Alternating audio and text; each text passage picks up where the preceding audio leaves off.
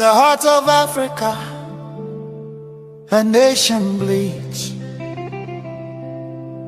not from a single wound, but from 1,000 cuts,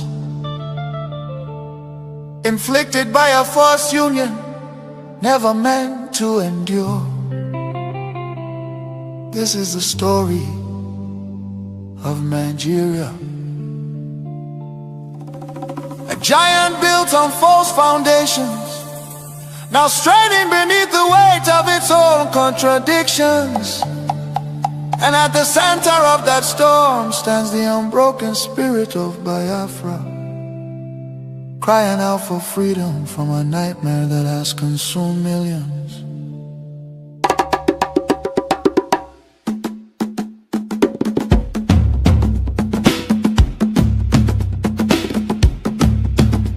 It began with the rivers of blood in 1966. Thousands of Biafran men, women and children, professionals, traders, students and families who had built lives across the Federation, became targets in the northern city, fueled by ethnic hatred and religious hostility. Mobs descended upon innocent civilians. They were slaughtered in their homes, in crowded markets, and aboard trains carrying desperate families back to the east. Streets were littered with bodies, rivers choked with corpses. Survivors returned to the east carrying trauma, grief, and the painful realization that they were no longer wanted in the Nigerian Union. Biafra, Biafra, voice of truth and freedom. Biafra, Biafra, the rising sun will rise again. Then came May 30th, 1967, a desperate act of survival. What followed were 30 months of unimaginable devastation. The Nigerian military, armed and backed by foreign powers, including Britain, Russia and Egypt, surrounded the young republic. A total blockade was imposed. No food, no medicine, no escape. Starvation became a weapon of war. 5 million, mostly civilians, many of them children, perished during what was not just a conflict but genocide against Biafra. Bombs fell on markets, hospitals and villages. Communities were razed. The world watched in silence while famine hollowed the faces of innocent children. Some nations spoke out, but many turned away. The war officially ended in paper in 1970 under the declaration, no victor, no vanquished. Yet for Biafrans, the suffering did not end. Their properties were confiscated, careers destroyed. Biafrans were given only £20 regardless of how much they had. Entire families struggled to rebuild shattered lives. The promise of reintegration faded into disappointment. Marginalization deepened in Nigerian government appointments. Infrastructure and control of resources from Biafran land. Oil flowing from the Biafra land enriched the center, while much of the east remained neglected. Roads deteriorated, industries collapsed. Biafra, Biafra, voice of truth and freedom.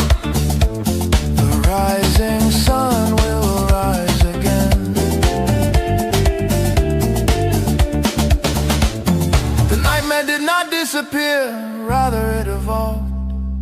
Across Nigeria today, violence and insecurity continue to devastate communities. Armed attacks by Fulani herdsmen, terrorists, have left villages destroyed, farmers killed, women violated, children orphaned and churches burned. Boko Haram and its offshoots have unleashed terror across multiple regions in the southeast. Demands for Biafra and self-determination are often met with military crackdowns, arrests and bloodshed. Protesters have been killed, fear and tension continue to rise. These tragedies reflect the deadly consequences of forcing vastly different peoples into one political structure. Through the 1914 British amalgamation, distinct ethnic nations, religion, traditions, ideologies, and systems of governance were merged without consent and without a shared national vision. The North's feudal and religious conservatism can never blend with the South's entrepreneurial drive. And the East Republican individualism attempts to hold the Union together continue to be at the cost of innocent blood. Why does Biafra matter? Biafra means self-determination. Biafra represents dignity, survival, and the right of a people to life and choose their future. Biafra symbolizes resistance, innovation, enterprise, and hope. The vision is of a nation with secure borders, focused development, protection of its citizens, and economic engagement with the world of future, free from oppression, fear, and perpetual conflict. The solution is not endless political conferences, military force or federal quota system, but a peaceful separation based on shared values and voluntary association. History shows that artificial unions often fracture violently, while honest separation can allow wounded nations to recover. Biafra is not dead, Biafra lives. It lives because the desire for freedom cannot be extinguished. Nigeria's ongoing crisis, corruption, insecurity, poverty, and division are proof that one structure cannot hold people with dangerous diversities together. For the million already lost, for the children yet unborn. Biafra, Biafra independence is non-negotiable. Let Africa remember that true unity cannot be sustained by force. The world must listen before more lives are lost. Biafra, Biafra lives, freedom calls. God bless Biafra. God bless the land of the rising sun. God bless Biafra Republic, government in exile, led by Prime Minister His Excellency Nkere, for standing tall in the pursuit of Biafra independence. Biafra, Biafra.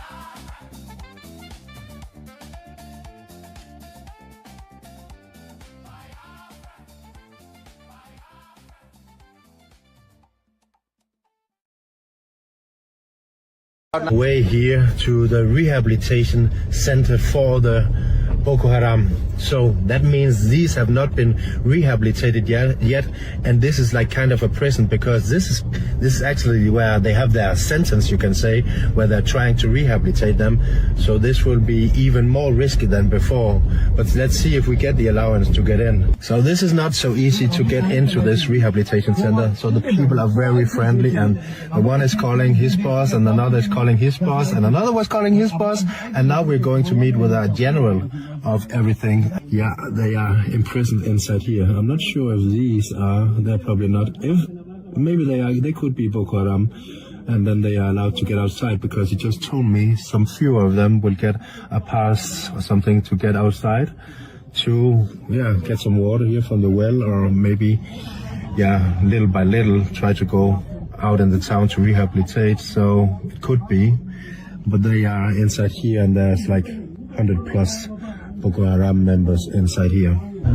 Oh, so this is one of the security guys from the rehabilitation center. So he's going with us to the general to get the approval, and he's telling us now that there was an explosion here the 24th of December at Christmas, where there was a mosque, which was there was a suicide bomber, but there was also some people collaborating with these guys, and inside the rehabilitation center, they think that there was a guy collaborating with these Boko Haram from outside. So he's now taken to court, right? They have took him to the general there. But how is it possible for him to collaborate with the Boko Haram from outside? Because Because of, we can't know. Sometimes they used to go out. They will say that they want to go and buy some things. They will move out from morning till night. Isn't it a problem that they are allowed to go out when they are like terrorists? Shouldn't they be inside until they are like more rehabilitated? Yeah, exactly. Yeah. I mean, when they are released for good, will the government have a place for them? No, the problem with, when they release them for good, the government will give them some money and give them To start some business. So they will release them to go back to their area. So after a long meeting with that very important person inside that office here to get into the rehabilitation center, or at least he thought himself that he was very important, a little annoying type, if you know what I mean. But the thing is, it got me in more troubles than a solution to get inside the rehabilitation center, because it seems that all the stuff I was doing, I just been doing, you know, I was not allowed. I needed a permission for everything from the governor, not even from the general. I mean, I needed from the governor to visit all these other places with the Boko Haram and the ones who fight them and everything like that to document it. He was like, which company are you from? Where are you from? I never heard about that, anyone like getting a permission for that without a license from the governor and etc. etc. So I was just like, no, don't worry, I just got a picture with them because I could see where things were going, right? Did you take any videos and stuff like that? But I was like trying to kind of man flirt. I'm like, okay, I see, I totally understand. So you're from here, I heard you were in the military doing a really good job, so I just changed a little subject, he forgot about what I actually just did, which was not allowed. Anyway, I don't give up so easily, even rejected with a warning from the general. So we head on to another Boko Haram rehabilitation camp, trying to get access, this time the biggest with many hundreds inside. This is the place. Yeah, this is the headquarters of the rehabilitation center. Maiduguri, which is the rehabilitation center of Boko Haram, basically. I managed to get inside for a short while, but without filming much, because all eyes were on me, and suddenly I needed to speak with the manager running this place. He told me politely I needed to leave immediately. My contact also told me the general from before had called all the rehabilitation camps and likewise places, warning them. But this is filmed from inside the rehabilitation camp, and this is Boko Haram. Then I heard that the Boko Haram repenters, or as you know, many still with Boko Haram minds, were preparing to get out in the bush and fight. So now the military armed them, so we drove back. But it definitely didn't feel more secure. Not me, thank you. Oh, a little more to think about now, because all of them, they have like weapons here as well. So they are former Boko Haram, so you will never know what they're going to do. But they're actually going in the bush now, right? In the bush. Even here in the night, they will go out. You will sleep in the bush also? I'm living like one man in the bush. So they're spending month in the bush before come back. So now when they go, there will be 1 month? There is some people now, they come. Some people, they come. They go and replace the person they come and relax more. So they go on shift? Yes. Yeah. Some come in, some go. Yeah, so they will go out and hunt their old friends, I guess. But it's still very crazy to think about that these people, they have killed a lot of people when they were like in Boko Haram, and then so just now being here with all these former Boko Haram is just crazy, because as you probably know, they did a lot of evil stuff, all of them probably, but now they are trying to do the right thing, or I'm not sure if they are forced to it, and they can probably turn side every moment.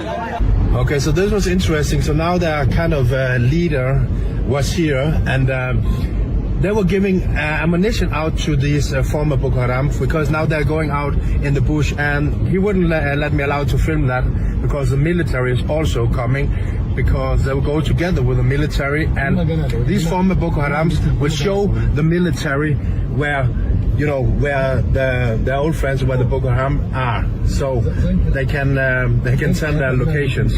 So that's why they go together with the military to hunt them down and fight them. Repenters are former Boko Haram, So all these people here, they were Boko Haram. They killed a lot of people. But they went into rehabilitation. Now I want to ask these old Boko Haram, but now repenters, some questions. Wadda bukatan tambaya wanda tsokin Boko Haram da suka yi repenta suka yi switching suka dawo suna taimakawa vigilantes civilian detectives suke fighting da su shine ke son yayi. Was it because of money or Saboda kuɗi ko saboda poverty?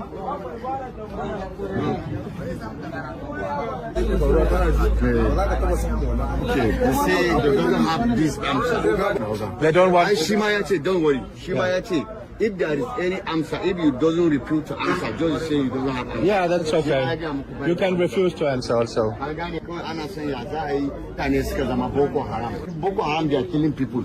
So what's the reason they're killing people? Because of the money, or because of the religion, or because of what?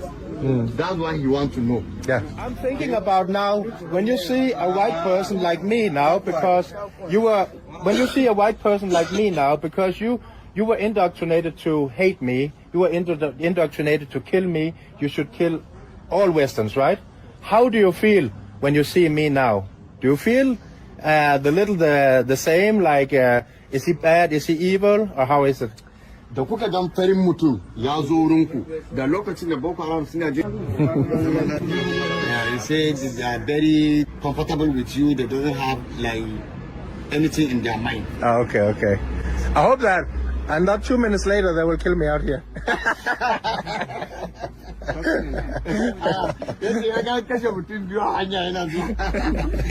He's joking. I'm joking. Just when I'm standing here, joking, thinking I'm okay, there comes this man from the side with something hidden inside his jacket, approaching me, but luckily getting stopped by one of the others. They took him away, and I was later told he had a knife in his jacket, which he tried to attack me with. This is where I realized that many of these people will never change. They are still Boko Haram terrorists inside, now just being paid by others for a moment. Many don't regret a single thing, and this guy would have been a hero of Boko Haram if he stabbed me and finished the white Western guy for good. And later my contact was told he had a knife under the jacket, but I guess he's just taken into the rehabilitation camp again, or probably just still walking around freely. Stop him, see why you are. And their mind are already fucked up. Yes. So you never know what they can. Yes, that's why you stop him. Yeah. That's why you stop him. Because maybe if he killed me, if he go back to Boko Haram one day, he would be a hero. Yes. That's why. Yes. This is actually very dangerous to be here Yes. for a white man, because their mind can just change like that and then stab you. Yes. I'm very happy that you saw the same as me. But back to this meeting with these former Boko Haram, or still Boko Haram, who knows? That they say, you know you, me, I don't know you, I know they tell you. You understand? Yeah. Because he say you are a news person, Yeah. and he can't tell you his story because just like that he doesn't know you. No, he doesn't know I where you understand. come from. He can't. Yeah, no problem. When they are killing people out in the bush, I mean, why do they also kill other Muslims? Me yasa mutane suke kashe musulmai irin Boko Haram? Me yasa suke kashe musulmai a jinji tunda sun ce wancan musulmai ne? I am not a chicken wasu. So as a Boko Haram, how many people did you kill, you think? Ka taɓa kashe mutum nawa a Boko Haram? No, you're not answering. You're not answering. This man say he killed like 100 people. 100 people. So you killed, normal people around Maiduguri and in the bush. Ajeji, da cikin Maiduguri ko kuma Ajeji. Only in the bush. Only in the bush. What was your age when you started? Shekaran ka nawa ka fara fada da su? Shekara na 10. 10 years. 10 years, starting with the gun. Ka so fada da bindiga. Yes. And the elders, they forced you to kill. Manyan da suka dinga sa ku kuna kashewa. Manyan ne suna nema kuma. Yes, the elders they give them instruction to kill. Wow. Yeah. So this guy, he killed more than 100 people. Yeah. And now he's hopefully on the right. You needed to burn villages. You even needed to kill children and women like everyone, right? That's how it is. Yes. No, they say the big one. They are married. If they capture the ladies, they can't kill the ladies. Okay. They are married them. Let me narrate in the house. When an kama mata, ba kushewa ana aurani. Am I right? Yes, they are married. If they catch the women, so they are spraying. They are married women because they doesn't have plenty women in the place. No. So that they doesn't kill women. If they carry women, they marry her. So they can't kill it. And the small kid, they can't rape it because they never reach that age. Okay. You understand? Look at this. Who would have thought that I could just go here and meet these former Boko Haram and without killing me now?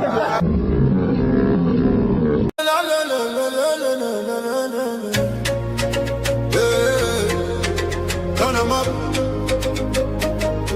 From Biafra land to the whole world. Now who they talk? The voice of Biafra. We know they hide again, we don't show face. True don't wake up in no 50 race. From village squad to overseas, everybody they have frequency. We they stand with the bar, no shaking. No more silence, we they breaking. From the east side to the diaspora, now we be the real voice of Biafra. Biafra, make them hear us. Biafra, nobody can stop us. Fire they burn, anywhere you they make it tune and done. Signal down strong, we don't reach everywhere. From Africa go Europe, then they hear I'm clear. We they talk truth, we know they fear.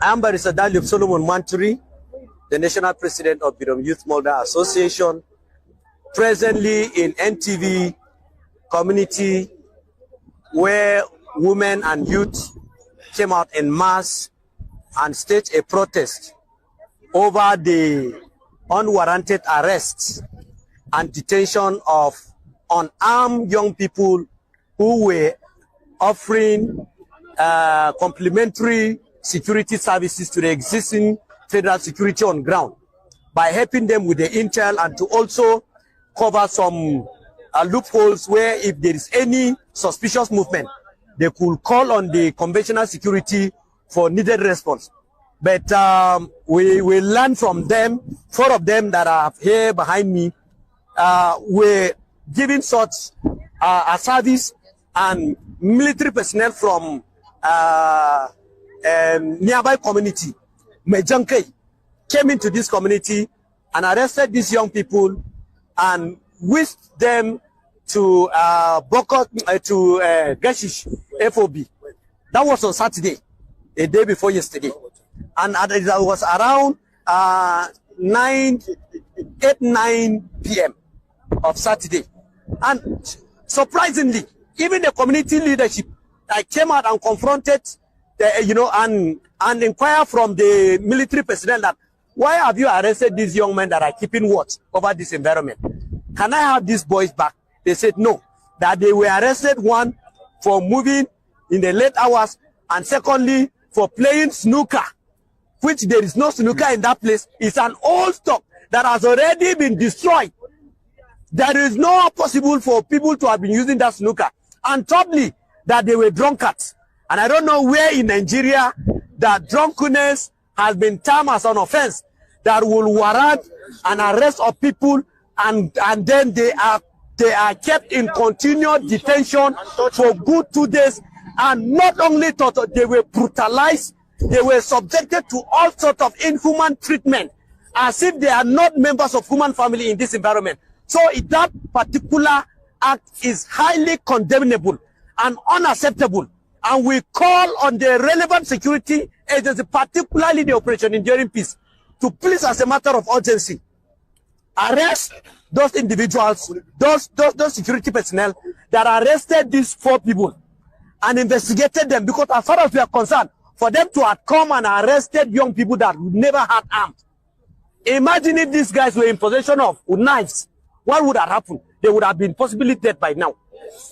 And imagine if they were vigilante in possession of these then guns, they would have massacred them in this particular environment. So that one is condemnable. And the attackers, look at their houses all over this environment.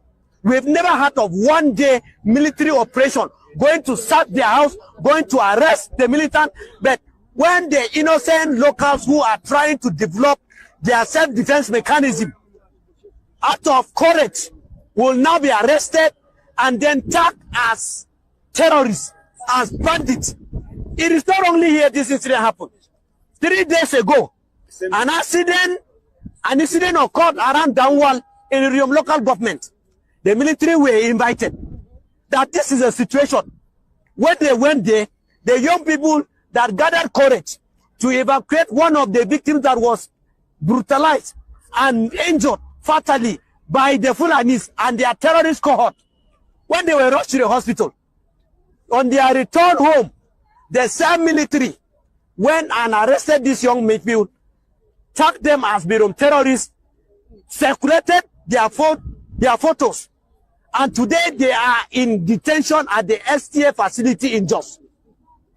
The question to ask is that, who then are the killers of Plateau people? Who are the ones giving encouragement to the armed people to come? Because if unarmed and few individuals that are trying to stage a defense set mechanism in their location against external intruders that come with sophisticated weapons and then are arrested and are not in any way, the communities are not giving security cover, how much more then of our security as people in this general area? It is very obvious by our firm position that those repentant Boko Haram that were conscripted into the Nigerian military are the ones deployed to Plateau and are the ones perpetrating this, and are now projecting the military as complicit. Otherwise, why should there be this kind of arrest? What happened? Tell us what happened immediately after the arrest of these civilian guards who were simply standing watch in front of their houses. Now, after the arrest of these young people, we want to believe for their pictures to have gone viral, which it was not Fulani that arrested them, it were personnel of Nigerian military. Now, they may have shared it with their cohorts, whom we believe are the terrorists. Now, after sharing those pictures, they now circulated everything and termed these people as terrorists. And then they have known that communities within this environment have already been crippled, have already been weakened. And therefore, the attackers came last night and attacked Hurum, a nearby village, and 4 people killed. 5 others are presently in the hospital as a result of fatal gunshot they sustained. Now, that is how helpless the situation has become. And we have managed this morning to address the people having agreed to open the road so that there will be movement. Therefore, we are calling that please, as a matter of urgency, there should be an overhaul in the military architecture so that our people here can breathe and breathe well. If the military family is not ready to fight terrorists, then they should better be taken back to the barracks and be replaced with Nigerian mobile policemen so that they can come and man the security, because people are losing confidence daily on the Nigerian military on daily basis. The attackers, the terrorists are killing them. The attackers are also killing us. Instead of us to join hands in synergy to fight against the terrorists, you are now weakening and crippling communities that have staked their self-defense so that the attackers will come and have their field day. The same thing happened in Shono. And the same last night, there was another attack in Shono, close to security point. And 2 people were killed. 2 princes were killed.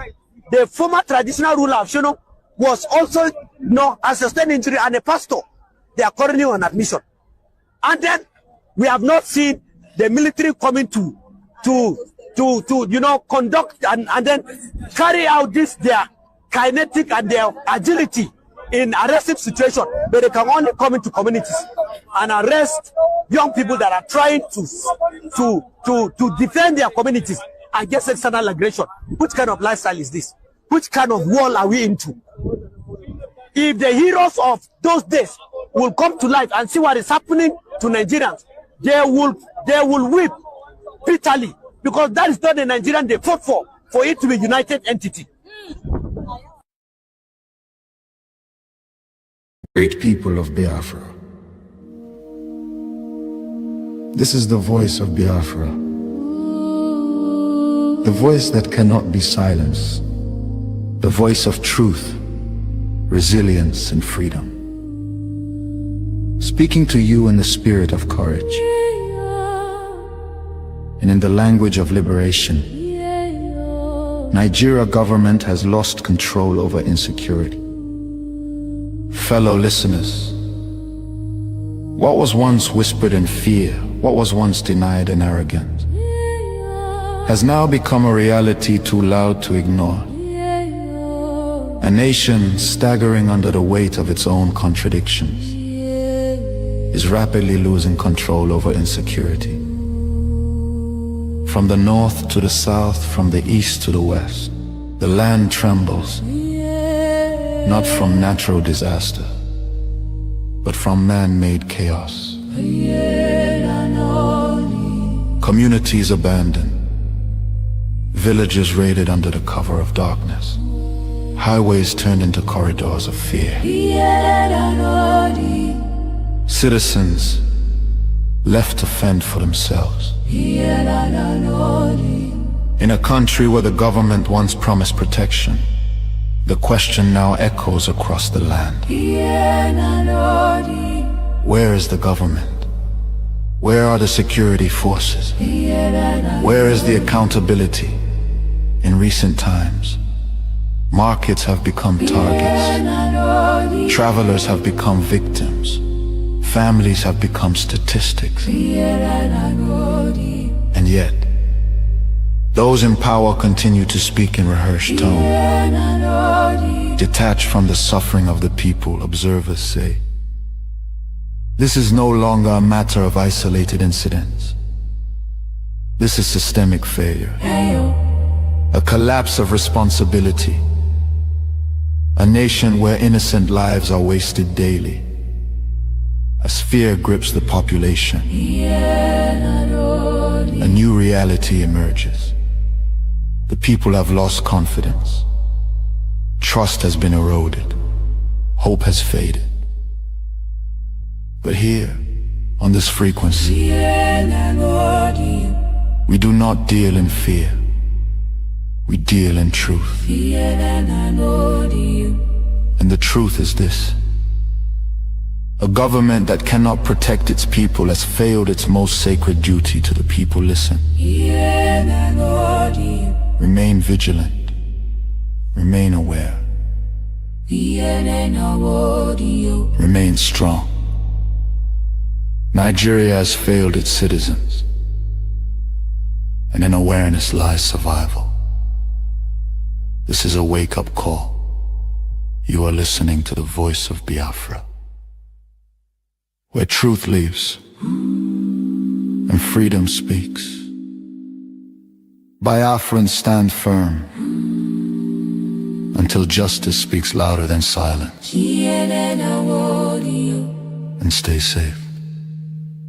God bless Biafra Republic. God bless Biafra Republic government in exile. Oh, no.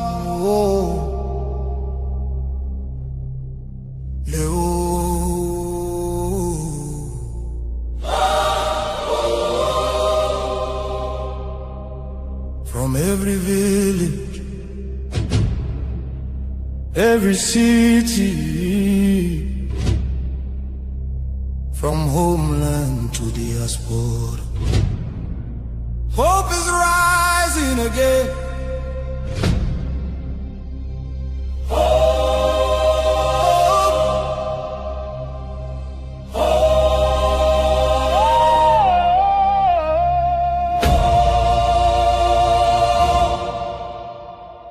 Biafra now our only hope. Yes, our only hope. Hope for today, hope for tomorrow. no more pain, no more sorrow.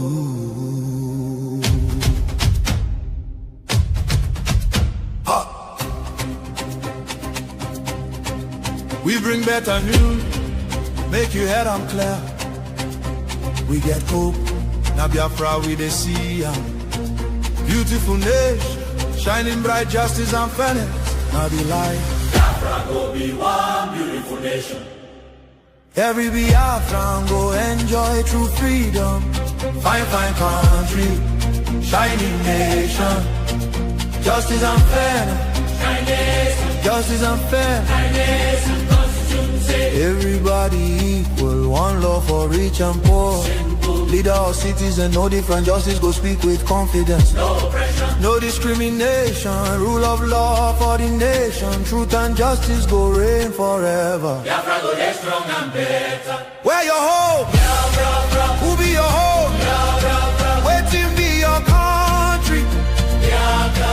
No more suffering and smiling, no more fear, no more hiding. Respect and dignity for all. Every citizen standing tall. Free education, rich university, healthcare for every community. No more dying, because no money. Life go better for everybody.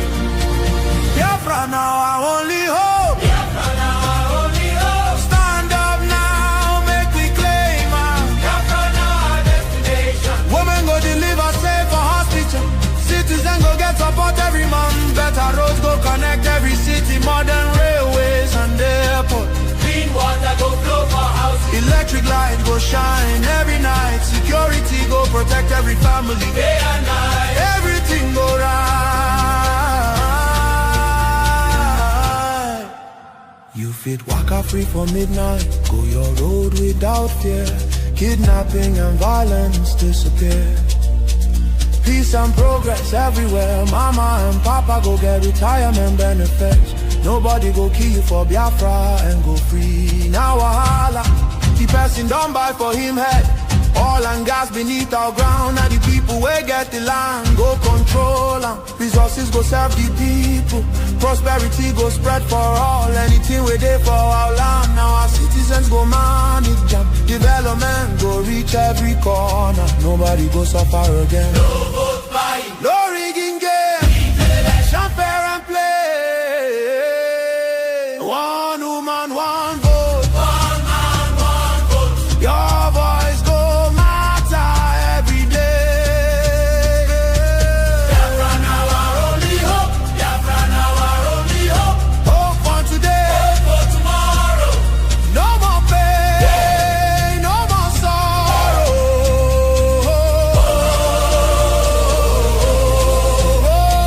Biafra now our only hope. Biafra now our only hope.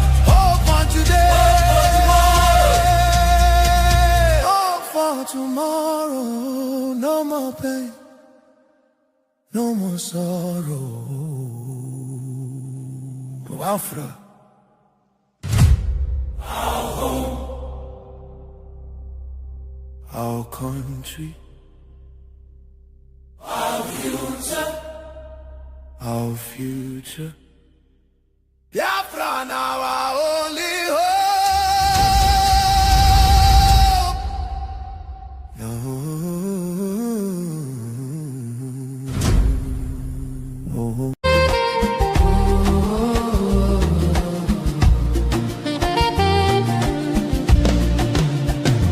Millions roaming, nowhere to stay.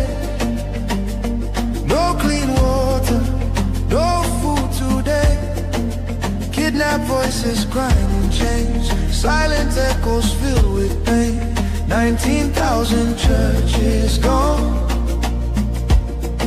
but faith still rising. Holding on.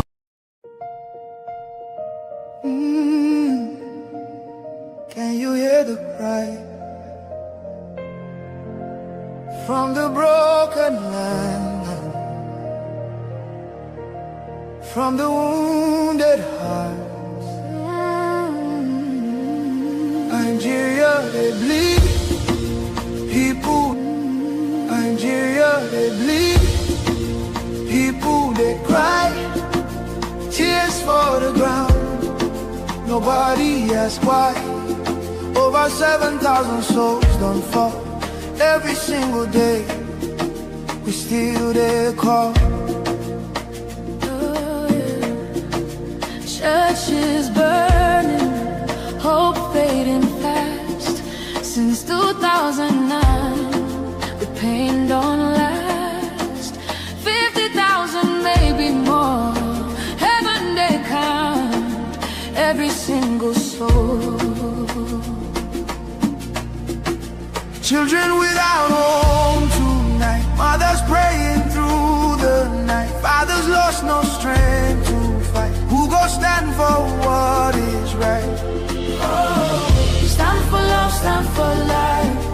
Be the answer in this time.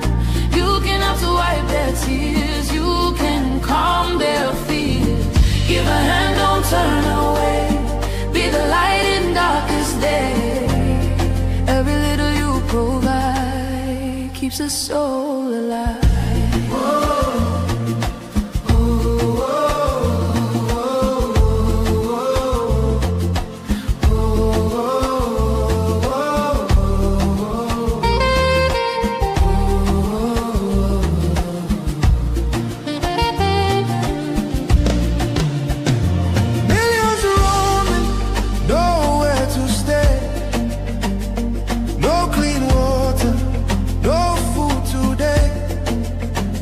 Voices crying in chains, silent echoes filled with pain.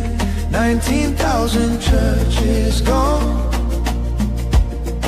but faith still rising, holding on. In the ashes, hope remains.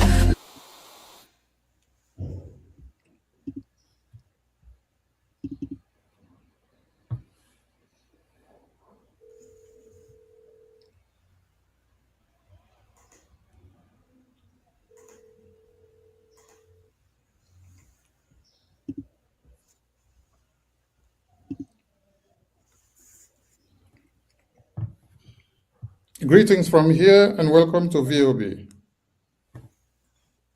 Are we coming out loud? Yes, Mr. Information Minister. Okay, thank you, and welcome to Politics Insight on Voice of Biafra Television. And we are sorry for the break in transmission and the technical issues that has delayed us this far. And with us in the studio today, we have our honorable guest from America, and I would be the one to make the introduction.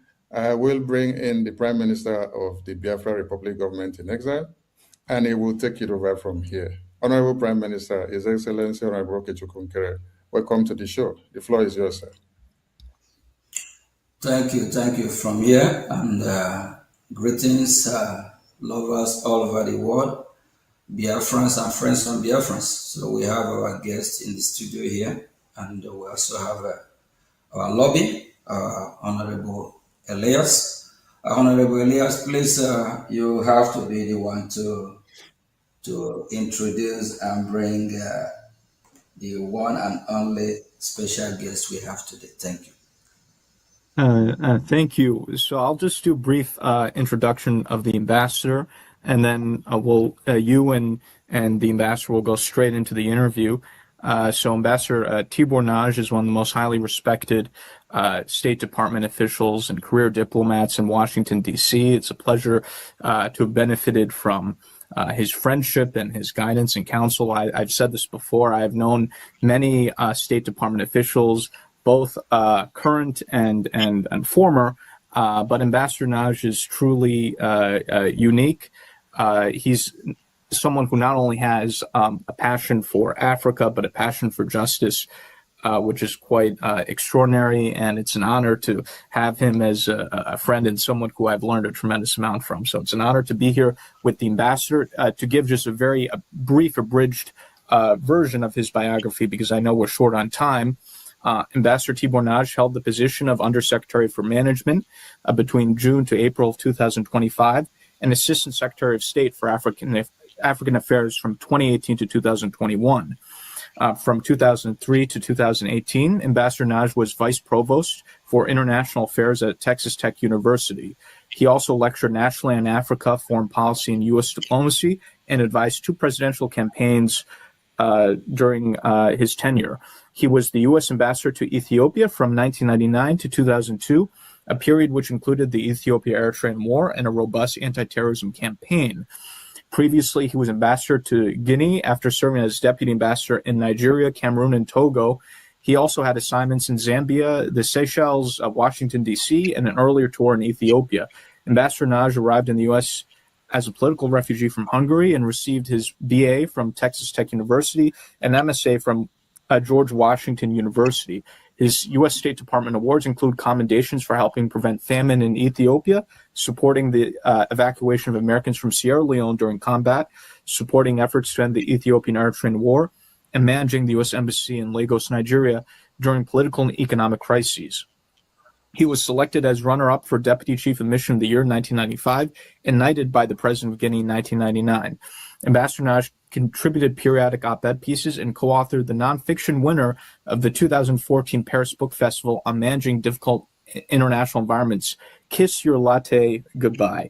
So without further ado, I turn it over to Ambassador Naj and you, Mr. Prime Minister, who will be interviewing the ambassador. So thank you.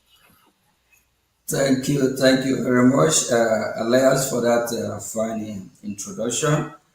And Ambassador Nagi, welcome to Voice of Biafra. Let's go straight to the question. I know we have a lot of questions for you, and we appreciate your time. Ambassador Nagi, what have been your history of engagement with Nigeria throughout your storied multi-decade career? You have been Deputy Ambassador of Nigeria during a tumultuous time of Nigerian history in the 90s, and then dealt with the country as Assistant Secretary of State of Africa Affairs between 2018 and 2021. Yes, thank you very much, and I am just honored to be on this broadcast. Thanks very much again, Elias, for the introduction. I've been interested in Nigeria actually since I was a student back at Texas Tech, because the Biafra War was going on when I was a student, and I followed the events there very, very closely.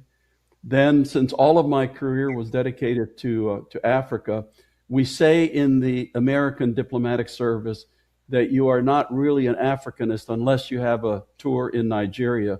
So I was very honored to be picked as the Deputy Ambassador back in the early 1990s, and I served a very distinguished American ambassador, Ambassador Walter Carrington, who many Nigerians still remember as being a champion for freedom. During my time in Nigeria, it was the military dictatorship, and because I got to know the country, I fell in love with the country and the people. I've been following Nigeria very closely ever since. It has broken my heart to see what such a country with incredible potential has suffered because of bad governance and other things. So for me, Nigeria is obviously one of the most critically important countries, not just in Africa, but frankly in the world. Thank you very much, Ambassador. Ambassador, why do you have a passion for justice for the people of Biafra, as well as similar groups such as Ambazoni? Yeah, that's also a great question, because I mentioned just a minute ago that I know the incredible potential that Nigeria has. And I also know, specific to Biafra, that it is the part of Nigeria that contains so many resources. It is actually the part of Nigeria that makes the country rich. And also, as I said, I've been following events in Biafra since I was a student.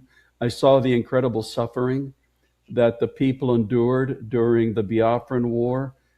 And even now, I've been following closely how the people of Biafra do not get the share of resources. They do not get the investments.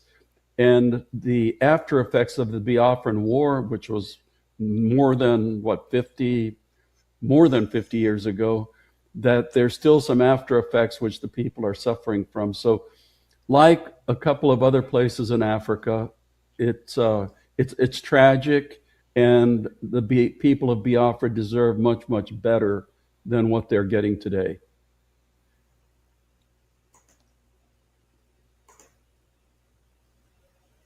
Thank you very much, Ambassador.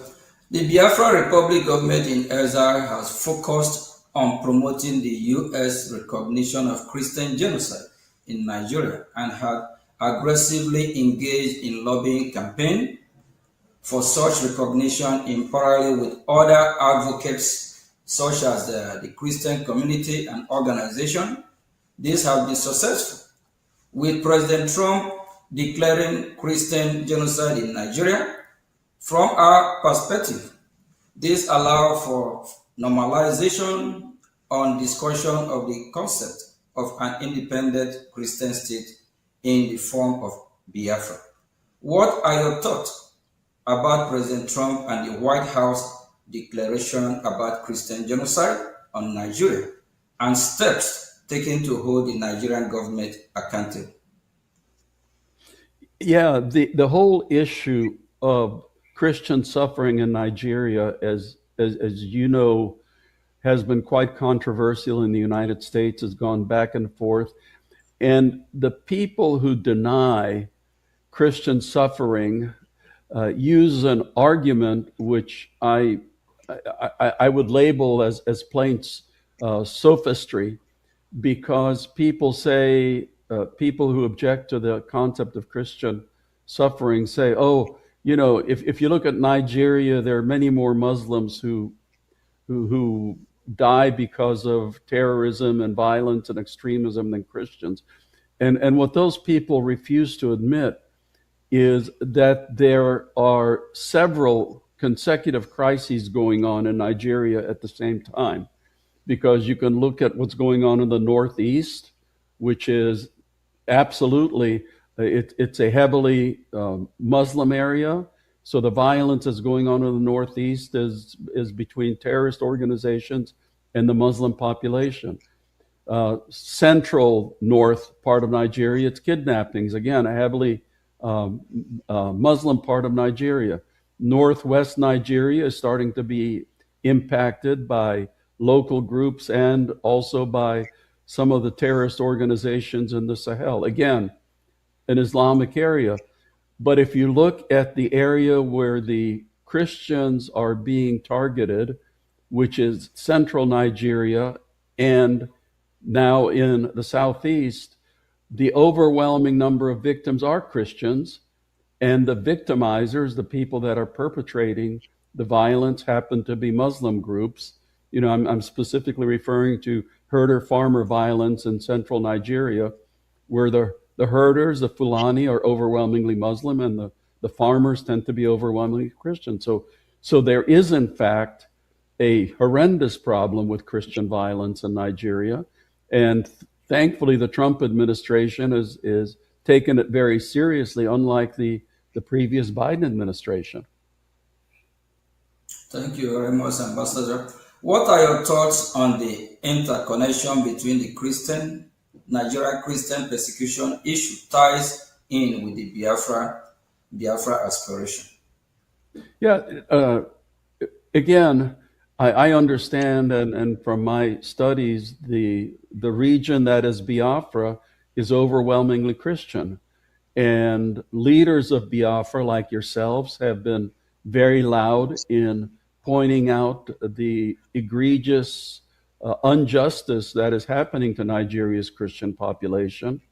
And, you know, there are also political forces at work, which we can talk about later, which also is very much against the Christians. So as a very heavily Christian part of Nigeria, the Biafrans have been, you know, very notable in pointing out the injustice and the persecution. So God bless you for that. Thank you, Ambassador. The Biafra Republic government in exile, Brgie, heavily invest in time and energy on lobbying and advocacy in Washington, D.C. We have retained a professional lobbying firm, while the Neo Biafran movement has existed since the late 90s. A professional Biafran lobbying campaign led by Brgie in Washington, D.C. is very recent phenomenon, being less than 2 years old. Due to this change in strategy, in some ways, we have more success in the past 2 years than the previous 20. We have two questions relating this to ask. Can you explain to Biafran people why high-level lobbying and educating U.S. officials on the Biafran issue is critical? Sure.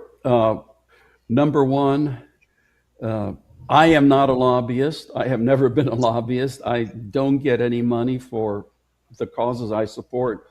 But causes like yours, to get the kind of attention in Washington that it needs, in my view, really does need a professional lobbyist. And I'll tell you why.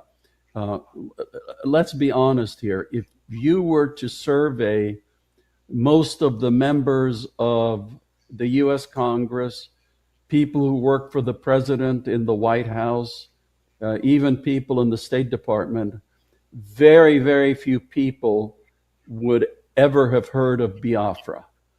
Obviously, everybody has heard of Nigeria, given its size and importance, but very few people would have heard about Biafra.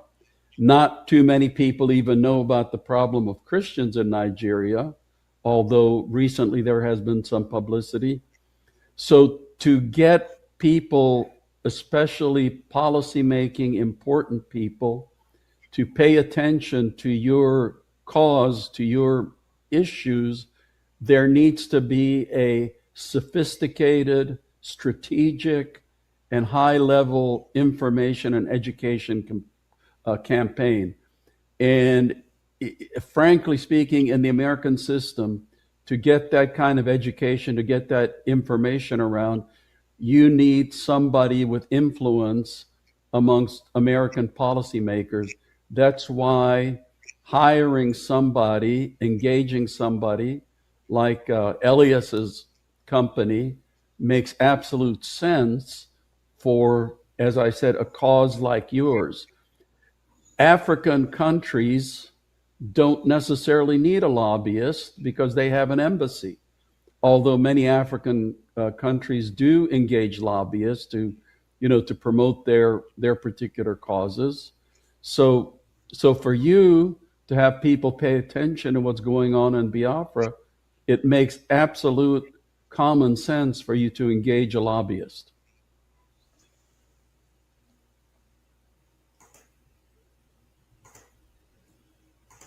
Thank you very much, Ambassador. In addition to the preliminary successes the Biafran lobby has had, where would you point to as lobbying successes, past or current, for groups similar to the Biafrans? Yeah, for groups such as yours, lobbying is really about the only way that they can get their cause into the attention of American policymakers. So I would point, in the past, liberation struggles, which were trying to get justice for their cause, the African National Congress, leading to the freedom in South Africa, the Sudan People's Liberation Movement. Now you have successful efforts. For example, Somaliland. Like you, Somaliland has gotten a lot of attention recently. Your friends across the border in Anglophone Cameroon, Southern Cameroon, the Ambazonians, they're also trying to pursue their cause for justice. So again, these are the kind of causes that get the best efforts through engaging with the lobbyists in Washington. Thank you, Ambassador. So what you're saying is that what Biafra Republic government is doing is the right way to to get the attention of the U.S. government and the right way to also get our freedom, correct?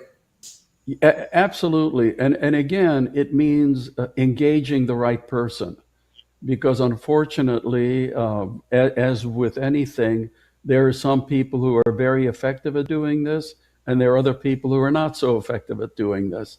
So it's essential for you to engage somebody who knows the people in Congress, who knows the people in the White House, who knows who does what at the U.S. Department of State, to make sure that your cause is promoted the way that you want to promote it. Thank you very much, and special thank you to our lobby, Elias, for being our voice in Washington. Thank you, Elias.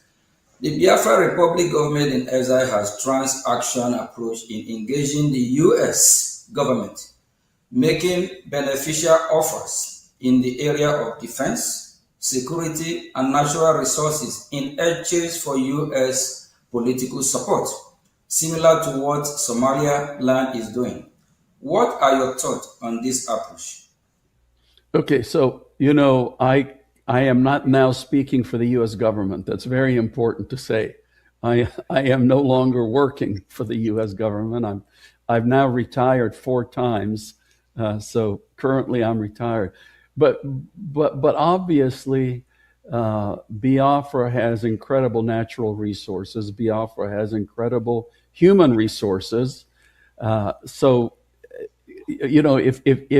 if you're offering that kind of a transactional deal, then in my view, that would be looked at positively, from especially people in the Trump administration, because as you mentioned, President Trump has been a very transactional president.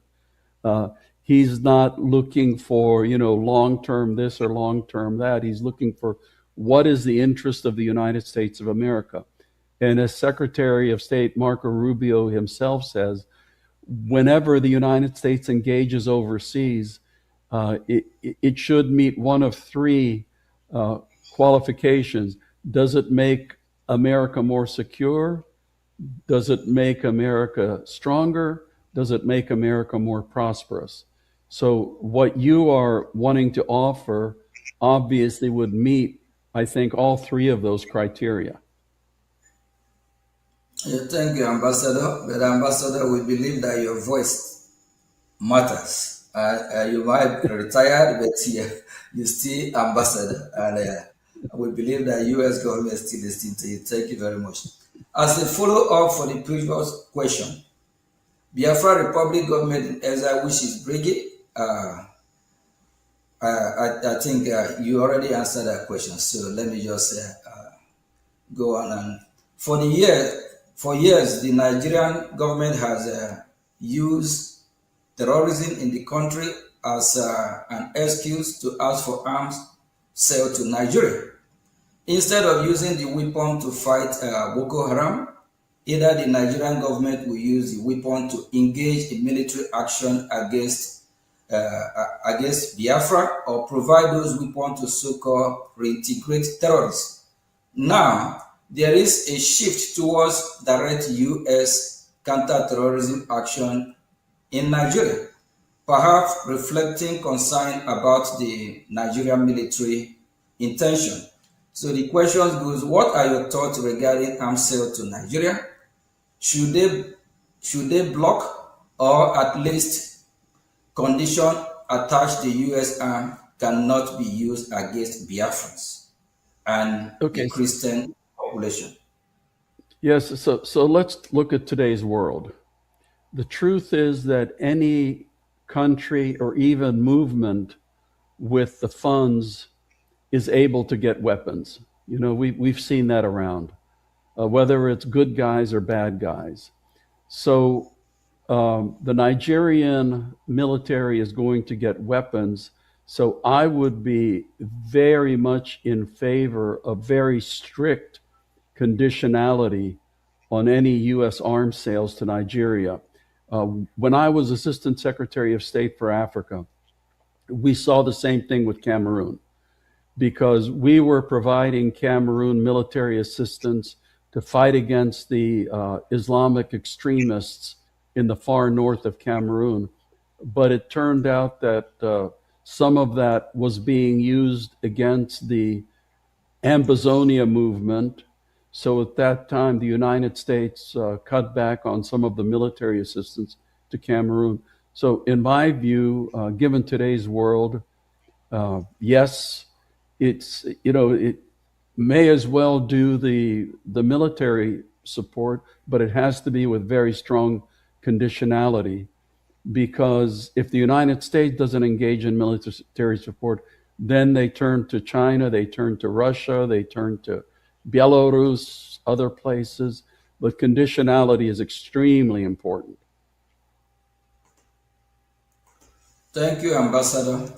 And as also a follow-up to the previous question, Brgie has offered the U.S. military base in Biafran territory, which would provide the U.S. valuable access to the Gulf of Guinea. We know how important the Gulf of Guinea is. We believe this is valuable, given increased terrorism in West Africa and the loss of U.S. presence in the Sahel. This idea of having U.S. military base in Biafra has been spoken about by foreign policy experts in Washington, D.C. What do you think of this idea? Again, I cannot speak for the U.S. government, but obviously the United States is looking for strategic geopolitical areas for basing rights. So, in your engagement, that obviously would be something else that would be attractive for you to be putting on the table. Okay, thank you, Ambassador. I also have another question regarding this. Can the Biafran military force, the Biafran Defense Force, Biafran Liberation Army, be an alternative for the U.S. in the area of Nigerian military, similar to how the Kurds have been helpful to U.S. in Middle East? Well, right now, official U.S. government policy is to recognize Nigeria. So that kind of a question would only be applicable in the future if there's further political evolution that goes on. Because right now, the United States of America deals with the Nigerian military, not with other components. Even in the case right now of Somaliland, which actually runs its own territory, it has an army. And I know that our own Pentagon would be very open to engaging with them, but their engagement is limited because the United States policy is still to view one Somalia instead of individually recognizing Somaliland. So, your situation probably would be similar, so it would depend on future evolution. Thank you, Ambassador. While our focus is achieving self-determination for Biafra, we do follow the event in broader Nigeria as well. Many have observed that Nigeria is no longer a democracy and is moving toward a one-party rule and is looking to rig the 2027 elections. What are your thoughts on this, and what should the U.S. reaction be if the 2027 election do end up being rigged? You may have a unique insight into this, given your time as U.S. Deputy Ambassador to Nigeria during the annulment of the 1993 election and the rise of Sani Abacha. Yeah, I mentioned I was there when Bashir and Abiola actually won the election. I got to know him pretty well, and he was an extremely frustrated man because I think the results were obvious to everybody, but Sani Abacha, Sani Abacha made himself the ruler of Nigeria. So Nigeria's had a very precarious political past, and it is in very dangerous territory again. You gentlemen all know that there was an understanding, not formal, but informal understanding, that Muslim presidents would be followed by Christian presidents. And there was also an understanding that if the president was Muslim, the vice president would be Christian, and vice versa. And we also know now that that agreement has been broken. We've had Muslim presidents now, I think, for, if I'm right, for over 10 years. So the political situation is precarious. There have been some fairly influential people recently, including some of your human rights champions, who have cautioned that if people don't look out, then the country's on its way to the same road that unfortunately we have seen in some other African countries of it becoming a single party state. I think, you know, when democracy was restored and Obasanjo became president, I think it was a very well-devised plan to make sure that there would be at least two, if not more, national political parties. And it would be tragic for the rest of Nigeria if that system was now overthrown.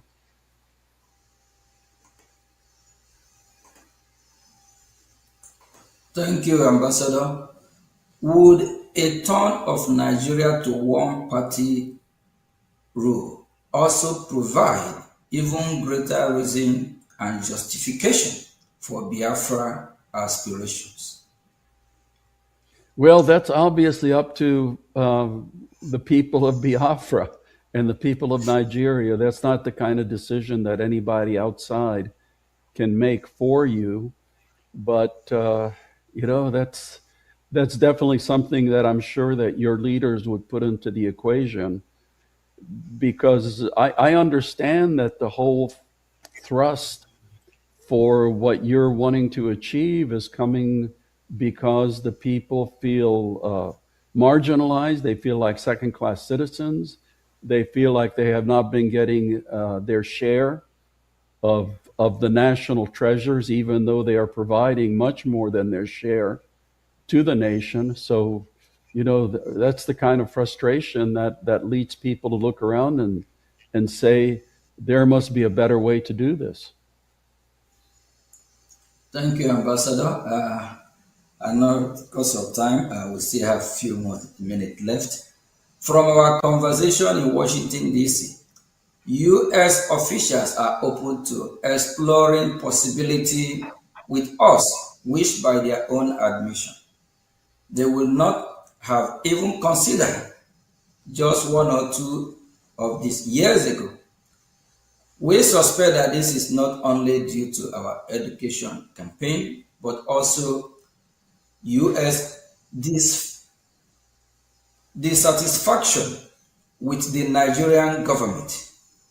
What are your thoughts on the performance of the Nigerian government, as well as how we can keep pushing the envelope forward? You know, you are absolutely right.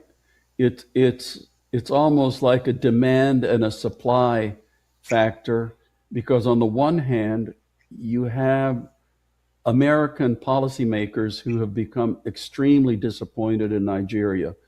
The victimization of Christians has been probably the most dramatic recent issue which has popped up, which American politicians and policymakers of all parties are looking at and saying, you know, this is absolutely wrong.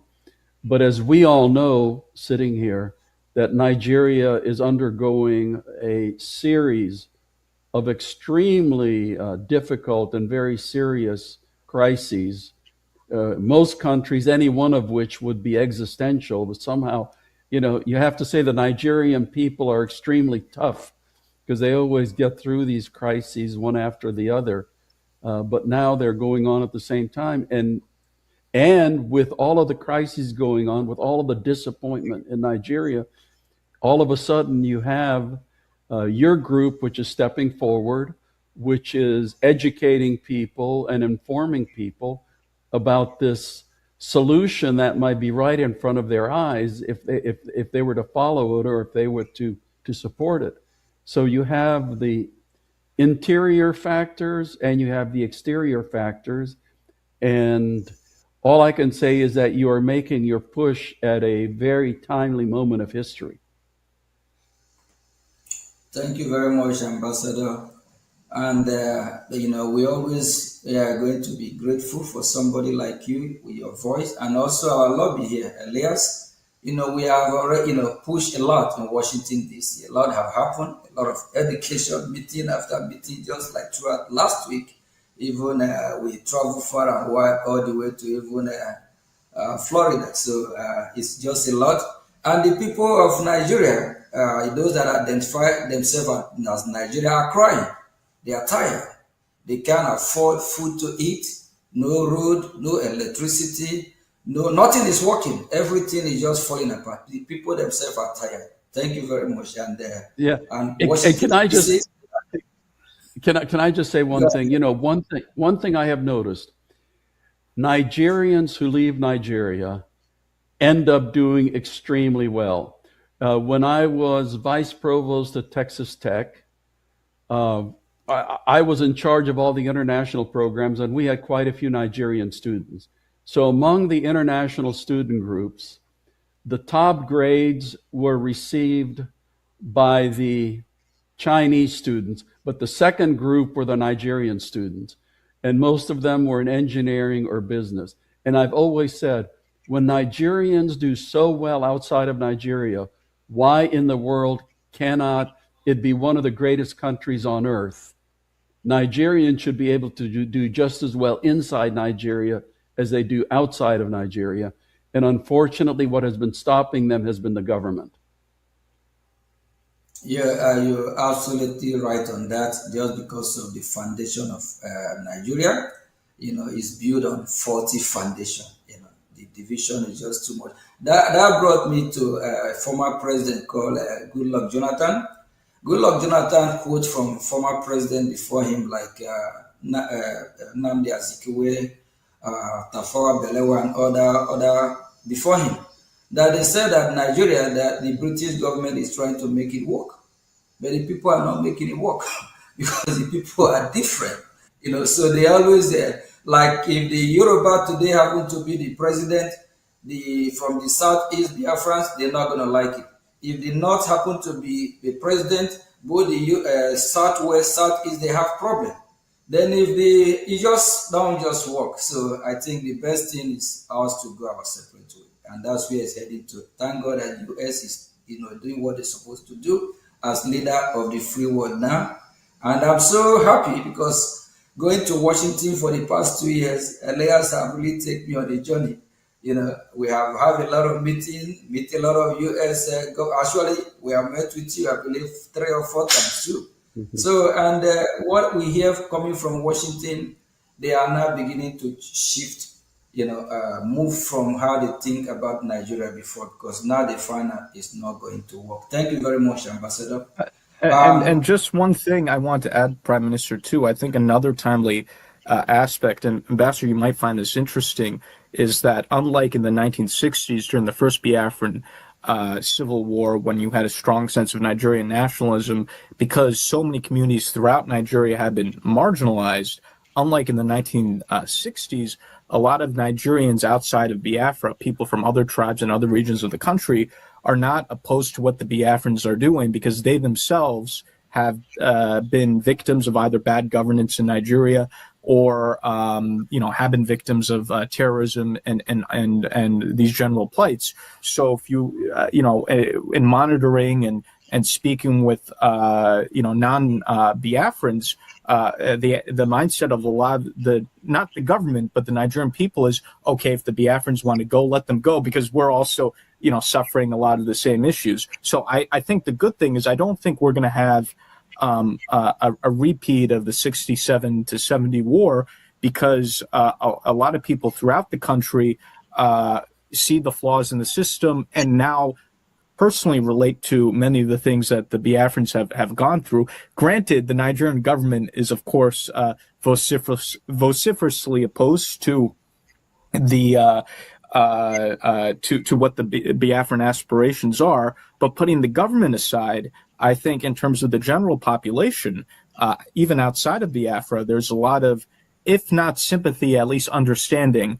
And I don't think the Nigerian government will even have the moral support to engage in a heavily militarized conflict against the Biafrans. I think what they're doing against the Biafrans is already unpopular throughout the country. Even many non-Biafrans have criticized the Nigerian government for their heavy-handedness in dealing with the Biafrans. And I think from a population perspective, I think many things are moving our way. Of course, the Nigerian government has its vested interests, and they'll be much more aggressive towards the Biafrans for the foreseeable future. So I just want to add that perspective as well. Thank you. Thank you very much, Elias. And Ambassador, I know we have thrown a lot of questions on you. We just have a few more to go. And it actually shocked me, and I believe it shocked other people when they see this, find out that the same people that have been massacred today, like the Middle Belt, both the minority in the north, these are the same people that fought against Biafra, killed Biafrans in millions. And these are the same people that years ago, all of them be campaigning one Nigeria to save Nigeria. The same Nigeria they try to save is killing them. So they themselves, I believe, they want to leave, they want to exit Nigeria. They are getting tired. We need to save the life of the Middle Belt, minority in the north, even the Muslim moderate, whether Muslim moderate or whatever, no one deserves to die. So, each region just have to go their separate way. I believe even the north will live better on their own, the southwest will be better on their own, the north, the southeast, which is Biafra, will be better on our own, and the Middle Belt, and they are good in agriculture, did not have a gold. There's gold in Zamfara, so the southwest have minerals, and they also have a potential of surviving as a country of their own. We Biafrans also, we also survive on our own, of which if they don't, we will help them. Thank you very much, Ambassador. Ambassador, we have just two more questions for you. What are your thoughts on how Biafrans should frame the Biafran struggle to the U.S. government and to international audience who may be unfamiliar with the conflict? I personally think that Elias is eminently qualified in that regard, because the way to do it is to present very much what you were just saying, is that Biafra, I think historically, the term was used in the 17th century, in the 1600s. So there is a distinct history, there is a distinct people, there is a close historical record. Then you had the horrendous circumstances of the war, the incredible suffering. I forgot if it was up to 2 million people who died. Now you're a region of anywhere from, I don't think there's been a census, but I know estimates go from 50 million to 70 million people in the region, very heavily Christianized. The last thing Biafra would want is to have any part of Sharia law, which exists, I think, now in 19 northern states of Nigeria.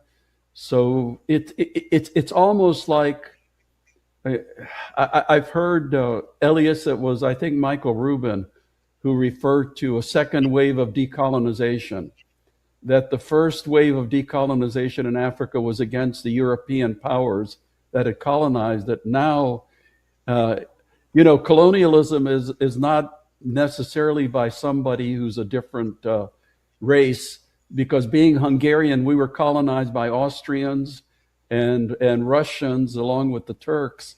So it can be that, in today's Africa, that some people see themselves being colonized by a fellow African ethnic group, and those forces are steering very quickly. So, information, education, the truth about what's going on, the truth that has gone on, and the kind of future that you want. I have never, said it has to be independence. My own campaign has always been for justice and equality and fairness for all of the people, and that's what I absolutely believe in, and that's the points that you should be making. Thank you very much. Thank you so Very much, Ambassador.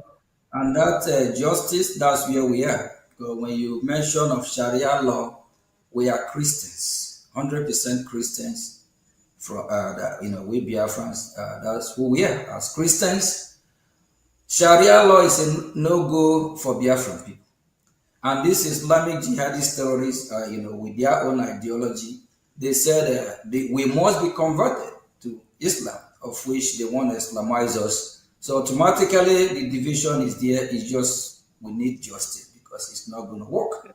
And justice have to play its own role, its own part here, since we are not going to accept that Sharia law. And it's part of the reason why all killing the Middle Belt and even a minority in the north, and they are actually pushing it towards the Biafran territory to try to, see how they can penetrate with this so-called Sharia law and whatever they call it.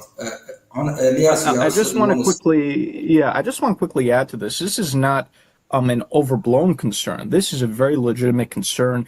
Senator Ted Cruz, for example, has introduced legislation addressing this issue of the spread of Sharia law in Nigeria. It's throughout the north, but what people are less aware of is that the radical Islamic politicians in Nigeria are trying to bring it into the Middle Belt and even into the South. So, for example, in some parts of the Southwest, what we call the Yoruba traditional territory, they're now discussing in some states the introduction of Sharia law, which is very, it's not native at all because, Ambassador, as you know, the Yorubas, they're a mixture of Christian and Muslim. They tend to be very moderate.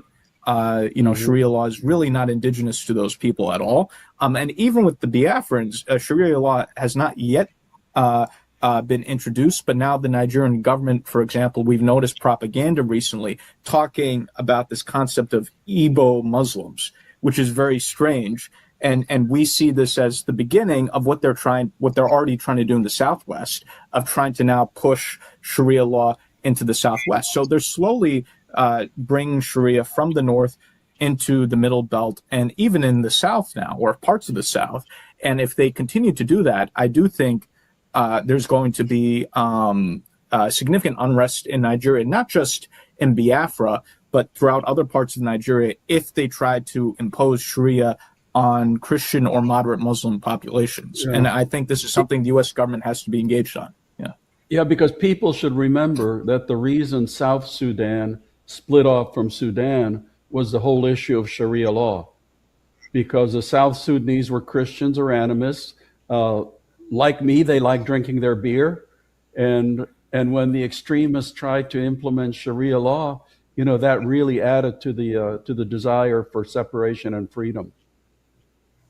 Yeah, thank you very much, Ambassador. Before I follow the question, let me add something there. Let me add something, please.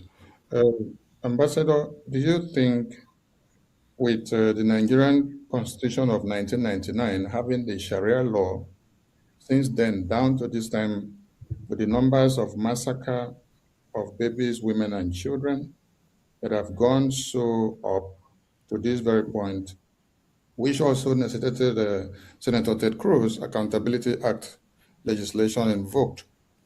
We've seen like 5,191 in 2021. We've seen like 5,061 in 2022. We've seen 8,222 in 2023. We've seen 6,500 in 2024. 2025 has 7,500 Christians massacred. Looking at the future, or in the next 2-3 years, do you think Christians have a hope, or they will still be alive in Nigeria with the Sharia law? Absolutely. No, Christians absolutely have a hope, because they have to stand up and against this kind of what I call religious intolerance.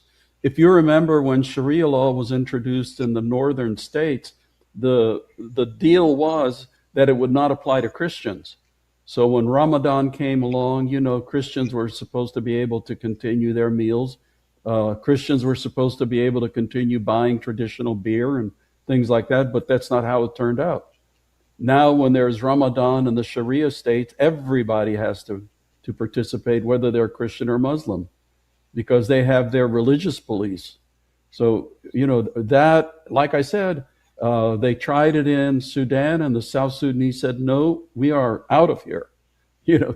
Take your Sharia law. If you want it, that's good for you, but we are Christians and we're not going to deal with it.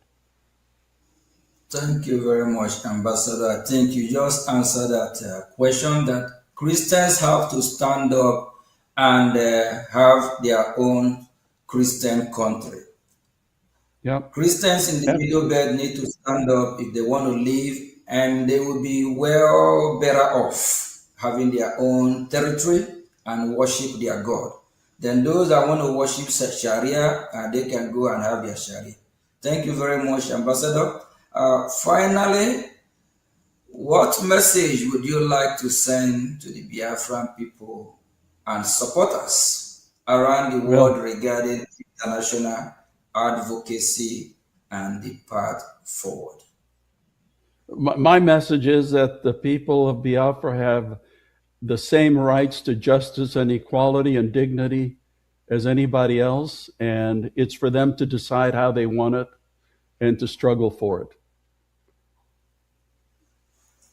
Thank you very much. Thank you, Ambassador. Thank you for being part of this program today, and I know that Biafrans and the lovers of freedom around the world will be very happy to see you on VOB, Voice of Biafra. And Minister of Information, what do you have to say to our wonderful ambassador here, being in our show? I want to say a very big thank you to our wonderful ambassador, who has been the friend of the Biafran people, the friend of the Christians, and the friend of everyone that do not carry machete to cut off heads of babies, women, and children in their communities. And that brings me to the conclusive question to our ambassador as he showers us the grace. Nigeria pays terrorists and reintegrate them into their military formations. Some people may be asking, if Nigeria wants to emulate America, where are they copying this kind of habit from? Is it okay for Nigerian government to pay terrorists and reintegrate them into the military formations? When I went through some documentaries the last time, they said they are trying to use the terrorists by reintegrating them into their military formations to go after another terrorist.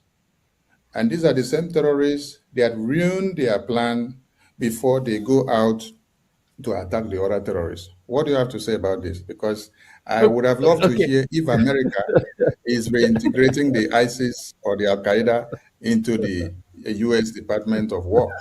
Thank you, sir. So do you turn the hyena into a guinea fowl by bringing the hyena into the guinea fowl house? I don't think so. Ambassador, what is that not the same playbook of Afghanistan by Taliban, right? Yeah, no. Anyway, listen, thanks so much for having me, and God bless you, and God bless your struggle. Thank you very much. Thank you. Thank you. Thank you. Bye-bye. Thank you very much for having you. Thank you. Thank you. Okay, Biafrans, we just, is this not wonderful? Having somebody like Ambassador Tibunage, is that not wonderful? And on the 4th of May, 9 a.m. Eastern Time, 2 p.m. Biafran time, we'll be having a Marco Rubin on our show. So please tune in as well. And, Marco Rubin is someone who we're really familiar with. And, he advocates for freedom of religion.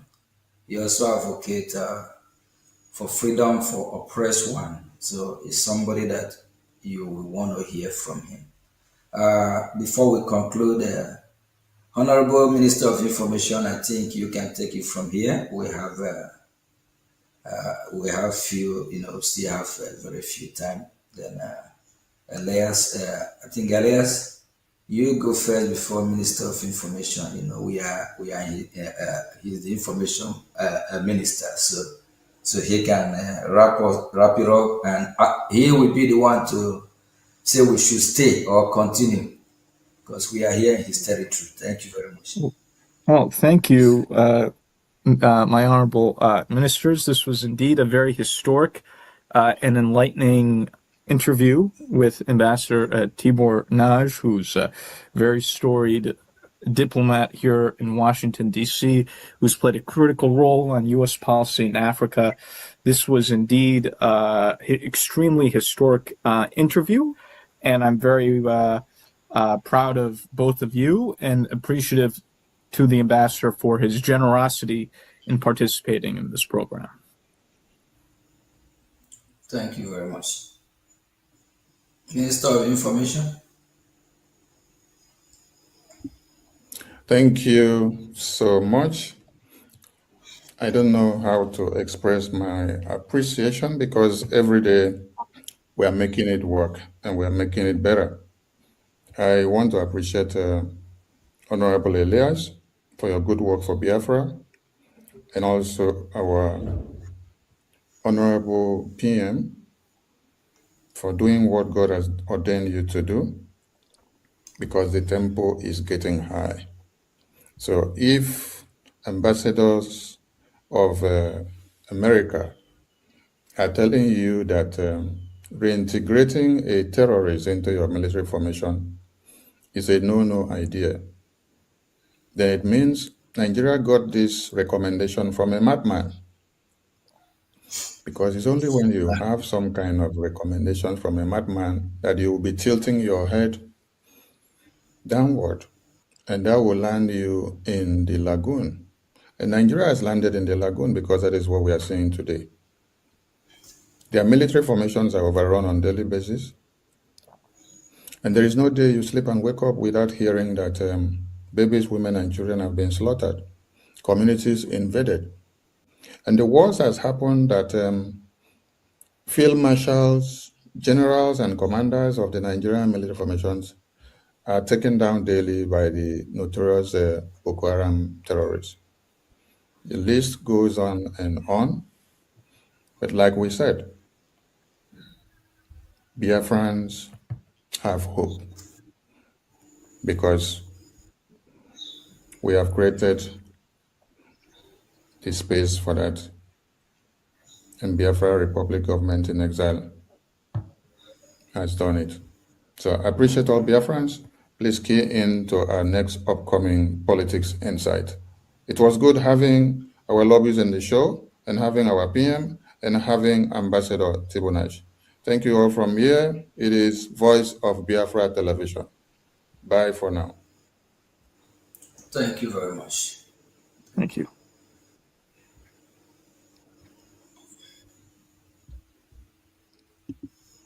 Oh, no.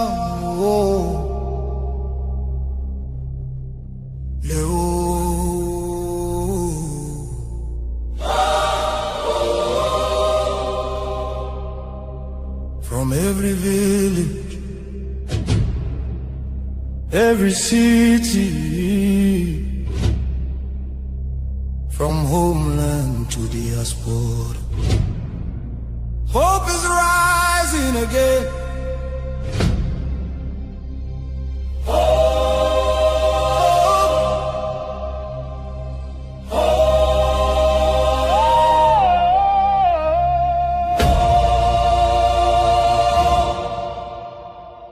Biafra now our only hope. Biafra now our only hope.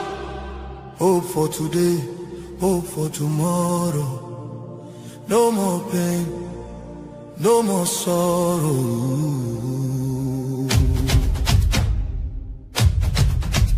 Ha!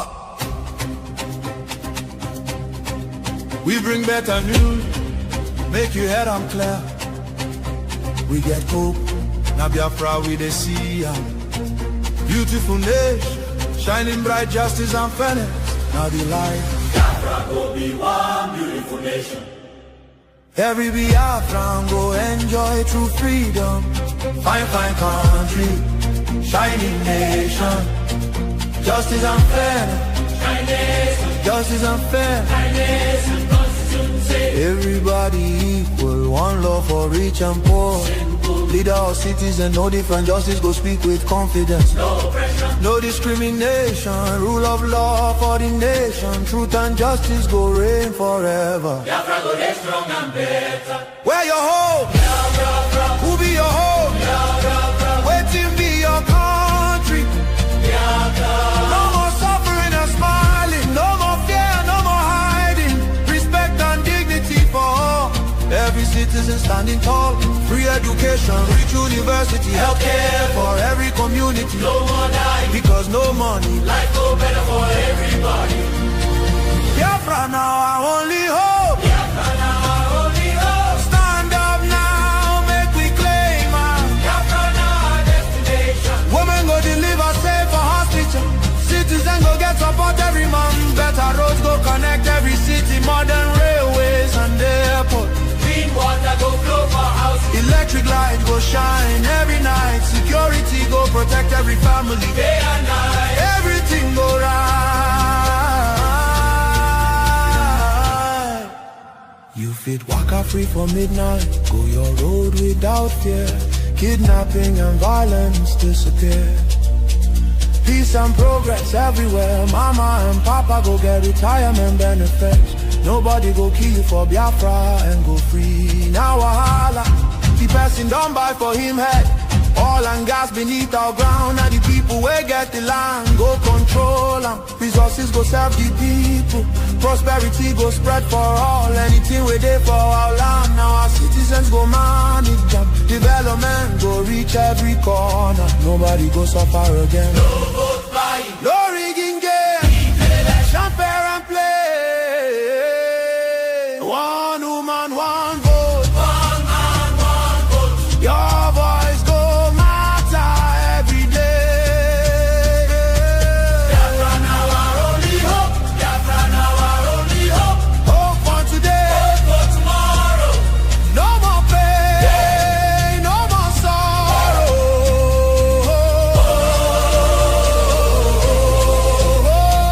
Biafra now our only hope. Biafra now our only hope. Hope for today. Hope for tomorrow. No more pain, no more sorrow. Biafra. Our home, our country, our future, our future. Biafra now our only hope.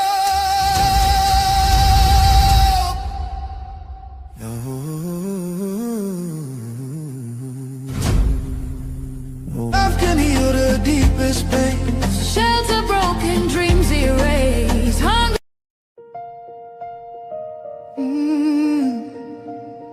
Can you hear the cry from the broken land, from the wounded hearts? Nigeria, they bleed, people they cry, tears for the ground. Nobody asks why. Over 7,000 souls don't fall. Every single day, we still there call. Churches burning, hope fading fast. Since 2009, the pain don't last. 50,000, maybe more. Heaven they count every single soul. Children without home tonight. Mothers praying through the night. Fathers lost no strength to fight. Who go stand for what is right? Stand for love, stand for life. Be the answer in this time. You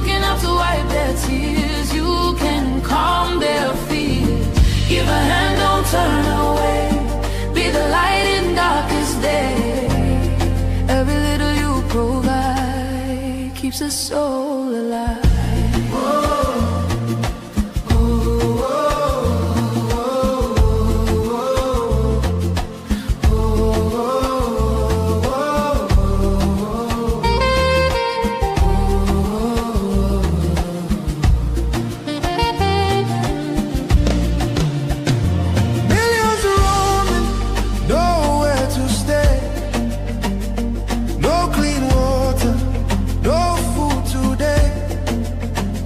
Voices crying in chains, silent echoes filled with pain. 19,000 churches gone, but faith still rising, Holding on. In the ashes, hope remains. Love can heal the deepest pain. Shelter broken, dreams erased. Hungry hearts we can embrace. Let compassion take its place. Now's the time to show his grace. Stand for love, stand for life. Be the answer in this time. You can help to wipe their tears. You can calm their fears. Give a hand, don't turn away. Be the light in darkest day. Every little you provide keeps a soul alive. Food, water, shelter, hope. You can be the miracle they pray for. You can change a life today. No matter how small it seems, your love can rebuild their dreams. Together we can make a way. Keeps us so alive.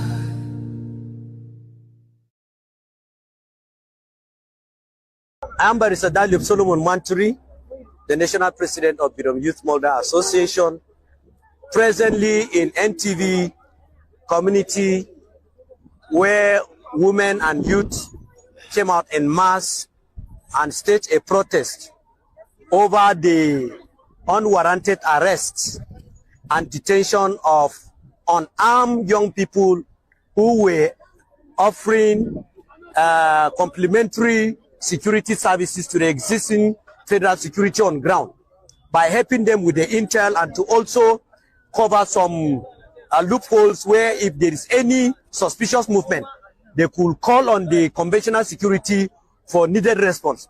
But we learned from them, 4 of them that are here behind me, were giving such a service, and military personnel from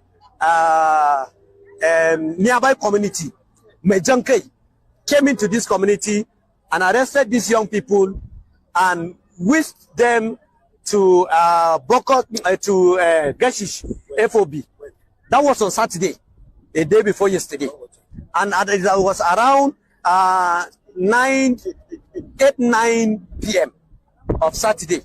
And surprisingly, even the community leadership came out and confronted the, and inquired from the military personnel that why have you arrested these young men that are keeping watch over this environment? Can I have these boys back? They said no, that they were arrested, one, for moving in the late hours, and secondly, for playing snooker, which there is no snooker in that place. It's an old stock that has already been destroyed. There is no possible for people to have been using that snooker. And thirdly, that they were drunkards.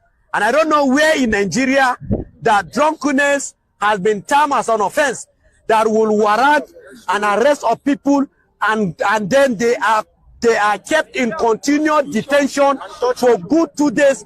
And not only they were brutalized, they were subjected to all sorts of inhuman treatment, as if they are not members of human family in this environment. So that particular act is highly condemnable and unacceptable. And we call on the relevant security agency, particularly the Operation Enduring Peace, to please, as a matter of urgency, arrest those individuals, those security personnel that arrested these 4 people and investigated them, because as far as we are concerned, for them to have come and arrested young people that never had armed Imagine if these guys were in possession of knives. What would have happened? They would have been possibly dead by now. And imagine if they were vigilante in possession of these then guns, they would have massacred them in this particular environment. So that one is condemnable. And the attackers, look at their houses all over this environment.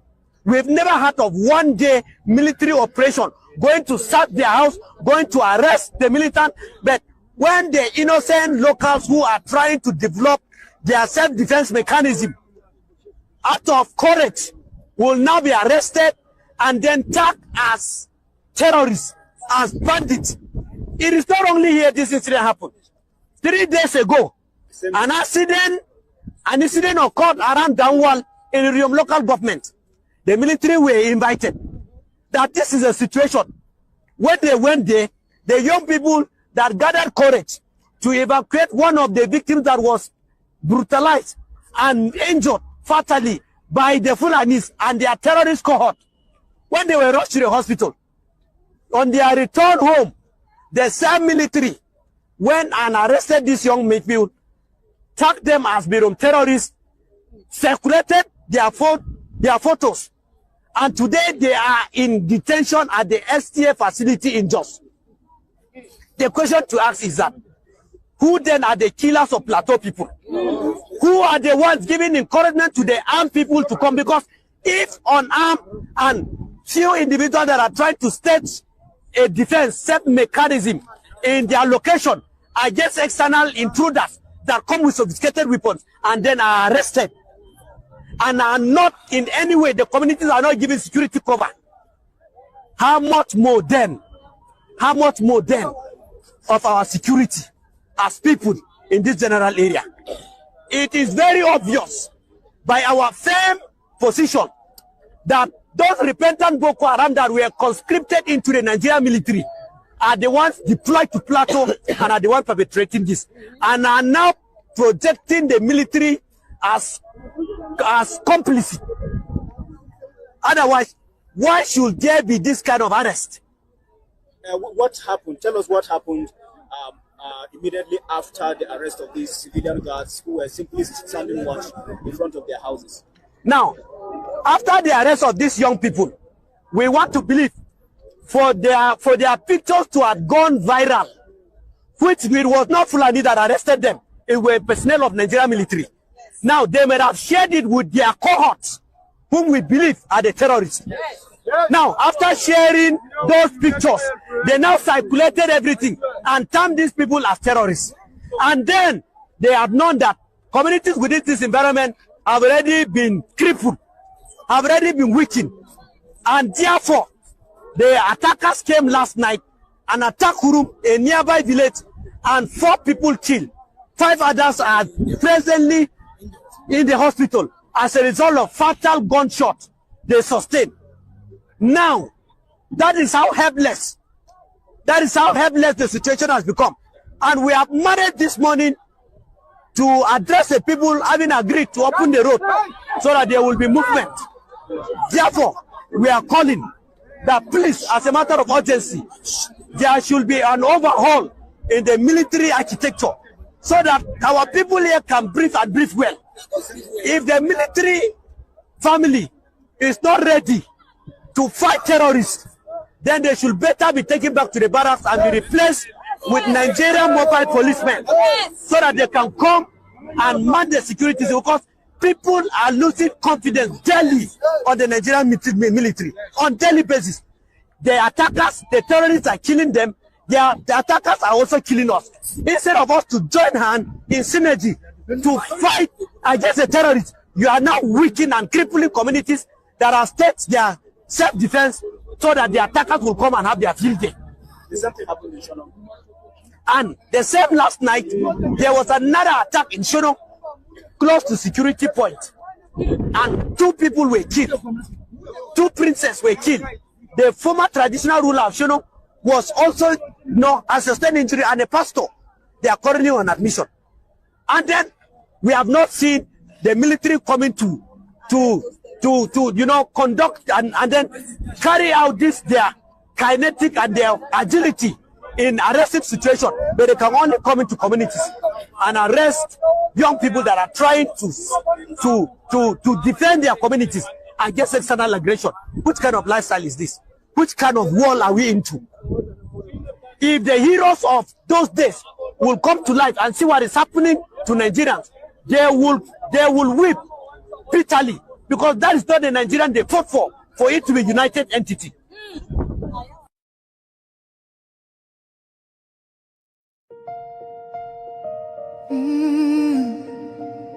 Can you hear the cry from the broken land, from the wounded hearts? Nigeria, they bleed, people they cry, tears for the ground, nobody asks why. Over 7,000 souls don't fall every single day, we still there call. Churches burning, hope fading fast. Since 2009, the pain don't last. 50,000, maybe more. Heaven they count every single soul. Children without home tonight, mothers praying through the night, fathers lost no strength to fight. Who go stand for what is right? Oh, stand for love, stand for life. Be the answer in this time. You can have to wipe their tears, you can calm their fears. Give a hand, don't turn away. Be the light in darkest day. Every little you provide keeps a soul alive.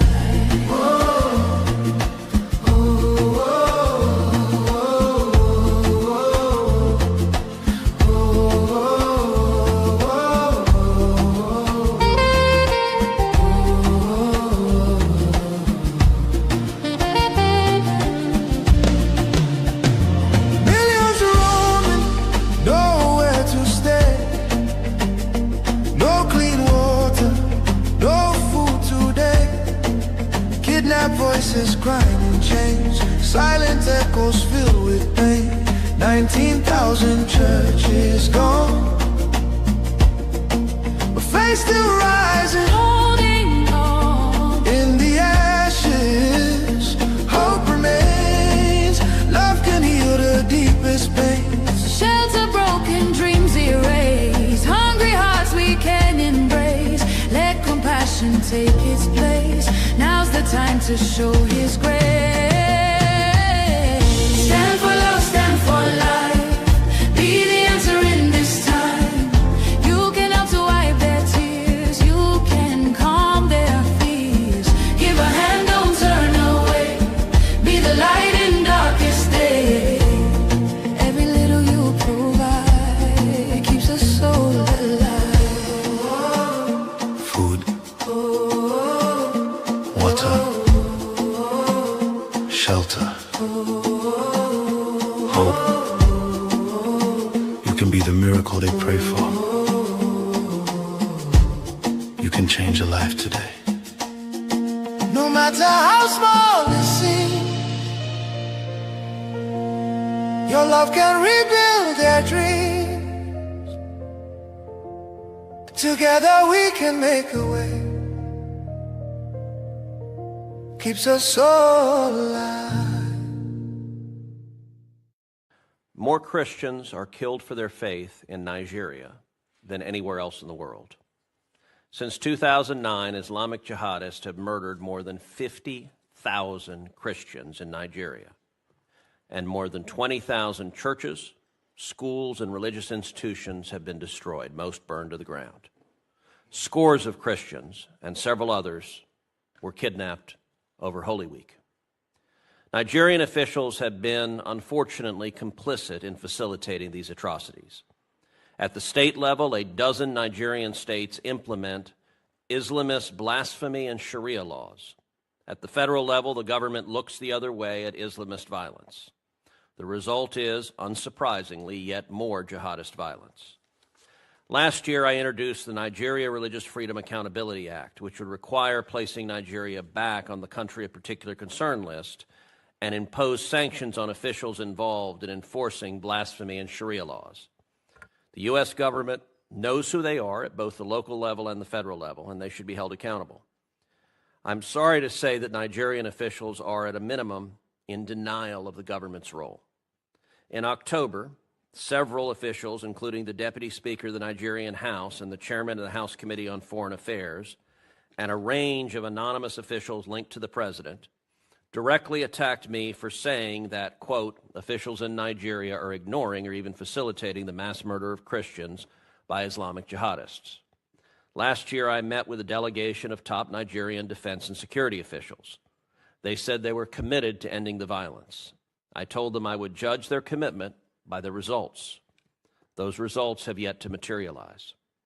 President Trump has established that the United States will use all tools of statecraft to counter the violence. He ordered that Nigeria be added to the CPC list, and in December he ordered the Department of War to target ISIS terrorists in response to their massacre of Christians. I'll note that the Nigerian government said at the time that it welcomed and indeed requested the actions. I find their statements to be somewhere between hypocritical and infuriating.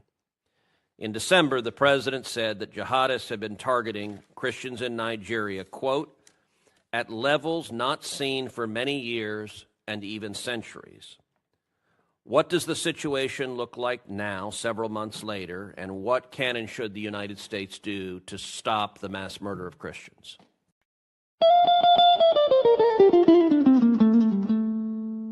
In the heart of Africa, a nation bleeds, not from a single wound, but from 1,000 cuts, inflicted by a forced union never meant to endure. This is the story of Nigeria, a giant built on false foundations, now straining beneath the weight of its own contradictions. And at the center of that storm stands the unbroken spirit of Biafra, crying out for freedom from a nightmare that has consumed millions.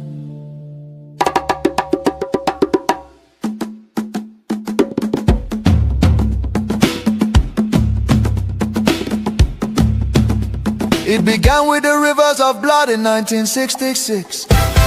Thousands of Biafran men, women and children, professionals, traders, students and families who had built lives across the Federation became targets in the northern city, fueled by ethnic hatred and religious hostility. Mobs descended upon innocent civilians. They were slaughtered in their homes, in crowded markets, and aboard trains carrying desperate families back to the east. Streets were littered with bodies, rivers choked with corpses. Survivors returned to the east carrying trauma, grief, and the painful realization that they were no longer wanted in the Nigerian Union. Biafra, Biafra, voice of truth and freedom. Biafra, Biafra, the rising sun will rise again.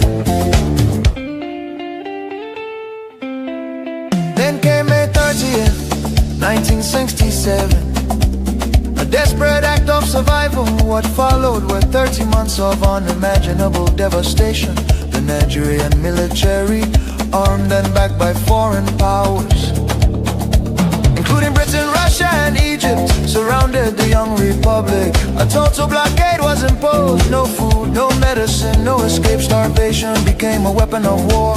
5 million, mostly civilians, many of them children, perished during what was not just a conflict but genocide against Biafra. Bombs fell on markets, hospitals and villages. Communities were razed. The world watched in silence while famine hollowed the faces of innocent children. Some nations spoke out, but many turned away. The war officially ended in paper in 1970 under the declaration. No victor, no vanquished, yet for Biafrans the suffering did not end. Their properties were confiscated, Nkere destroyed. Biafrans were given only £20 regardless of how much they had. Entire families struggled to rebuild shattered lives. The promise of reintegration faded into disappointment. Marginalization deepened in Nigerian government appointments. Infrastructure and control of resources from Biafran land. Oil flowing from the Biafra land enriched the center, while much of the east remained neglected. Roads deteriorated, industries collapsed. Biafra, Biafra. Voice of truth and freedom. The rising sun will rise again. The nightmare did not disappear, rather it evolved. Across Nigeria today, violence and insecurity continue to devastate communities. Armed attacks by Fulani herdsmen terrorists have left villages destroyed, farmers killed, women violated, children orphaned and churches burned. Boko Haram and its offshoots have unleashed terror across multiple regions in the southeast. Demands for Biafra and self-determination are often met with military crackdowns, arrests and bloodshed. Protesters have been killed, fear and tension continue to rise. These tragedies reflect the deadly consequences of forcing vastly different peoples into one political structure. Through the 1914 British amalgamation, distinct ethnic nations, religion, traditions, ideologies, and systems of governance were merged without consent and without a shared national vision. The North's feudal and religious conservatism can never blend with the South's entrepreneurial drive. And the East Republican individualism attempts to hold the Union together continue to be at the cost of innocent blood. Why does Biafra matter? Biafra means self-determination. Biafra represents dignity, survival, and the right of a people to life and choose their future. Biafra symbolizes resistance, innovation, enterprise, and hope. The vision is of a nation with secure borders, focused development, protection of its citizens, and economic engagement with the world of future, free from oppression, fear, and perpetual conflict. The solution is not endless political conferences, military force or federal quota system, but a peaceful separation based on shared values and voluntary association. History shows that artificial unions often fracture violently, while honest separation can allow wounded nations to recover. Biafra is not dead, Biafra lives. It lives because the desire for freedom cannot be extinguished. Nigeria's ongoing crisis, corruption, insecurity, poverty, and division are proof that one structure cannot hold people with dangerous diversities together. For the million already lost, for the children yet unborn. Biafra, Biafra independence is non-negotiable. Let Africa remember that true unity cannot be sustained by force. The world must listen before more lives are lost. Biafra, Biafra live, freedom calls. God bless Biafra. God bless the land of the rising sun. God bless Biafra Republic, government in exile, led by Prime Minister His Excellency Nkere, for standing tall in the pursuit of Biafra independence. Biafra.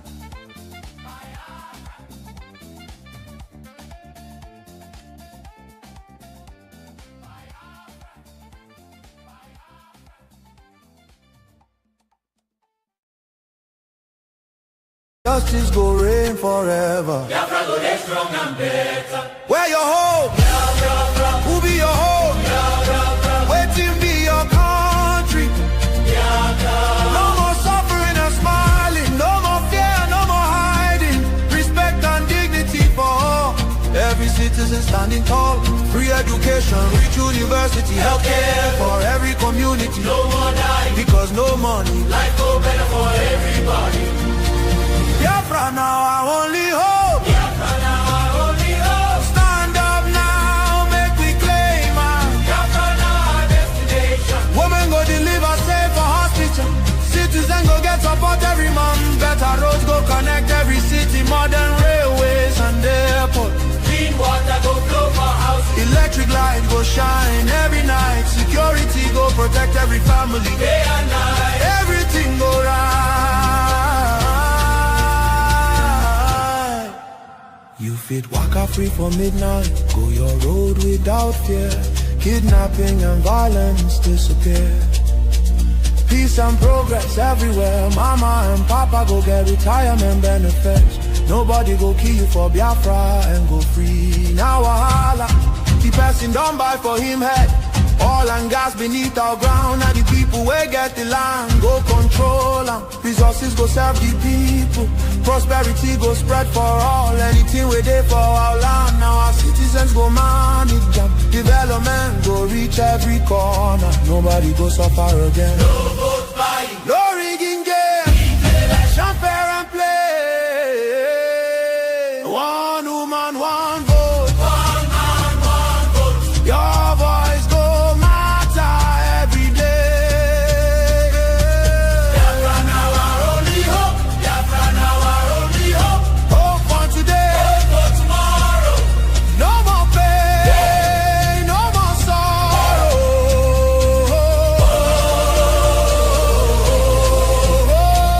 Biafra now our only hope. Biafra now our only hope. Hope for today. Hope for Hope for tomorrow. No more pain, no more sorrow. Biafra. our home.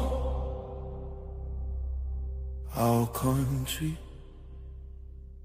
Our future. our future. Biafra now our only hope. No.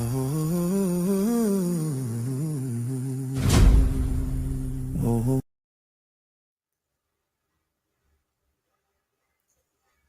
Greeting, fellow Biafrans and our allies and viewers all over the world. Good afternoon from here. With me, I have our lobbies, Elias, Washignton, and Madison. So he's going to give us a brief update of our activity lately in Washington, D.C., and we might have some few minutes for interruption. Then after that, we call it a day. And I also want to remind Biafra that this is Voice of Biafra, because for so long our voice have been silenced, and it's time we tell our story and the reason why we are fighting to leave the country called Nigeria, because it's a terrorist country. And tomorrow also we'll be having our guest, Ambassador Tribunage. Please don't miss it tomorrow. We call Elias Mazi Elias. Mazi Elias, welcome to VOB. Thank you very much. Thank you, Mr. Prime Minister, Your Excellency. It's an honor to be here on Voice of Biafra. This is quite an honor, and I'm glad to be here as you inaugurate this new program, which will spread the Biafran message across Biafra and West Africa. we're just here today to, as was said in the flyer, to provide an update here from Washington, D.C., to have an organic discussion and touch base with our wonderful viewers and listeners. Prime Minister, as you know, and you've been coming to Washington, D.C. with me on a very frequent basis. We're making very significant breakthroughs in the relationship between Biafra and the United States, and we're now at the beginning stages of what is an unofficial relationship between Brgie and the U.S. government, which is growing significantly and which will eventually become an official relationship when Biafra is a recognized independent nation state. The things that we're discussing with the U.S. government are unbelievable. I think, as you know, some of the things that are being considered would not have even been thought of even just 1 year ago. To quote one of the influential officials here in Washington, D.C., the U.S. government views Biafra as very important and will be of increasing importance. And the U.S. government is going to consider things that is not previously considered because of both the promise that Brgie has provided as well as the failures of the Nigerian government. One thing I want to relay to our viewers is that they should feel very hopeful that Biafra is going from a dream into reality, but they also need to understand, given the nature of what Biafra is, given the nature of the sensitivities involved, a lot of our cooperation or progress with the U.S. government will be done so in a discreet manner, because Biafra is in the process of seeking its independence from Nigeria. It is what you would call a non-state actor. The U.S. government tends to be a little bit more discreet in terms of disclosure of its activities with non-state actors versus its official relations with foreign governments. So the reason why I wanted to mention this is, for example, some of our very enthusiastic Brgie fans and Biafran fans. Sometimes I see some of our supporters on social media and Twitter saying, "Oh, when's the U.S. going to hurry up? When's the U.S. going to support the Biafran Liberation Army or do certain things?" And what I would say to Biafrans is, how would you know, if the U.S. is not already doing those things? The thing is, when the U.S. works with non-state actors, they typically do not disclose the nature of the relationship, and that's not something we would disclose unless the U.S. government authorizes that. So for example, when the U.S. government worked with various Syrian rebel groups, for example, to effectuate democratic transition in Syria, that program was a secret program for a number of years before it was made public information. So Biafrans should be assured that things are happening, but they also need to understand that there will be aspects of the progress and of the relationship that we have with the U.S. government that will be what we call covert in nature and not overt in nature. So I think many people will be astonished by the progress we're making, by the things that are being considered. And over time, I think certain things may be made public when the time is appropriate. But we are trying to bring Biafrans along by publicizing the aspects of what we do that we can. For example, photos of meetings, with U.S. officials. And we saw the Prime Minister had that very nice photo of him posted by a very senior Trump administration official, Leo Terrell. And he had a very there was a nice photo of the two of them that the Honorable Mr. Terrell posted. So we will be publishing our meetings, but the discussions that we have, the sensitive programs that are being considered are not things we'll be discussing publicly, not at least, until our counterparts in the U.S. government think it's appropriate to publicize certain activities. So I just want to tell Biafrans that if they know what me and the Prime Minister know, I think they'll be very excited.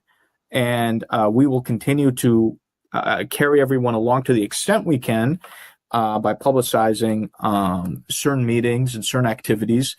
And I think that's what's distinguished the Biafra Public Government Exile, is that when we have meetings that we can publish, we publish those meetings.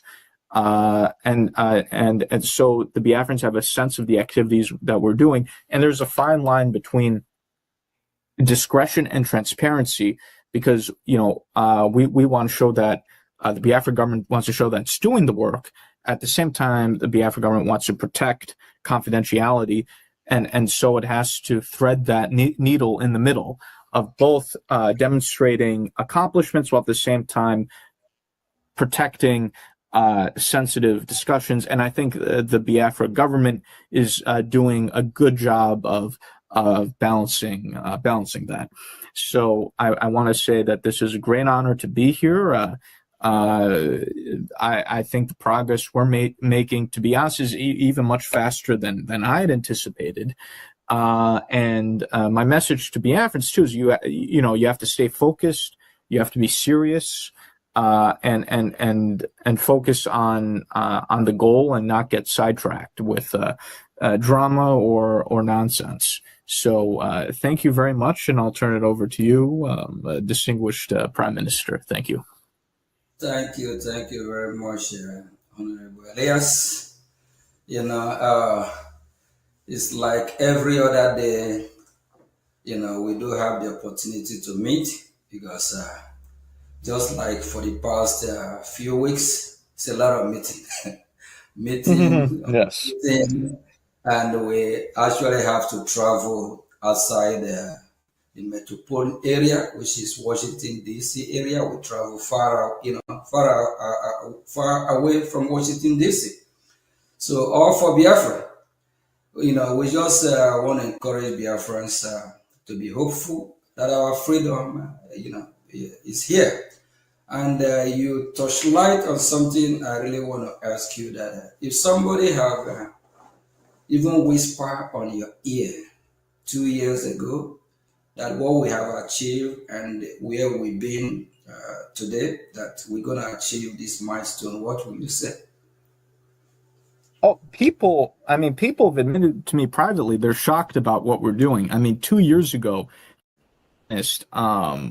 what we're doing, the accomplishments we have, what the U.S. government's considering. People, if you asked someone 2 years ago, they would have told you, oh, you're completely crazy.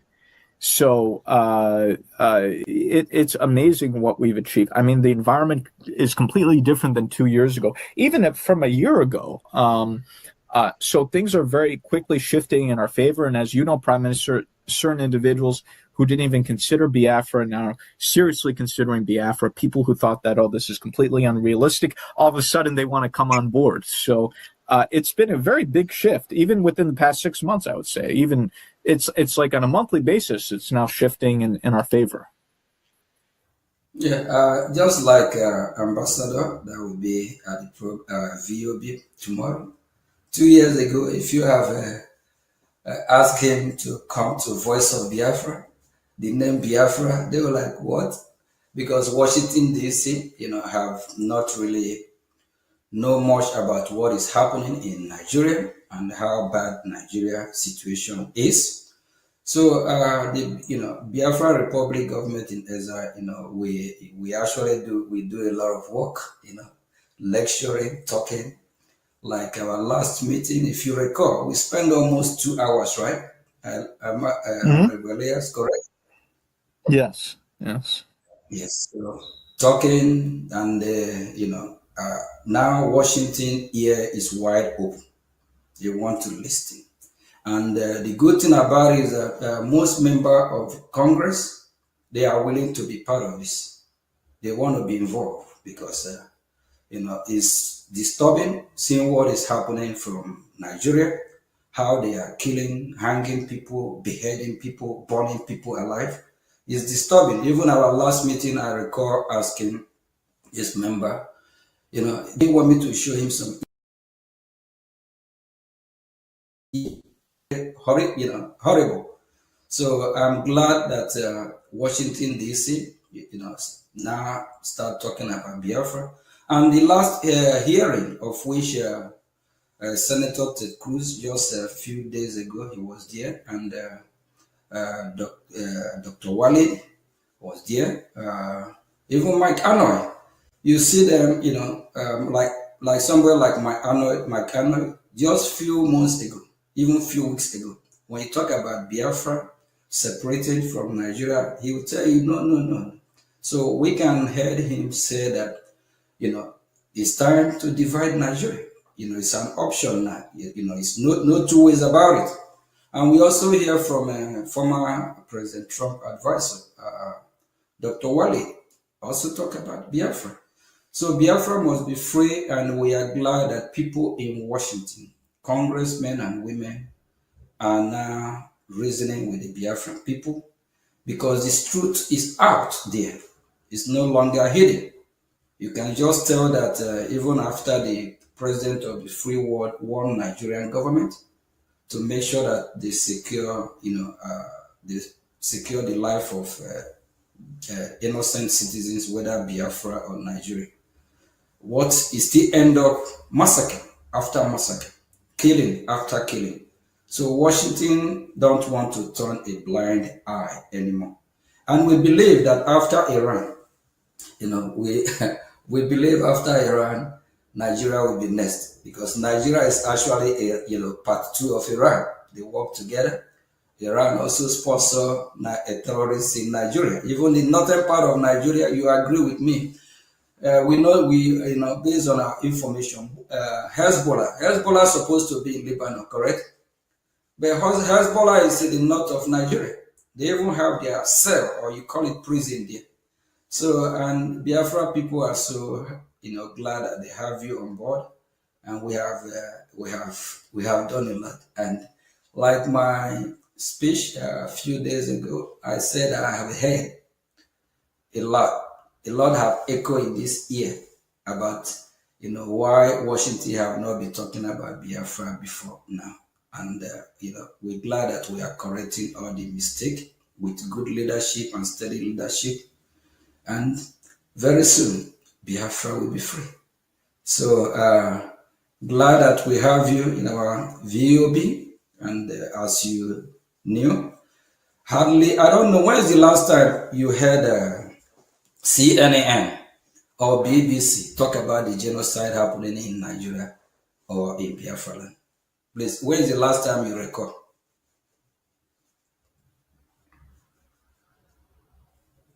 Honorable Elias?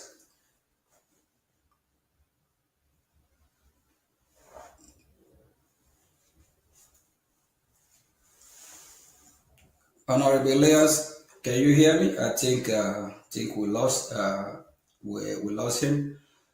Nigeria, all the Govt media in Nigeria have not been talking about Christians nor the Nigerian Christians. It's so sad. BBC as well, they are not reporting it, but we are glad that with this platform we have, we'll make sure that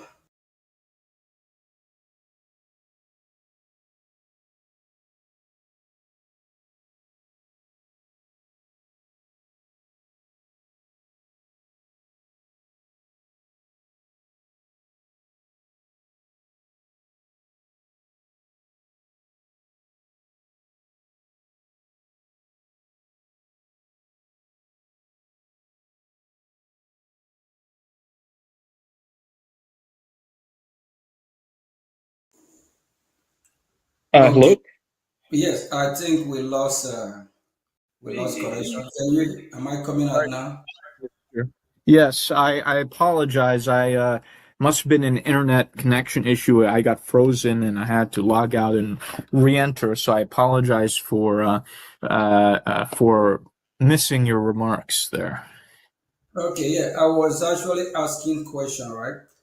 When is the last time you hear this Gota media from Nigeria, whether it is Arise, uh, Channel News, CNN, because CNN is actually worldwide. So, and BBC, when is the last time you hear from this news media channel talking about the genocide against the Christians in Nigeria or the Christians in Biafra?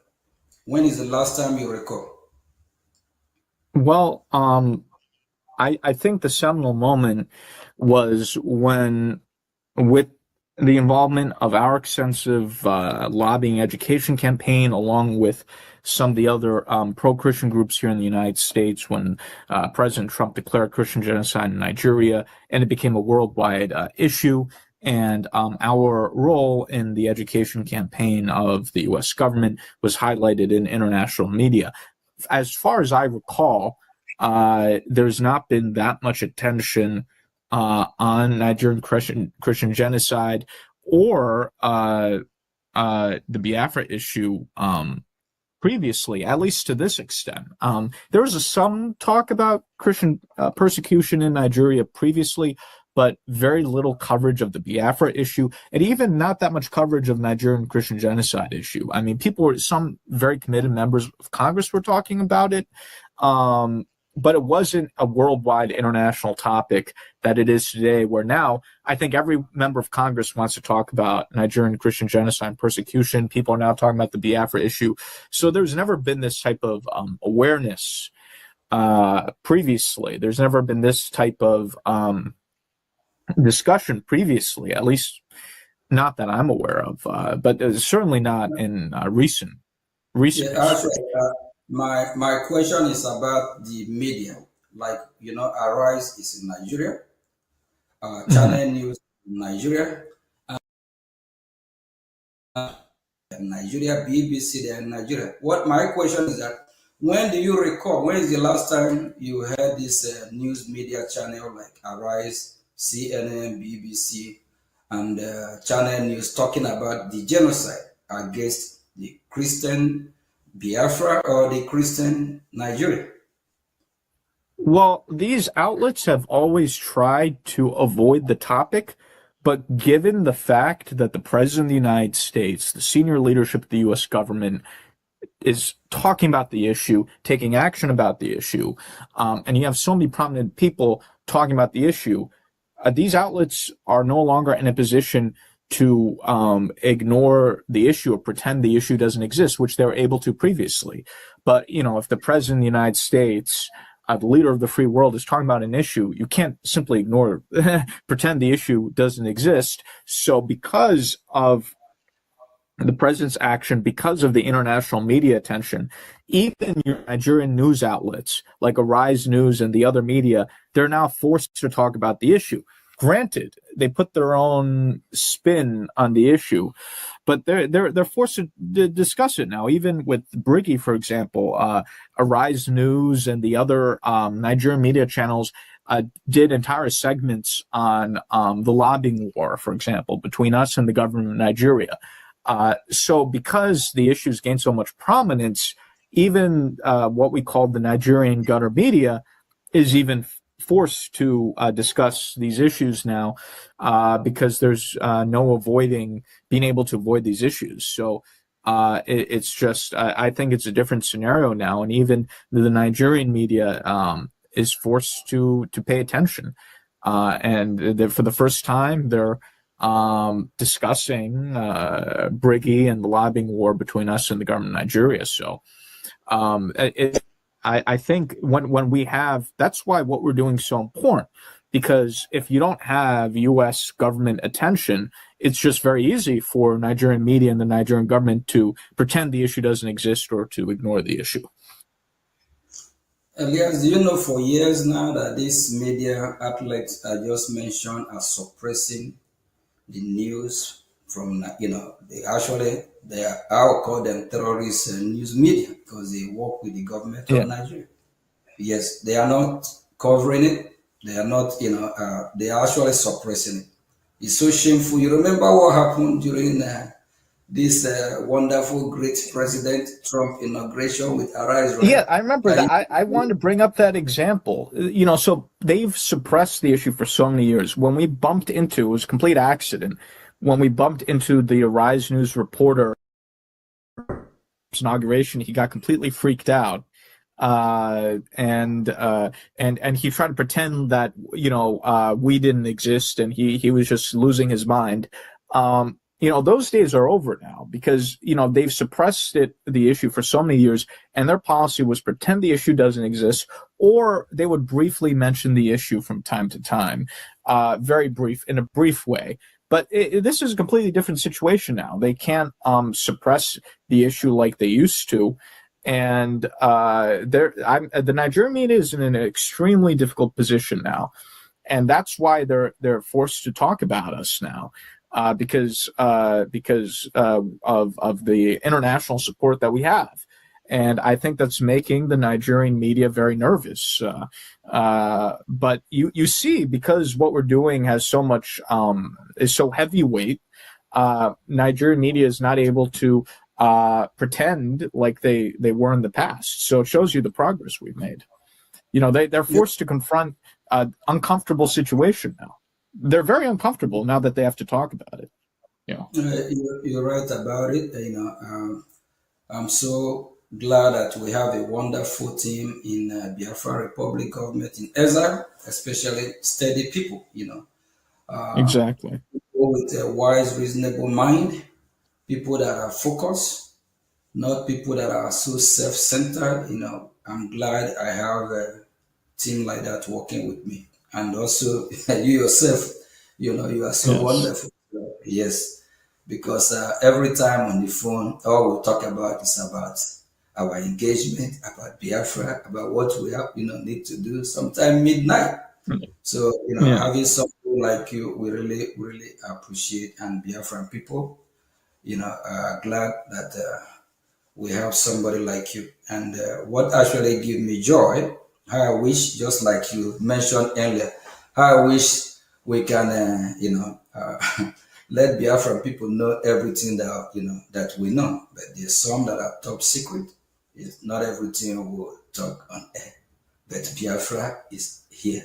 And for enemy of Biafrans, what do you think? What message you think we need to send to them? Because we have a lot of saboteurs, a lot of Biafran enemy, even our Voice of Biafra. Some are not happy that we now have a Voice of Biafra satellite and the radio. So we still have a lot of work to do to perfect it. But a lot of Biafran's enemy are freaking out because for so long our voice has been suppressed. It will never happen again. And during the genocidal war against the Biafran people, which lasted 3 years from 1967 to 1970, exactly what happened. The media never report how Biafrans have been massacred. They even lie to the international community. That is just, farmers' header clash and all that nonsense. Thank God that we have Biafra Republic government in Ezra that is taking the message to Washington through, your help, Washington and Madison. Thank you very much, Elias. So what message we have for those that are thinking that Biafra will not come, and for the saboteurs, what do they need to do?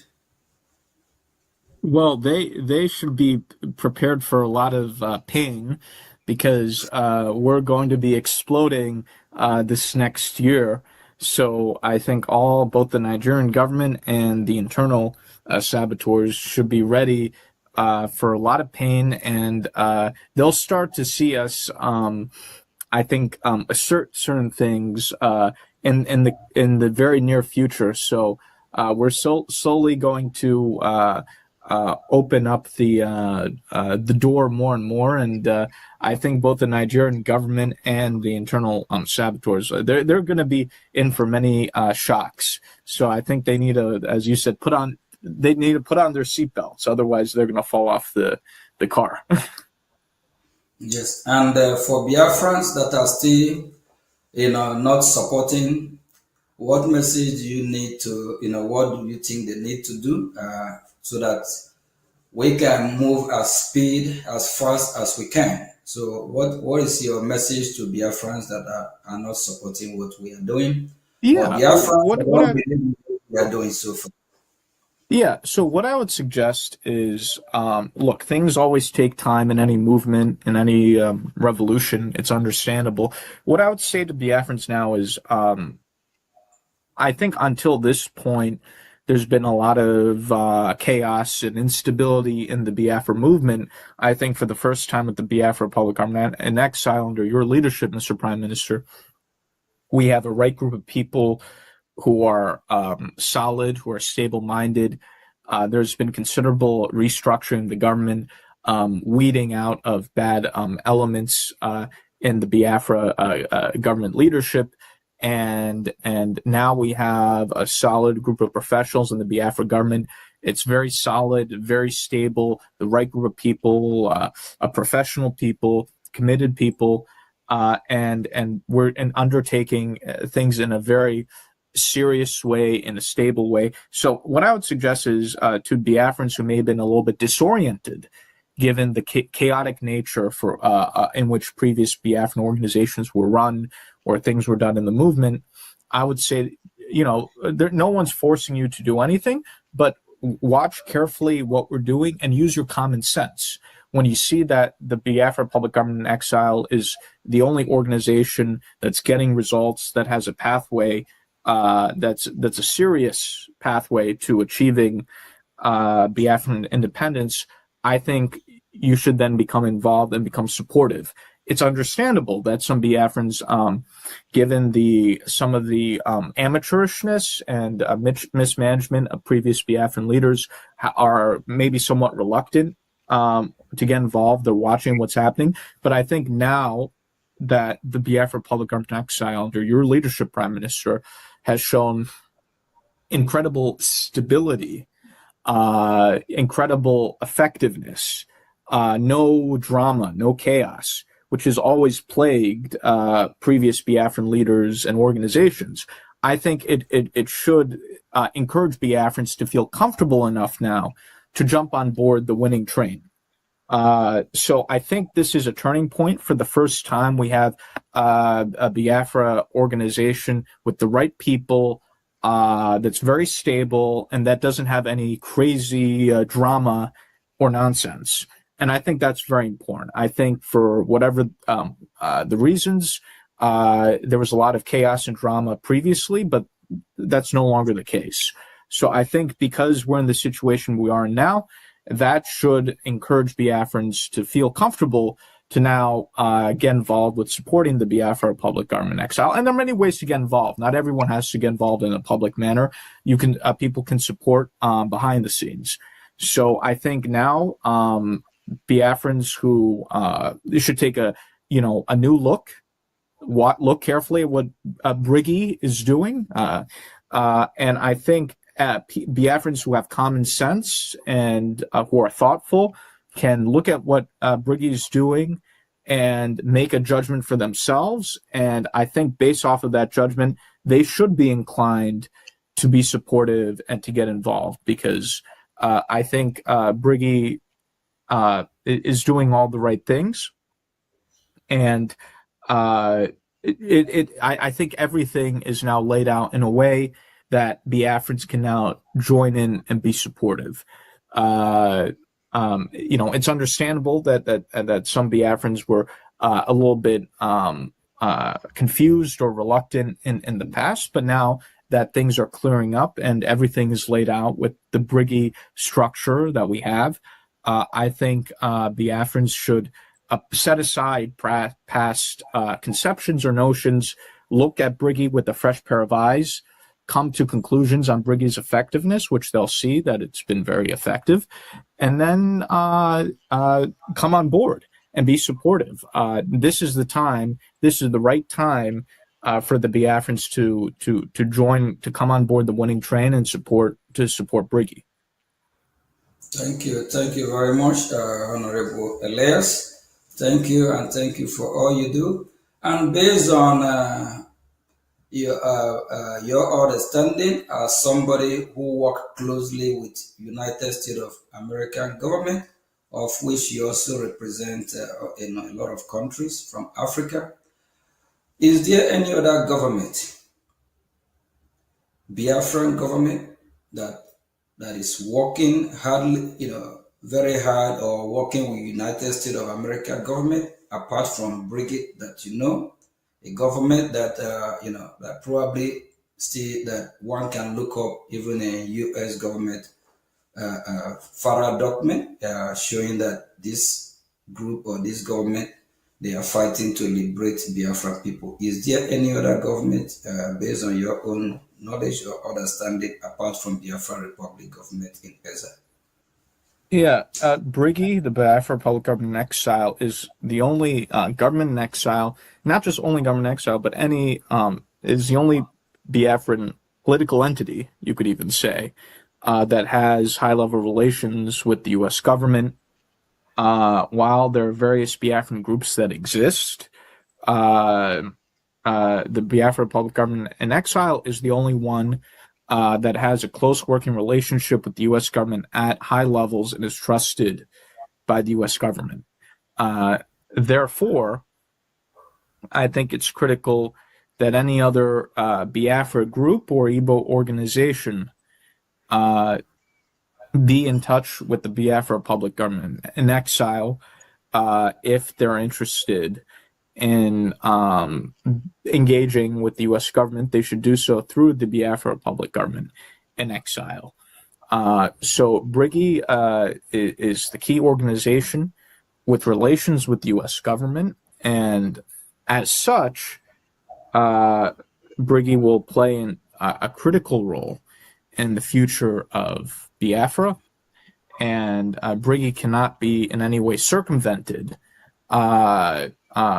from decision-making on Biafra, because any attempt to go around Brgie in some way means you're trying to also cut out the U.S. government. So Brgie is the only organization that has that's viewed in a serious way by the U.S. government. Thank you very much, Honorable Elias. And Biafran people, you have heard it from, we call him Mazi Elias. So we Biafrans have given Honorable Elias a title as well, Mazi Elias. And he worked closely with U.S. government. So he knows more than a lot of us, and is somebody who represents not just Biafran people. He also represents other countries from Africa. So this is his field, this is his profession. So he have given the Biafran people, a well meaningful advice. If you're a Biafran and you love freedom for your people, you love freedom for Biafra, come on board, support Biafra Republic government in exile. This government is government of the people by the people, and the government officials, they are servants of the people. These are men and women that volunteer their time, their effort, their energy to serve the people of Biafra. Please, you are welcome on board. Any group that you are affiliated with, you are welcome to join Biafra Republic government in exile, the government that is working closely with United States of America. And I, as the Prime Minister of Biafra Republic government in exile, I am a living witness. I have had series of meetings with U.S. government officials. So I heard what echo in my ear, and I also heard what we need to do, and their advice, and what is expected of us. We need to unite. We need to focus. We need to organize. We also need to know that United States of America have our back. The question is that, how ready are we? Are we ready for our freedom? And I also want to remind Biafrans what happened in Iran. Why Iranian citizens are protesting on the street, even not minding that the Iranian terrorist regime is killing the citizens of Iran. Iranians are so determined to go out the street, protest, make a loud noise, and it get to the ear of the president of the United States of America, the president of the free world, and he told the Iranian people they should keep protesting, that freedom, their freedom is in their hand, meaning that help is on the way. If the Iranian people have stopped protesting, sending a strong signal to the world about what is happening, if they have stopped to alert the world that they are ready to be free, do you think what is happening in Iran today will be happening? And do you know that very, very soon the people of Iran will be free? So my fellow citizens of Biafra, we need to make some noise. We need to show how serious we are. And we need to stop this emotional blackmail that the Nigerian terrorist state have used on us. We are so glued with our past. Let's focus on the present. We understand that we have Biafrans that are, have been massacred, and like Mazi Nnamdi Kanu is kidnapped from Finland, from Kenya, by these terrorists Nigeria. And we also understand that Mazi Simon Ekpa likewise is arrested, all because of fighting for the people of Biafra. So we're not going to dwell on past. Let's dwell on present. And the present is what we revive our past. We that are fighting are the ones that will free all the political prisoners, because that's what they are. They are political prisoners because they are locked up because of agitating or fighting for Biafra freedom. So let us all stop this emotional blackmail that the Nigerian terrorist state are using on us and support the current leadership, of which I'm the Prime Minister. So Biafra Republic government in exile will do everything humanly possible to release all political prisoners. It's a task. We represent the entire Biafra, so we don't represent some group of Biafra and avoid other group of Biafra. So all Biafrans are citizens of Biafra, so we'll do everything humanly possible to free all political prisoners. So your support will hasten it, your support will speed it up. But when you keep dwelling on the past, we'll go nowhere. So let's dwell on the present and focus on the government that is making it happen. The government that have taken the cause of Biafra to Washington, D.C., because for over 10, 20 years, Washington, D.C. have not been talking about Biafra like today. Please, your support will go a long way. Thank you very much. And Honorable Elias, let's get your closing remark to Biafran people. I know you already encouraged Biafran people. I'm still getting a message that they would like you to speak more, but because of time and other engagement, and we'll be wrapping up. So Honorable Elias will also be at VOB in near future, very soon. Thank you very much. Yeah, thank you. It's an honor to be here. What I would say to Biafrans is the issue now is not even external support, because we're making huge progress with international support. In fact, I think the challenge is if the Biafrans themselves can move quickly enough and show that they're ready for their independence. So how fast everything moves, in a way, depends on you, the Biafran people. And I think you need to show seriousness. I think you need to show determination. You need to show commitment. When you have, let's say, Biafrans that are, talking about 2027 elections and people in the Southeast voting for these Nigerian politicians and, all this sorts of stuff, that shows lack of seriousness, right? So there needs to be seriousness. there needs to be commitment. There needs to be an understanding that we're dealing with international diplomacy at this point, and not noise making, and not all this emotionality. So I think the Biafrans have to show greater seriousness and determination. And part of this will, yes, depend on external support, but part of it will also depend on the Biafrans themselves. If you show the necessary level of maturity that's needed for what we're trying to embark on. So thank you, and it's an honor to be with you today. Thank you very much, Honorable Elias, and I'm still going to be seeing you in a few days. We have other engagement in Washington, because it's all we do. So it's all about Biafra, freedom of Biafra, freedom of Christians, whether in Nigeria, Middle Belt, Biafra, is our job, and we have to free them. So the voiceless, we have to make sure that we send the message to the international community to come to to our aid, and why we Biafrans also need to focus. It's time that we change the dimension. It's time that we all align with Biafra Republic government in exile, the leadership of which I'm the Prime Minister. So Washington, D.C., U.S. lawmakers in Washington, D.C., they are pleased to have somebody like me, and they are pleased to know that I'm steady, and I'm somebody with common sense. I'm not somebody that they cannot count on or rely on. That's what matters.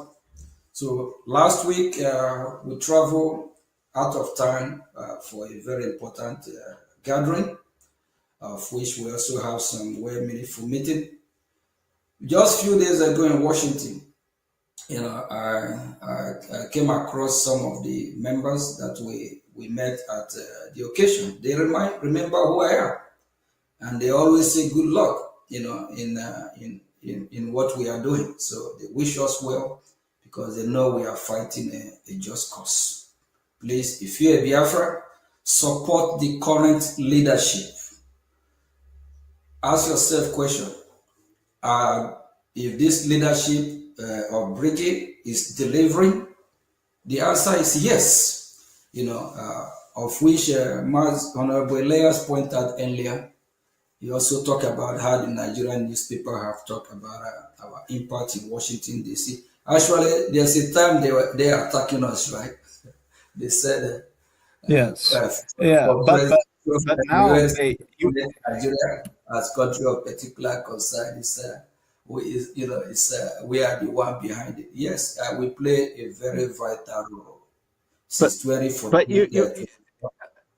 Go ahead. Yeah, Prime Minister, even the Nigerian gutter media, if you notice, if you watch Arise TV, unlike previously when they let's say mocked IPOB or mocked different Biafran leaders, now they even the Nigerian gutter media is very careful in the way they talk about you and Brgie, because they're now reporting on these international news stories about you and Brgie, and they're much more careful now with what they say, and they're a little bit more respectful. So the Nigerian gutter media is very they feel a little bit nervous. I think they feel very nervous. Yeah, because our message is sinking in, and I also want to appreciate Biafrans that are active in social media. Just like Mike Anoy that we talked about earlier. We remember months ago, if you talk about Biafra or about separation, before, it's all about how things will work Nigeria, one Nigeria, but, based on what he himself observed and what he have seen, he came to a conclusion that Nigeria will not work, that Nigeria will not just work. And that also drew my attention to this group that are calling Save Nigeria group. I laugh, you know why I laugh, Elias? I remember Gowon, right? Gowon is from Middle Belt. Yeah, Gowon fought and he killed Biafrans in millions. He tried to save Nigeria. Gowon try hard, very, very hard to save Nigeria. The same Nigeria that he tried to save is the same Nigeria that is killing his people. Even our former leader, Ojukwu, told Gowon that Gowon would be alive and watch Nigeria kill his people. And it's happening. Yes. Yeah, his community is being killed. Is the one being killed? Yeah. The one that tried to save Nigeria, just like this young man called Henson, whatever his name is. I'm like, what's wrong with him? You can't save Nigeria. You can't. A former president named Obasanjo said Nigeria insecurity can never stop. Obasanjo said Nigeria insecurity can never stop. That means what is happening, it just can't stop. And I thank God that Washington DC is beginning to realize, like one of the speaker at the hearing just a few days ago, he compared Nigeria to like Yugoslavia, right? Yes. Yes. So Nigerian people, they need to go and get their own separate country. So like if the Fulani people, if they believe Nigeria is their country, they can go coexist with the North, like the Hausa. We call them Hausa Fulani. So we encourage the middle belt. Nigeria can't be saved. Don't deceive yourself. And the funny thing is that the more they try to save Nigeria, the more Nigeria killed. It happened in Lekki Tollgate, while Nigerians are waving Nigerian flag, protesting against police brutality. Tinubu, the same terrorist president, do you know that Tinubu ordered the military to open fire and kill a lot of these people protesting for freedom? Not to even, these people at Lekki Tollgate, not that they are protesting to exit Nigeria. They are just protesting for better Nigeria then. They are just protesting against the police, a police force called SARS, because these SARS are actually terrorists. The way they, the SARS turned to terrorists that are kidnapping people for ransom, because if they arrest you, they will tell you how much you need to pay before they release you.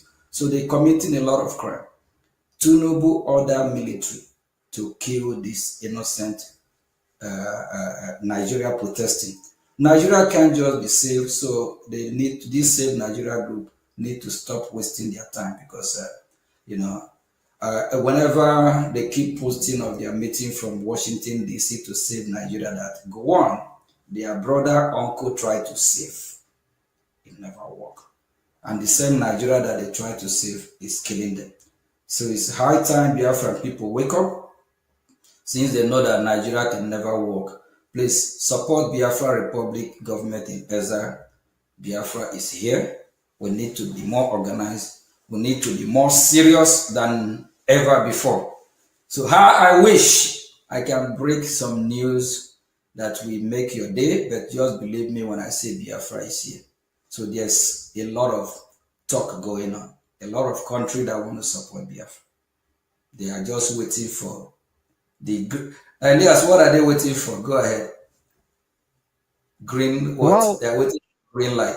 So Biafra is yes, green light, yes. Biafra is here. So they are watching us. Thank you very much. Thank you from here. And thank you for being our first guest in VOB, Voice of Biafra. And, we are happy. Go ahead. It's a great honor for me. It's a great honor. Yeah, thank you very much. Thank you. God bless you. Thank you. Thank you. Thank God bless you too. All right, have a great day, Biafrans. Prime Minister, yeah. Thank you. Thank you. Thank you. Thank you very much. Biafran people, I hope we are ready for our freedom. Our freedom is in our hand. Our freedom will not be given to us in a platter of gold. If you hate me, don't hate my message. Don't hate what I represent. Don't hate what Mazi Ogechukwu Nkere is fighting for. I'm fighting for the freedom of Biafra, of which freedom of Biafra is your freedom, is my freedom as well. Freedom is beautiful. It's so sweet than honey. Freedom is priceless. It's worth more than gold. We dream for a Biafra where the security will be touched, not the best of best. Where you can leave your door wide open, travel far and wide, come back without anyone going in your house to steal any of your belongings. A Biafra where midnight you can walk on the street of Biafra without Islamic jihadist terrorists kidnapping, chasing you. A Biafra where you have a steady electricity. A Biafra where you have good education system. A Biafra with hope. A Biafra where everyone from different countries of the world we want to live. A Biafra where people want to travel, like the way people travel to Dubai, America, Hong Kong, Singapore. A Biafra that will bring positive vibe to the global community. A Biafra that will be love. A Biafra of live and let live. A Biafra where neighbors will love themselves, cherish themselves. A Biafra with the same ideology, not like Nigeria, where you have this Islamic jihadist terrorists with different ideology. While you are preaching peace, while you are preaching unity, while you are preaching live and let live, the Islamic jihadist terrorists of Nigeria are preaching hate. While they are preaching jihadism, how you will be killed. With your support, with your help, we can all achieve this milestone. It's our dream. Our forefather dream, when are we going to be free? That is the reason why our leader, Ojukwu, resurrect the hope for Biafran people, for us to be free. Because we deserve to be free as free people. And we know that if we don't fight to be free, if Biafra land is overrun, the West should prepare that these terrorists will attack them, even from Biafra land. That is, if they succeed, capture Biafra. We encourage the West to support Biafran cause. We also encourage United States of America to hasten up so that we can all fight this one common enemy, this terrorist state of so-called Nigeria. Thank you, thank you, thank you, thank you. And for those that will be supporting now and those that will support later, we appreciate you. We appreciate all of you sacrifice. Thank you from here, and God bless you.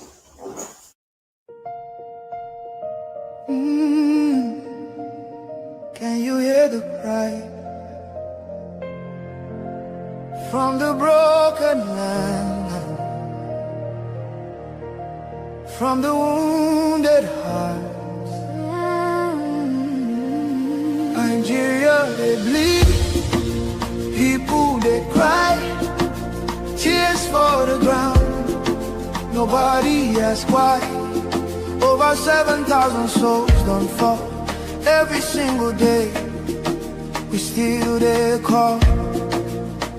Oh, yeah. Churches burning, hope fading fast. Since 2009,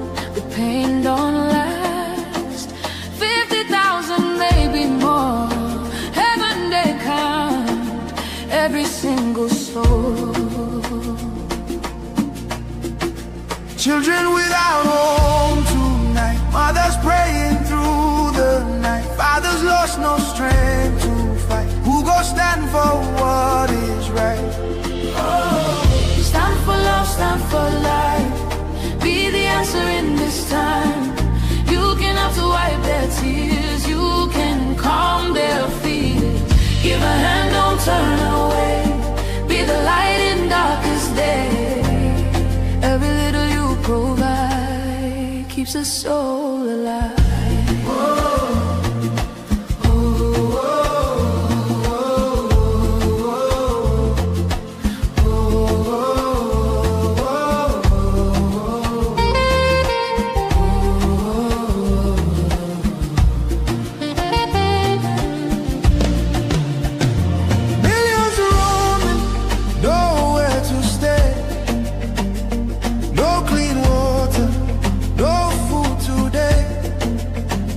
Voices crying in chains, silent echoes filled with pain.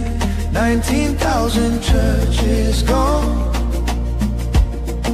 but faith still rising, holding on. In the ashes, hope remains. Love can heal the deepest pain.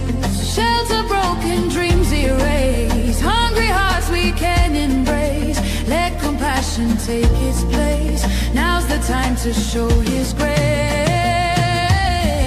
Stand for love, stand for life. Be the answer in this time. You can help to wipe their tears. You can calm their fears. Give a hand, don't turn away. Be the light in darkest day. Every little you provide keeps a soul alive. Food, water, shelter, hope. You can be the miracle they pray for. You can change a life today. No matter how small it seems, your love can rebuild their dreams. Together we can make a way. Keeps us so alive.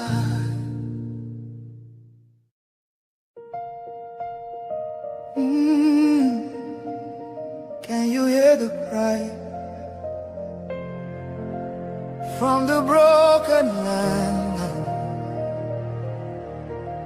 from the wounded hearts? Nigeria, they bleed, people they cry, tears for the ground, nobody asks why. Over 7,000 souls don't fall every single day. We still there call.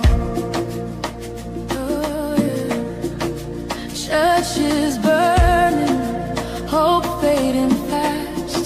Since 2009, the pain don't last. 50,000, maybe more. Heaven they count every single soul. Children without home tonight, mothers praying through the night, fathers lost no strength to fight. Who go stand for what is right? Oh, stand for love, stand for life. Be the answer in this time. You can help to wipe their tears. You can calm their fears. Give a hand, don't turn away. Be the light in darkest day. Every little you provide keeps a soul alive.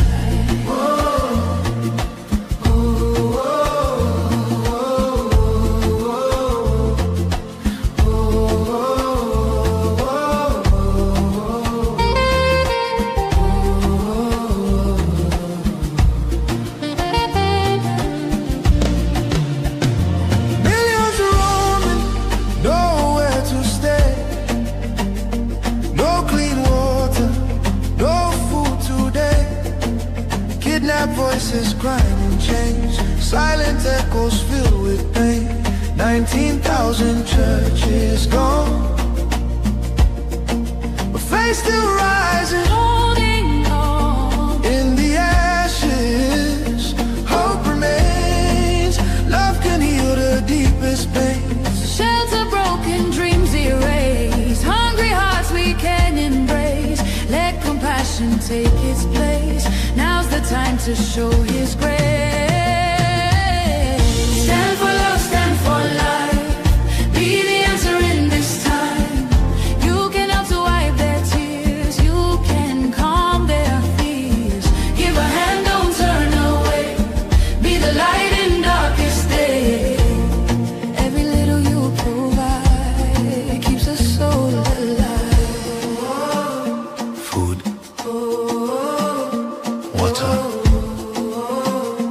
shelter, hope.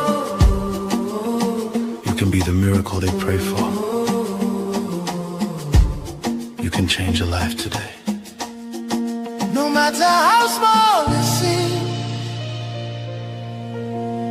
your love can rebuild their dreams. Together we can make a way. Keeps us so alive. La, la, la, la, la, la, la, la, la, la. Yeah. Turn 'em up. From Biafra land to the whole world. Now who they talk? The voice of Biafra. We know they hide again, we don't show face. Children wake up in no fit race. From village squad to overseas, everybody they have frequency. We they stand the big bar, no shaking. No more silence, we they breaking. From the east side to the diaspora, now we be the real voice of Biafra. Biafra, make them hear us. Biafra, nobody can stop us. Biafra, fire they burn. Anywhere you they make you tune and turn. Signal down strong, you don't reach everywhere. From Africa go Europe, then they hear I'm clear. We they talk truth, we know they fear.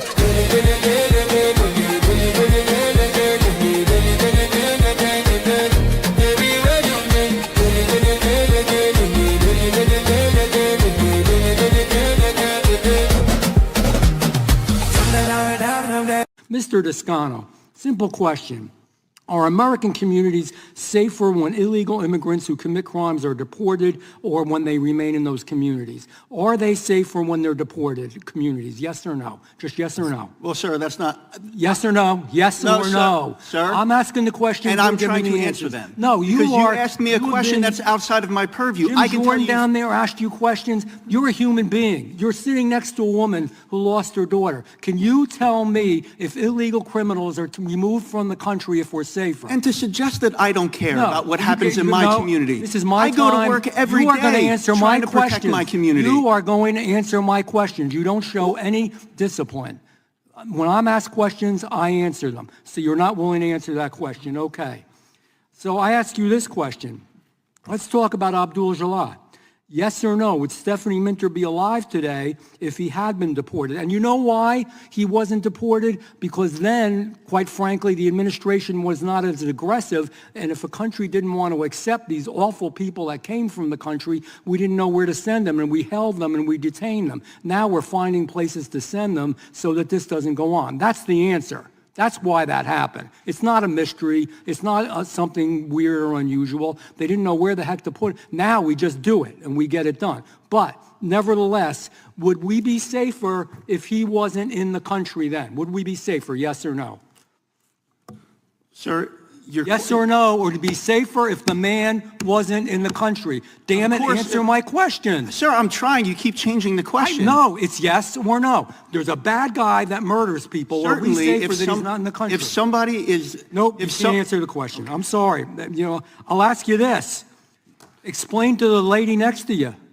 Abdul Jalal was charged in your county more than 40 times, not 4 times, 40 times. Your office dropped the charges in almost every single case. That's fact. We have it documented. We can look at it. Your own Fairfax County Police Department wrote your office, we have it, it's fact, May 2025, saying he had shown a, quote, blatant disregard for human life and was a danger to the community, and that if he wasn't detained and deported, he would seriously hurt someone or kill someone. The very man went out and then killed someone. Okay, so the question is, couldn't have we done better there? Yeah, the gentleman's time has expired. Oh, no.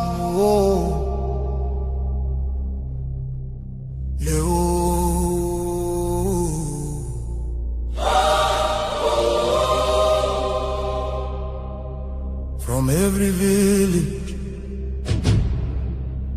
every city, from homeland to diaspora, hope is rising again.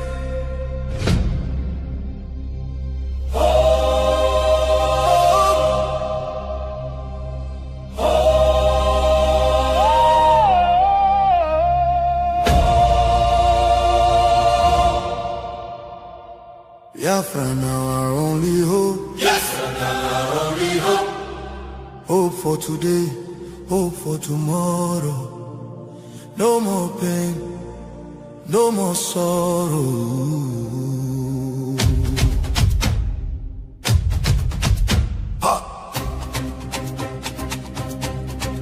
We bring better news, make you head on clear.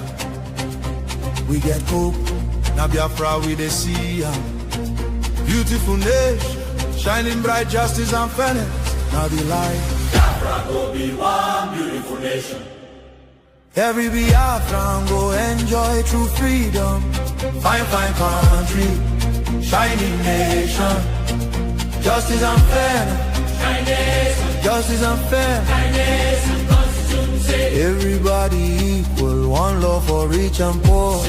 Leader or citizen, no different, justice go speak with confidence. No pressure, no discrimination, rule of law for the nation. Truth and justice go reign forever. Biafra go get strong and better. Where your home? Biafra. Who be your home? Biafra. Waiting be your country. Biafra. No more suffering and smiling, no more fear, no more hiding. Respect and dignity for all. Every citizen standing tall. Free education, rich university, healthcare for every community. No more dying, because no money. Life go better for everybody. Biafra now our only hope. Biafra now our only hope. Stand up now, make we claim our Biafra now our destination. Women go deliver safe for hospital. Citizen go get support every month. Better roads go connect every city. Modern railways and airport. Clean water go flow for houses. Electric light go shine every night. Security go protect every family. Day and night. Everything go right. You fit waka free for midnight. Go your road without fear. Kidnapping and violence disappear. Peace and progress everywhere. Mama and papa go get retirement benefits. Nobody go kill you for Biafra and go free. Now wahala, the person don't buy for him head. Oil and gas beneath our ground. Now the people will get the land, go control them. Resources go serve the people.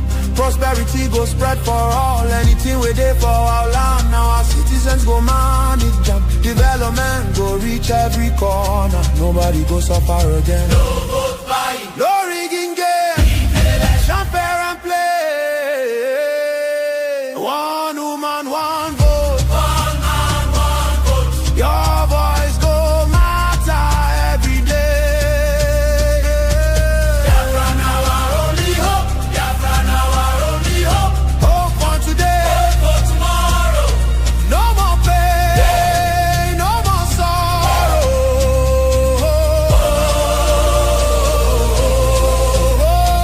Biafra now our only hope. Biafra now our only hope. Hope for today. Hope for tomorrow. No more pain, no more sorrow. Biafra. Our home, our country, our future, our future. Biafra now our only hope.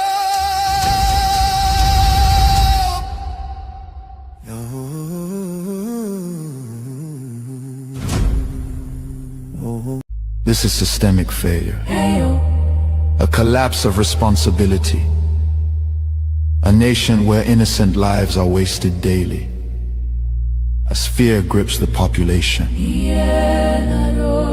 A new reality emerges. The people have lost confidence. Trust has been eroded. Hope has faded. But here, on this frequency, we do not deal in fear. We deal in truth. And the truth is this: a government that cannot protect its people has failed its most sacred duty to the people. Listen. Remain vigilant. Remain aware. Remain strong. Nigeria has failed its citizens, and in awareness lies survival. This is a wake-up call. You are listening to the voice of Biafra, where truth lives and freedom speaks. Biafrans stand firm until justice speaks louder than silence. And stay safe. God bless Biafra Republic. God bless Biafra Republic, government in exile.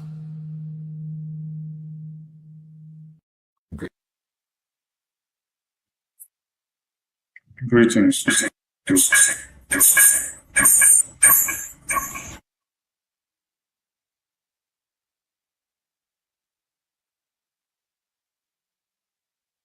Take a commercial break, and when we return, we continue.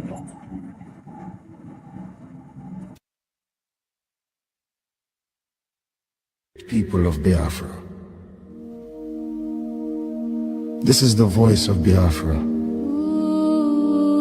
The voice that cannot be silenced. The voice of truth, resilience, and freedom. Speaking to you in the spirit of courage and in the language of liberation. Nigeria government has lost control over insecurity. Fellow listeners, what was once whispered in fear, what was once denied in arrogance, has now become a reality too loud to ignore. A nation staggering under the weight of its own contradictions is rapidly losing control over insecurity. From the north to the south, from the east to the west, the land trembles, not from natural disaster, but from man-made chaos. Communities abandoned, villages raided under the cover of darkness, highways turned into corridors of fear. Citizens left to fend for themselves. In a country where the government once promised protection, the question now echoes across the land. Where is the government? Where are the security forces? Where is the accountability? In recent times, markets have become targets. Travelers have become victims. Families have become statistics. And yet, those in power continue to speak in rehearsed tone. Detached from the suffering of the people, observers say, this is no longer a matter of isolated incidents. This is systemic failure. A collapse of responsibility. A nation where innocent lives are wasted daily. As fear grips the population, a new reality emerges. The people have lost confidence. Trust has been eroded.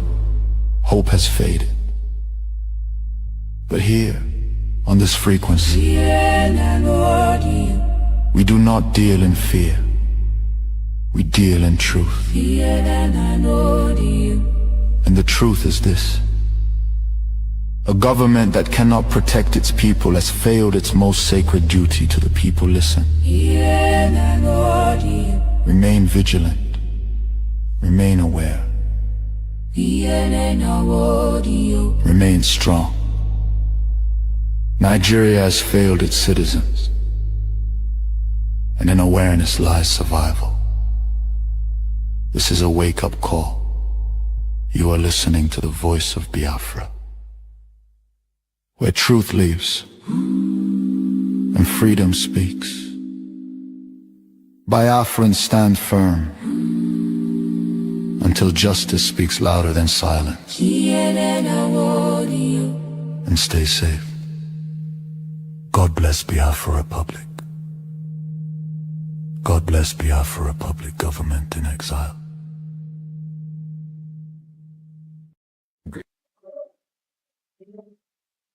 Yes, on this very frequency, We tell you the way it is. I bring you warm greetings and welcome to Voice of Biafra Television.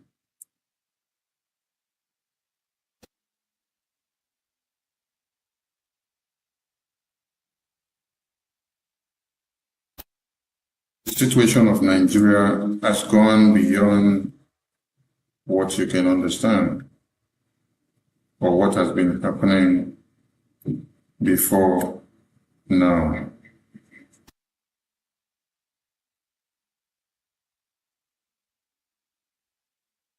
A lot of people that never believed in the cause of Biafra or what Biafran people have been talking about today can testify to understand the reality that they face. The voice of Biafra is where the voice of the voiceless can be heard, and is where the hope of mankind is embedded. On this frequency, as we said, is where you hear the truth, undiluted. The Biafra Republic government in exile have been on this since 2022. The awareness that the Biafra Republic government in exile have created so far has given room to the US lawmakers to understand the truth about the Nigerian situation. If you claim to be in the dark, it means you are just deceiving yourselves. The photo on the screen here explains and shows to you, photo on the screen on my very left explains to you what you should know, which many have claimed they weren't aware. But if the US lawmakers are aware of Biafra today and they speak bold of Biafra, it means we have done a great job. There are two things you need to understand in the cause or in the work of Biafra Republic government in exile, ably led by the Prime Minister, His Excellency Honorable Nkere, with his entire cabinet. When Biafra Republic government in exile storms the US Congress on the 18th of September 2025, it galvanized a platform and a roadmap to the freedom of the Christians. It also put on the table the plight of the Christians that are slaughtered and massacred on a daily basis. It also put on the table the kidnapping case of Martin Andekano on the table of the US government. It also put on the table the imprisonment of Martin Simon Ekpa in Finland by the Finland government in collaboration with Nigerian government and the European government. The plight of the Biafran people and the independence cause of Biafra. It also put on the table deals and opportunities and what America will get from the Biafran people and what the Biafran people will also stand to gain. It also put on the table the prospect of the Biafra of tomorrow that we look up to see and what we envisage. It is important that the American government or the international or political diplomats that makes decisions and policies in the world understand what Biafra is putting up and what they expect to get and what will in turn benefit any country or sector that we are reaching out to. So the U.S. congressional briefing or the congressional testimony that was submitted by the Biafra Republic government in exile in June 2025 and the congressional briefing that was held on the 18th of September 2025 was a milestone. It was the first in history that has ever happened Never in the history of mankind has this happened before. It was a turning point. It was a confluence, unit, and a point where everything came to connect. After this, Nigeria got into the situation that you find them today. And we are not surprised because many and bodies and governments have benefited so much from the Nigerian situation without paying any keen attention or not minding what happened. They don't bother because they only go in there to get what they want and then give Nigeria what Nigeria wants. There are many NGOs and government bodies and groups and persons and individuals that have enriched themselves so much from the genocide that has happened in Nigeria for years.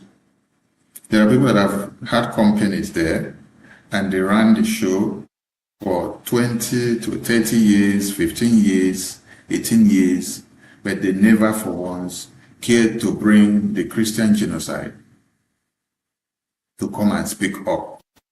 Why didn't they come to speak up? Here comes a very big question, and we will also give you the answer vividly. Do you know why they never spoke up? Because they were benefiting something. They benefited something for the past 15 years or the past 20 years. So they will not in any way come or explain or drag Nigeria out or do anything that will push Nigeria forward to ask them the pertinent question, or to drag them to the international community and to tell them to ask them the questions of why are you killing the Christians in your country or in your communities. This wouldn't happen because if they were running an NGO or they were benefiting from the oil and gas, just like the United Kingdom benefited from the oil and gas in Biafra land in the 60s to 70s, which they were able to slaughter Biafrans, supervise the genocide without any remorse, because their concern was not how many babies, women, and children are dying, but rather what they would get in return is what matters the most.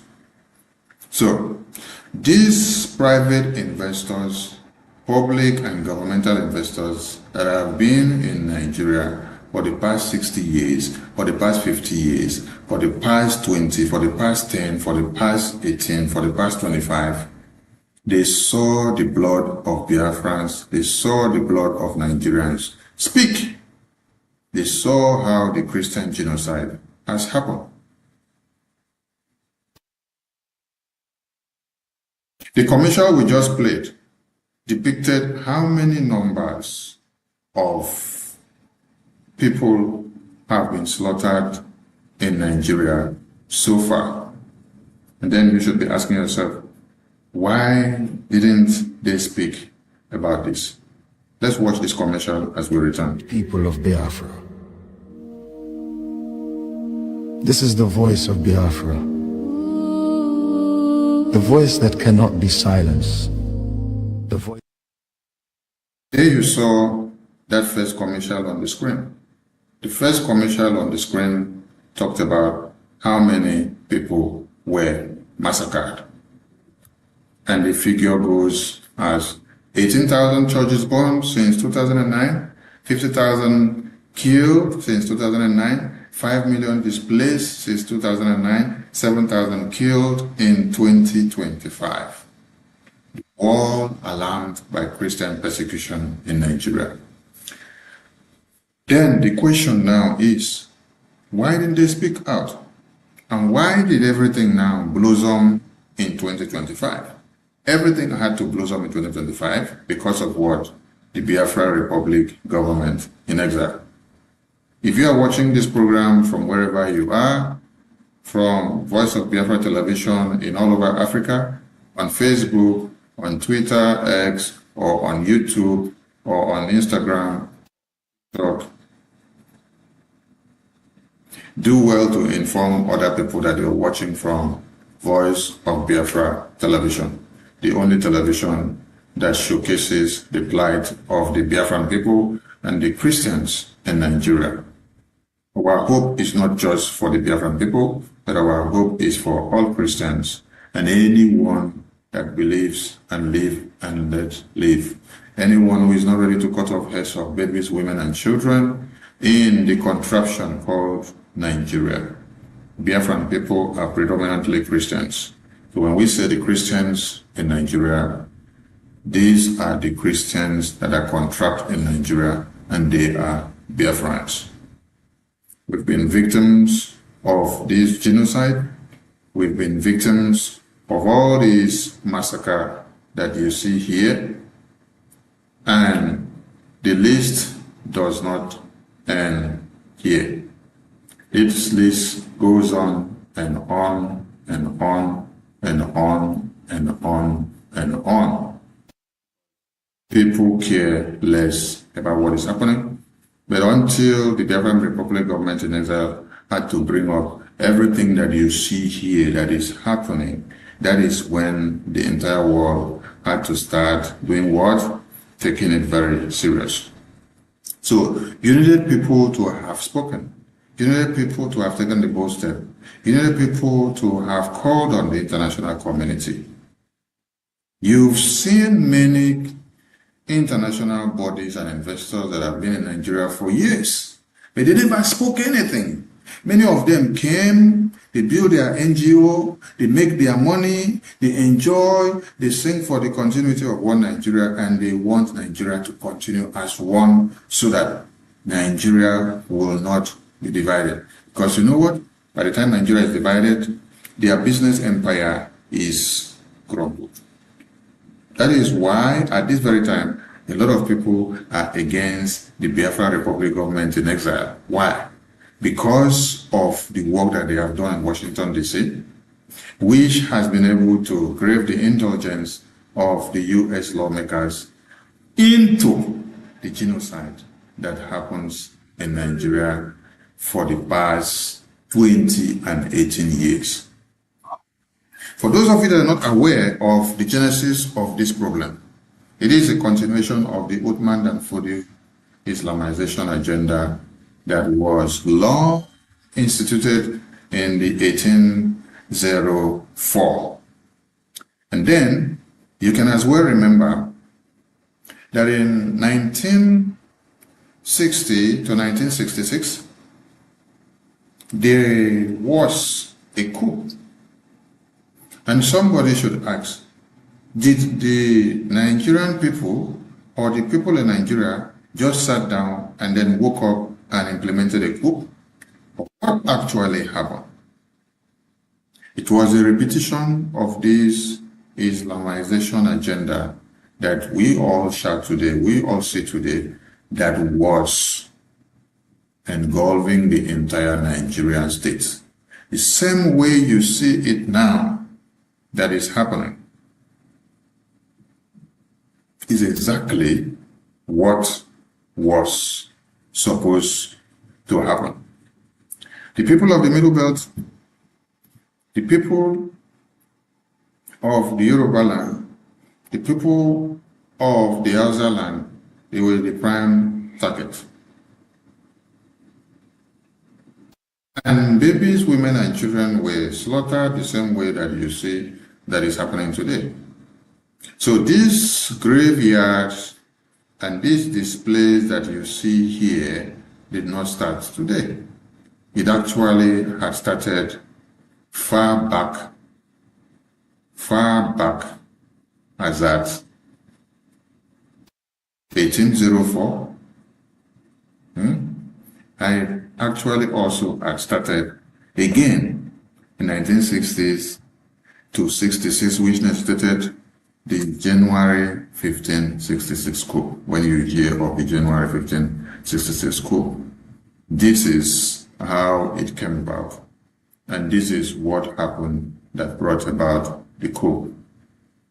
The coup was staged to be able to stop the genocide, to be able to stop the Islamization agenda. and to curtail the situation that you see today, which has come to repeat itself again. But because there has been this hatred against one set of people in the contraption called Nigeria, mind you, the contraption was brought about by Britain. And so, your parents and my parents were never consulted when this contraption were brought together. So we were forcefully brought together, and that is why there must always be disagreements, because there was or there were no consultations from all ends before the forceful amalgamation was brought together. So this will not end here now, the way all of you are taking it, unless you understand the root cause of this very problem. The root cause of this very problem is far bigger than what some people are putting out there. And until it is properly explained, until it is well addressed, Nigeria will be in chaos and will be dismantled. How many babies, women, and children have been slaughtered so far? Since Friday last week.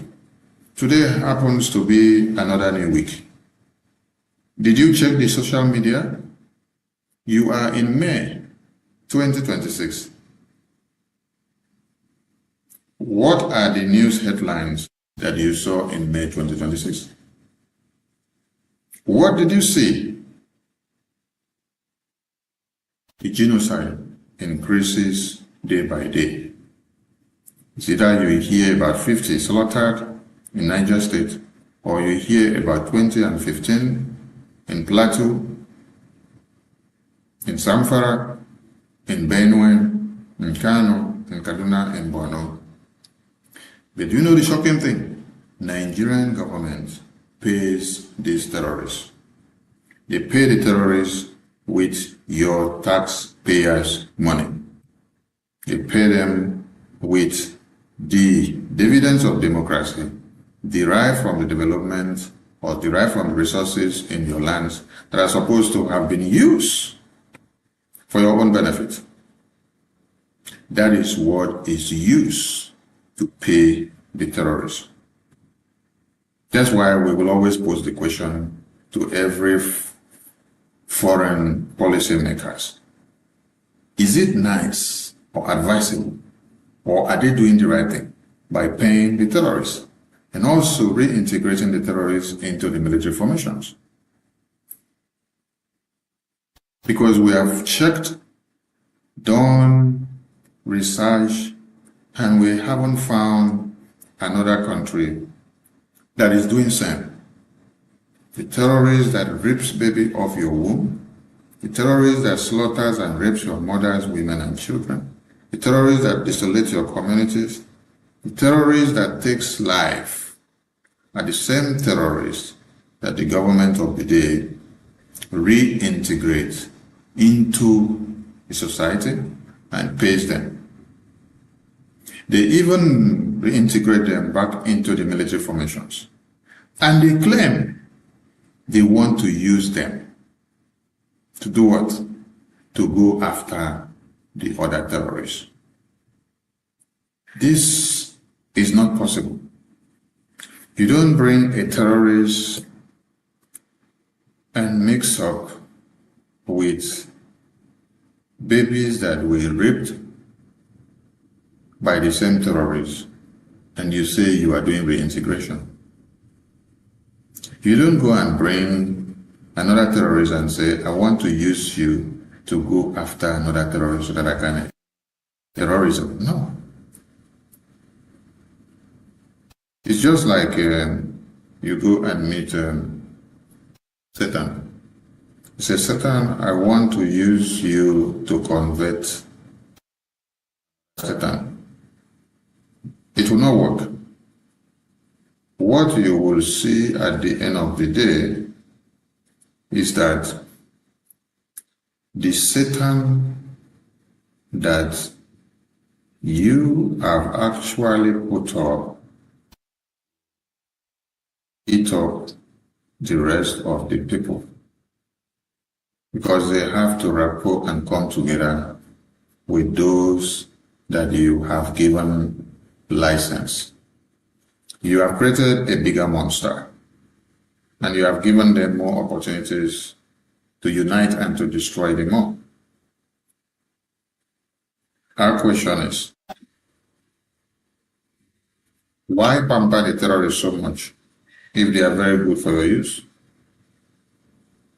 Why don't you just create a different country for the terrorists and then create a leader for the terrorists for them to lead the terrorists? You have to use a conquer system to be able to create your own emirate and empire. Must it be done with conquest? Everybody can live in their different world without conquering somebody to become somebody. Why is it that you must use a conquer strategist, implement the Islamic invasion? The Biafran people will not fold their arms to watch and see this happen.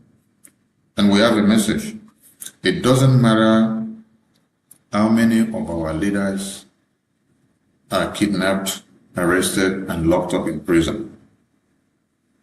We will march, yes, in different forms. We will march in different ways. And Biafra cannot be stopped.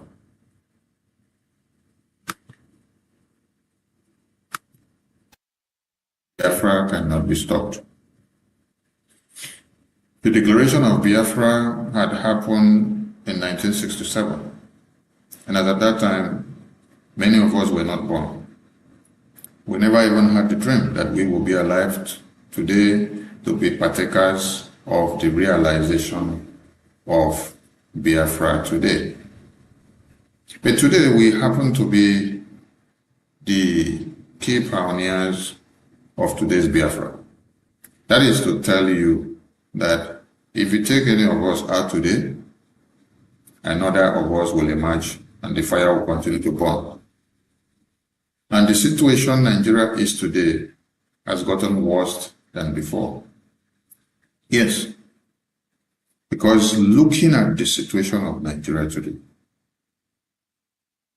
everybody now feels the fury. If everyone weren't feeling the fury before, I believe today everybody can feel the fury. So, do you still disbelieve in the disintegration of Nigeria? Do you still disbelieve or misunderstand? Or do you still cultivate the hopeless hope that Nigeria will ever work? Because that is the mistake that many people have made.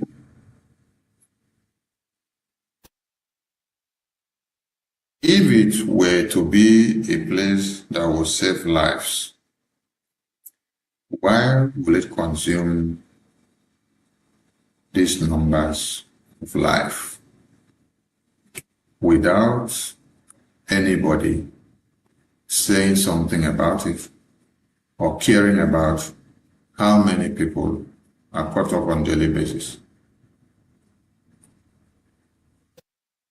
Does this number flows out of America? Does this number flows out of UK? Does this number flows out of Italy? Does this number flows out of Spain? Does this number flows out of Portugal? Does this number flows out of Germany? Does this number flows out of Netherlands? Does this number flows out of Poland? Does this number flows out of Belgium? Does this number flows out of all the regions of the earth?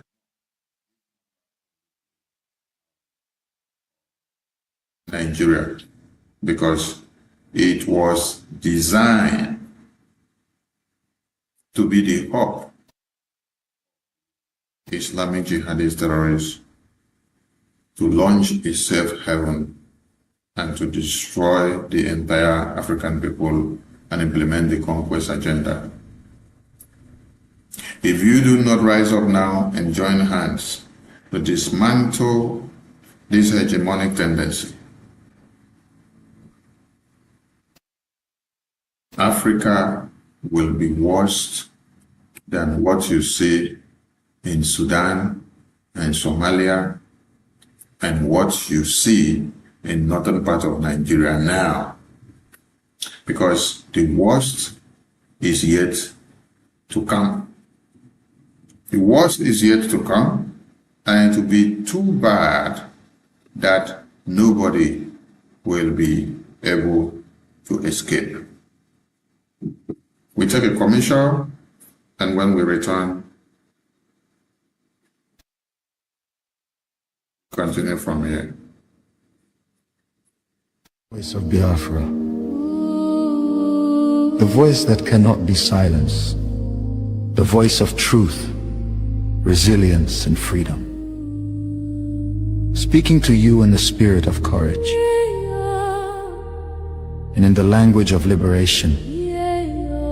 Nigeria government has lost control. Great people of Biafra. This is the voice of Biafra, the voice that cannot be silenced, the voice of truth, resilience, and freedom. Speaking to you in the spirit of courage and in the language of liberation. Nigeria government has lost control over insecurity. Fellow listeners, what was once whispered in fear, what was once denied in arrogance, has now become a reality too loud to ignore. A nation staggering under the weight of its own contradictions is rapidly losing control over insecurity. From the north to the south, from the east to the west, the land trembles, not from natural disaster, but from man-made chaos. Communities abandoned, villages raided under the cover of darkness, highways turned into corridors of fear. Citizens left to fend for themselves. In a country where the government once promised protection, the question now echoes across the land. Where is the government? Where are the security forces? Where is the accountability? In recent times, markets have become targets. Travelers have become victims. Families have become statistics. And yet, those in power continue to speak in rehearsed tone. Detached from the suffering of the people, observers say, this is no longer a matter of isolated incidents. This is systemic failure. A collapse of responsibility. A nation where innocent lives are wasted daily. As fear grips the population, a new reality emerges. The people have lost confidence. Trust has been eroded. Hope has faded. But here, on this frequency, we do not deal in fear. We deal in truth. And the truth is this. A government that cannot protect its people has failed its most sacred duty to the people. Listen. Remain vigilant. Remain aware. Remain strong. Nigeria has failed its citizens, and in awareness lies survival. This is a wake-up call. You are listening to the voice of Biafra, where truth lives and freedom speaks. Biafrans stand firm until justice speaks louder than silence. And stay safe. God bless Biafra Republic. God bless Biafra Republic government in exile. Great people of Biafra, this is the voice of Biafra, the voice that cannot be silenced, the voice of truth, resilience, and freedom. Speaking to you in the spirit of courage and in the language of liberation, Nigeria government has lost control over.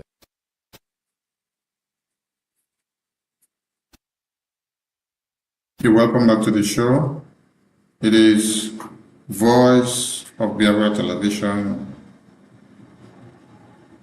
live, coming to you from the VOB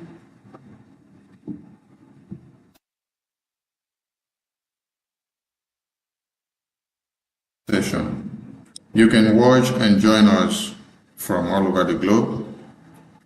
All you have to do is to follow the frequency if you have a satellite decoder.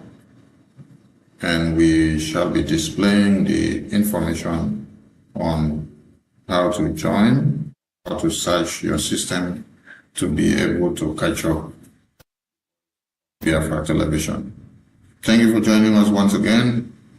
And the message here is that considering how the situation of Nigeria has been, if Biafra is not let go, there won't be peace in Nigeria. If Biafra is not let go, not allowed to have their freedom, it happens to be the roadmap to the freedom of every mankind in Nigeria and in Africa.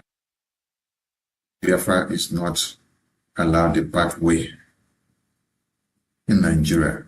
There will be no peace in Nigeria. Because the Biafran people has the antidote to neutralize the terrorists in Nigeria. The only people that have remained provoked, confronted the Nigerian government in all their dealings and ways and manners that they are using to destroy the lives of people has been the Biafran people. Only Biafran people have been able to confront them and to bring them down. But every other persons or every other people in Nigeria are afraid of the Fulani terrorists. Maybe because of what they gain, maybe because of their monetary interests or their political interests. But the only people that says they cannot fold their hands and watch as babies, women and children are cut to pieces has only been the Biafran people. They have paid this price before and they are still paying this price now as we speak. Mazi Nnamdi Kanu, who happened to speak for Biafra, was kidnapped in Kenya by Nigerian government in collaboration with other foreign governments. Why did they kidnap him? Did they kidnap him because they love him so much? Did they kidnap him because they want him to come and be their friend? Did they kidnap him because he has been giving them food and they did not enjoy the food and they want another food? No. They kidnapped him because he was creating the awareness and exposing and telling people about the Christian genocide that is happening today, the Islamic agenda that is happening today. He was opening the eyes of every Christian and every Nigerian in Nigeria that the jihad is coming. He told the Biafran people that they should wake up and be prepared because the terrorists will come, slaughter them, and Nigeria will be worse than Somalia. So they kidnapped him because he happens to be a victim.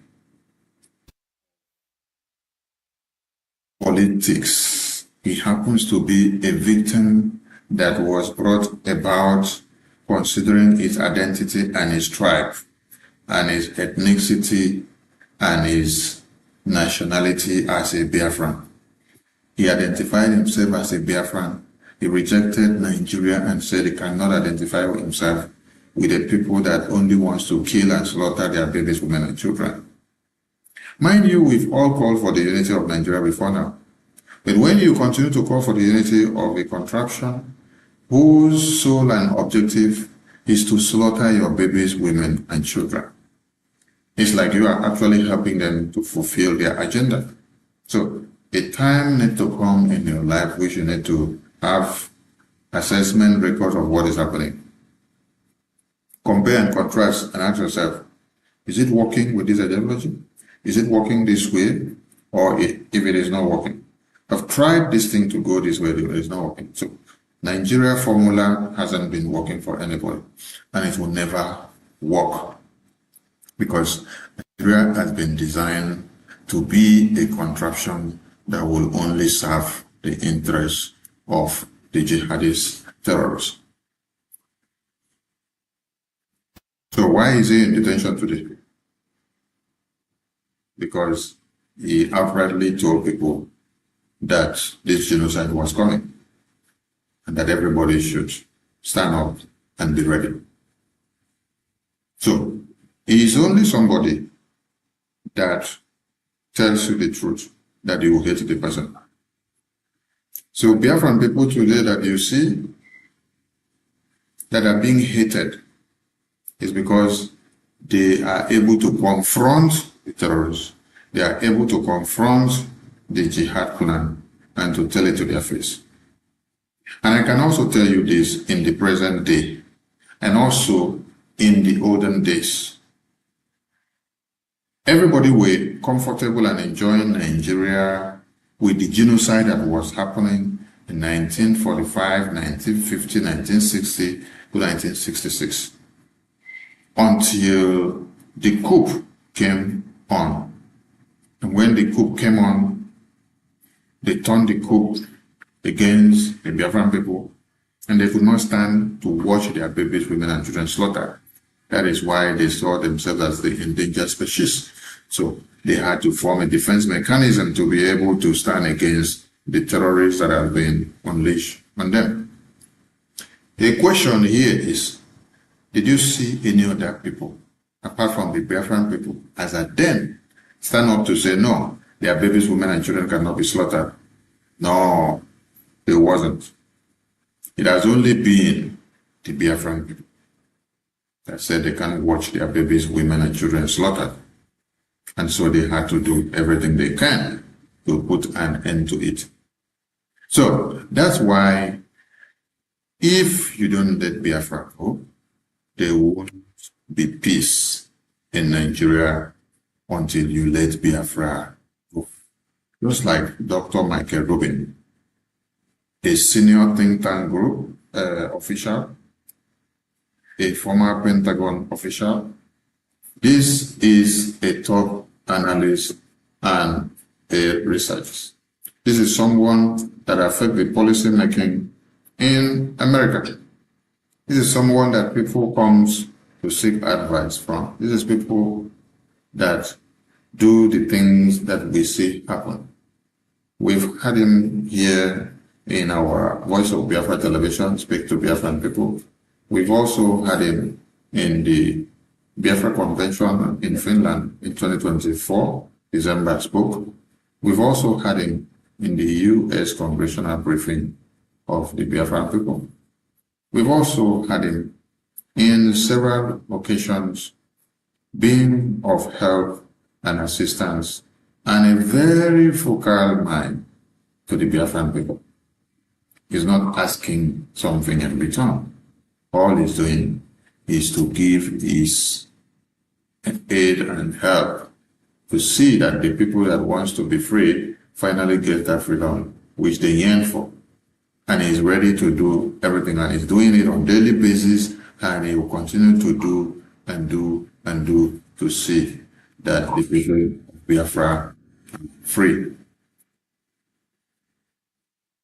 So if you are one of the people singing the praises of Nigeria, oh please, I beg of you, Nigeria was not meant to be good. Nigeria was not meant to benefit you. Nigeria is a contraption that is meant for jihad plan to be implemented.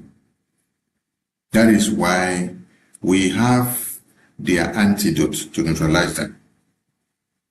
Any other person that have their antidote can as well come out and tell us that he or she has their antidote.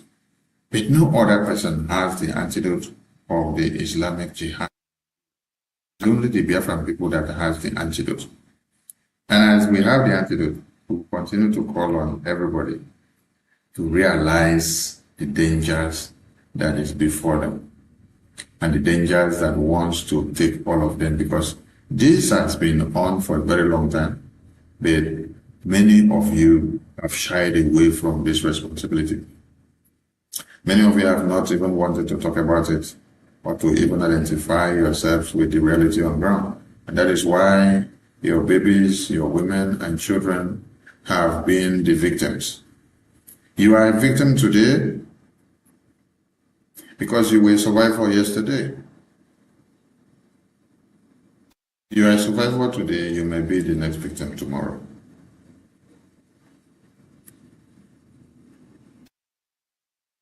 The work of the Biafra Republic government in exile lobbies and the Prime Minister in Washington, D.C.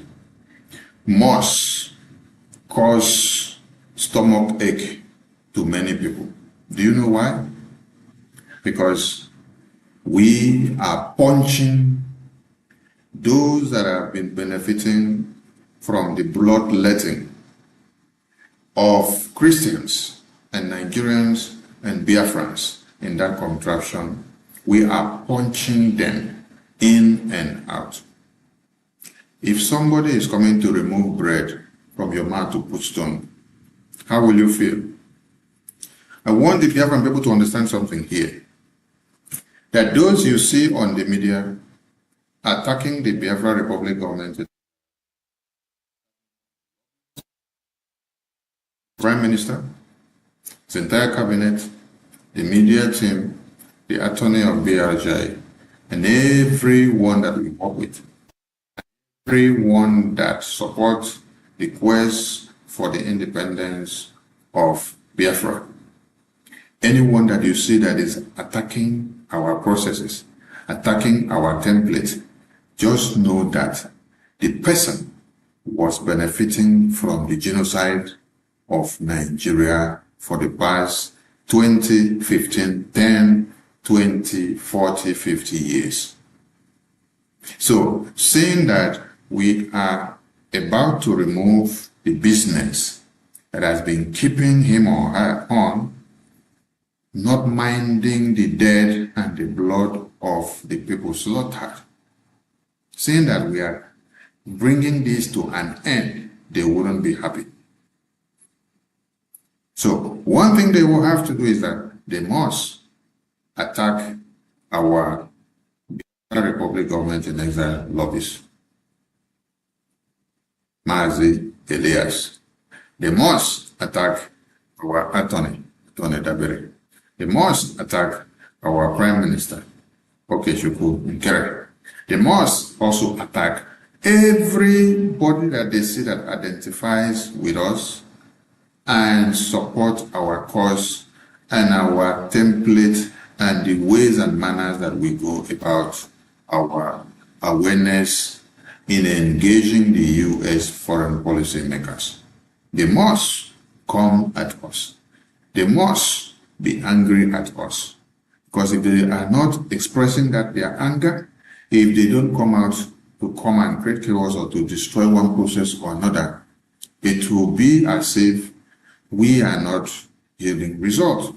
It is only someone that is yielding results that will now have enemies. It's only someone that is yielding good results that will have adversaries. So I want the Biafran people, the media team, to get this fact straight. First, you need to be happy when you see that you have too many people coming out from the toilet. Yes, I call it toilet because if you ask them, where have you been for the past 50 years? Where have you been for the past 30 years? Where have you been for the past 40 years? Where have you been for the past 10 years? Where have you been for the past 20 years? Where this jihad have slaughtered babies, women, and children. Some of them were inside Nigeria benefiting from the Nigerian government, benefiting from this bloodletting. It benefited from this jihad. It benefited from how babies, women, and children of the Christians are slaughtered and of the Biafrans. But they did not speak up. How would they speak up? Because money covered their mouth. They use the money, plan everything for them. They give them contract, they give them opportunities to enjoy everything in Nigeria. They will travel from all over Nigeria. They will do everything they want to do. They will give them all chieftaincy titles. You know, for you to be able to blend with the Nigerian politicians, you must fall into the circle of the corrupt practices. So they enjoyed all this show while Nigeria continued to wax on the blood of Christians. This has happened and happened and happened and gone for years and years and years. Nobody had the balls to hold Nigeria to their knee. I asked another question. Why didn't they, these people that you see today, attacking the Biafra Republic government in exile, on the strategies and template that we are using against Nigeria that brought Nigeria to the international stage for them to come and answer questions the past 20 years? Why didn't they come out to say Nigeria is bad? Why didn't they come out to say, oh, we have been doing business inside Nigeria for the past 10 and 15 years, and this is what we have been saying. They have been slaughtering, they have been maiming, and then they brought the petition, they brought it out and started doing open protest in America to submit to the US Congress for us to see that they will learn it. You see, they never did that. But they waited to see the opportunity that first ever in history, the Biafra Republic government in exile submitted a congressional testimony enumerating everything about Nigeria, enumerating the cause of Biafra and what Biafrans are doing now, enumerating the way forward and solutions and recommendations, and also telling the entire world that if you ignore the genocide, those resources that you so value in that contraption will not be available for you to have your hands on it again. Because when the genocide is done by the terrorists, they will use the process of the resources that they gather to acquire the weapons. And the first attack will come to America, because America has been mapped out as the prime enemy, because it's only America that is ready to crush every terrorist and every jihadist plan. So, to the media team of Brgie, I appreciate all your work, but be very happy when you see people attacking your work in the media, attacking the work of the Biafra Republic government in exile. One, it is recognition that you are doing what is touching the oligarchies. You are doing what is actually hitting the balls. You are doing what has actually destroyed their criminality. You are doing what has destroyed where they benefited from the blood of Christians and Biafrans for the past 40, for the past 10, for the past 5, for the past 15, for the past 20 years. So do not expect them to go back and sleep. What you should rather expect from them is to see them litter everywhere with their urchins and become nuisance everywhere. By so doing, they promote the Biafra Republic government in England and the work that we've been doing in Washington, D.C.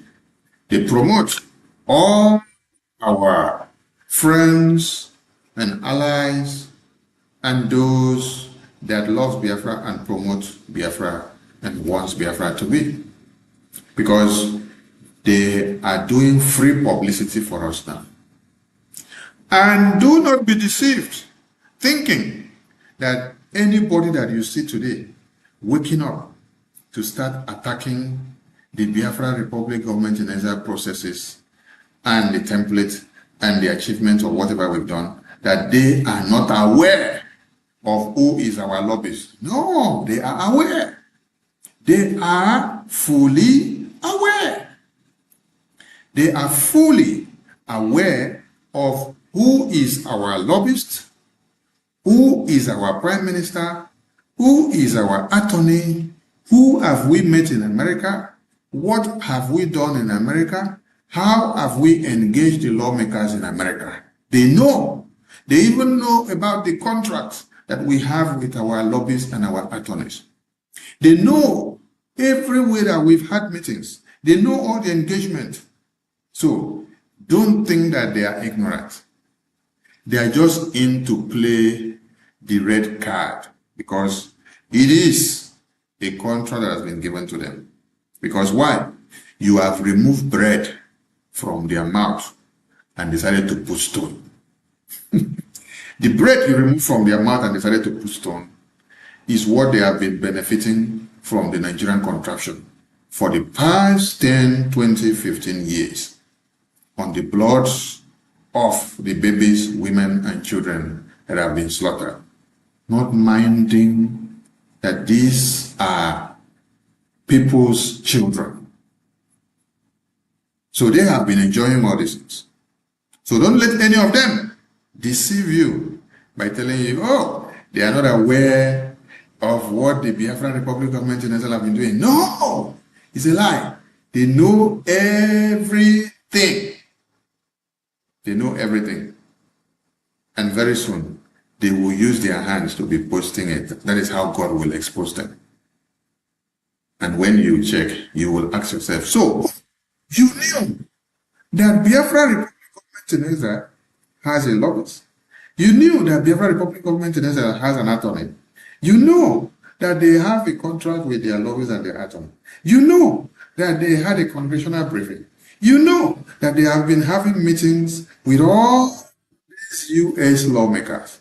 Yes, they are fully aware, but they will come out to discredit your work in the media, to cause dissociation, to cause chaos, and to downplay your effort, to bring in conflict amongst you, so that it will seem as if you have not been doing anything. And yet they are aware. They make research and they know everything. They see your discussions and your meetings that you post and communicates that is coming out and everything you do. So that is why I want you all to understand and remember that they are doing all this because our lobbyists and our attorney successfully, with our pen, in their education and the work that they have been doing, succeeded in activating U.S. foreign policy apparatus against Nigeria. They activated credibility damage against Nigeria. They also activated against Nigerian government and their military formations and even the economy. They brought about political and diplomatic isolation to Nigerian government and all their allies.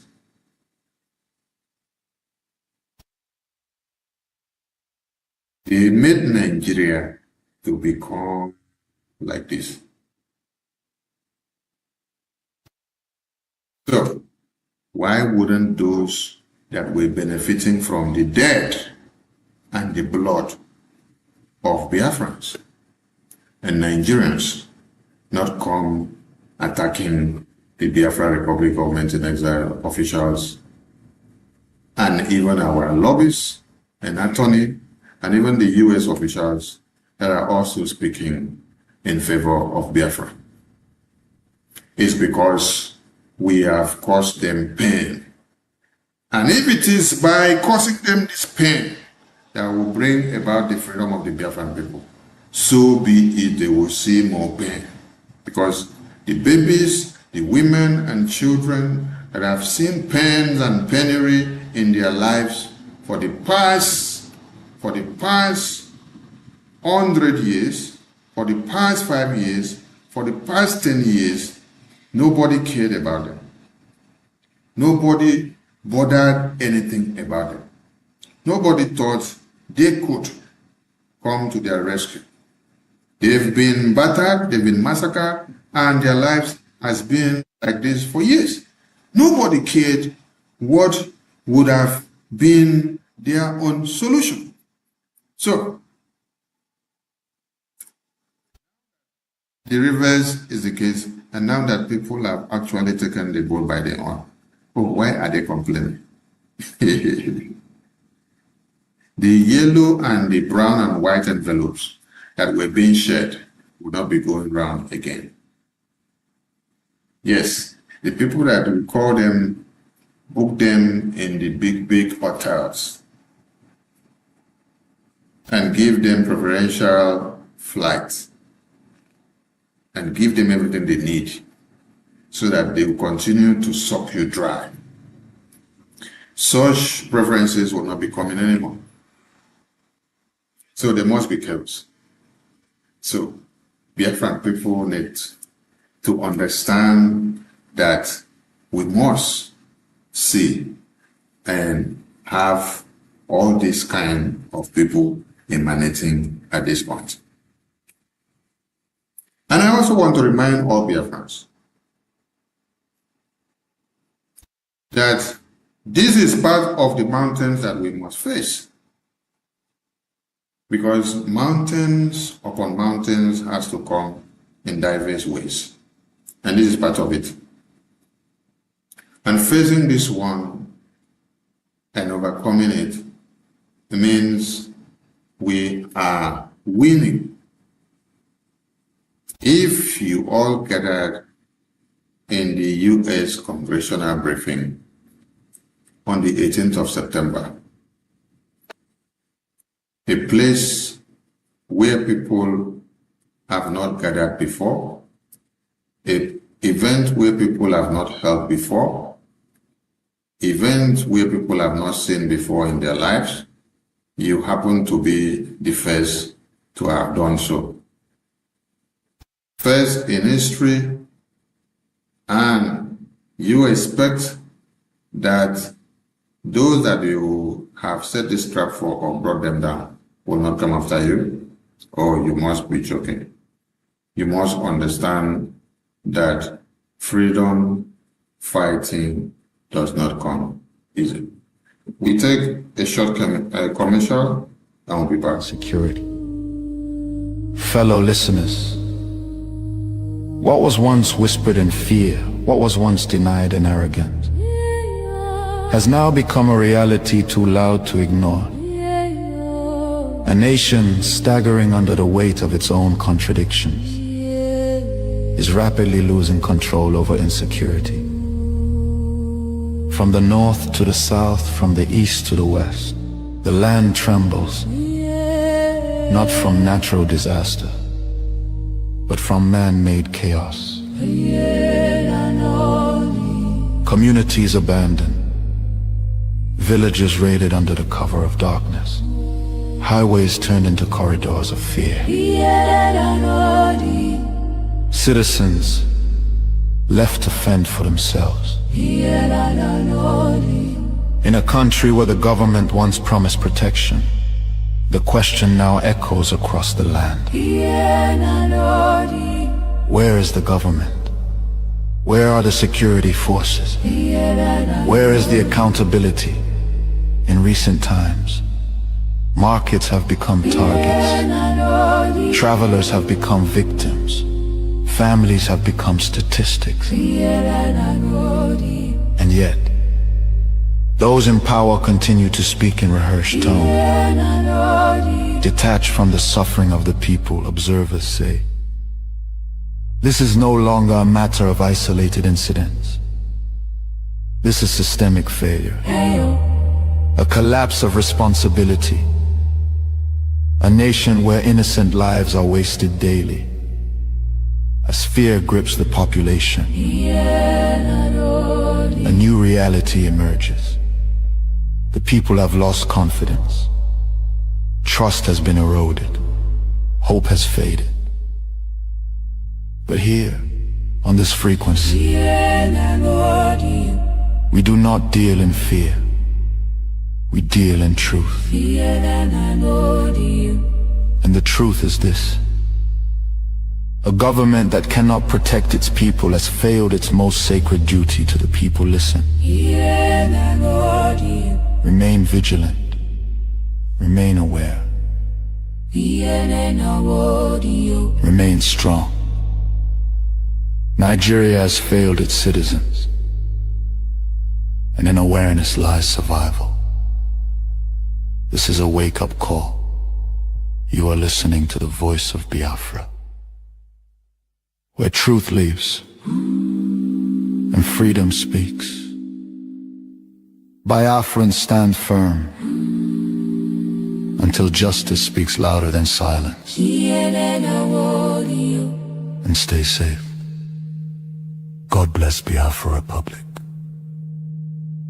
God bless Biafra Republic government in exile. Great people of Biafra. The Voice of Biafra Television, VOB, reaching you from all over the globe. And like we have said, and we continue to say, Biafra is here, and all you've got to do is to key into what we are doing. There is never a freedom fighting or war that is fought without money. And that is why I am coming to the reasons why we must support our freedom with a Gemma more and more than we have ever done. Yes, because money speaks in Washington, D.C., and shit does the work. So they say, for us to have had the able hands of meeting these U.S. foreign policy makers, educating them and telling them about Biafra, telling them about the Christian genocide, having series of engagement with them, we needed a channel to have gone through. And that channel of communication happens to have been lobbyists and attorneys. This happens to be the connecting rod. This happens to be the intermediaries to make or see the U.S. foreign policy makers.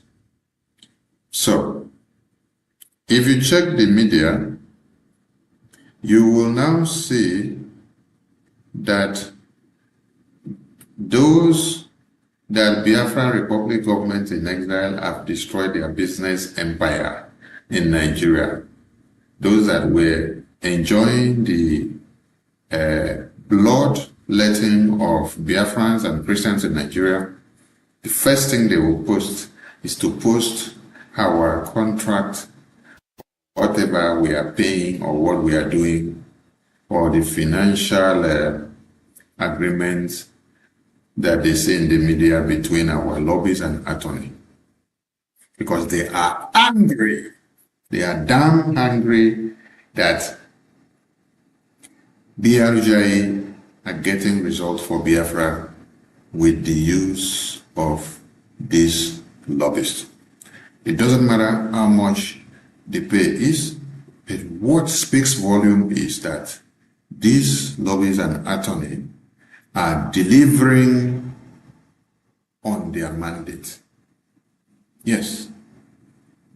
If we were not delivering on that mandate, our voices wouldn't have been heard and we wouldn't have been spotted in the policy circle. We wouldn't have been spotted as being seen within the circle of the policy. So these people are angry that these lobbies and attorney is actually delivering on the mandate. And that is why we want them to cry now. Yes. We love to see panicants cry. We love to see them cry harder and cry bigger because it gives us joy. It helps us to weigh our balances. It helps us to check our statistics. It helps us to see if we are actually getting the result or if we are doing well or not. And from what we have seen, with all the panicants that we've seen and with all the cries that they put out there, it simply tells us that we are doing excellently well.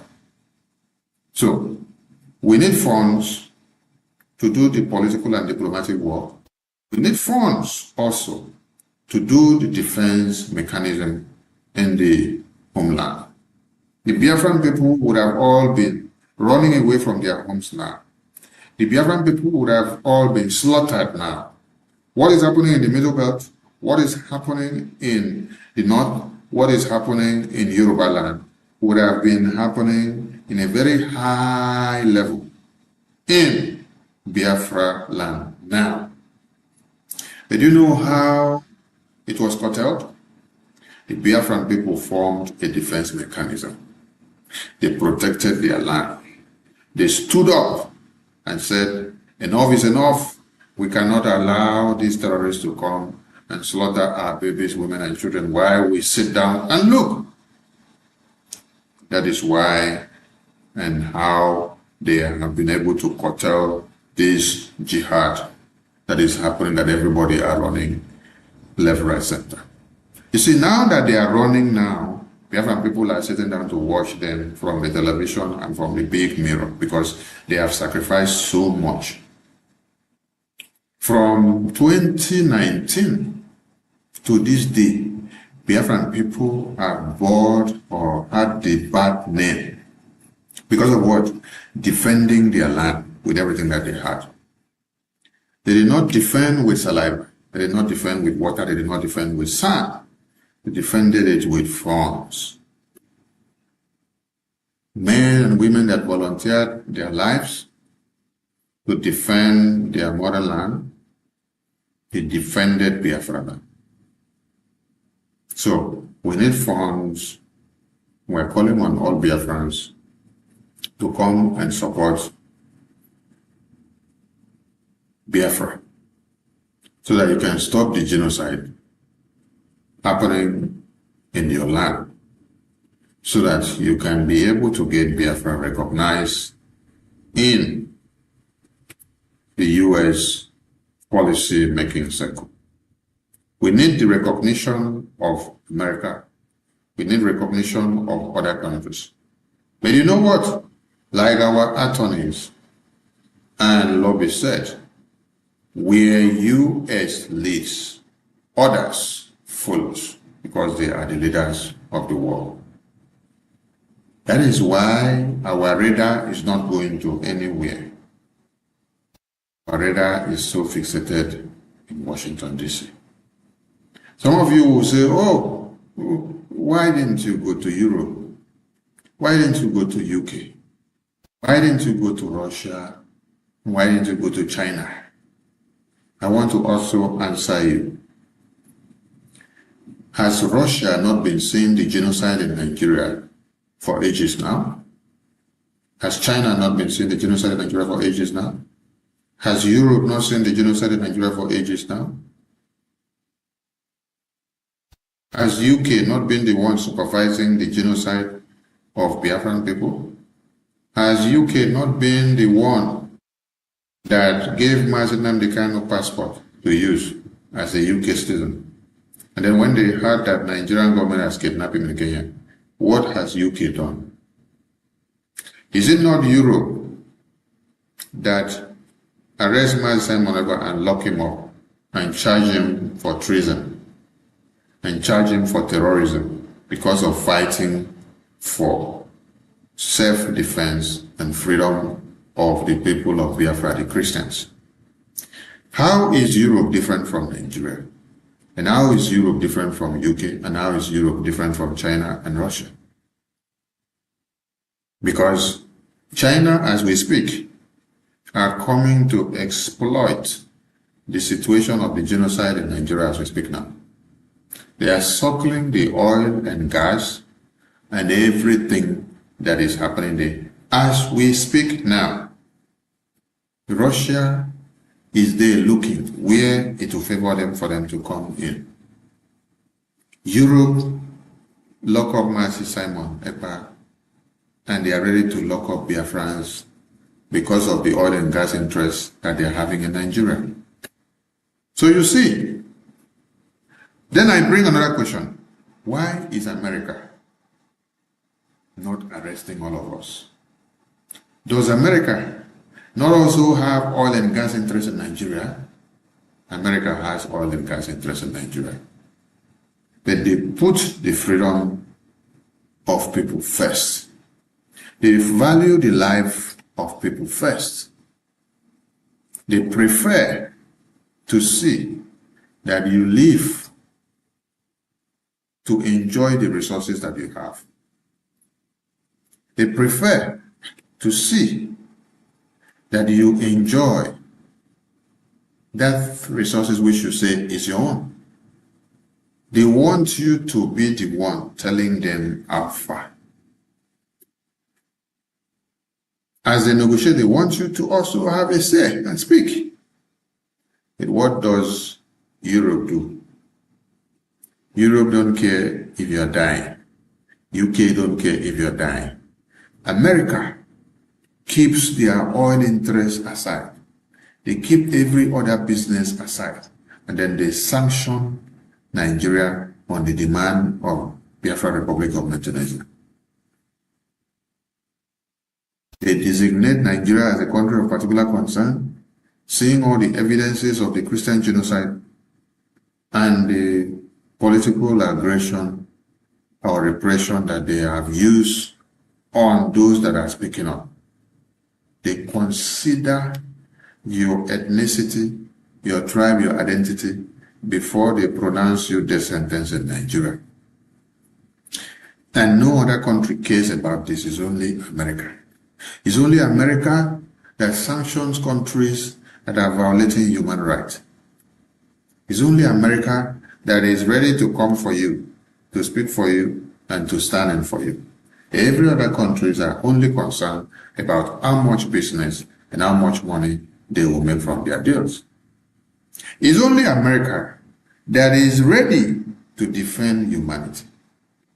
Yet America have their interests that they want, but they put your life first. That's the question you should ask yourself. How come America put your life first, but every other countries don't put your life first, but they put the resources that they want to get from you? That is why America deserves to be the leader of the war. Because they have the balls to tell who is doing evil. They have the balls to call you out and punish you. No other country placed sanctions on Nigeria. Rather, they continue to have business with Nigeria on a daily basis, not minding the dead bodies of babies, women, and children that are paraded in the streets of Nigeria. But only America does so.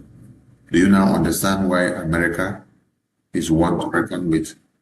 And if you need somebody to speak for you, you have to go and look for American government.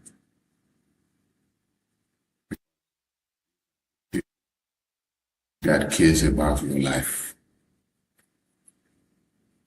That the people that wants you to be free, not just looking into the oil and gas, but they want you to be free, so that you can also live like them and have a free life.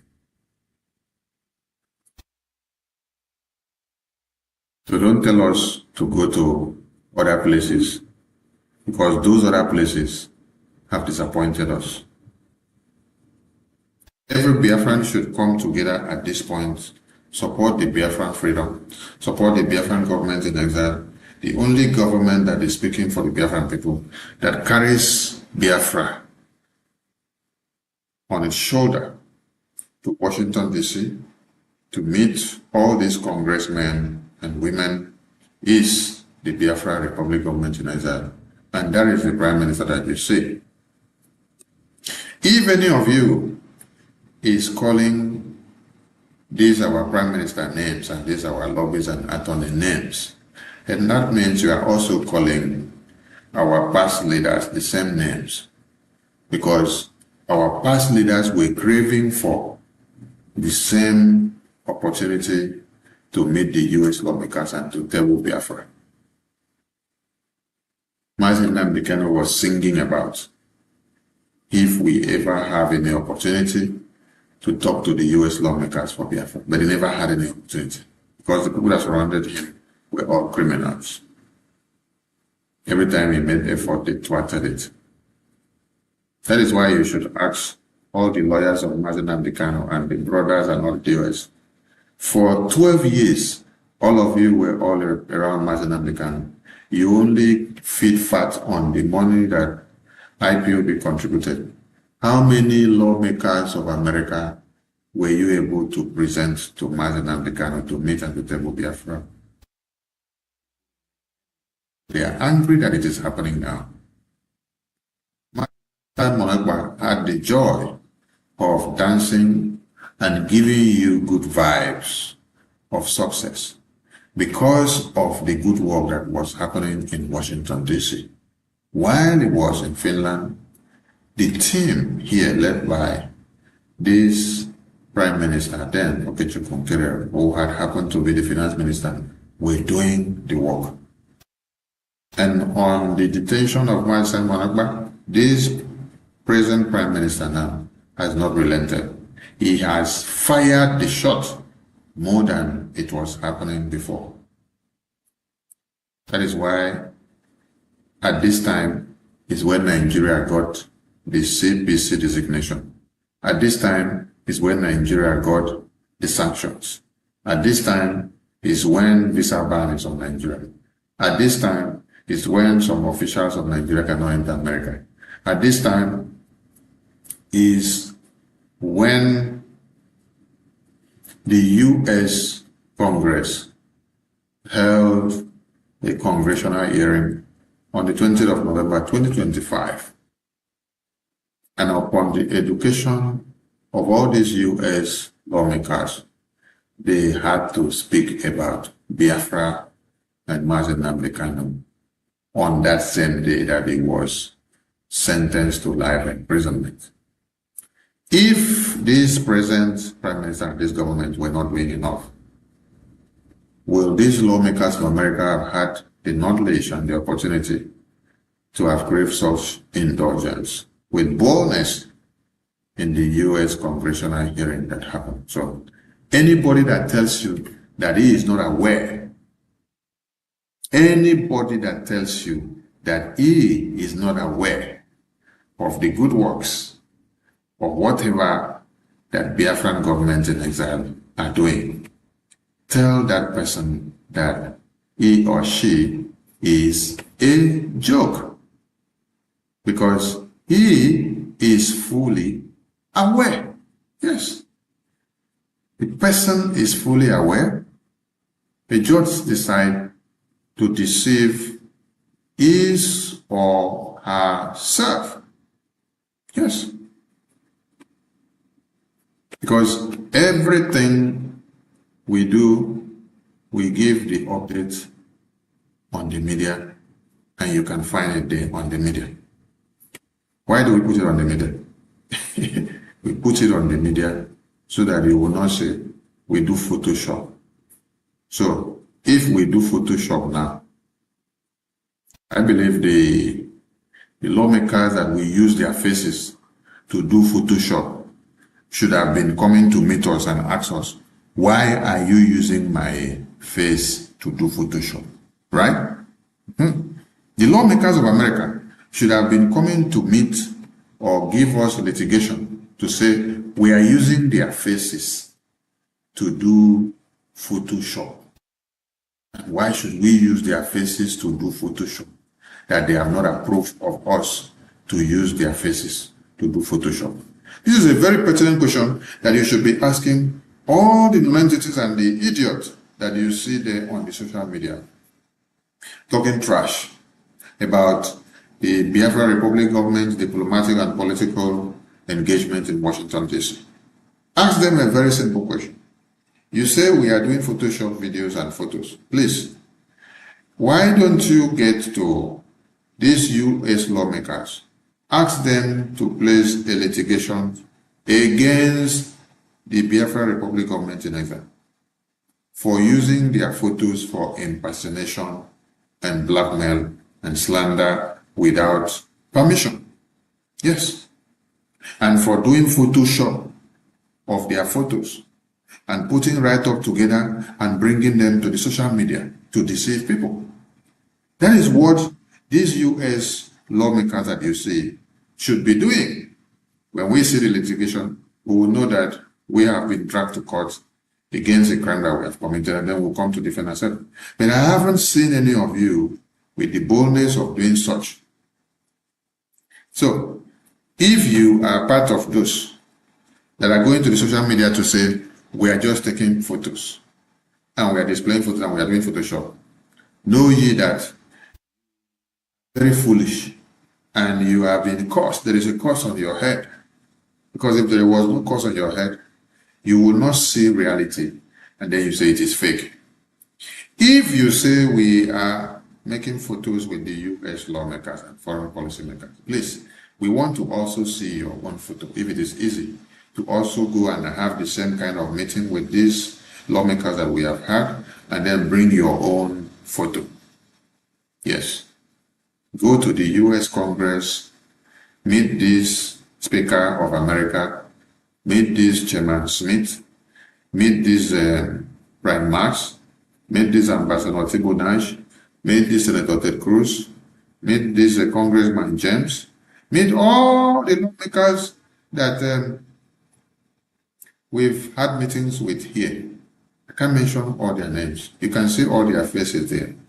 And there are more than this. We are only capturing a cross-section of them for you to see. Please go and meet all these lawmakers, and then also bring your own video or photo of evidence. Come and post it in the social media. Yes.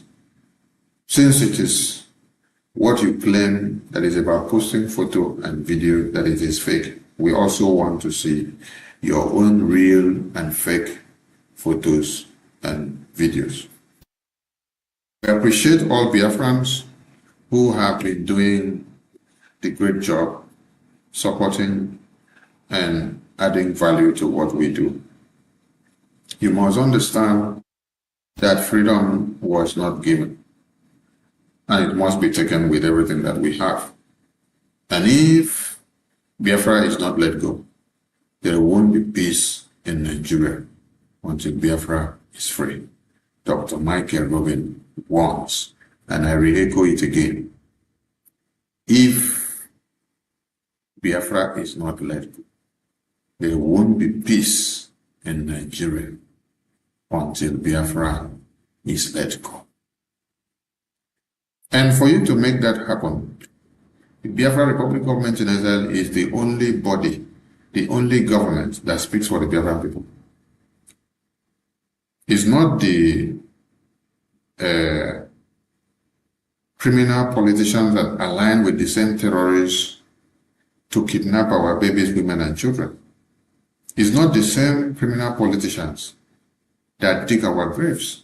It's not the same criminal politicians that wants all international communities to deport us back to Nigeria so that we will be locked up in prison like the way they did to Mazen and Bcano, simply because we are fighting for the freedom of our people. No.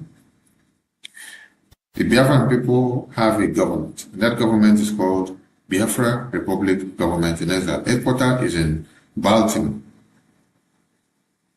Maryland, USA. And without this Biafra Republic government in exile and the US government serving as a relation with Nigeria, any Biafra settlement or negotiations that Nigeria is putting up with the Nigerian politicians, using any of our leaders that are in the prison, is null and void. You cannot use our leaders after you kidnap them, make them a prisoner, make them to surrender. You tie them down one place, and then you want to use them and give them a condition to surrender Biafra. No. He's a prisoner, and none of our Biafrans that are prisoners in Nigeria or anywhere in the world can be used to now speak for Biafrans that are walking freely here. It's only free people that take responsibility for people that are in prison. It is not people that are in prison that take responsibility for those that are not in prison. No.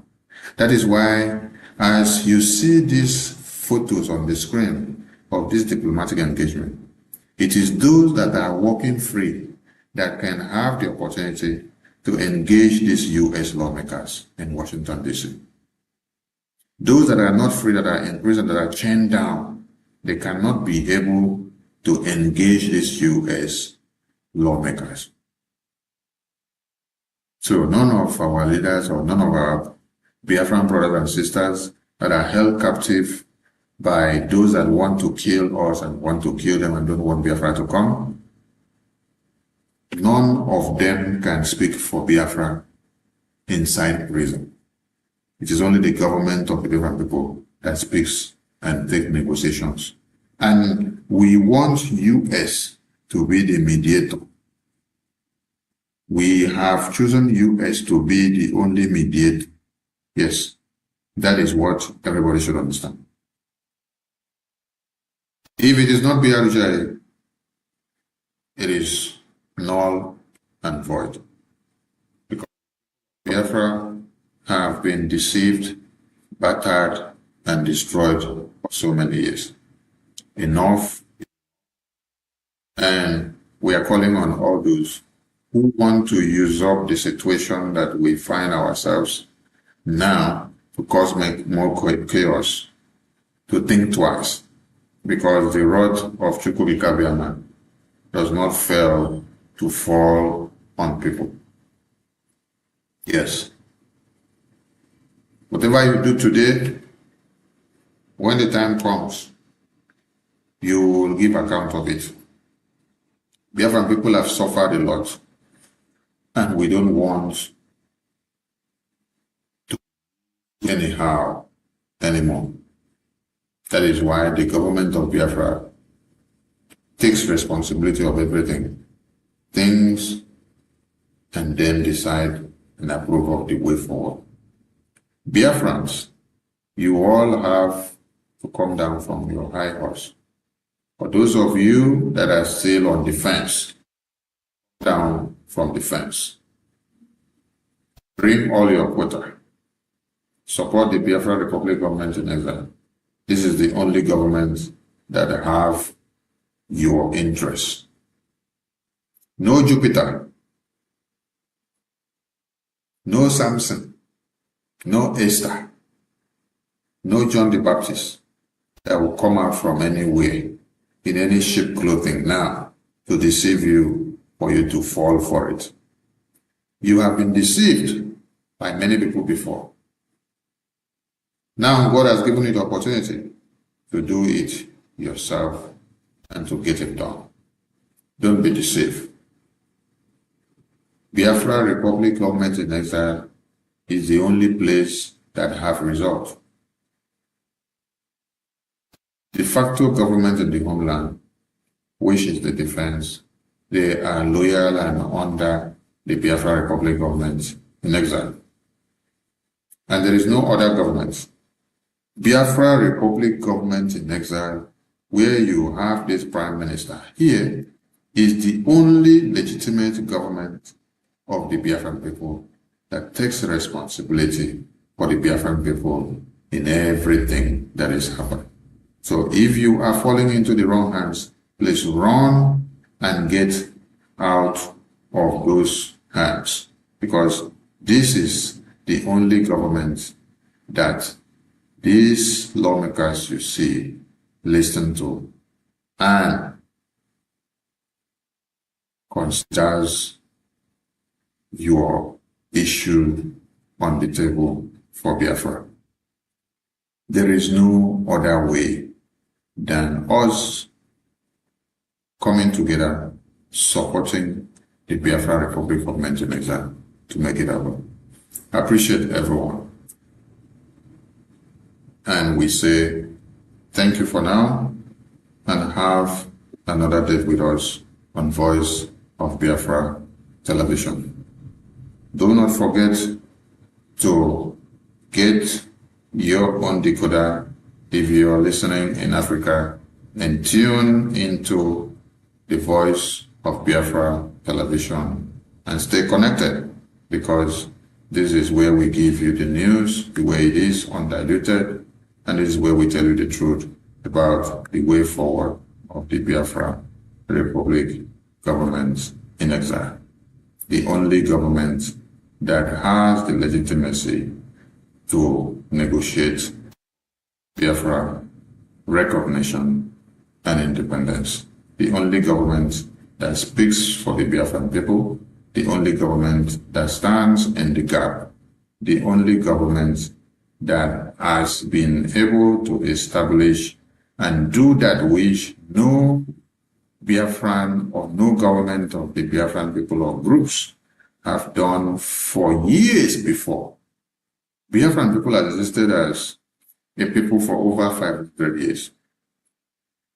And a Biafra government existed during the government of Ojukwu and Philip Effiong, and they never had the opportunity of meeting or having the open door into the U.S. Congress of America to table the cases or to talk about Biafra.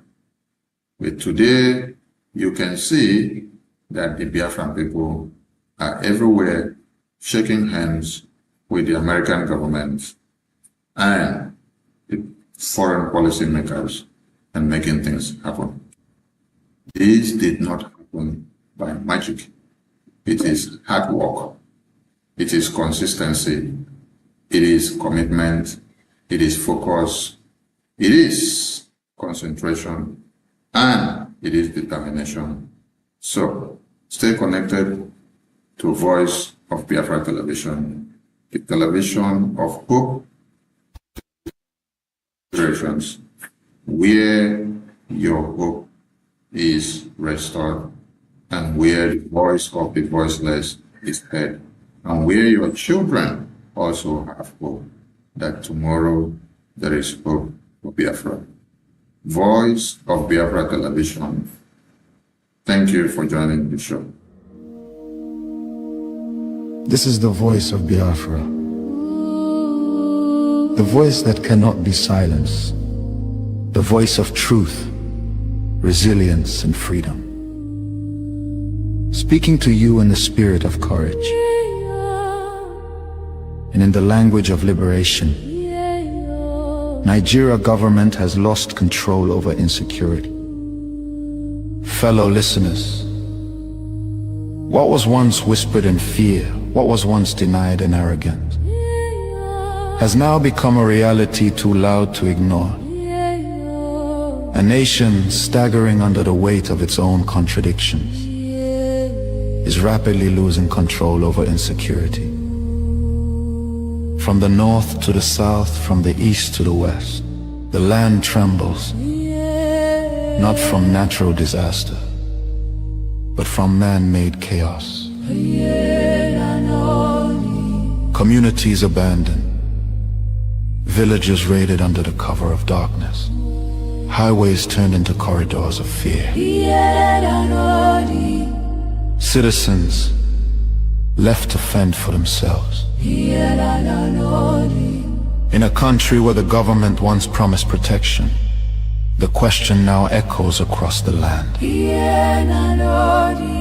Where is the government? Where are the security forces? Where is the accountability? In recent times, markets have become targets. Travelers have become victims. Families have become statistics. And yet, those in power continue to speak in rehearsed tone. Detached from the suffering of the people, observers say, this is no longer a matter of isolated incidents. This is systemic failure. A collapse of responsibility. A nation where innocent lives are wasted daily. As fear grips the population, a new reality emerges. The people have lost confidence. Trust has been eroded. Hope has faded. But here, on this frequency, we do not deal in fear. We deal in truth.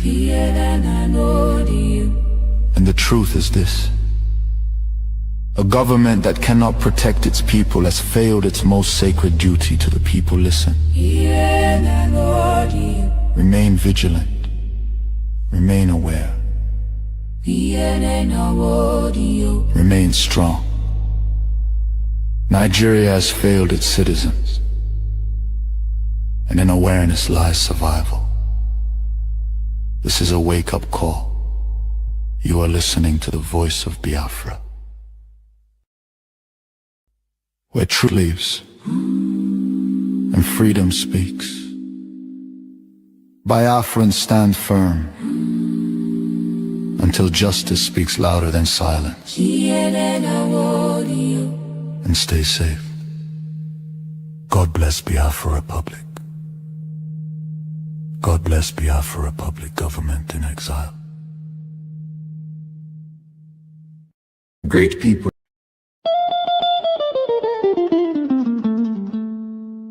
In the heart of Africa, a nation bleeds.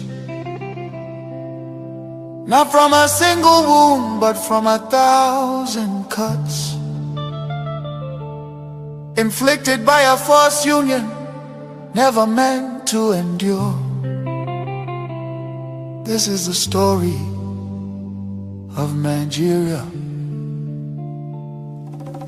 a giant built on false foundations, now straining beneath the weight of its own contradictions.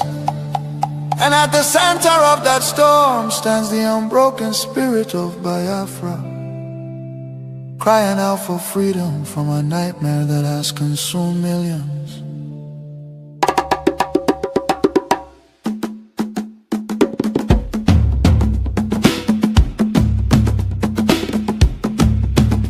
It began with the rivers of blood in 1966. Thousands of Biafran men, women and children, professionals, traders, students and families who had built lives across the Federation became targets in the northern city, fueled by ethnic hatred and religious hostility. Mobs descended upon innocent civilians. They were slaughtered in their homes, in crowded markets, and aboard trains carrying desperate families back to the east. Streets were littered with bodies, rivers choked with corpses. Survivors returned to the east carrying trauma, grief, and the painful realization that they were no longer wanted in the Nigerian Union. Biafra, Biafra, voice of truth and freedom. Biafra, Biafra, the rising sun will rise again. Then came May 30th, 1967, a desperate act of survival. What followed were 30 months of unimaginable devastation. The Nigerian military, armed and backed by foreign powers, including Britain, Russia and Egypt, surrounded the young republic. A total blockade was imposed. No food, no medicine, no escape. Starvation became a weapon of war. 5 millions, mostly civilians, many of them children, perished during what was not just a conflict but genocide against Biafra. Bombs fell on markets, hospitals and villages, communities were razed. The world watched in silence while famine hollowed the faces of innocent children. Some nations spoke out, but many turned away. The war officially ended in paper in 1970 under the declaration, no victor, no vanquished. Yet for Biafrans the suffering did not end. Their properties were confiscated, Nkere destroyed. Biafrans were given only £20 regardless of how much they had. Entire families struggled to rebuild shattered lives. The promise of reintegration faded into disappointment. Marginalization deepened in Nigerian government appointments. Infrastructure and control of resources from Biafran land. Oil flowing from the Biafra land enriched the center, while much of the east remained neglected. Roads deteriorated, industries collapsed. Biafra, Biafra. Voice of truth and freedom. The rising sun will rise again. The nightmare did not disappear, rather it evolved. Across Nigeria today, violence and insecurity continue to devastate communities. Armed attacks by Fulani herdsmen, terrorists have left villages destroyed, farmers killed, women violated, children orphaned and churches burned. Boko Haram and its offshoots have unleashed terror across multiple regions in the southeast. Demands for Biafra and self-determination are often met with military crackdowns, arrests and bloodshed. Protesters have been killed, fear and tension continue to rise.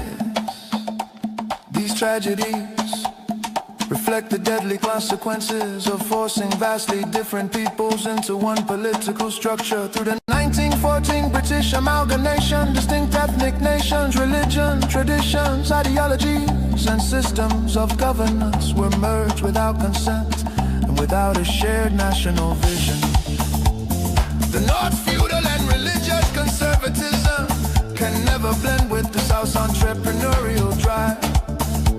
And the East Republican individualism attempts to hold the Union together continue to be at the cost of innocent blood. Why does Biafra matter? Biafra means self-determination. Biafra represents dignity, survival, and the right of a people to life and choose their future. Biafra symbolizes resistance, innovation, enterprise, and hope. The vision is of a nation with secure borders, focused development, protection of its citizens, and economic engagement with the world of future, free from oppression, fear, and perpetual conflict. The solution is not endless political conferences, military force or federal quota system, but a peaceful separation based on shared values and voluntary association. History shows that artificial unions often fracture violently, while honest separation can allow wounded nations to recover. Biafra is not dead, Biafra lives. It lives because the desire for freedom cannot be extinguished. Nigeria's ongoing crisis, corruption, insecurity, poverty, and division are proof that one structure cannot hold people with dangerous diversities together. For the million already lost, for the children yet unborn. Biafra, Biafra independence is non-negotiable. Let Africa remember that true unity cannot be sustained by force. The world must listen before more lives are lost. Biafra, Biafra lives, freedom calls. God bless Biafra. God bless the land of the rising sun. God bless Biafra Republic, government in exile, led by Prime Minister His Excellency Nkere, for standing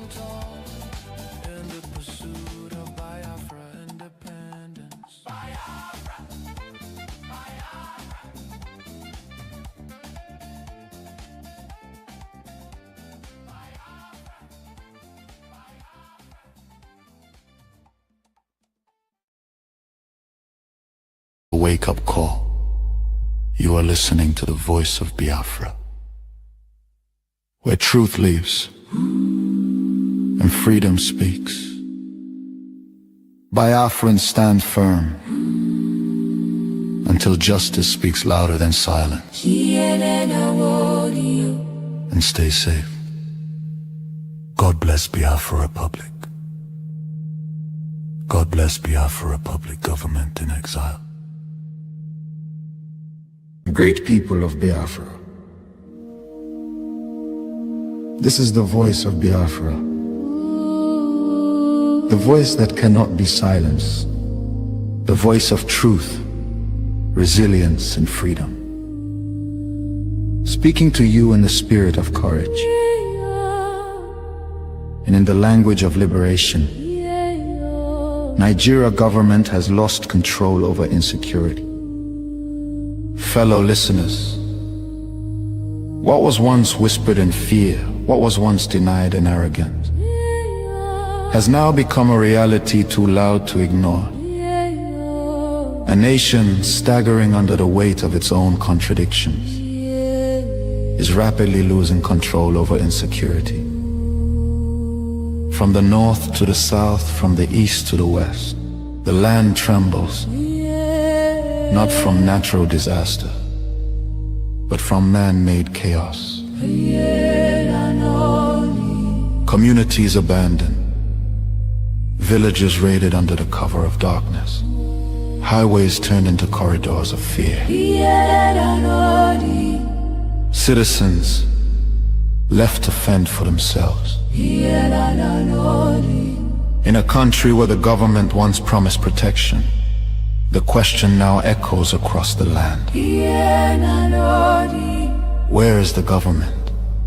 Where are the security forces? Where is the accountability? In recent times, markets have become targets. Travelers have become victims. Families have become statistics. And yet, those in power continue to speak in rehearsed tone. Detached from the suffering of the people, observers say, this is no longer a matter of isolated incidents. This is systemic failure. A collapse of responsibility. A nation where innocent lives are wasted daily. As fear grips the population, a new reality emerges. The people have lost confidence. Trust has been eroded. Hope has faded. But here, on this frequency, we do not deal in fear. We deal in truth. And the truth is this. A government that cannot protect its people has failed its most sacred duty to the people. Listen. Remain vigilant. Remain aware. Remain strong. Nigeria has failed its citizens, and in awareness lies survival. This is a wake-up call. You are listening to the voice of Biafra, where truth lives and freedom speaks. Biafrans stand firm until justice speaks louder than silence. And stay safe. God bless Biafra Republic. God bless Biafra Republic, government in exile.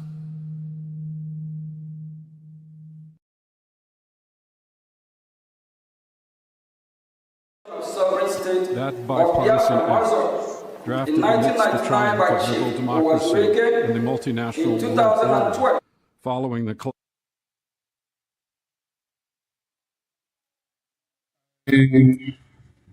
bring you warm greetings, and you're welcome to Voice of Biafra Television from wherever you're watching from.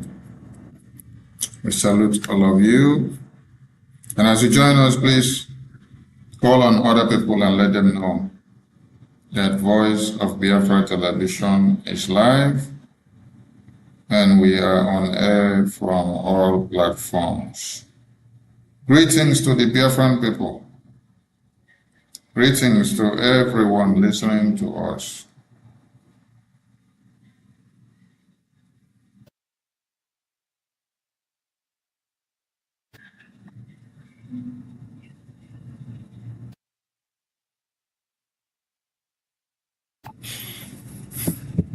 Welcome to Voice of Biafra Television, and in this frequency, we give you the news the way it is. It doesn't matter how many of those that are trying to show themselves against the Christians that are being slaughtered on a daily basis. People of Biafra. This is the voice of Biafra. The voice that cannot be silenced. The voice of truth, resilience, and freedom. Speaking to you in the spirit of courage and in the language of liberation. So in our renewed quest for Biafra, we are not the administration has not made its decision. Yes, good to have you all back again, and I hope we are coming out very clear. Let's check if we are very clear, if we are loud. All right, we are live and direct on all platforms. We are on Facebook, we are on Twitter, we are on YouTube, and we are also on the Voice of Biafra Television, coming out live the entire region of Africa.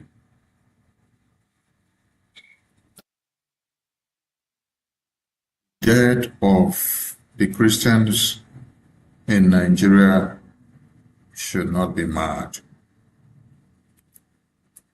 And that is why we must continue to create the awareness of everyone that claims to be ignorant of the reality that is happening in Nigeria. Voice of Biafra Television Live is where we tell you the way it is.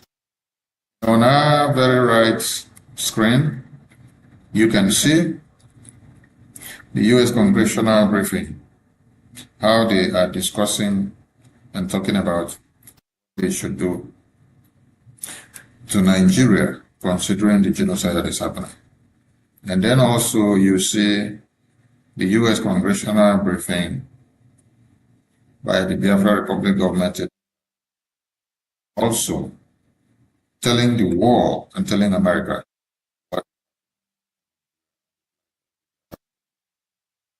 Greetings once again, and you're all welcome. Today's segment may not be very long, but we appreciate everyone that will be listening to this message and will be sharing it far and wide. Yes, let us start by appreciating the U.S. government, what they've done, and appreciating the entire Biafran people who are standing their ground, Biafra Republic government in exile. The Biafra Republic government in exile has come to stay, and it is the only voice of the Biafran people that speaks from Washington, D.C. Voice of the hopeless, the voice of the battered, the voice of the hungry, the voice of the motherless, the voice of the fatherless, and the voice of assurance and hope to every Christian in Nigeria, letting them know their cases are considered and not forgotten. Appreciate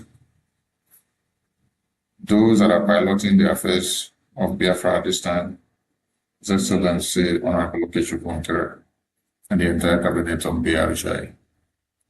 If you do not know this man standing here, where you see the American flag behind him, then you are living in denial, because this is the man that is shaking Nigeria from Washington, D.C. He's done it not once, not two, not three, not four. And he continues to. Nigeria is in quagmire. Nigeria is receiving the pain of the good works that he's doing in Washington, D.C. It is through his political and diplomatic campaign that Biafra has been brought up in the U.S. Congress. For the very first time in history, it is through his political and diplomatic engagement with the U.S. lawmakers that has made the American lawmakers now have the boldness to speak of Biafra and to drag out Nigerian government is really in reality. Because they have been telling all of you long before now that the situation in Nigeria is about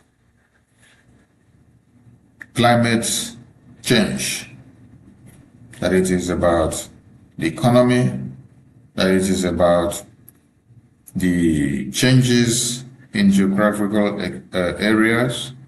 They've told you that it is because the inflation that is happening in other parts of the world is what is driving the insecurity in Nigeria. No, this has been a fat lie. The Biafran Republic government in exile have been able to bring these issues up and to let the entire world know and understand that Nigerian governments have been lying. The big question is, why will Nigerian governments be lying? Yes. Why will Nigerian governments just decide to lie for what they are not supposed to? Are they lying because they just love lying and they enjoy the lying? Or they just want to keep the entire world in the dark? Yes, they want to keep the entire world in the dark because they see it very important that if they do so, nobody will take anything serious that comes out from you that lives in that contraption called Nigeria. But it is incumbent on you to wake up and to tell the entire world that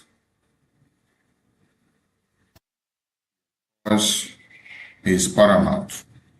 If you do not tell your story, nobody will tell your story for you. Appreciate all of you. The headline today says, many NGOs benefited from Christian genocide in Nigeria silently. I did stress on this yesterday, but it is very important that I stress on it again today. And also, for the first time, I'm going to display something on the Voice of Biafra television, so that some of you will see. And just hope this input will work for me. Yeah. And I want you all to see what I have to display. Yes. The entire world looks up to see a society of serenity. And in this same society of serenity, you also look up to see evil. That is why the people of Biafra let it go and will not let it be. Those that say we should not be alive, they themselves will not also. Yes.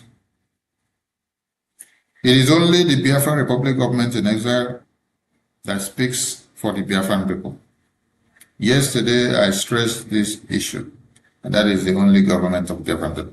That is why today, from the back end video you can see here, you see the U.S. congressional hearing, and then you see the Biafra congressional briefing that happened on the 18th of September. So as to connect the dots.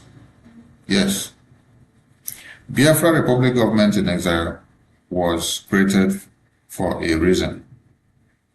And for that very reason,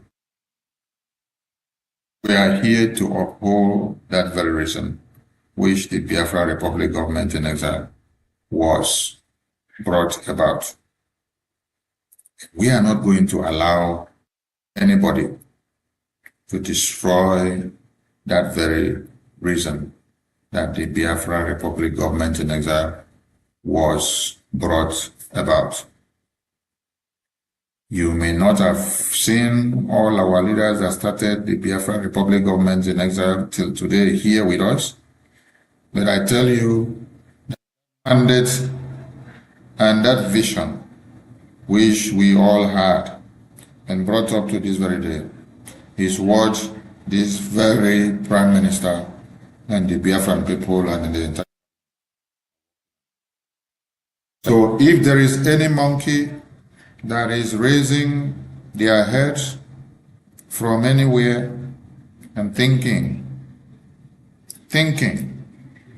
that they can be able to destroy that very cause, I tell you, you have made a very big mistake and you are playing with fire.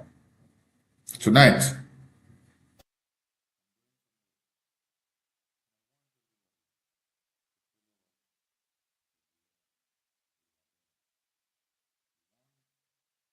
those that are ignorant and are not aware of what they should know, to start learning and understand so that they don't fall victims of that are coming out in sheep clothing and deceiving them in the name of whatever name. So with me today, I will be taking you to try and join. Let's see where we are going to be. Take a short commercial. As we return, we will go right into this very course. Nigeria government has lost control over insecurity.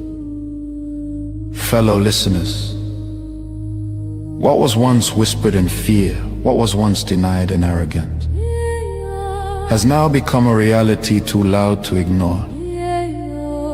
A nation staggering under the weight of its own contradictions is rapidly losing control over insecurity.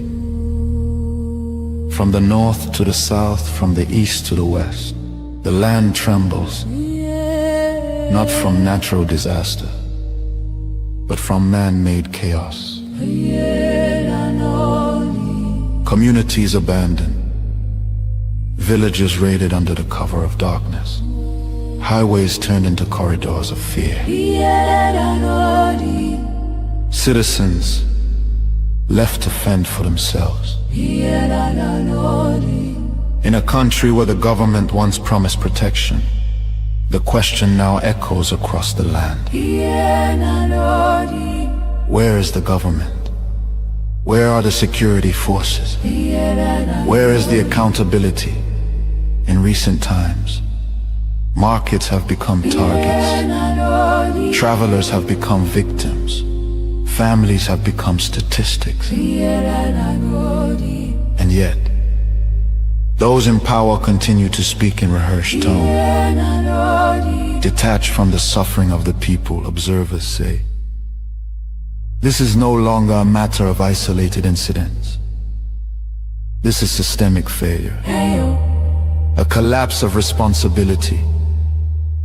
A nation where innocent lives are wasted daily. As fear grips the population, a new reality emerges. The people have lost confidence. Trust has been eroded. Hope has faded. But here, on this frequency, we do not deal in fear. We deal in truth. And the truth is this: a government that cannot protect its people has failed its most sacred duty to the people. Listen. Remain vigilant. Remain aware. Remain strong. Nigeria has failed its citizens, and in awareness lies survival.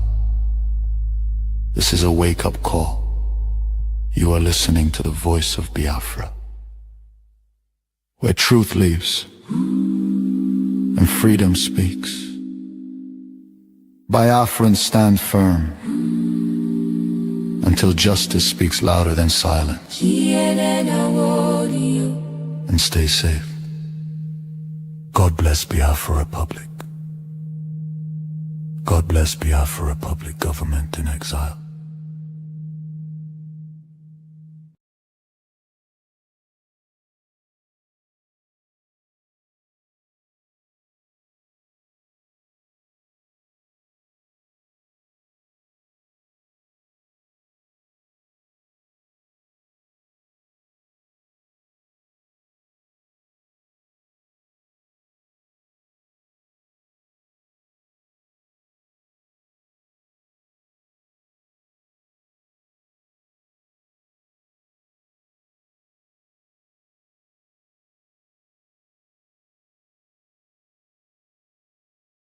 Great people of Biafra, this is the voice of Biafra, the voice that cannot be silenced, the voice of truth, resilience, and freedom. Speaking to you in the spirit of courage and in the language of liberation. Nigeria government has lost control over insecurity. Fellow listeners, what was once whispered in fear, what was once denied and arrogant, has now become a reality too loud to ignore. A nation staggering under the weight of its own contradictions is rapidly losing control over insecurity. From the north to the south, from the east to the west, the land trembles. Not from natural disaster, but from man-made chaos. Communities abandoned, villages raided under the cover of darkness, highways turned into corridors of fear. Citizens left to fend for themselves. In a country where the government once promised protection, the question now echoes across the land. Where is the government? Where are the security forces? Where is the accountability? In recent times, markets have become targets. Travelers have become victims. Families have become statistics. And yet, those in power continue to speak in rehearsed tone. Detached from the suffering of the people, observers say, this is no longer a matter of isolated incidents. This is systemic failure. A collapse of responsibility. A nation where innocent lives are wasted daily. As fear grips the population, a new reality emerges. The people have lost confidence. They're stating that if we attack it. Come back to Voice of Biafra Television, where you get the news undiluted the way it should be.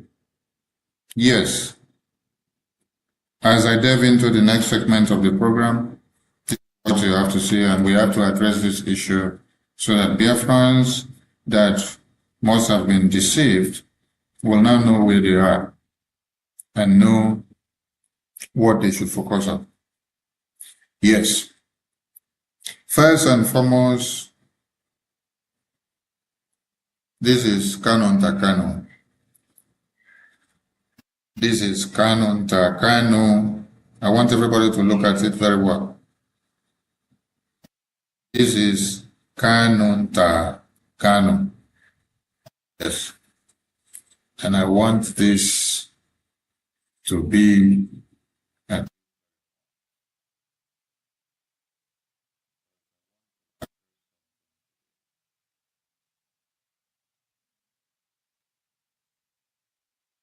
then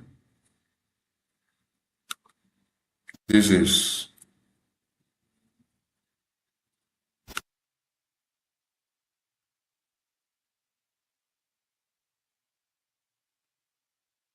I want everybody to look at what we have on the screen now. And I believe my voice is coming out loud. Yes. I believe my voice is coming out.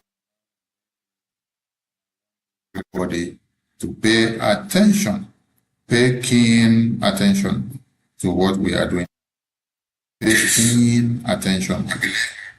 Pay keen attention. Yes, I'm checking the phone and our voices are coming out very, very clear. Pay keen attention to what we are doing. Now, on this very flyer on the screen, where you see Kanu Nta Kanu, what is written there? What is written there is that those who claim to be fighting for the restoration of Biafra in IPOB is the same rogue element are attacking.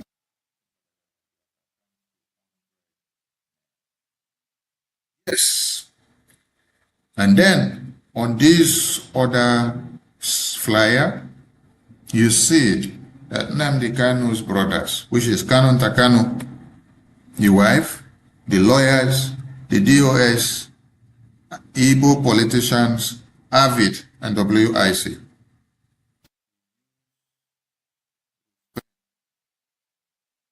Write letter to EU president to imprison Mazi Simon Ekpa and deport all Biafrans supporting Biafra Republic government in exile for the release of Mazi Nnamdi Kanu and Biafra recognitions. So we ask the question, who did worst? Now, if you haven't seen this letter that we have on the screen before, yes, we are going to zoom this letter so that you can read and see it all for yourself. Now, we want everybody to take their time and read this letter. Starting from the letterhead, we want you to check the letterhead very well. Check the letterhead of this letter very well. What do you see there? What you see here on this letterhead is Law Office of Bruce Fenn, right? Okay. 300 New Jersey Avenue, NW Suite 900, Washington, D.C. 20001. Phone number, you see it there. Email, you see it there. Website, you see it there. And letter dated 22 May 2023. 22 May 2023. And the letter is addressed to who? The letter is addressed to the President of European Union. And the name there is what? Ursula von der Leyen, President, European Commission. And they put the address there, Brussels, Belgium. They say, Dear President. Now, let us go into the context of the letter.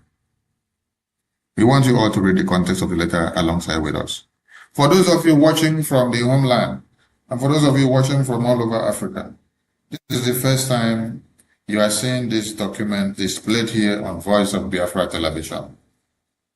Yes, it is important that we declare this and we bring it to the Voice of Biafra television for you all to see, because many of you haven't seen this. You've been asking the question, oh, how did we get here? Why the confusion? why the problems, and why the chaos that is happening everywhere. But from this very letter on the screen, you wouldn't need to be asking all these questions again. What is written on that letter, I go on to read. Dear President von der Leyen, as International Council and spokesman for Mazi Nnamdi Kanu, leader of the indigenous people of Biafra, IPOB, seeking vindication of the law of self-determination for Biafrans through peaceful means, I wish to communicate an urgent message from Mr. Kanu regarding a bogus, Fox, Biafra Republic government in exile. This group of opportunists is neither Biafra, nor a republic, nor a government. They are fraudsters and should be ostracized. Ostracized means you should be deported. You should be sent out of the country of residence. You should be locked up. You should be penalized because they say you are a fraudster. Why are they saying that Biafra Republic government in Israel is a fraudster? Because we are fighting for Biafra independence. Because we have stopped these groups of people from scamming people and collecting money from them for many years without nothing to show for it. Since 2012, they've been shouting along and raising flag and doing protests all over the world. But they were unable to arrange only one diplomatic U.S. congressmen and women, just for Mazi Nnamdi Kanu to be able to talk to the U.S. lawmakers that make policies that will affect the world. So what they've been doing was, they play hanky-panky, they make money, they enjoy themselves, they share the money, they do whatever they like, but some of them pay themselves salaries from this money of the blood of Biafrans.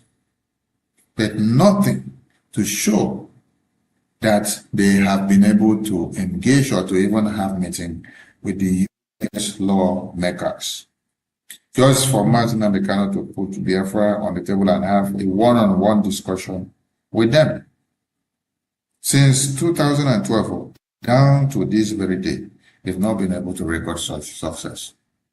So on seeing that Biafra Republic government in exile with able hands came in 2022 and were able to establish headquarter office in Baltimore and were able to establish Biafra Republic government in exile liaison offices all over the world. They saw it that Biafra Republic government in exile have actually gotten to the right point of what they were unable to do for years. Their anger became that why should Biafra Republic government in exile representatives be this fast, give all this in just 2 years, when they have been in the circle for over 12 years and they were unable to achieve anything compared or near or similar to what Biafra Republic government in exile have achieved in just 2 years. So they had to look for a way of making sure they lock up all Biafrans that are working to the restoration of Biafra under the Biafra Republic government in exile. It took you to understand that Biafra Republic government in exile submitted a congressional testimony to the U.S. government, telling them about the plight of the Biafran people, telling them about the Christian genocide in Nigeria, telling them about the kidnapping of Mazi Nnamdi Kanu and all Biafrans that have been kidnapped, telling them about the imprisonment of Mazi Simon Ekpa in Finland that Finland government did in collaboration with the European Union, which is working in line with this letter that these Mazi Nnamdi Kanu brothers, Kanu Ntakanu, Bruce Fenn, the lawyers, the attorneys, and the entire family of him and the DOS, Walibo Congress, AVID, and all groups that are all over this world who are the enemies of Biafra restoration. They came together, they wrote this letter, they sent it to the European Commission. And they stood as a testimony. They stood as a testimony to Nigerian government. They supported Nigerian government to tell Europe that Biafra Republic government in exile are fraudsters. But this is the same Biafra Republic government in exile who is taking the cause of Biafra to Washington, D.C., for Washington, D.C. to hear our voices and to hear our cries and to come to the aid and to the recognition of Biafra. The people that did this are not too far from you. This was done by Kanu Ntakanu, Mazi Nnamdi Kanu's brother. This was done by Emmanuel Kanu, Mazi Nnamdi Kanu's brother. This was done by the wife of Mazi Nnamdi Kanu, Uchechi Kanu. This was done by DOS. This was done by Walibo Congress. This was done by Igbo politicians. This was done by World Igbo Congress, Organized Igbo, AVID groups, and all the groups of criminals who do not want Biafra to come, but they want to be making money and continue to shout all hail Biafra from January to December and from the first year to the 20th year. So when you see that Mazi Simon Ekpa is in prison today, Kanu, the brothers of Mazi Nnamdi Kanu, they hired a lawyer and then they wrote this letter and they said Mazi Nnamdi Kanu is the one that ordered them to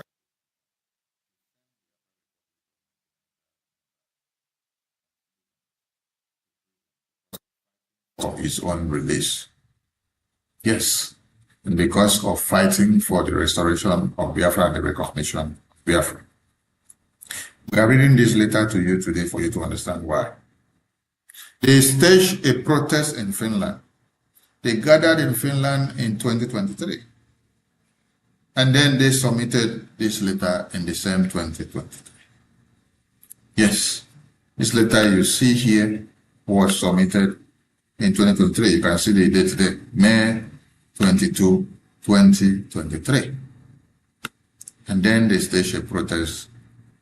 And in that protest, they carried a placard which they rated Biafra Republic government in exile is a fraud.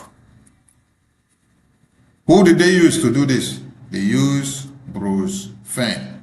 That is why you see that the Biafran people got so vexed when they see that anybody has made his or herself a willing tool and useful to be used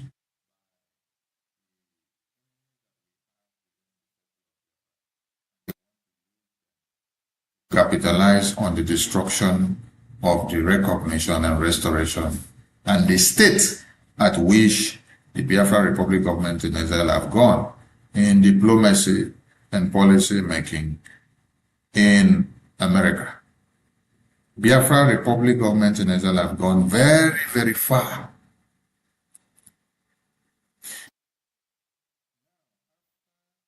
Kanu Ntakanu wrote this letter with his brothers and the DOS members and World Igbo Congress and Ohaneze and Igbo politicians. They now come back to front what? They now come back to now front 100 men. Their 100 men plan is to come and tell you that they succeeded in doing what? In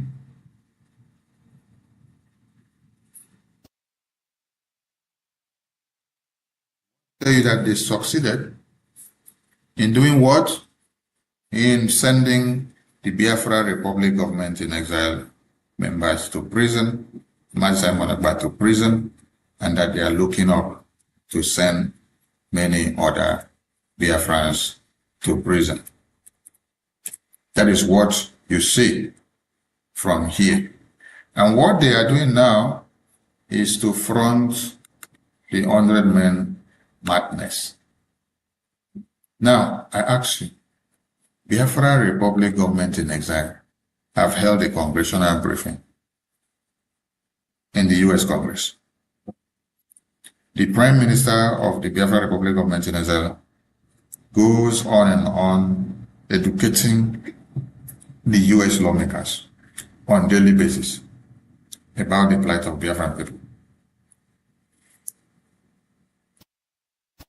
Very congressional briefing that you see on the screen behind where the US lawmakers talking. It was on the 20th of November, 2025. And in that very briefing, what did they do? The lawmakers that the Prime Minister of Biafra Republic government in Israel have educated so much about Biafra took up Biafra in that very congressional hearing. And they had to hear about Biafra spoken for the first time in the US Congress, where they were having a public hearing, where nobody had expected that such will come up. Nobody expected that such will be coming up in the US congressional briefing. So it shocked everyone to have seen that Biafra was spoken of in the US Congress on 20th of November. All glory to the Biafra Republic government in exile. When you now see Kanu Ntakanu, after they have written this order letter and sent to the European Union, telling them that the Biafra Republic government in exile stars and that they should be ostracized, sent out of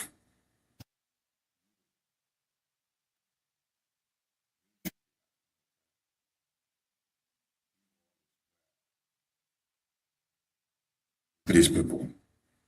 Yes. You should be asking yourself, if all is well with them, what they now front is 100 men.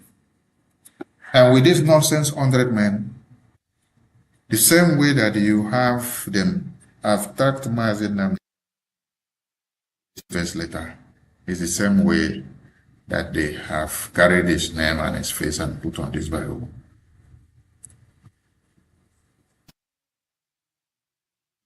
We're working so hard to see that Biafra is recognized in Washington, D.C.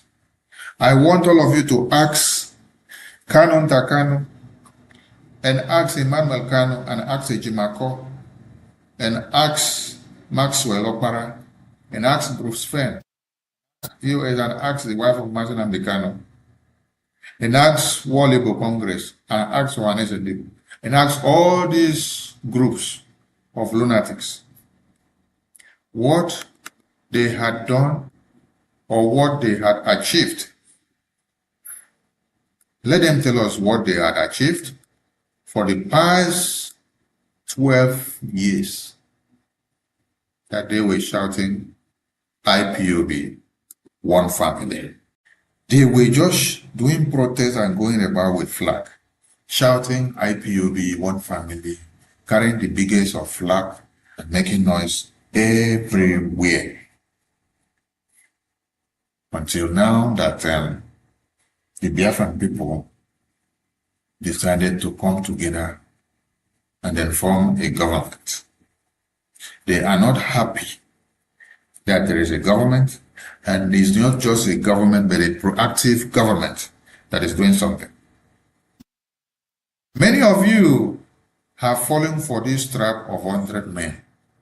I wonder how you will be falling for a group of blind people who have lived for the past 15 to 20 years, but they could not go into Washington, D.C. to deliver anything and to have a result. But okay, Nkere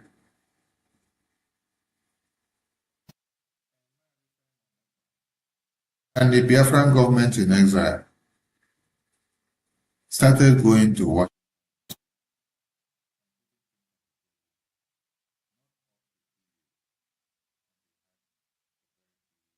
Difference. And these people are very angry at why should we make a difference while they have been for the past 15 years, they did not make a difference. They are not happy that Biafra is going forward. They are not happy that the US Congress are now discussing and talking about Biafra. They are not happy that people now feel comfortable to engage about Biafra and to give their opinion and counsel.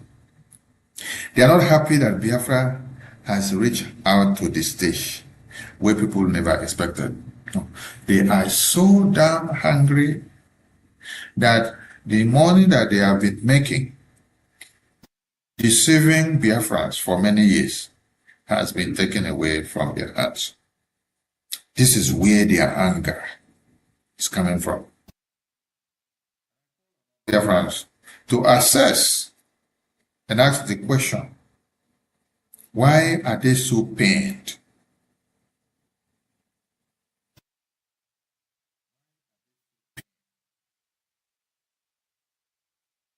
So pained, and who will help them out? Pain in them is so much that they don't know what to do, and they don't know how to be able to hide it. Because we are not stopping them from doing what they were supposed to have done. If they were doing well, I tell you, we wouldn't have had the Biafran Republic government in exile to come in to make a difference. It's only when you are making no difference, that is when another people will tend to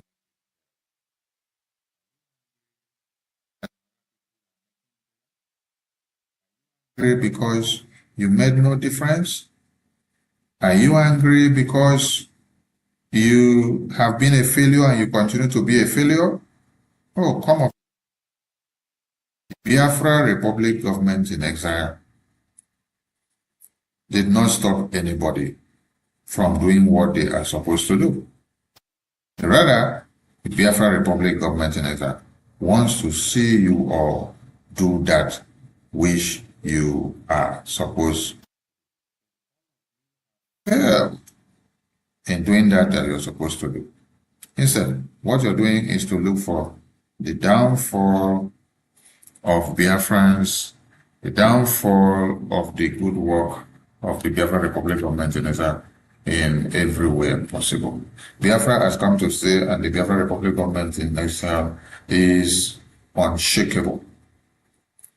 So, Kano Takano, the question now is, you brought about Ejimako, you brought about Bruce Fenn, you brought about your brother, Emmanuel Kano, you brought about the DOS members, you brought about Uche Kano, you brought about Walibo Congress, you brought about Oanese Dibo and Igbo politicians, groups, all these groups, all these improvement groups that you see them all around, you brought them all together. You wrote a letter, you wrote a petition to the US government that they should imprison Mazi Simon Ekpa. They should imprison all Biafrans that are fighting tirelessly with the Biafra Republic government in exile. Right? Because you say we are fraudsters, we are criminals. And you say that Mazi Nnamdi said you should write this letter. Now, is it the same Biafra Republic government in exile that all of you would now cry back to when you now have financial problems or financial issues? But you dig the graves of the same members and supporters of the Biafra Republic government in exile, then you will still come back again to come and ask them for favor and help. Do you know that there is some help that you will come back to get from the Biafra Republic government in exile, and then it will backfire on you? Yes, it will definitely backfire on you. Because if you are part and parcel of the people that write letter and send to the European Commission telling them that they should kill all Biafrans who are fighting under the Biafra Republic government in exile, to the release of Mazi Nnamdi Kanu, and to the release of Biafrans that are in prison, and to the recognition and restoration of Biafra. It means you don't want anything better for the Biafran people. You don't want any of us to be alive. You don't want us in peace. You want all of us in pieces. And yet, you will still come back dancing and begging and pleading us for financial help. You call on the same Biafrans to come and donate money and give you to do this and do that. Your same cause. These are the reasons why some of you are suffering, honestly, yes. Because you may think that you are doing us the evil, but it backfires on you. Anything you do now backfires back on you. Because you don't know the law of karma. You don't understand what you're cooking up against yourself, bringing up against yourself.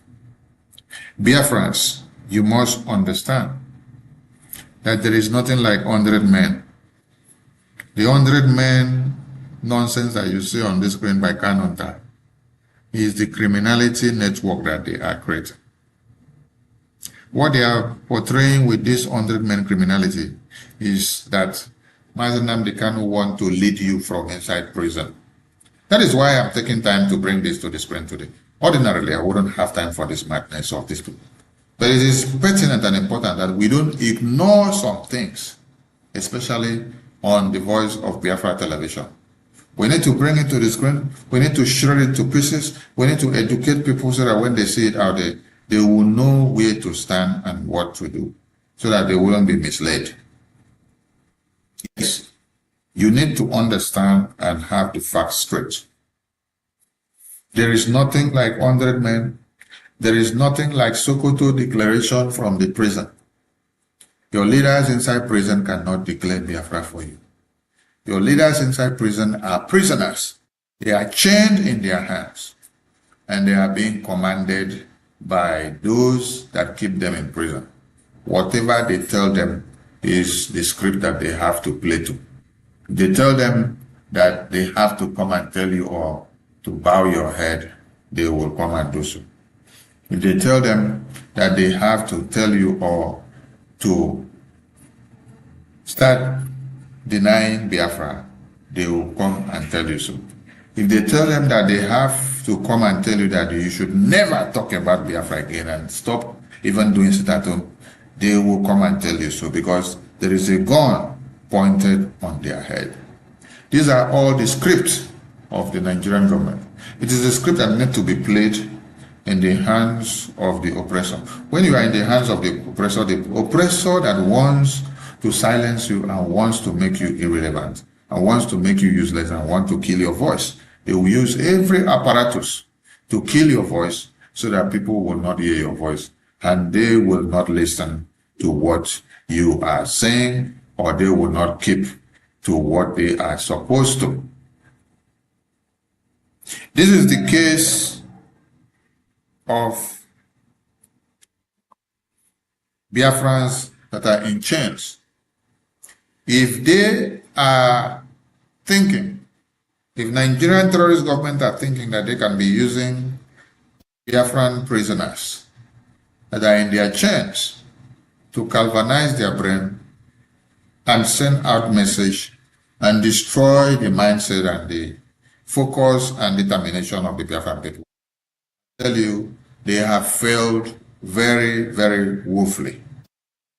So, to Kanonta, everybody should go back and tell Kanonta that he has failed on arrival.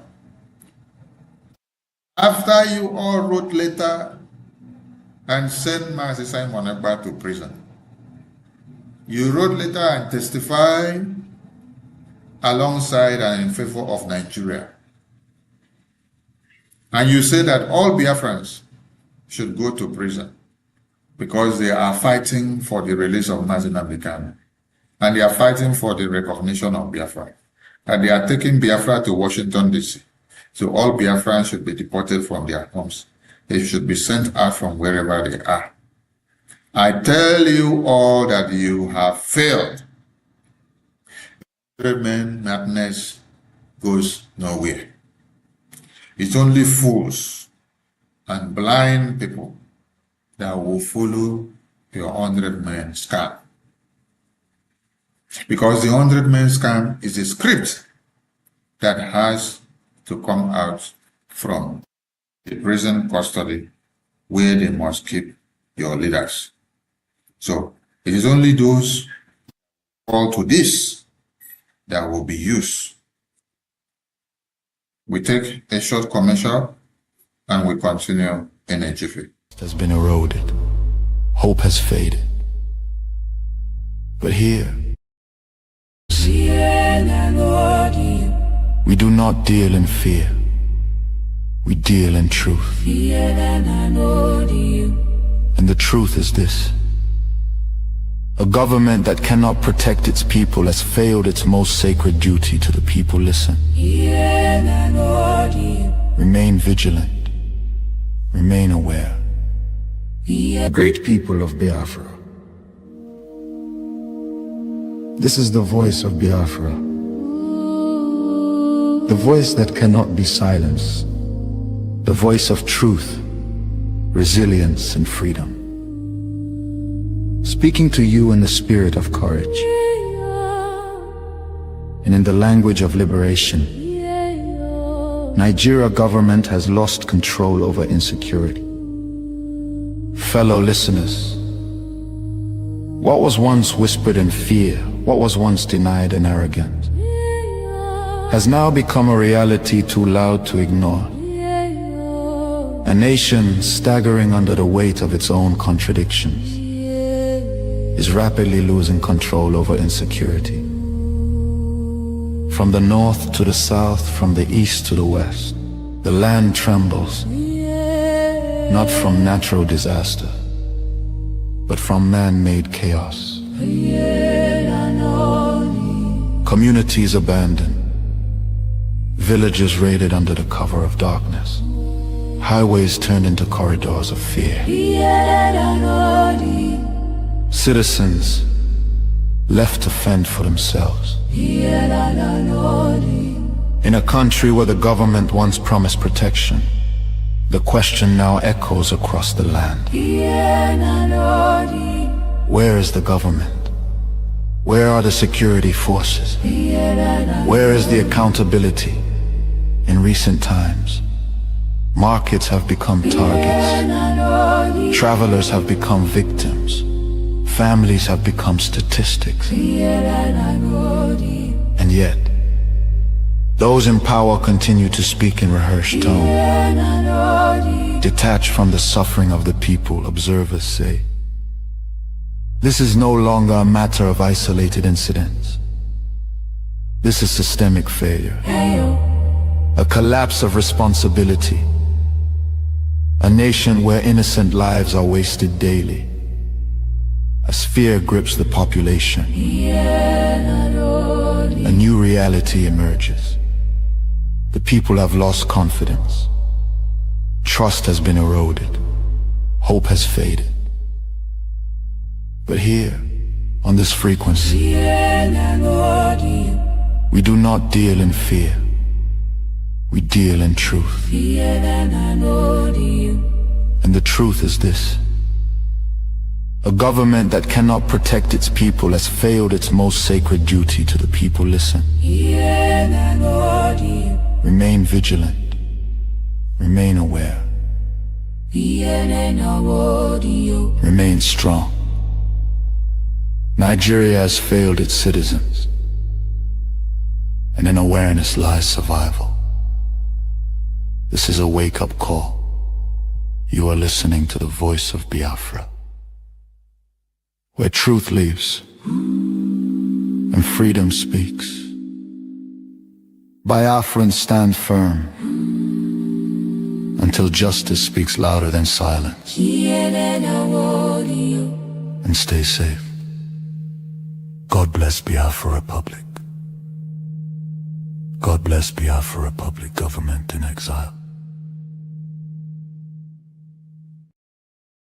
My colleague who was on the trip as well, and appreciated her, and her time with that. Welcome back to Voice of Biafra Television, where we give you the news undiluted the way it is. Yes, this is what we've been talking about. Taken time to address this today so that those that are falling victims of this scam will not continue. Before you follow somebody, acts of result. Before you follow somebody, acts of antecedents. Before you follow somebody, acts of what they've been able to ask them how far is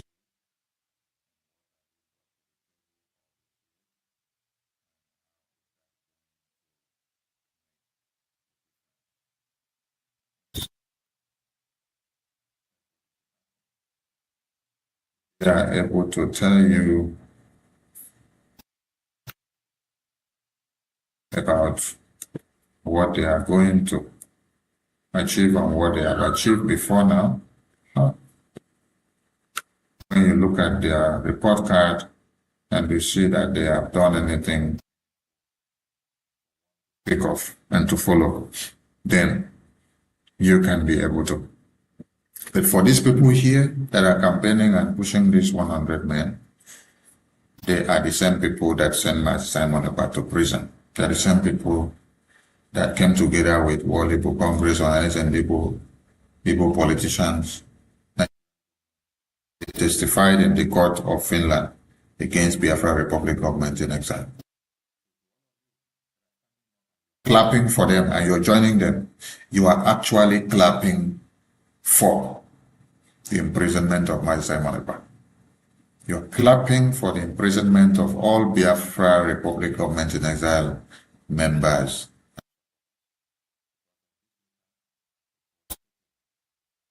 That they should send all Biafra Republic government in exile supporters to prison. They should extradite them. They should ostracize them. They should send them away from the country that they are. Why? The only crime they said they committed is that they are supporting the Biafra Republic government in exile, them as fraudsters and criminals, and say they are not fighting for Biafra. The people that are saying that we are not fighting for Biafra, we have not seen them been to Washington, D.C. to see the U.S. lawmakers. The people that they say are not fighting for Biafra are actually the people that we see in Washington, D.C. They are the people that we see with the U.S. lawmakers. The people that are having all these meetings with U.S. congressmen and women are no other persons than the same people that they themselves say that are not fighting for Biafra. The Biafra Republic government in exile is the Biafra Republic government in exile that is meeting the U.S. congressmen and women every time, educating them and telling them the plight of the Biafran people. Also telling them about the Mazi Nnamdi Kanu that was imprisoned, that was kidnapped all the way from Kenya, taken to Nigeria. And these people that we talk about, they cannot take Mazi Nnamdi Kanu case or Biafra case to Washington, D.C. to meet the U.S. lawmakers because they don't have what it takes. But they were able to have what it takes to write a letter petition should imprison all Biafrans who are aligning or identifying themselves or supporting the Biafra Republic government in exile. So when you are thinking and asking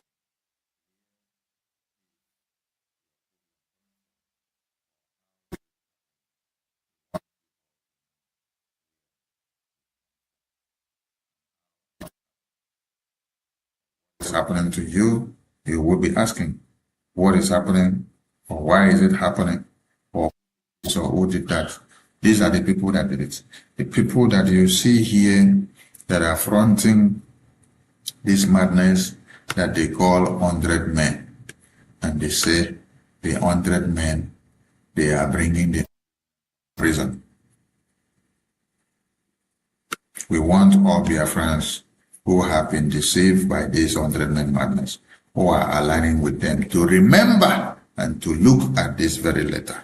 This letter here on the screen was dated. This letter here, the screen, was dated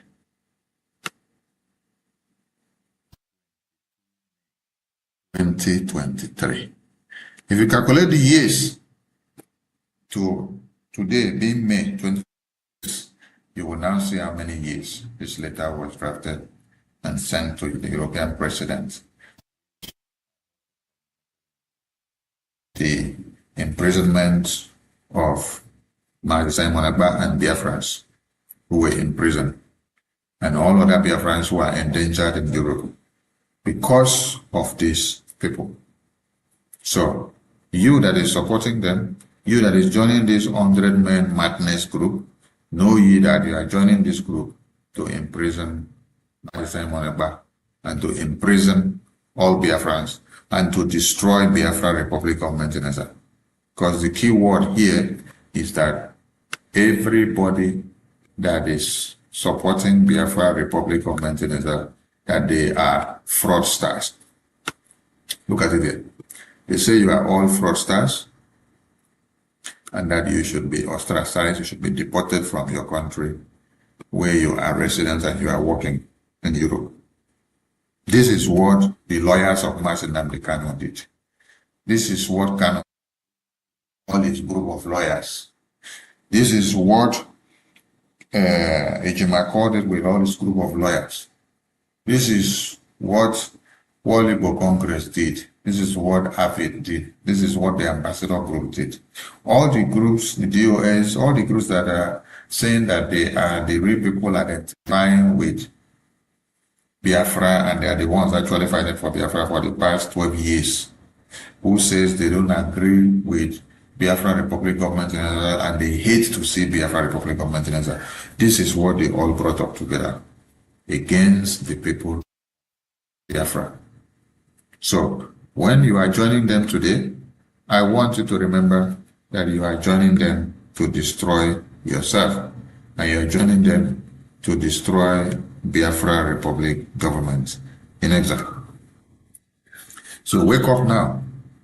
We've seen some other posts where they put another photo and another flyer and they say Sokoto Declaration. Maybe in my next program, I will bring the Sokoto Declaration flyer and put it on the screen. I want your eyes to be open and I want you all to understand the evil that the brothers of Martin Nnamdi Kanu, the wife, the DOS, the lawyers of Martin Nnamdi Kanu, the World Igbo Congress, the Organization Igbo, the Igbo politicians, and all the groups of DOS, none of them are ganging up together what they are doing and how they are doing to destroy the Biafra that all of you are hearing for. Many Biafrans have died and many Biafrans are in detention and many Biafrans have been imprisoned for Biafra. And so I ask why a reasonable fellow will then decide to start Biafrans. That's the question I ask. Why will somebody start playing with the life of Biafrans when you have seen and known that Biafrans have suffered so much? And Biafrans have died in thousands and in numbers because of their love and affection and emotion for Biafra. And then all you could do is to look for a way of destroying the Biafran people the more. All you could do is to look for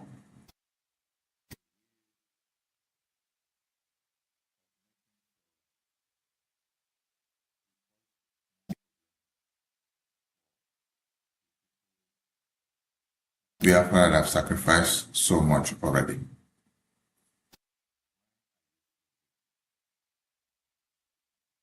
Why are you being so wicked? Why is it that in your own generation over goodwill? Why is it that in your own generation you prefer not to come together as the people of the Somaliland? The people of Somaliland, you see today that all of you are speaking of. They did not have this evil mindset of shattering everywhere and destroying. No, they had the mindset of bringing all together. Looking at the fragile situation of Somalia, they all came together, they made use of their unity of purpose, and they galvanized a common cause. And they were able to drive it down to where you see results coming out. And if they did not do that, they wouldn't have gotten the results that they got. So they worked so hard, they kept their differences aside, they kept their pride and their ego, they kept their ethnocentrism aside, they all came together and made it work. And today, many of you are speaking of the Ambazonia people. You are speaking of the Somaliland. You are speaking of while in Biafra Republic government in exile and while in Biafra cause, we are working so hard to destroy of the Biafra Republic government in exile. What will it profit?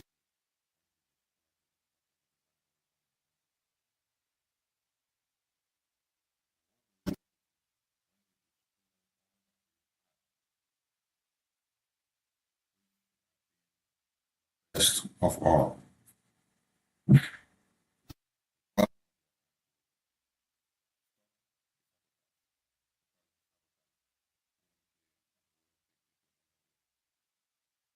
Nigeria is on the crossroad.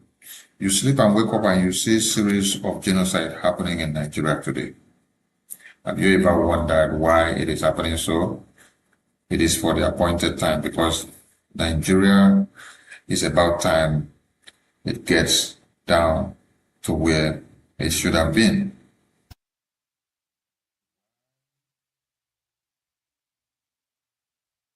We're not talking about the genocide that is happening. Fixated on the politics of who becomes the next president of Nigeria. The next president of Nigeria is the only case or the only thing that they talk about now. But while you are shouting the next president of Nigeria, how many people are dying? A lot of people are dying while president of Nigeria. Will the next president of Nigeria stop the Boko Haram and the Islamic Jihad? Shouting the next president of Nigeria does not stop who is to be slaughtered next. The people that have been mapped out for slaughter have been mapped out. Stopped because the terrorists already have their plan. Many of you are now hell-bent on only posting the videos and photos of the people that are massacred and slaughtered after they have been massacred and slaughtered. The videos of the massacre and slaughter. Is that all you got? Oh, You have nothing else. Oh, I see. All you got is what is to be massacred and slaughtered, and you get nothing to offer. You need to wake up, because when they finish in the next community, your own community will be next. Peter Obi is an agent of Nigeria.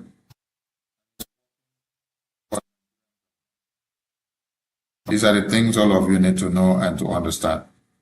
Peter Obi is not fighting for the common cause of Nigeria. He's fighting for his own pocket.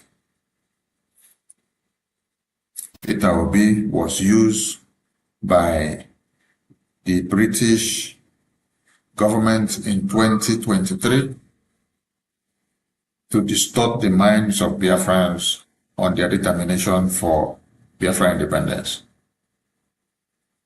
And at the end of the day, they pay him off his quota. That the puzzle. Today again, he has been picked up and mapped out for another quest. This time, they toss him around from Labour Party to ADC. From ADC now you see him in NDC. Very soon you will see him again jump out from NDC to another party. The Northerners have understood that he is playing the game of pretend, and at this time the game is not going to favor them, because the Biafran people have unanimously come to a crossroad and said enough is enough. Is either you let Biafra go or you get it hot. So Peter Obi must find a way to play the game that he has played in 2023. Ask yourself a very simple question. Why didn't they bring Peter Obi, or you did not see Peter Obi, since the time of Buhari, or since the time of Murtala Mohammed, or since the time of Yaradua, or since the time of Goodluck Jonathan? As at that time, how was the Biafran momentum? The Biafra independence momentum, how was it? How did it wax and how far did it go? Has the Biafran people then gotten to Washington, D.C.? Have they gotten a lobbyist and attorney then that speaks for them and become their eye and nose and ear in Washington, D.C.? Have they had the opportunity to put congressional testimony before the U.S. Congress? Have they had the opportunity to appear before the Congress to give a congressional briefing, testifying all that has been happening in Nigeria? And they never had such opportunity. That means Biafra did not hit the limelight then. But now that Biafra has hit and reached the apex, and it's almost at the climax, that is why Peter Obi is brought out for this very purpose that you see today.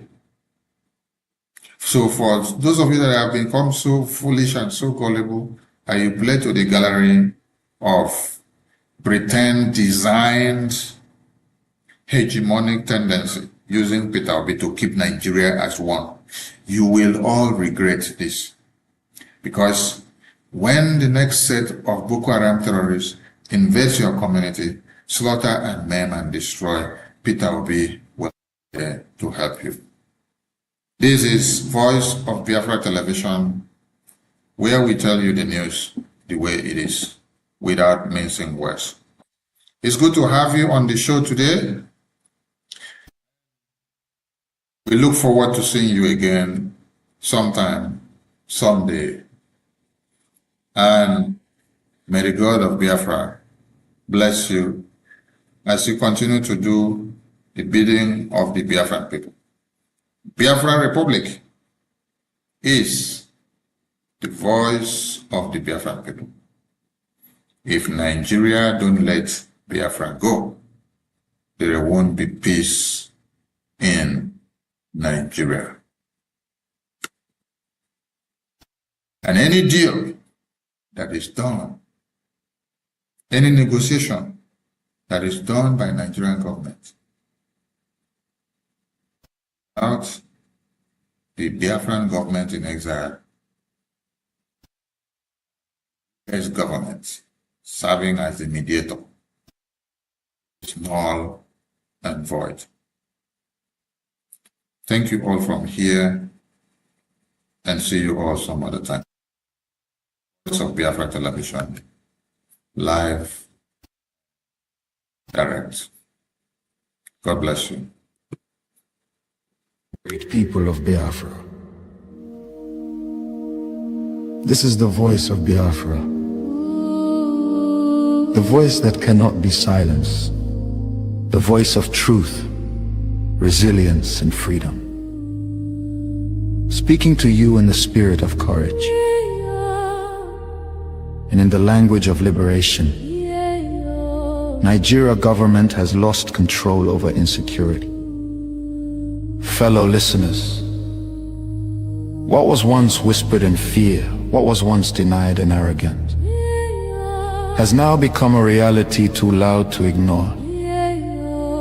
A nation staggering under the weight of its own contradictions is rapidly losing control over insecurity.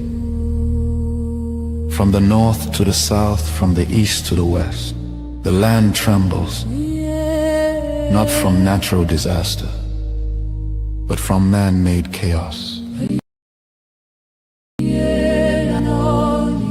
Communities abandoned, villages raided under the cover of darkness, highways turned into corridors of fear. Citizens left to fend for themselves. In a country where the government once promised protection, the question now echoes across the land. Where is the government? Where are the security forces? Where is the accountability? In recent times, markets have become targets. Travelers have become victims. Families have become statistics. And yet, those in power continue to speak in rehearsed tone. Detached from the suffering of the people, observers say, this is no longer a matter of isolated incidents. This is systemic failure. A collapse of responsibility. A nation where innocent lives are wasted daily. As fear grips the population, a new reality emerges. The people have lost confidence. Trust has been eroded. Hope has faded. But here, on this frequency, we do not deal in fear. We deal in truth. And the truth is this.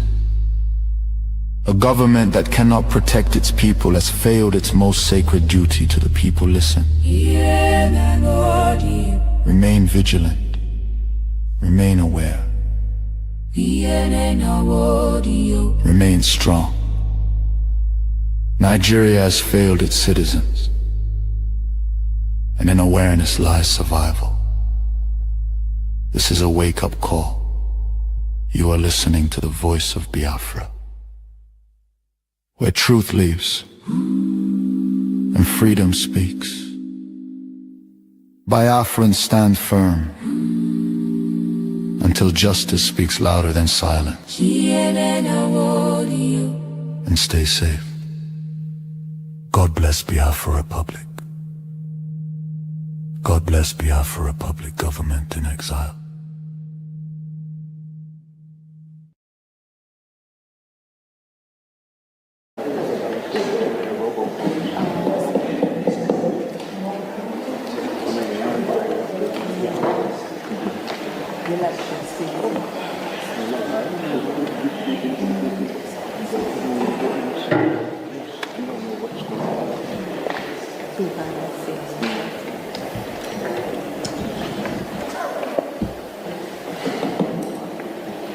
Biafrans, am I coming out? Yes.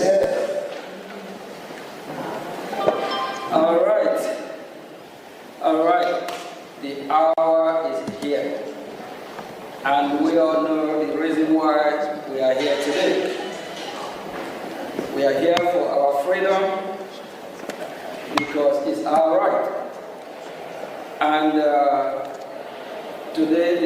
first congressional briefing. And we have our special guest here. We Biafrans are familiar with who he is. He's someone who advocates for freedom, human rights, and also religious rights. We have our special guest, Marco Ruby. And Ruby is Senior Fellow, American Enterprise Institute. Thank you, Marco.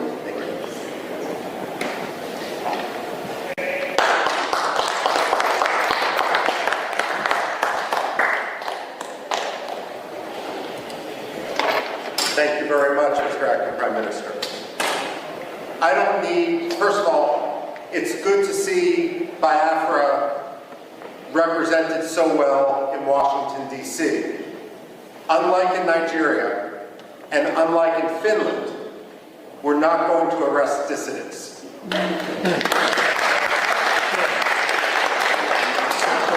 I'm a historian by training, and especially with this audience, we don't need to tell you that Biafra may have redeclared its independence, but it is a long history. And if we count the maps that European merchants, geographers, and other travelers made dating back to the 17th century, then Biafra is actually older than the United States of America. We're not talking about a so-called secession. We're talking about decolonization. And when we look at Africa today, we must recognize that the problem of colonialism is no longer based in London and in Paris. It's based in places like Abuja and Lagos. The fact of the matter is, and for that matter, Yaoundé as well, the fact of the matter is that we are witnessing a second wave of decolonization in Africa right now. Biafra, Amazonia, Somaliland are at the front line of a struggle for freedom. Religious freedom, as well as simply personal, economic freedom, political freedom. The fact of the matter is, though, when we talk about that front line of colonialism, Biafra, Amazonia, Somaliland, we're also talking about a response to genocide. The fact of the matter is, when we look at the modern history of Biafra and we see some of the key figures represented on this podium, and it's so appropriate that we're sitting here in a room dedicated to Veterans Affairs, to honor the veterans of the Biafra struggle. The fact of the matter is that they did not start the struggle for Biafran rights. Nigeria did. Nigeria has agency. They have decision-making. No one forced Nigeria to undertake the pogroms of 1966. That was a decision that was made in Lagos.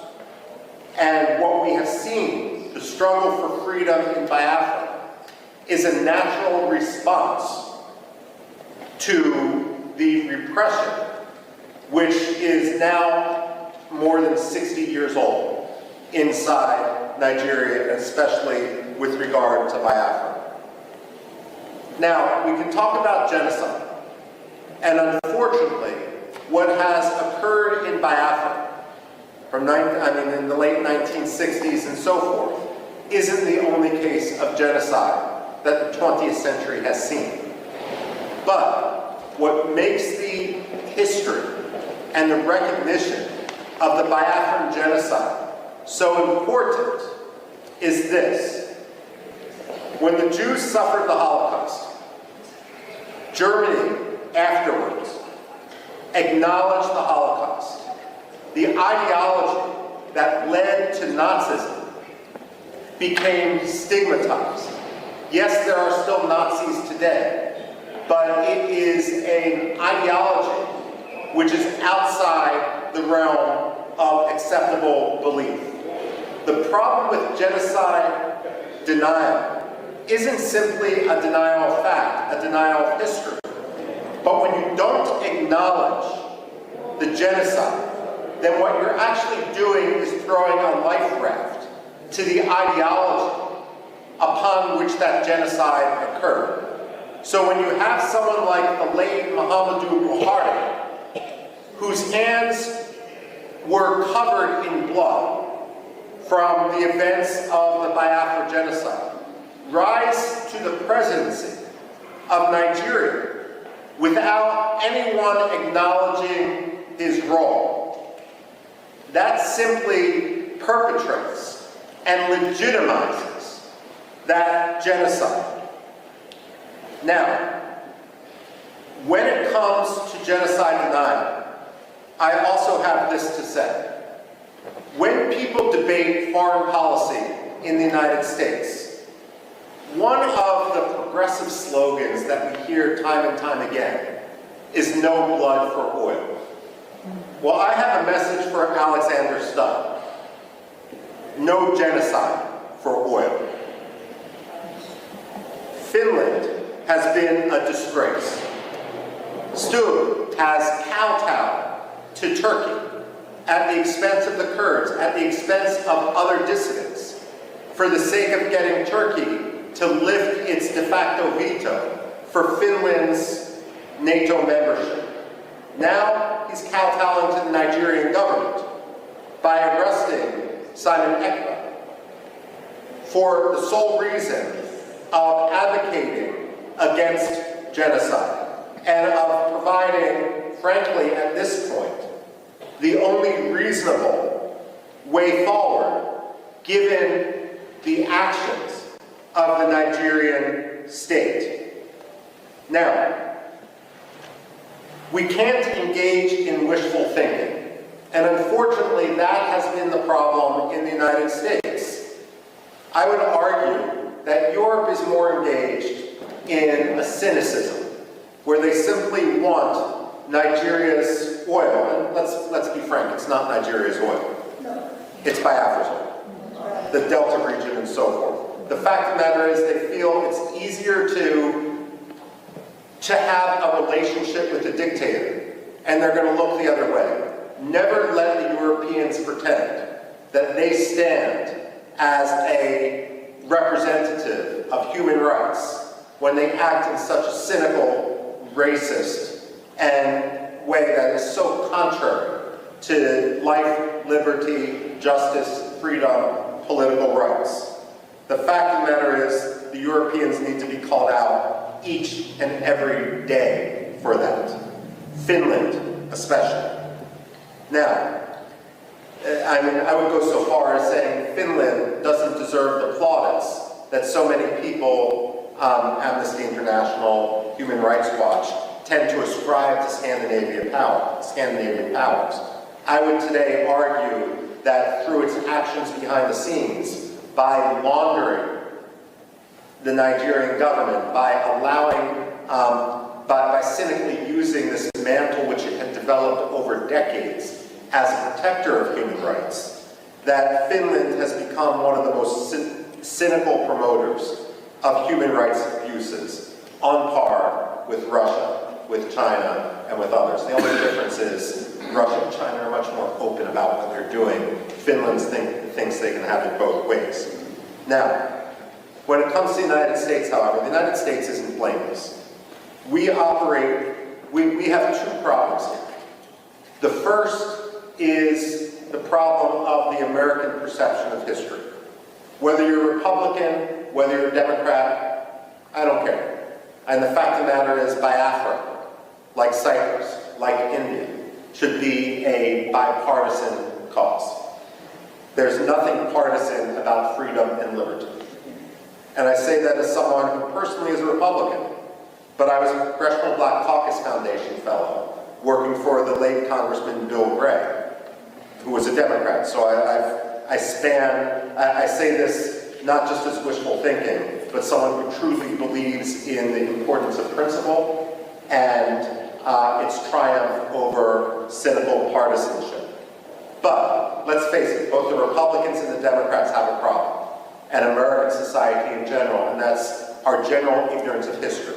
In our own political culture, whether it's a Republican coming in after years of Democratic power or a Democrat coming in after years of Republican power, there's a tendency to believe that history is only 4 or 8 years long, and that every president who enters the Oval Office or Secretary of State who enters that 7th floor of their office of the Dwight D. Eisenhower building in Foggy Bottom, that they can somehow have a tabula rasa, that the past doesn't matter.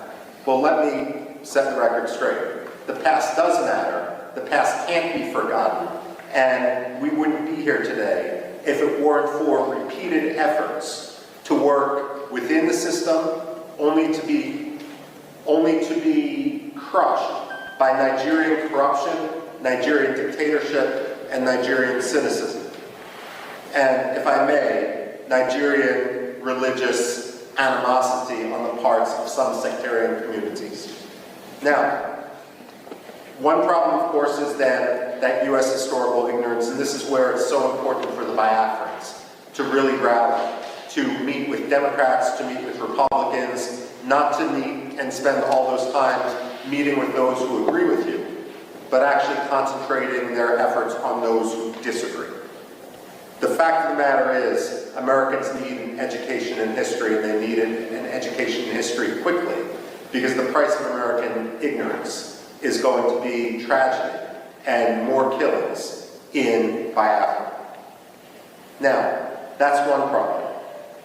The other problem is the tendency of the United States to engage in wishful thinking. There are 2 types of ambassadors that the State Department sends abroad. And I'm not talking about professional ambassadors, civil service, foreign service versus political appointees. There's some good political appointees, there's some bad political appointees, and the same thing is true with the professional foreign service. But among ambassadors, however they get their job, there's 2 general styles. One style, and we've seen this too often in Nigeria, and I can name other places where we've seen this, the Democratic Republic of Congo, Somalia as well, takes an ambassador, and that ambassador believes that the best way to represent American interests is to ingratiate themselves to a dictator, to have zero tension with that dictator, and that oftentimes means amplifying that dictator's propaganda, his rhetoric, to his face. Well, the State Department should realize and should recognize that dictators have no shortage of sycophants. It shouldn't be the job of American ambassadors to join the sycophants. George Shultz, the Reagan-era Secretary of State, was famous when a new ambassador was appointed. He would bring them up to his office, which was an elegant room, not unlike this which we're standing in the U.S. Congress.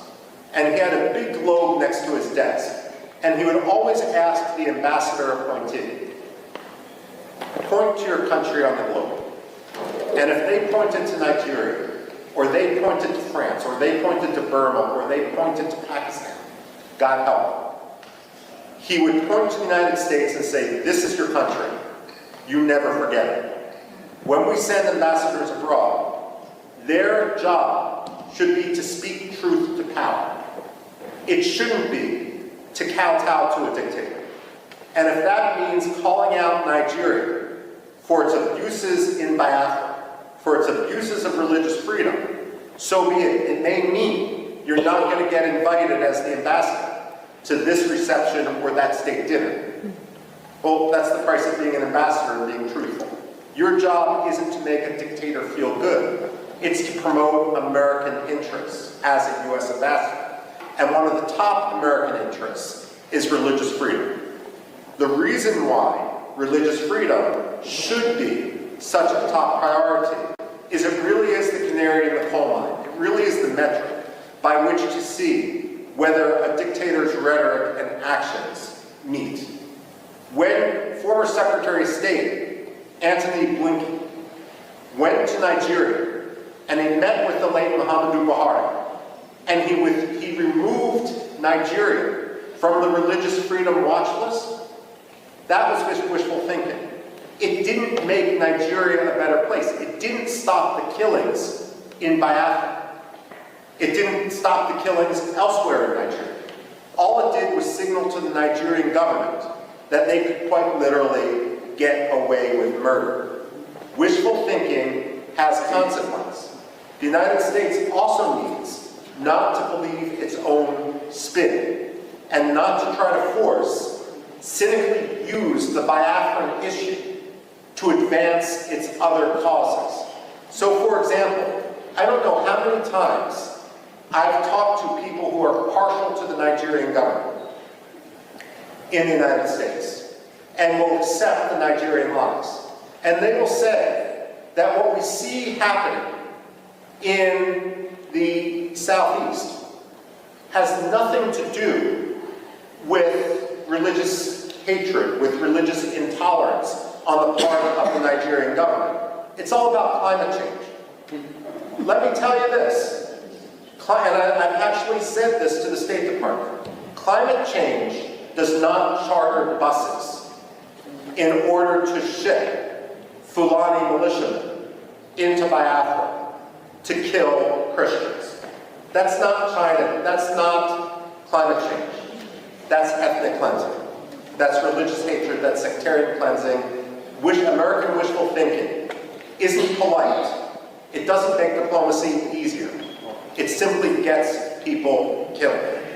And this is also why it's so important for the Biafran people to rise up and not only work to establish their freedom in Biafra, to reestablish their country.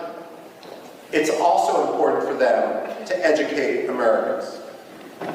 Now, as many of you know, my background and what I did when I worked at the Pentagon actually focused much more in Middle East history. That's what my PhD is in, and so forth. And having worked for more than 2 decades on issues that have some parallels, let me say this, and this may be controversial to say: Nigeria can't always be the enemy. And the reason I say this is, while Biafra must be free, there can be no compromise on it. At the same time, an independent Biafra is only going to thrive when Nigeria, its neighbor, is at peace with itself and with its neighbors. The fact of the matter is, the Biafrans are an engine of democracy. They were always historically the intellectual capital, the economic capital of Nigeria when they were under Nigerian occupation. But at the same time, they have a role not only to win freedom for Biafrans, but that freedom is only going to be confirmed when Nigerians also win their freedom, when corruption no longer governs Nigeria, and when the Nigerian military and Nigerian politicians don't cynically use religion in order to advance their own Swiss bank accounts.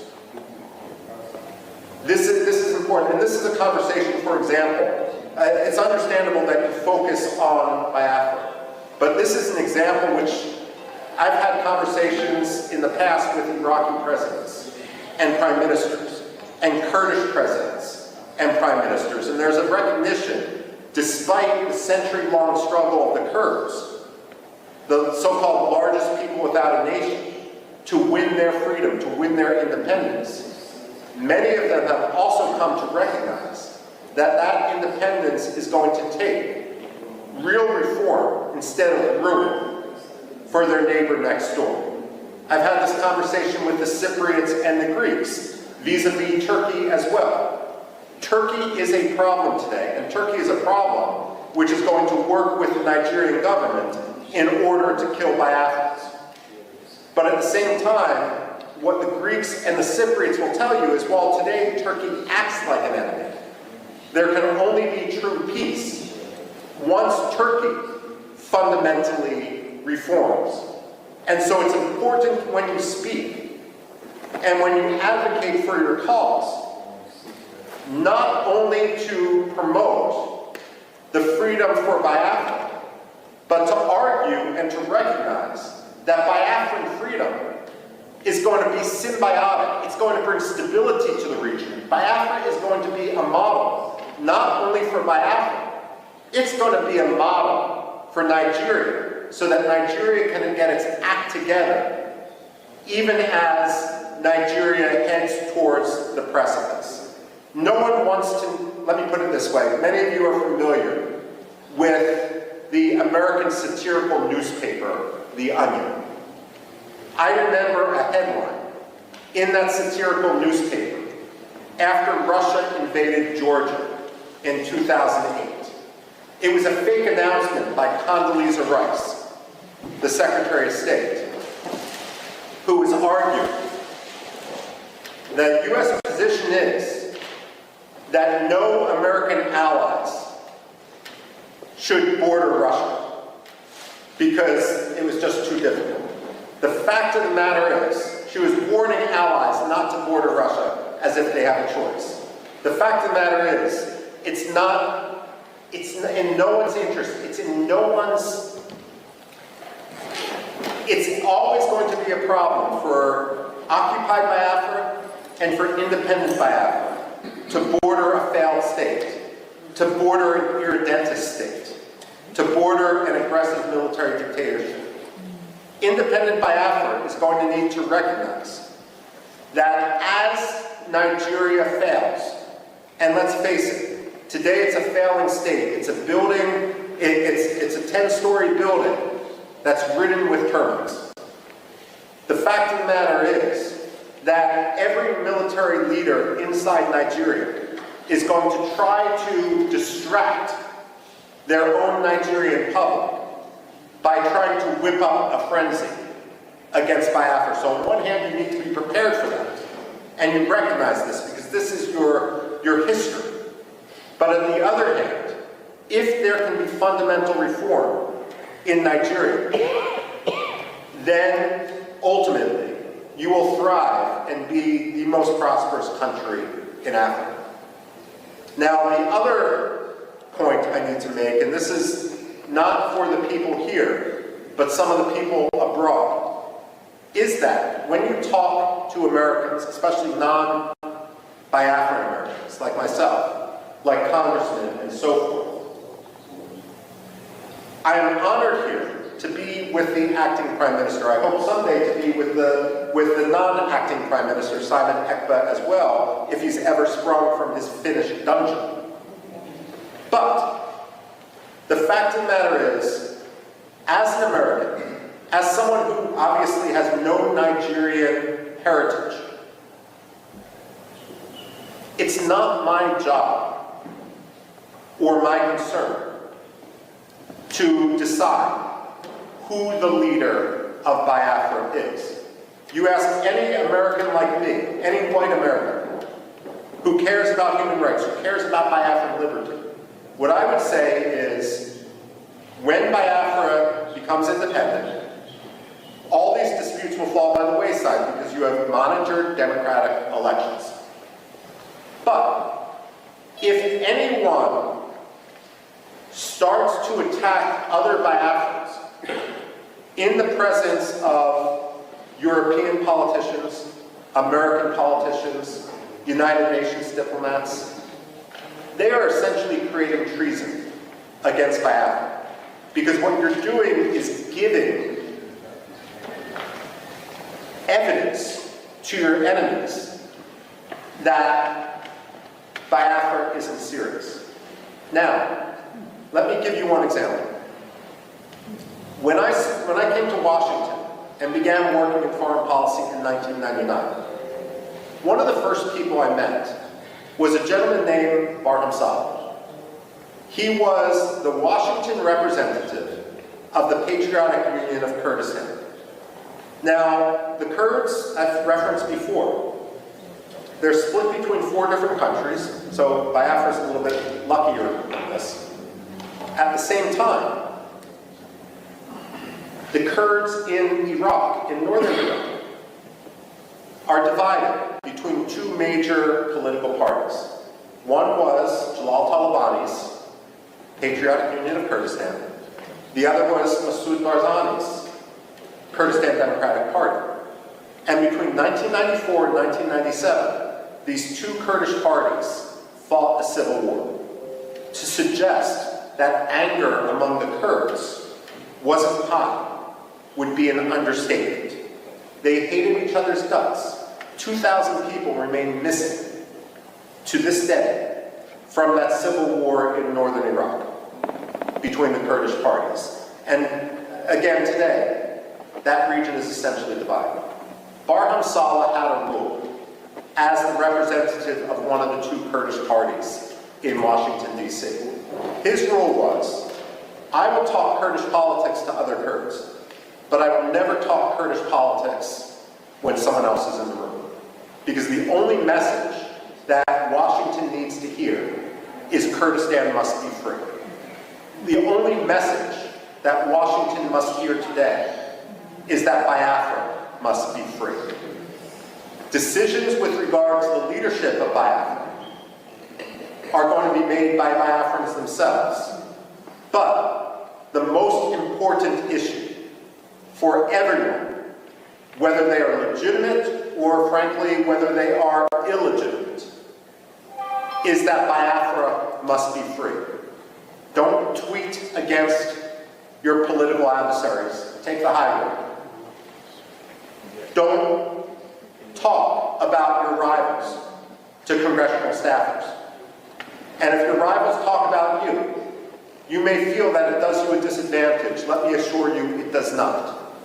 If the acting prime minister, if the acting cabinet are the ones who are speaking softly and achieving things, creating a new currency, creating the structures of state, ultimately every serious congressman, like Chris Smith, like Mark, one of the most important staffers on Capitol Hill, they are going to recognize you for what you are. Because only amateurs talk about their rivals. Those who are legitimate, those who are serious, those who are here today are the people who advance their cause. And make no mistake, momentum is on your side. So I speak here today, and I'm concluding my remarks right now, by thanking you for your activism, by welcoming you to the halls of Congress, where you are free to talk to anyone, and you don't need to risk arrest, because again, your words we're not in Finland. We don't have to talk about the Helsinki standard. The fact of the matter is, I hope to be here when the United Nations General Assembly recognizes Biafra as the 55th or 56th African state. And I have absolutely no doubt that I am sure about the acting prime minister.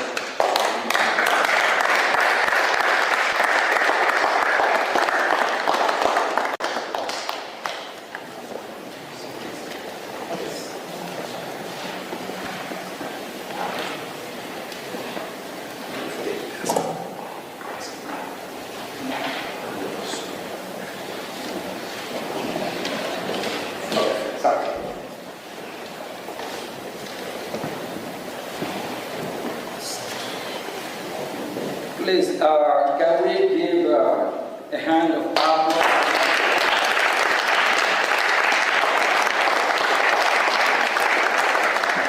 He is a true friend of humanity, not just Biafra. He fights for me, he fights for you, he fights for the global community. And he is a kind of one we need, so that we can have a safer world and a better world, a world that will be great again. Thank you.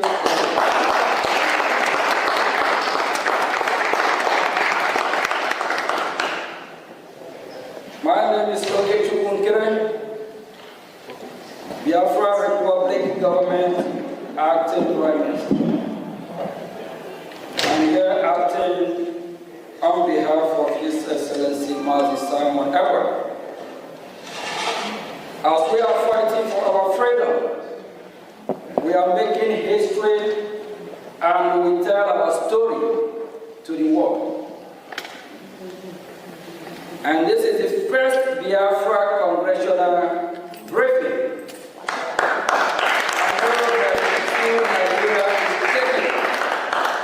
If I tell you, you won't believe.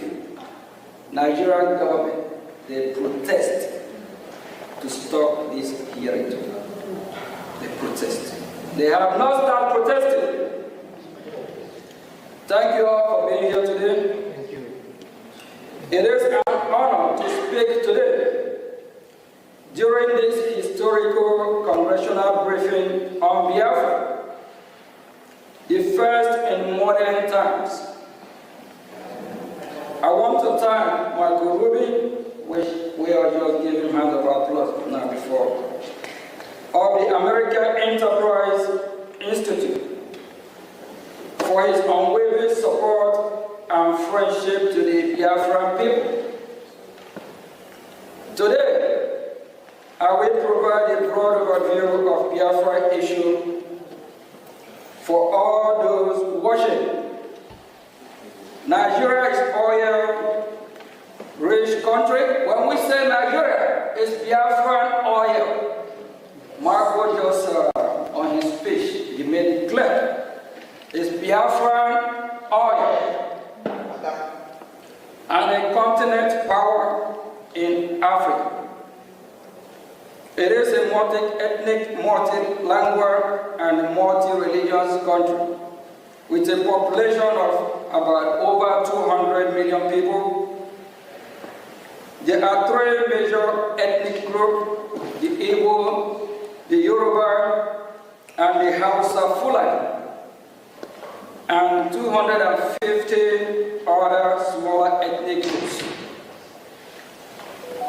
The Hausa Fulani are predominantly Muslim and live in the northern Sahara of part of Nigeria. The Yoruba who live in the southwest are split almost even between Muslim and Christian. The Igbos, along with related tribes, whom we refer to as Biafras, the interface of this submission, inhabit the southeast part of Nigeria, which is Biafra, and we are no longer Nigeria. We don't identify ourselves as Nigeria, we are Biafra.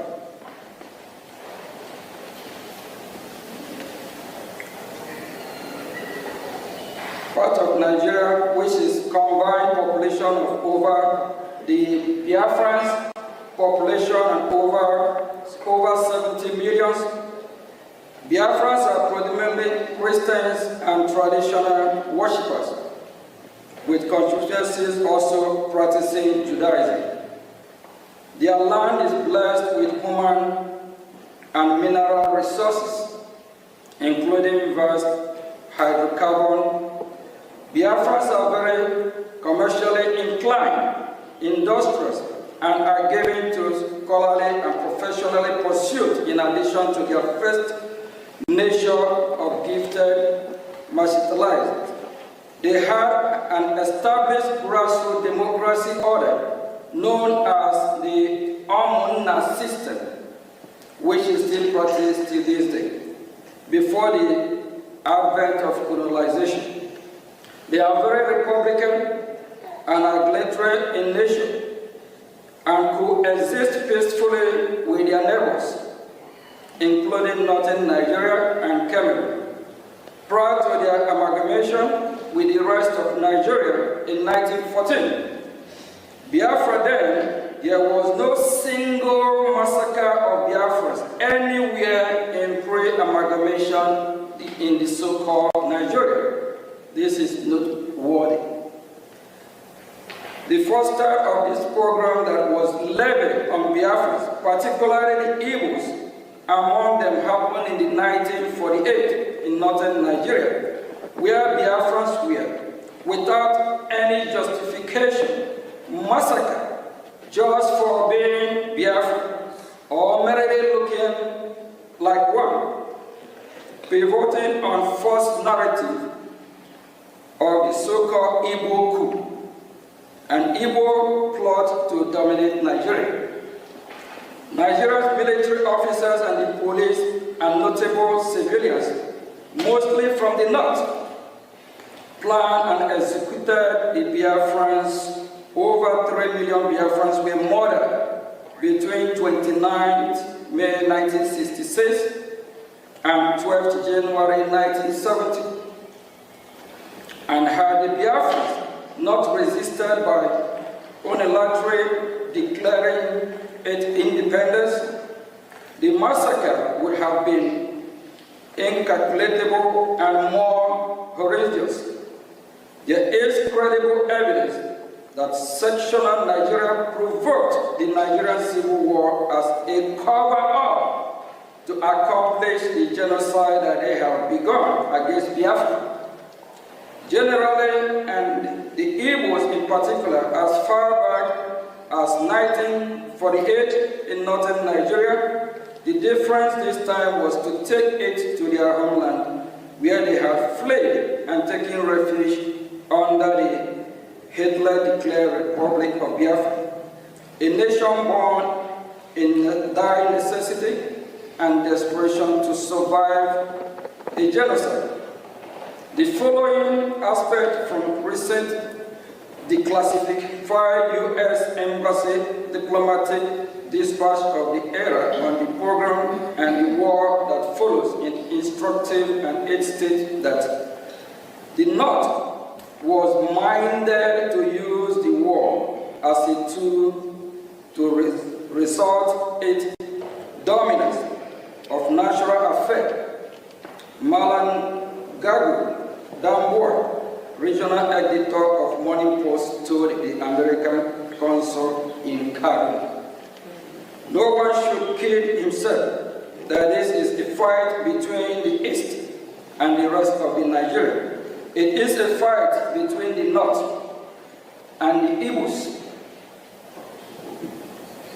The scale of the carnage was such that had the Roman or International Criminal Court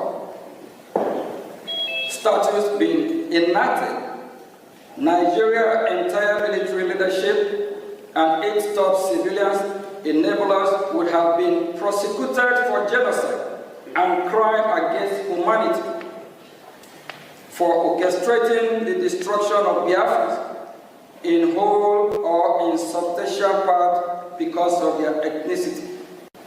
And to make it worse, those that oversaw the genocide and their natural political successor continue to control Nigeria and thus ensure that no accountability was exacted for a crime of such shocking scale.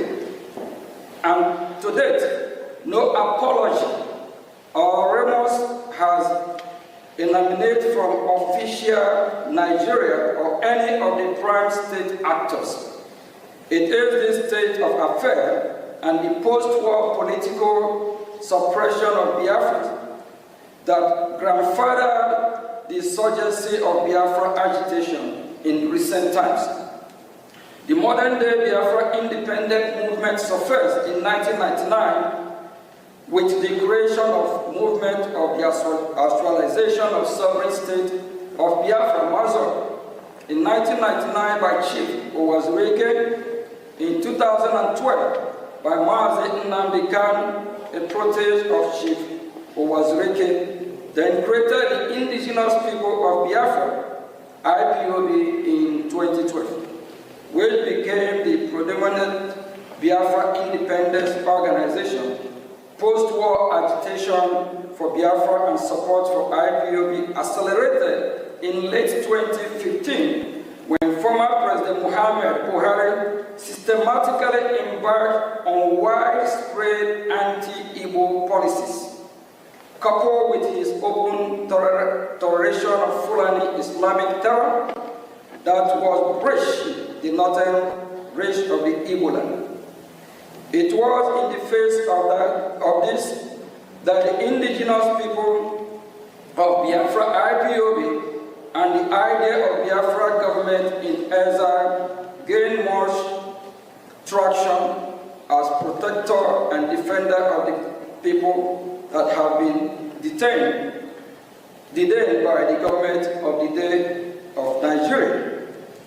It is to be noted that virtually all of us present at the vanguard of pursuing for Biafra were born after Nigeria Civil War ended in 1970. So in our renewed quest for Biafra, we are not driven by any sense of personal loss of the war, revenge or bitterness, but by instead a sense that our people are being mistreated badly and are vigorously in again becoming the victim of another crippled genocide. Vast majority of the Biafrans share the same view, even so, quietly because of fear of retribution by the Nigerian government or other non-state actor in alliance with the government. Amnesty International reports that since the advent of the former Buhari administration in 2015, Nigerian insecurity forces have killed more than thousands of Biafra and wounded many more while they held peaceful protests against the killing and for self-determination. Amnesty International says that many of those pro-Biafra protesters were shot and killed in their sleep, and others while they gathered in churches to pray. Many of the protesters were shot and killed from behind while they tried to escape. Contemporaries country report released by the United States Department confirmed such of this, particularly the Nigerian government declaration of IPOB as a terrorist organization in October 2017, which gave a dubious legal cover to Nigerian security forces to resort extrajudicial killing of Biafra perceived by self-determination agitator or members of IPOB. As such, as you are reading this, the other killings of Biafrans by the Fulani Islamic terrorists is ongoing as we speak. The killing have not stopped to date, especially in the northern boundary of Igbo land, such that several innocent villagers were murdered in Ebonyi State in February 2025. Igbo communities to bury their brothers, sisters, fathers, mothers, sons, and daughters almost every month. And after times, the violence is maliciously and falsely attributed to unknown government or faceless Biafran separatists. In the face of all this, and in the perception that rogue elements of the security forces are complicit, the Biafran government in exile emerged as beacon of hope for Biafrans that have become distrustful of the government. It bears mentioning that when the agitation for Biafra accelerated in late 2015, the response of Nigerian government was disappointingly non-pragmatic. Instead of acknowledging the broadening popularity of the agitation and take bona fide measure to contain it through constructive engagement or dialogue, the government went wide with deadly and extrajudicial law enforcement action that backfired by fueling the agitation to levels not seen since the end of the Civil War in 1970. This misguided law enforcement action turned a dangerous corner and boomeranged when the government went rogue by extraordinary rendition of our leader, Mazi Nnamdi Kanu, the Biafran leader from Kenya, in late June 2021. No doubt this is an avoidable overreaction that has composed Nigeria's legal system, triggered the international legal order against Nigeria, and bettered the government-driven insecurity that have brought Southeast Nigeria, which is Biafra, to this day. In between, Fulani Islamic terrorists have capitalized on the situation to disquiet Southeast Nigeria to no end. After Mazi Nnamdi Kanu illegal kidnapping, one of Mazi Nnamdi Kanu protege, Finland-based Biafran activist, His Excellency Mazi Simon Ekpa, took charge of the Biafra independence movement and created the Biafra Republic government in Brgie, of which he is the Prime Minister. As the next illustration of the Biafra independent movement, the Brgie has galvanized the support of the Biafran population and has engaged in high-level dialogue in Washington, D.C. with U.S. government officials. Furthermore, Brgie organized a self-referendum in which more than 50 million Biafrans voted in favor of independence. Brgie held an independence convention in Lahti, Finland, which started November 29 to December 2, 2024, in which Brgie declared the independence of Biafra on December 2, 2024. December 2, 2024, Biafra was redeclared. The government of Nigeria, according to Mr. Ekpa, has orchestrated 5 assassination attempts against his life. After allegedly failing to assassinate Mr. Ekpa, the government of Nigeria successfully pressured the government of Finland to arrest Mr. Ekpa in November 2024 on political motivated charges. The government of Finland then issued an indictment against Mr. Ekpa, as well as subsequent conviction, which demonstrates the political nature of the persecution at the instigation of government of Nigeria. The indictment by Finland, issued in May of 2025, alleged that Mr. Ekpa participated and supported a terrorist organization, even though pro-Biafra organizations are not designated as terrorist group in Finland or anywhere in the European Union. In fact, the only country in the world where pro-Biafra organization,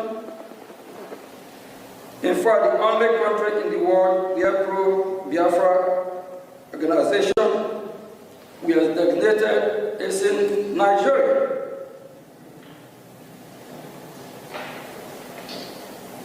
For the government of Finland to accept that the Finnish citizen holding political position regarding internal policy matters within Nigeria is somehow a criminal offense in Finland is a nonsensical and absurd, and demonstrate that Finland is engaging in a political motivated prosecution.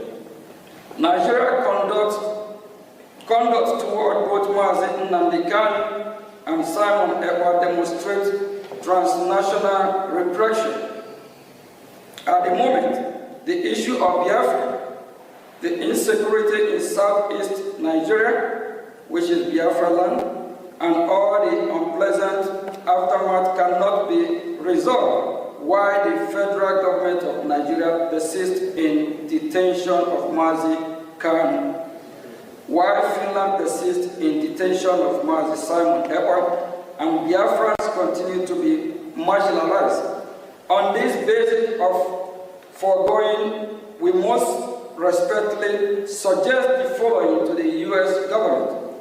1. We urge the United States government to invoke the Global Magnitsky Human Rights Accountability Act Summit 5 of Title S 11 of 114-28328 to identify and impose travel and financial restrictions on all officials of the federal government of Nigeria and any Nigerian non-state actor implicated in the killing of Biafrans, Christians in their homeland in southeast Nigeria, which is Biafra land. We urge United States government, including through targeted sanction and or tariff, to pressure the government of Nigeria to release Mazi Nnamdi Kanu and allow him a safe passage out of Nigeria. 3, we urge United States government to pressure the government of Finland regarding its political motivated trial and conviction against pro-Biafra active Simon Ekpa. 4, we urge the United States government to deny all bilateral assistance and visa to officials of the government of Nigeria if it continues to engage in transnational repression against pro-Biafra activists, and if Simon Ekpa and Mazi Nnamdi Kanu continue to be held in detention. Consequently, Biafra through Brgie are ready to engage with the international community, include the United States of America government, especially in seeking to establish a newly independent Biafran state. The Brigade is willing to engage in deal-making with U.S. government and come to economic defense and security agreement with the United States. Biafrans represented by Brgie are willing to negotiate with the U.S. in reciprocity and in anticipation for specific demand, interest and expectation of the U.S. recent event in Sub-Saharan Africa have created a compelling need for the United States of America to get involved in the Gulf of Guinea. There is no better opportunity than that presented by the Biafra. For example, Biafra can be an ideal place for U.S. military base, as well as seaport. Biafra can also be host to African installations.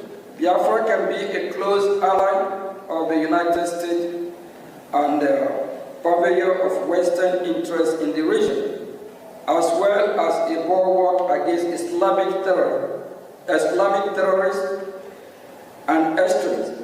This is important now more than ever, given the loss of key U.S. military bases in Sahel countries, as well as the Nigerian government's ever closer relations with United States adversaries, a United States designated Islamic terrorist organization. In addition, Nigeria's persecution of Christians continues to worsen and further adds to the case of independent homeland for Nigeria. Christian population, just as U.S. recognized of Somalia, present great benefit to U.S. strategic interest in East Africa. Similarly, Biafra can present opportunities along similar lines for the U.S. in West Africa.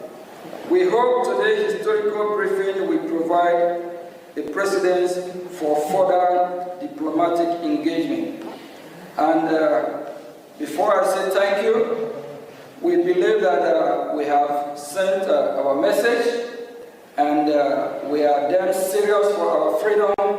We'll continue fighting. Our freedom is our right. No one else can do it better for us than us. And we are sending a message to the world, especially the United States of America. We appreciate the opportunity and the privilege they have given us to voice out so that they can do what is right. We believe they are listening. We believe very soon we'll be having more diplomatic engagement with the United States of America, the leader of the free world. Thank you.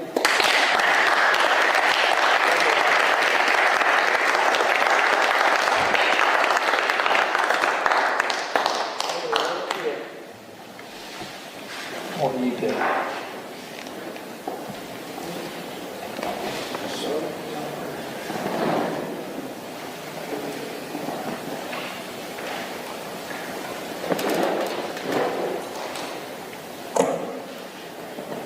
All right, we're going to be having some question and answer, and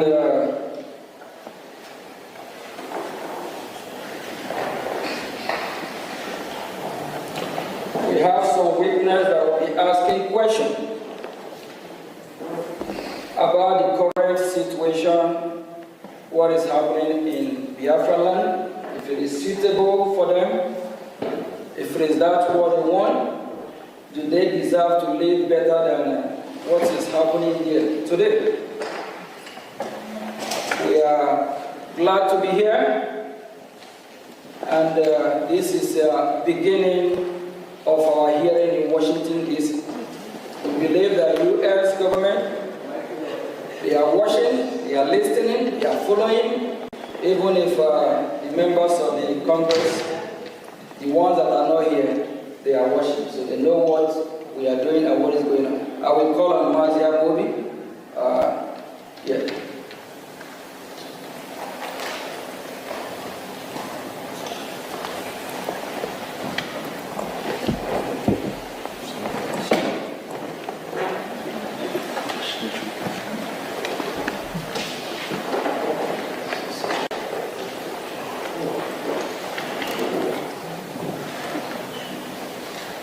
Greetings, everyone. Greetings, Biafrans who are here present. First of all, I want to appreciate everyone for being here. It's not easy. It is only a man who seeks for freedom that goes knocking on all doors. Because every locked door is against each and every one of us is a locked door against millions of Biafrans. Especially millions of Biafrans, yourself, myself, who are witnesses, and over 50 million people who gave the Brgie government their vote for a self-referendum conducted in Finland. It conducted back home and ratified in Finland by over 517 Biafrans. So I appreciate each and every one of you who are here. And we thank the United States Congress for giving us this opportunity, for calling us to hear our voice at this time. It is of utmost importance that the Biafran people in general speak up now to stop the killing, to help the world, to help those who cannot speak for themselves, and the entirety of the people who live in the geographical location known as Nigeria, to regain their freedom. The freedom that we seek today is not just for the Biafran people, but for over 230 million people who exist in a place where they are all in a cave. Most of the people who exist there do not know themselves no more, cannot, for some reason, stand up and defend themselves. Of course, we know fear is part of terrorism. With me here are fellow Biafrans who are witnesses to the ongoing genocide in my land, Biafra. The ongoing genocide is a continuation of 1967 to 70, as we all have heard the acting Prime Minister of Brgie speak to us who are Biafrans and to the rest of the world who are listening. So I would like to ask my brothers and my sisters a few questions so that in their own words they can explain to the rest of the world, those who are watching, and to the congressmen and women who have given us this opportunity, who I'm sure would hear everything that we are saying here today, either today or tomorrow or in the nearest future.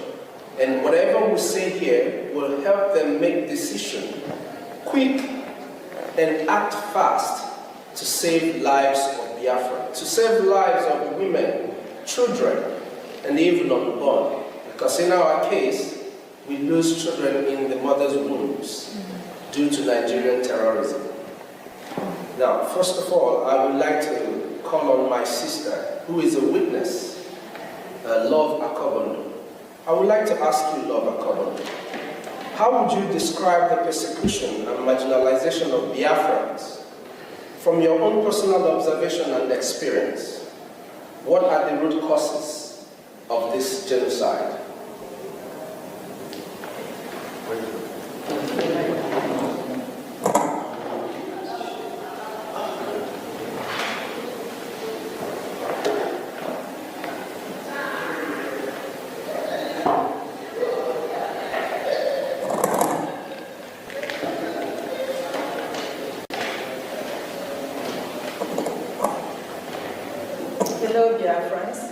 Good afternoon.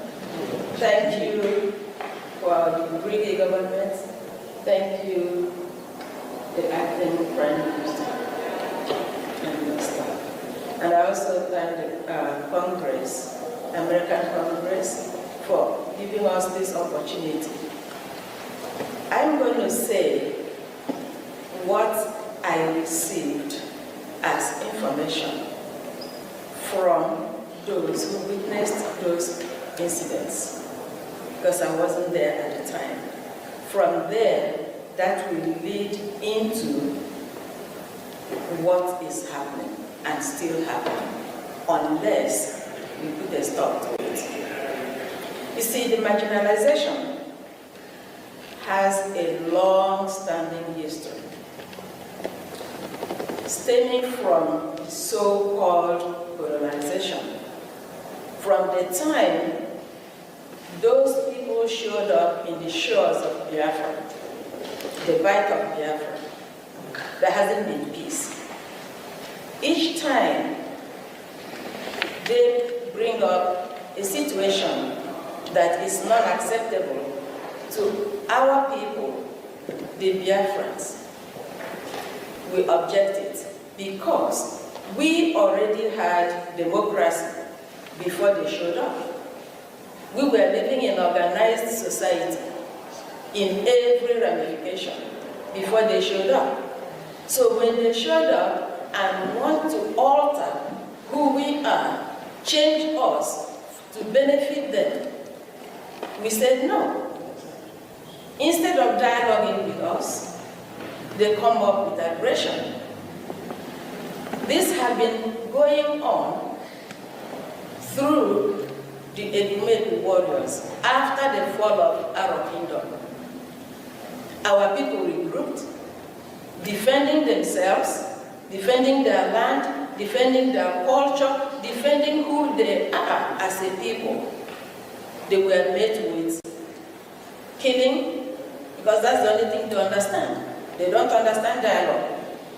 From there, it moved to the time of taxation that was totally unacceptable, and our great-grandmothers came up to protest, simple protest.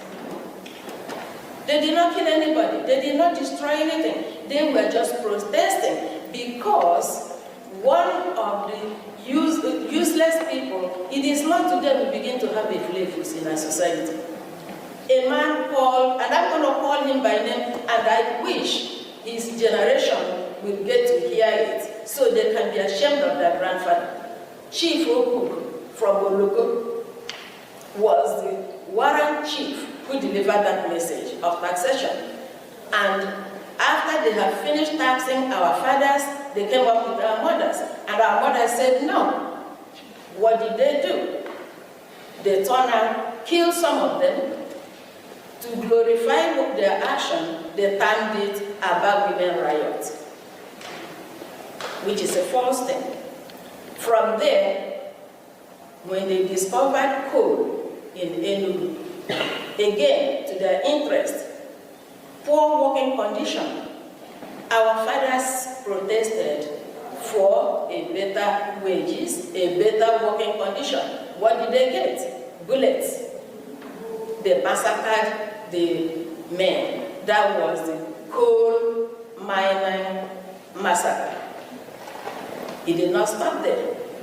Each step of the way is aggression, no discussion. The good thing is, we are not the people you can just walk over. It's not going to happen. It's not yesterday, it's not today, it's not going to be all the tomorrows to come, because we are Biafrans, madam. No two ways about to take it or drop it. We're going to fight to the last man standing. Now, it did not stop there. It continues. The same marginalization, the same wickedness in all form and shape. Fast forward to the so-called flag independence. What did we get? The 1966 pogrom. I have a sister-in-law who lost her father to 1966 pogrom. Move forward, 1967, the so-called genocidal war, which the world refused to acknowledge. The thing sweeping it under the carpet is going to make a difference. It's going to escalate, and it's escalating. We have no apologies to anybody. Biafra must be free. Okay?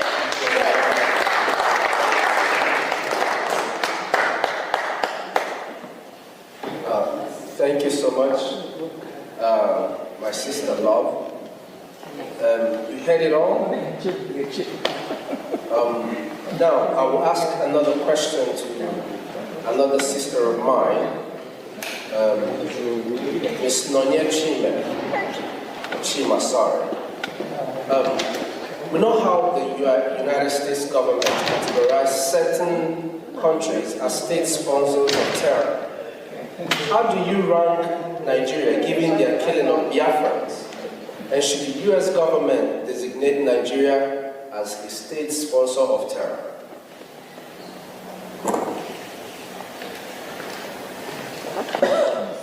Thank you very much for that question. First of all, I just wanted to thank Honorables Jim Moran and Elias Terasulis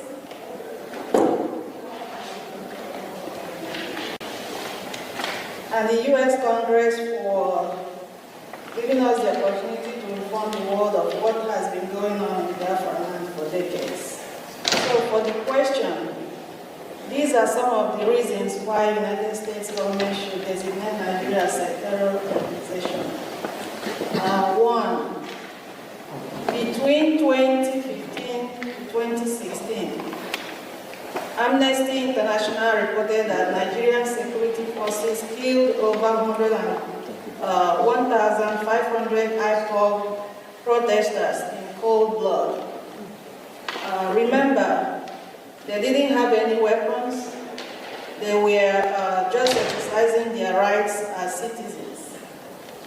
And in 2017, there was what they called Operation Python Dance, which targeted the Southeast residents who are Biafrans, with soldiers invading communities, shooting civilians, and committing extrajudicial killings, which led to about 28 young men and women in our leader, Mazi Nnamdi Kanu's house. Thirdly, from 2021 to 2023, Amnesty International also documented over 1844 killings in Biafra land, including unlawful executions, torture, and enforced disappearances by security forces. And one might ask whether these killings or these killers have been apprehended and brought to justice, and the answer is no. No one has been held accountable for these killings. In fact, when locals apprehend any of the killers, there is always an order to free them. Up till today, the killings continue, and the painful thing is the fact that Biafrans are killed simply because we are Christians, simply because of the crude oil in Biafra land, and because they want to Islamize us by force, which we are resisting. So I call on the global community to pay attention to what's going on in Biafra land and elsewhere, where there is a genocide going on. Thank you all so much. Thank you so much. That was wonderful. That's what we expect from every Biafran to always carry in their heart. The fact that our people are dying every day. Now, I want to ask my brother Emmanuel Ugo, how would you describe the hatred of Biafrans or Igbos within the Nigerian by the political establishment, which has traditionally been controlled by the Muslim North? Would you say this is an important part of why there is support for the Biafran independence movement? Thank you all. When we talk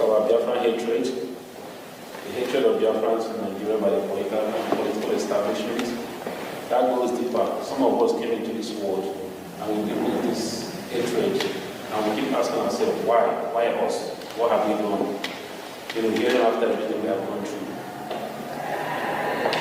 The hatred runs deep in the Nigerian establishment, in their blood, both the political establishment and people from other parts of the country. We see this hatred every day.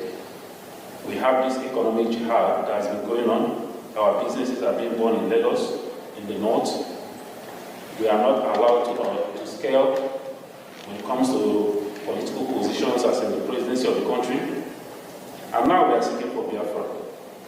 We want to be on our own so that we can be able to live in peace without facing this hatred every day.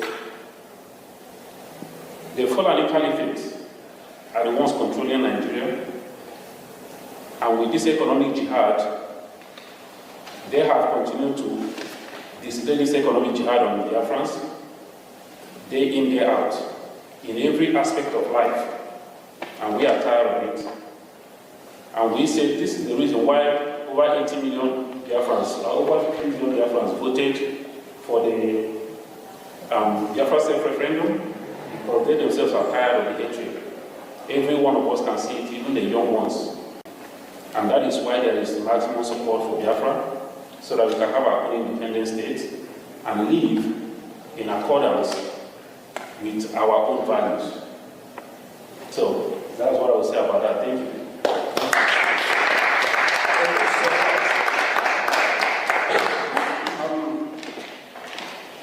My brother Chima John,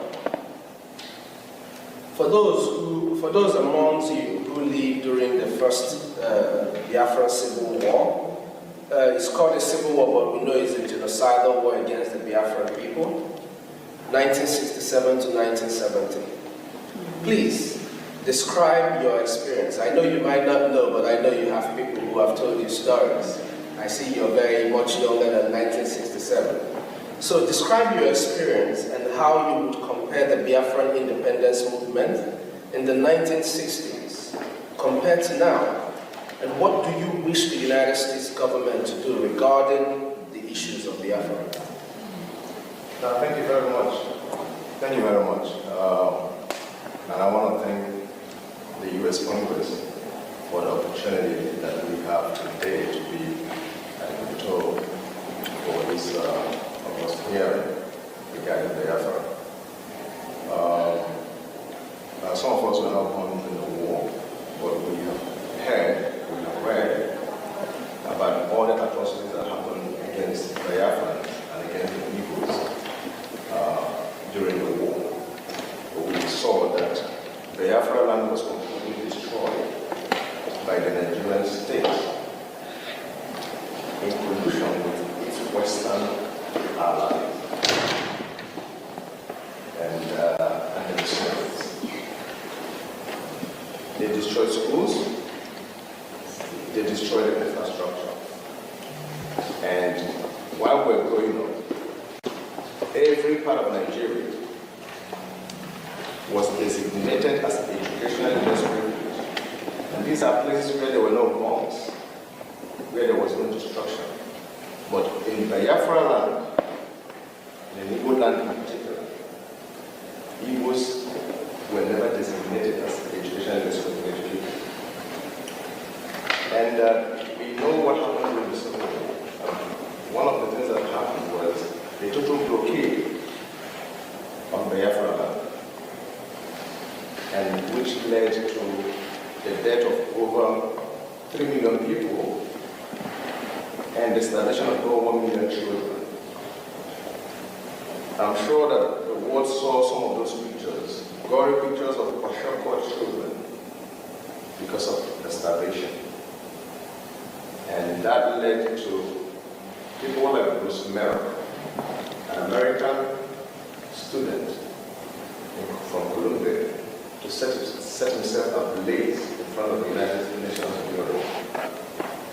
People like Steve Jobs, the founder of Apple, saw what happened in Biafra and swore not to step his foot inside the church And he said, how can the world open their eyes and saw these humans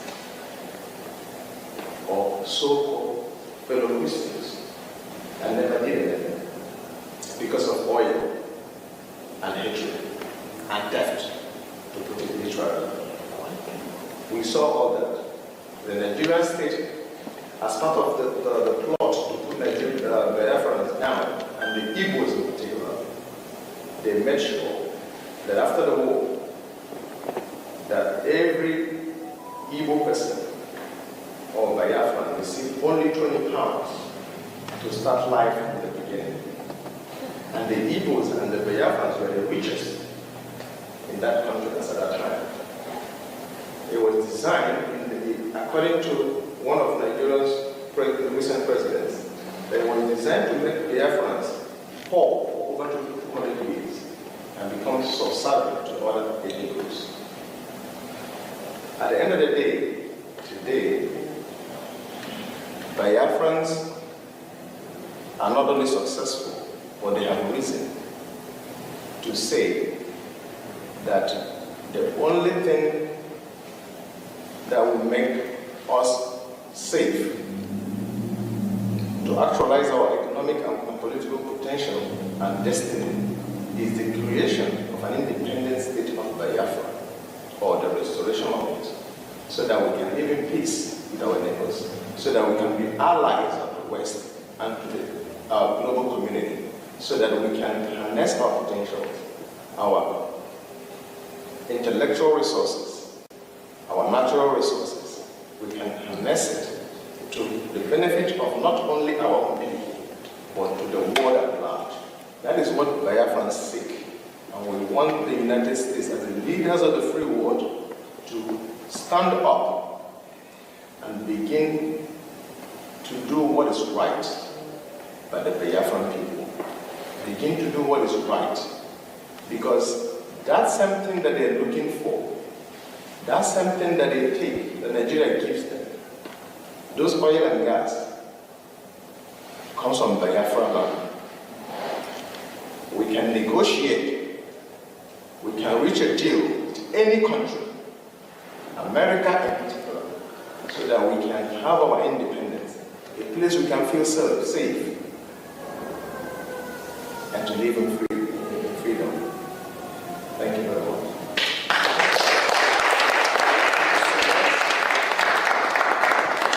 Just so you know, my mother served in the Red Cross during the war, and my father was equally a soldier during that war.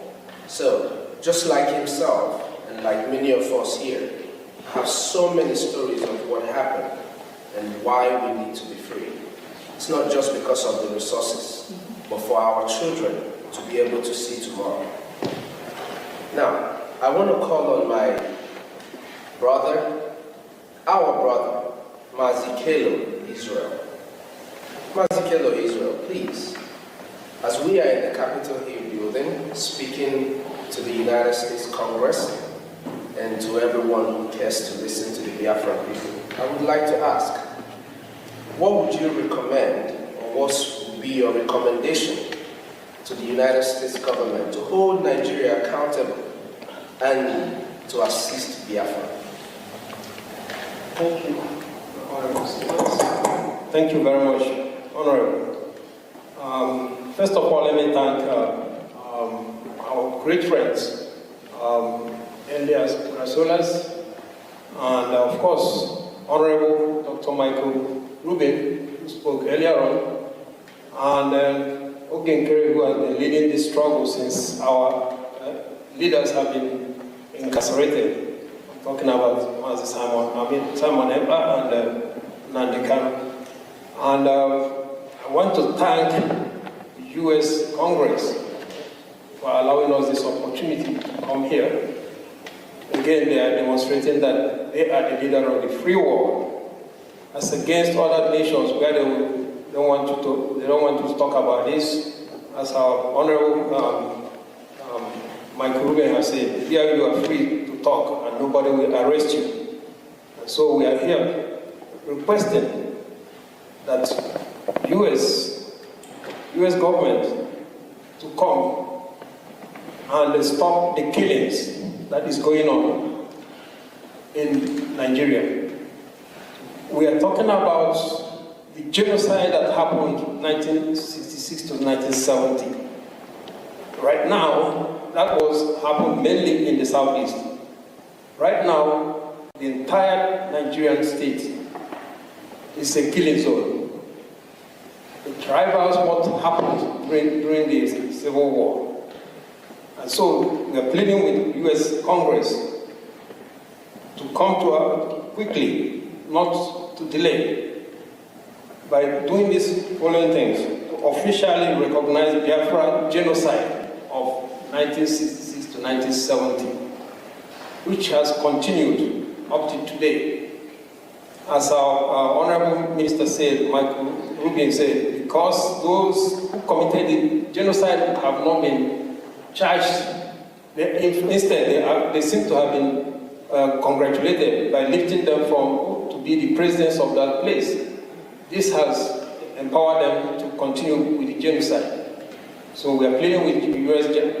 government to live up to their moral standards as the free world leader, to come immediately to the aid of Biafrans. We are also pleading with the U.S. government to condemn immediately, because that will save life, condemn immediately the abuses that is going on there, which is quite obvious. It's not hidden. You have terrorists that are being recognized, giving a peace deal, while those that are speaking the truth to save the country from the killings that is going on are being incarcerated, like Mazen and Kano and Simon Eber. Just yesterday, they agreed on a plea deal with terrorists, a peace deal, and they are walking free. We are asking the U.S. government to invoke the Global Magnitsky Act, identify all those criminals. The Canadian government have declared the political organizations in Nigeria as terrorist organizations. We're asking the U.S. government to go further, identify the individuals themselves, and invoke them and put heavy sanctions on them. That is what we are asking, to further what the Canadian government has already done. We are asking the U.S. government to demand, with immediate effect, to the release of Nnamdi Kanu, a man that has been even acquitted in some of the courts in that Federal Republic of Nigeria. Several courts have discharged him and acquitted him, and in fact requested that the government compensate him. Outside UN have already also requested that he be released immediately. Kenyan government has come out openly to say that he was extraordinarily rendition. He was kidnapped from Kenya. That he should be released, and on no basis should he be tried for anything because of the illegality that they practice on him and abuses. Yet, Nnamdi Kanu is still in prison. Even recently, he asked for him to be allowed to visit the hospital, to go for a hospital treatment, and they rejected it. They rejected that he would not go to the hospital. So we are asking the U.S. Congress to act immediately. We need urgent help. We also ask U.S. Congress to pressure Finland to release Simon Eber. He was doing honor, and he was worried seeing the decimation of his people. Okay, but that's what we are asking, to pressure Finland government to release Simon Eber. Finally, we ask the U.S. Congress to recognize the referendum that was 50 million. If that is not acceptable, then to help us organize a UN acceptable referendum for Biafrans, and to show that demonstrate that Biafrans are really in need to be freed. And the freedom we're asking for Biafrans is not only for Biafrans, because it will also free the ordinary people of that country called Nigeria from all the killings that are going on, which is only going to escalate as the 2027 elections continues. These are what we are requesting. Thank you very much.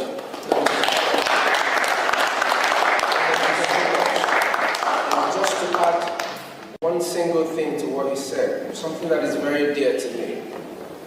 I really wish that the United States Congress and the United States government would help us pressure Nigeria.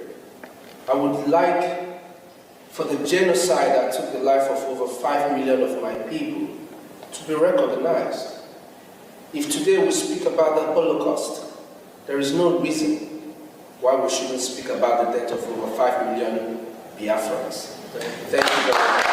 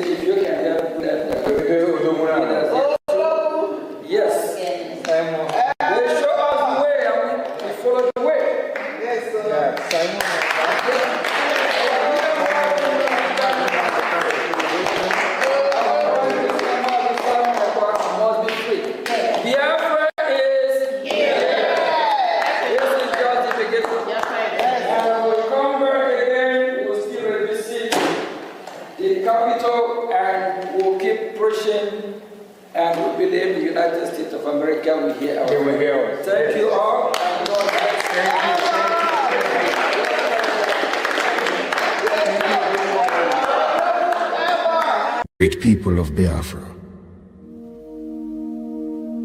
This is the voice of Biafra. The voice that cannot be silenced. The voice of truth, resilience, and freedom. speaking to you in the spirit of courage and in the language of liberation. Nigeria government has lost control over insecurity.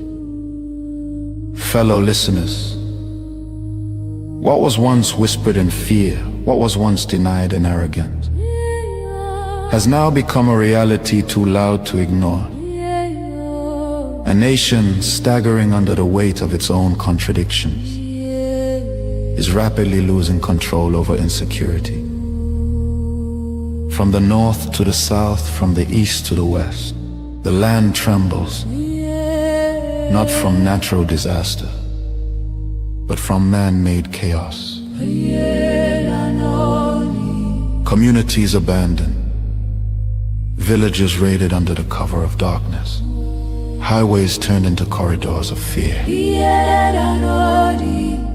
Citizens left to fend for themselves.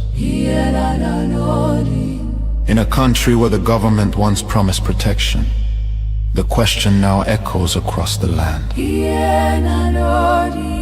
Where is the government? Where are the security forces? Where is the accountability? In recent times, markets have become targets. Travelers have become victims. Families have become statistics. And yet, those in power continue to speak in rehearsed tone. Detached from the suffering of the people, observers say, this is no longer a matter of isolated incidents. This is systemic failure. A collapse of responsibility. A nation where innocent lives are wasted daily. As fear grips the population, a new reality emerges. The people have lost confidence. Trust has been eroded. Hope has faded. But here, on this frequency, we do not deal in fear. We deal in truth. And the truth is this: a government that cannot protect its people has failed its most sacred duty to the people. Listen. Remain vigilant. Remain aware. Remain strong. Nigeria has failed its citizens, and in awareness lies survival. This is a wake-up call. You are listening to the voice of Biafra, where truth lives and freedom speaks.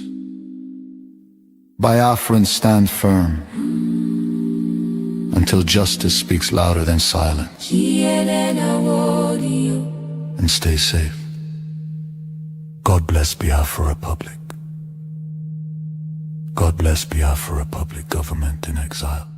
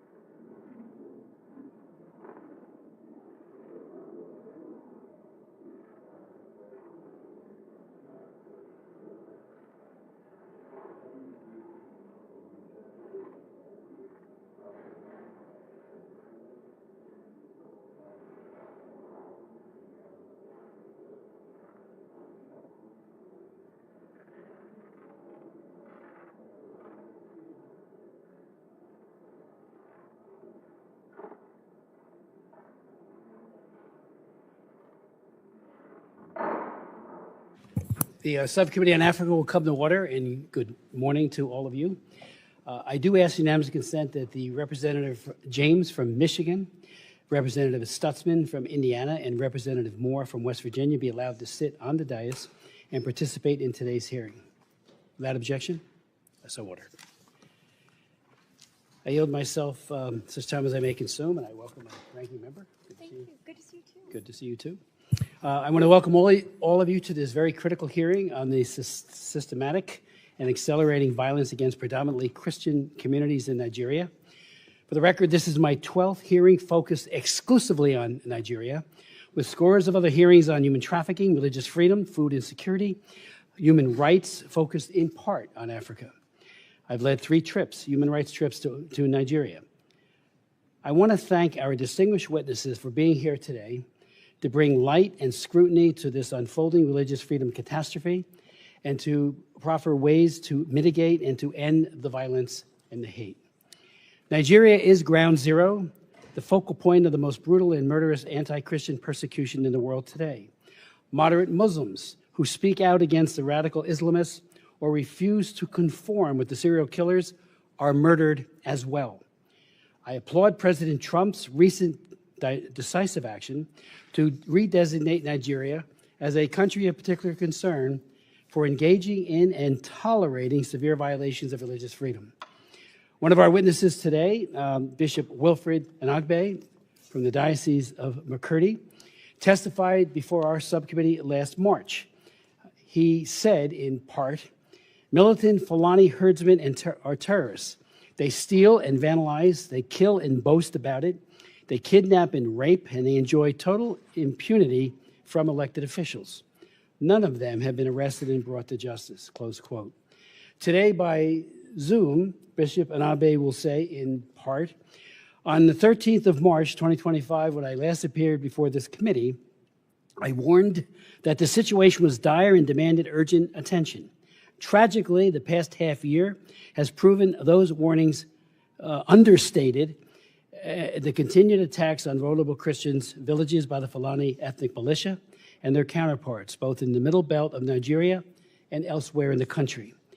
In my own diocese of Nkere, you are all familiar with the massacres of Saturday, the 13th of June in Yalawada, where 278 persons, men, women, and children were killed in a manner too gory to describe here by people shouting Allah Akbar, while slaughtering their victims. It took the prayer of the Holy Father, Pope Leo, on Sunday, the 14th of June, for the government of Nigeria to even acknowledge this evil. Even so, the federal government still seeks to downplay the numbers and has yet to properly care for the survivors, even as I speak, as he will be speaking momentarily by way of Zoom. Abductions of the clergy and laity remain rampant. Priests and pastors are prime targets for elimination.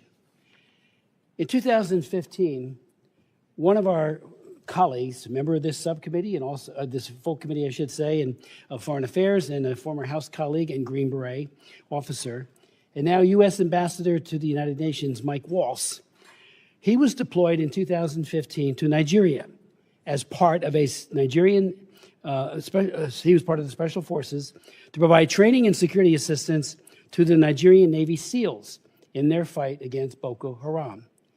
During this time there, he said yesterday, a couple of days ago, more than 300 girls were reported missing because of Boko Haram's extremist violence. Working alongside his team, Ambassador Waltz supported Nigerian SEAL operations that ultimately helped rescue many of these girls from the oppressive conditions imposed by Sharia law.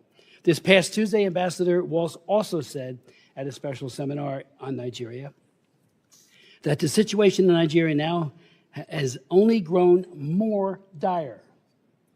He went on to say, churches burn, mothers bury their children for the crime of singing Amazing Grace, pastors are beheaded for preaching the Sermon on the Mount, and entire villages awaken to gunfire simply by calling Jesus their Lord. This is not random violence. It is deliberate persecution as northern militant groups enforce Sharia law and unleash targeted attacks on Christian communities. He also pointed out, and it was this week, that 25 girls went missing, many of whom who will now vanish and have vanished into the dark underbelly of extremism and sex slavery. Make no mistake, these ongoing attacks are based on religion, and diverting attention from it denies what we have seen with our own eyes. Yeah, there may be other factors, but religion is driving this. Kill the infidel. We see it in other places, and we're seeing it now, sadly, in Nigeria, and it's been going on for many, many years. 13 years ago, in this room, 2012, I chaired a hearing focusing on the slaughter of Christians by Boko Haram, and the Assistant Secretary of State for African Affairs, Johnny Carson, testified at that hearing and said, and I quote in part, that the phenomena of Boko Haram is one of discrediting the central government in power for its failure to deliver services to the people. I asked him at the time, are you kidding? I responded by asking why Boko Haram abducts and rapes Christian girls and uses force and coercion, even death, to convert Christians to Islam. On a trip to an IDP camp in Jos, I met many survivors. One man who we had testify here, named Adama, who they took him out of his house. His wife was screaming, please don't hurt my husband. They put a AK-47 to his cheek and said, you renounce your faith or we'll kill you. He said, well, I'm ready to meet my Lord. They asked him again. He repeated that, and they shot him. They blew his face very, very horribly. He survived. And when I met him, I invited him to come and testify. He did. And he said, you've got to realize who Boko Haram is and stop this idea, this is my words, but his sentiment of denial, of saying, it's nothing to see here. So I asked Johnny Carson further, why won't they designate Boko Haram, at least, if not a CPC country, as a foreign terrorist organization? And he said they don't believe it. They're not a foreign terrorist organization. I worked on that for 3 years, additional hearings. On the day I was marking up my bill, and it was called the Boko Haram Terrorist Designation Act of 2013, to put Congress on record demanding an FDO designation, that day, the administration declared Boko Haram a foreign terrorist organization. I was very happy with it. But we could have done that 3 years earlier, maybe had found out what their sources of weapons and funding and everything else might have been, thereby, again, mitigating some of the harm. For too long, the world has looked away, a culture of denial, as radical Fulani militants, Boko Haram and ISIS West Africa have waged a relentless campaign of terror, murder, and displacement across Nigeria, including the states of Plateau, Benue, and Kaduna. According to Open Doors, and I just want to say something about Open Doors, I've worked with Open Doors for 40 years. I knew the founder, Brother Andrew, an absolutely honest and committed man, and that organization to this day continues to speak truth to power all over the world, including in Nigeria. Well, they have said, Open Doors, more Christians are slaughtered in Nigeria than anywhere else in the world. I co-chair the China Commission. I just left a hearing that we're holding over on the Senate side on religious persecution there, against everyone, against the Falun Gong, against the Christians, against the Buddhists in Xinjiang, not the Buddhists, the Buddhists in Tibet, and the Muslims in Xinjiang. And while they kill many, they incarcerate and harass more than they slaughter. These groups in Nigeria are doing just that, slaughtering. Another group has said over 52,000 Christians in Nigeria have reportedly been targeted and killed by Islamist extremists, while approximately 34,000 moderate Muslims have been murdered as well since 2009. And, that is less focused upon. I raise it every time, and I hope we all will. They're killing those who don't conform to the radical Islamist view, and so they get killed too. I met with many imams on trips to Nigeria as well as here, and they say, if we speak out, we'll be firebombed too. During a visit, 19,000 churches have also been attacked. More than 7,000 have been murdered in this year alone. During my visit to Jos in 2013, I visited many churches that have been firebombed in Jos. And I listened to the survivors and was moved almost to tears, and to tears with some, when they talked about the numbing loss and pain of losing loved ones. And the churches were decimated, each and every one of them, either by cars coming in and plowing everybody and destroying the physical, or by bombs, and of course always the ever-present AK-47. They pleaded with their own government and the world to end the cruelty and violence.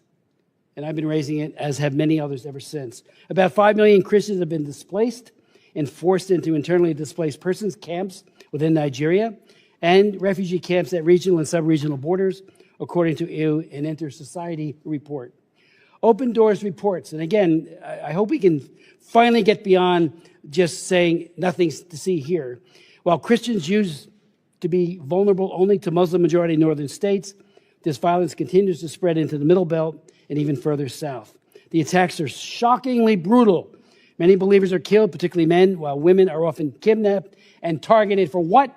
Sexual violence, rape, and other abuse. More believers are killed for their faith in Nigeria than anywhere else in the world. These militants also destroy homes, churches, and livelihoods. And many people don't go to school anymore. One estimate is 10,000 schools have been closed due to this violence. The Nigerian government has a fundamental constitutional obligation to protect its own citizens. Yet the brutal reality is that the perpetrators of these crimes operate with impunity. The lack of accountability sends a chilling message that the lives of Christian farmers and their families are expendable. This failure has rightfully been called out by the President of the United States, President Trump, and Secretary of State Rubio. The United States must not stand by idly.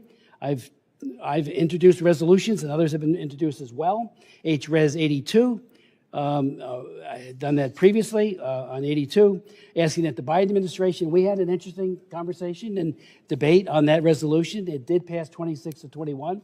And part of the argument that was made by Mr. Meeks and my very distinguished colleague to my left is that it's the President and the Secretary of State that needs to make that call, not us. I think we can encourage something. That's what it did. But nevertheless, now they've made the call. And I think we need to, double down and try to stop this. Res 860, which I've introduced, also calls on conditioning U.S. foreign assistance, and it must be tied to progress from the Nigerian government in preventing persecution, prosecuting perpetrators, and protecting all communities.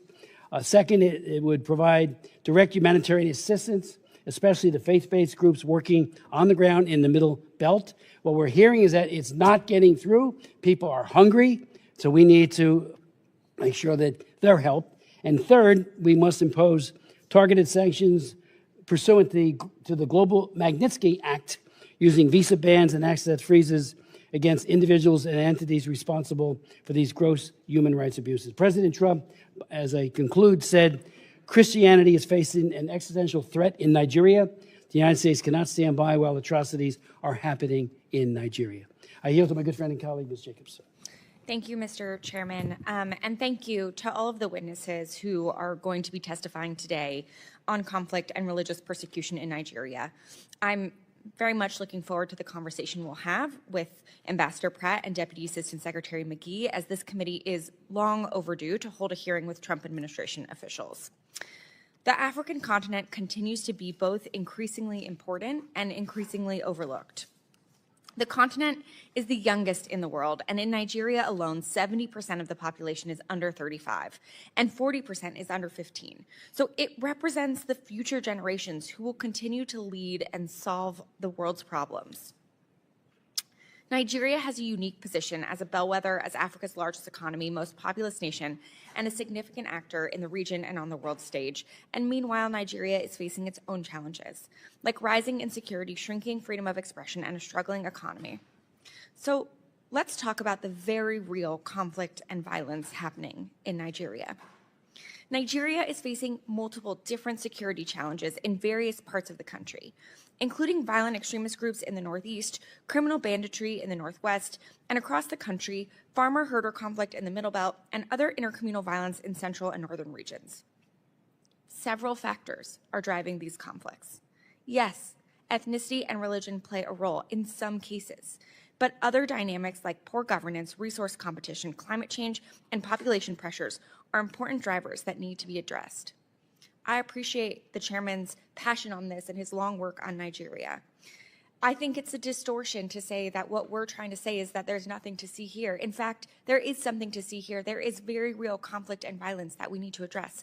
I've been working on addressing conflict in Nigeria since 2013, 2014, when I was part of the counter Boko Haram strategy at the State Department. The violence impacting both Christian and Muslim communities is real, and the Nigerian government can and should do more to address it. I was horrified to learn of the killing of 2 people and the kidnapping of the pastor and a worshiper at a church in Kwara State. And this came only a few days after, as the chairman mentioned, criminal bandits kidnapped 25 girls in Kebbi State. But it is counterproductive to adopt oversimplistic narratives about the multiple complex overlapping security challenges and violence across the country. The victims in the Kebbi State kidnapping were all Muslim girls. So violence affects everyone, and false narratives perpetuate harmful stereotypes and motivate tensions and violence based on religious identity.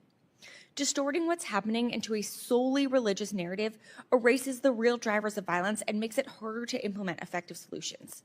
And it can fuel violence against the very groups the Trump administration claims it wants to protect. That's why I'm alarmed by President Trump's rhetoric about this violence and threats to go into Nigeria, guns a-blazing, and to wipe out terrorists. We are already receiving reports of increased tensions between Christian and Muslim populations following this rhetoric. President Trump's threat is reckless, and any unilateral military action in Nigeria would be illegal. Congress has not authorized force in Nigeria to protect Christians, and any action without Nigeria's consent violates international law. We also know that a military-first response won't actually address the violence and will do very little to protect Christian communities. As I said, I worked on Nigeria policy since I was at the State Department in 2014, so I know firsthand these security challenges are multifaceted and they require a holistic approach. A military-led approach risks more civilian casualties and impunity, which will only fuel violent extremism more. So we need to use more tools from our foreign policy toolbox if we're serious about helping Nigeria protect its citizens. That means we need to leverage diplomacy and engage with Nigeria on how we can help support their response while pushing for important reforms within Nigeria's institutions. We also need to utilize foreign assistance to fund programs to help prevent violence and address conflict drivers. But the Trump administration so far has hobbled these tools. On the diplomatic front, while I'm glad to see Ambassador Pratt will be here representing the African Affairs Bureau, we still have yet to see even a nomination for an Assistant Secretary for Africa. And we don't have a Senior Director for Africa at the NSC either. There are several emergent conflicts in Africa, including in Nigeria, but also in Sudan, DRC, and across the Sahel and in Ethiopia that demand high-level, consistent, and substantive engagement. Occasional attention from the president, while most of the time welcome, won't be enough to see lasting results on all of these different crises. And on the development front, President Trump's dismantling of USAID and cuts of hundreds of millions of dollars worth foreign assistance in Nigeria is worsening the violence. For years, the United States has supported Nigerian institutions, civil society, faith-based leaders, and researchers to address the conflict, violence, and religious freedom challenges. These programs proactively prevented and directly addressed the violence this administration is now concerned about. For example, a recent article in DevX highlighted a program that Secretary Rubio terminated, which has left a void in communities that suffer violence. Mr. Chairman, I ask unanimous consent to submit for the record a DevX article titled "The Cuts That Bleed: What Happens When Peace Programs Go Dark." Thank you. This article focuses on a former program implemented by Search for Common Ground, a peace-building organization that provided critical early warning in communities in Yelwata, a region in Nigeria's Middle Belt, where conflict and violence have erupted between Muslim herders and Christian farmers. This early warning program was responsible for fewer violent incidences before Secretary Rubio terminated it. In June, this same community was left in a lurch without this extra early warning support when an attack happened in Makurdi. Nearly 200 people were killed, hundreds burned alive in their homes and market stalls torched, and almost 4,000 people fled. And this is just one example where the United States has abandoned communities with no explanation. I have another article, this time from the LA Times by former USAID Foreign Service Officer Daniel Morris, that details another program that was helping prevent violence, but was discontinued. Mr. Chairman, I ask unanimous consent to submit for the record an LA Times article titled "Trump Cuts Nigeria's Aid Back in March, Now He Wonders Why It's So Violent." Thank you. This article discusses a program called the Community Initiatives to Promote Peace that operated in northern Nigeria. It trained community elders, including religious and tribal leaders, in conflict resolution, and the results were impressive. After giving one group training and making another one a control group for 6 months, each group was asked if their communities experienced violence. Here's what the article says. Only 10% of people in communities that received negotiation training and dialogue meetings said yes, compared to 41% of people in communities that hadn't. The Nigerians in the treatment group reported feeling more secure, more likely to walk around their communities, and less likely to avoid certain areas than those in the control group. We don't always see these kinds of results. So the fact that we were and the administration eliminated this program is incredibly short-sighted and counterproductive given their apparent interest in this issue. So if we want the United States to help prevent and address conflict in Nigeria, we can't pull back and eliminate our tools like President Trump has done. I urge the administration to reverse these decisions, nominate people at senior levels to work on Africa issues, and commit to working on this seriously, not just through a few Truth Social posts. So I look forward to hearing the testimony of Ambassador Pratt and Deputy Assistant Secretary McGee on what the State Department is planning to do to address the violence in Nigeria and how it plans to partner with Nigeria on doing so. And lastly, while I'm glad we have our witnesses here to discuss Nigeria today, I would be remiss to not also raise Sudan, since this is our first time with the State Department witnesses in front of this subcommittee this Congress, and we still have not had a budget hearing. The situation in Sudan is horrific. And while I'm glad to see this war finally getting high-level attention from President Trump, I look forward to hearing from Ambassador Pratt about what the department's plan is to both make a deal that brings a lasting end to the war in Sudan and invest in a real peace process for the Sudanese people. Thank you. I yield back. We will now receive a testimony from Bishop Anabe. He is leaving for a major speech in Germany and will miss his flight if we wait until thankfully our two very distinguished witnesses from state have agreed, because normally the protocol is they go first, and I do thank them for that. But I'd like to welcome Bishop Anagbe back. He gave very compelling testimony back in March, and we all appreciated that very much. But he is in Benue State. He was ordained a Catholic priest in August of 1994, and Pope Francis elevated him to bishop in 2014. So, Bishop Anagbe, the floor is yours. Thank you very much, Mr. Chairman, Congressmember Chris Smith. The Most Reverend Wilfred Chikwa Anagbe, Bishop of the Catholic Diocese of Makurdi, Benue, Nigeria. Before the House Committee on Foreign Affairs, African Subcommittee, November 20, 2025. President Trump's redesignation of Nigeria as a country of particular concern, CPC, a serious, well-founded wake-up call. I am here this evening talking that because I have the privilege of witnessing, the privilege of experiencing. I'm not talking as a privilege of opinion. Mr. Chairman, ranking members, distinguished members of the subcommittee, thank you for inviting me back to testify on the escalating crisis of Christian persecution and genocide in Nigeria. 6 months ago, precisely on 13th March 2025, when I last appeared before this committee, I warned that the situation was there and demanded urgent attention. Tragically, the past half year has proven those warnings understated the continued attack on vulnerable Christian villages by the Fulani ethnic militia and their counterparts, both in the Middle Belt of Nigeria and elsewhere in the country. Since my testimony in March 2025, credible reports from organizations monitoring religious freedom, including Open Doors and our own Justice, Development and Peace Commission in Makurdi Diocese, have documented continuing attacks on Christian villages, especially in the Middle Belt states of Benue and Plateau, perpetrated by the Fulani militia. Thousands more have been displaced, some adopted or subjected, with entire villages razed and churches destroyed. My own village of Aondana in Gwe West local government was attacked and several of my relatives killed on May 22nd, 2025. An entire convent of Reverend Sisters of the Clarissia Missionaries was displaced. along with the local Catholic parish. Within the days following that attack, nearby villages like Naka also witnessed attacks. In fact, on the 24th May 2025, one of my priests, Father Solomon Atongu, was shot and left to die in the pool of his blood, while those traveling with him were adopted.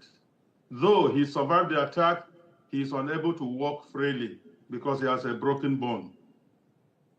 A few weeks before, on Palm Sunday, April 13, 2025, with the attack occurring late that night or into the early hours of April 14th, Fulani militants launched a coordinated assault on Christian communities in Plateau State, Nigeria, primarily targeting the village of Zike in the Basa local government area near Jos. This incident was part of a broader wave of violence in the region during Holy Week, targeting Christians as they prepare to celebrate one of the most holy, important feasts in our church. In my own diocese of Makurdi, you are all familiar with the massacres of Saturday, 13th June in Yellowater, where 278 persons, men, women, and children were killed in a manner too gory to describe here by people shouting Allah Akbar, while slaughtering their victims. It took the prayers of the Holy Father Pope Leo XIV on Sunday, June 14th, for the government in Nigeria to even acknowledge this evil. Even so, the federal government still seeks to downplay the numbers and has yet to properly care for the survivors, even as I speak. Adoptions of clergy and laity remain rampant. Priests and pastors are prime targets for elimination. On 17th November 2025, another priest from Kaduna Archdiocese was kidnapped while his brother was shot dead and others taken into captivity. On the same day, a school was attacked in Kebbi State with many kidnapped, and the vice principal of the school was killed. Reports are also rife of the capture of a brigadier general of the Nigerian army with some army officers and soldiers by the Islamists. This is the daily experience of many Christians in Nigeria. Violence is spreading southward, displacing millions and destroying farmland, creating a humanitarian crisis compounded by food insecurity. Attacks by Fulani militants, Boko Haram, Islamic State of West African province, ISWAP, have intensified not only in the Middle Belt and northern states, but spreading southward and targeting Christian communities with impunity. We hoped the CPC designation by President Trump at the end of October might stabilize the situation, but instead it is deteriorating into one of the most later periods of for Nigerian Christians in recent memory. Like it is now commonly acknowledged, Nigeria remains the deadliest place on earth to be a Christian. More believers are killed there annually than in the rest of the world combined. Yet, perpetrators face little accountability, and the Nigerian government's response since the CPC designation is to unleash vain glory speakers and willing tools to spin the narrative and make false equivalencies about Muslim deaths. But I would like to ask the question here, who is killing the Muslims up north? Is there any Christian militia displacing millions and occupying lands in Nigeria? The government of Nigeria's silence and refusal to engage in the face of continued killings and displacements has deepened feelings of abandonment among the people. The national leadership appears disengaged, treating the Christian genocide report as a non-issue instead of considering it a national emergency. This lack of political will undermines trust in government institutions and fuels perceptions of complicity or indifference. Mr. Chairman, honorable members, allow me to briefly mention another point so close to my heart, the humanitarian and social impact of this genocide. In the Middle Belt alone, millions of internally displaced persons remain in camps, unable to return to their ancestral lands. This threatens cultural continuity, religious and economic survival. The psychological trauma of survivors of these attacks is immense, with little access to counseling or rehabilitation. Widows, orphans, and survivors face ongoing threats. girls and women endure sexual violence as a weapon. So many others resort to unsafe coping mechanisms for daily sustenance, destroying families, guarantees that no more Christians will be born from so many traumatized women. This is one of the elements of genocide, securing the disappearance of a group by longer-term measures other than murder. Without quick intervention, Christianity risks elimination in parts of northern and middle belt Nigeria within a very short time.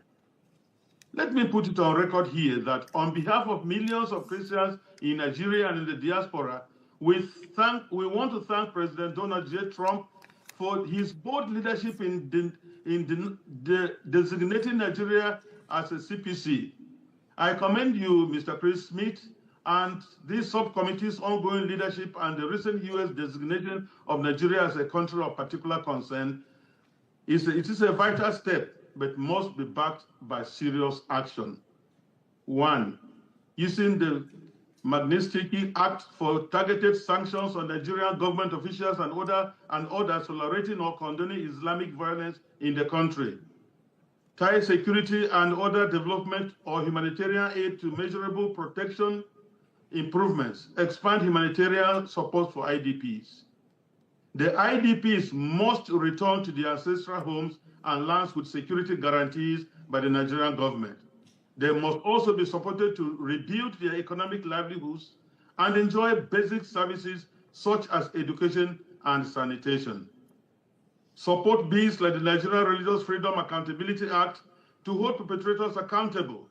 This point cannot be overemphasized because it is impunity that fuels the violence we suffer. Irrespective of who are being killed, the prime question is, are there killings in Nigeria? And the government should stop it. International advocacy, work with allies to praise Nigeria at the UN and ensure discriminatory laws and blasphemy laws are eradicated or expunged from the Constitution. Closing call to action. The CPC designation has brought immense joy, hope, and spiritual resilience to communities under siege in Nigeria. The Christian faith-based organizations remain among the few sources of relief and encouragement, filling the vacuum left by government inaction. However, the church alone cannot stop the killings. It requires coordinated political, military, and humanitarian intervention. Mr. Chairman and members, the blood of Nigerian Christians cries out to you people. We cannot afford to wait any longer.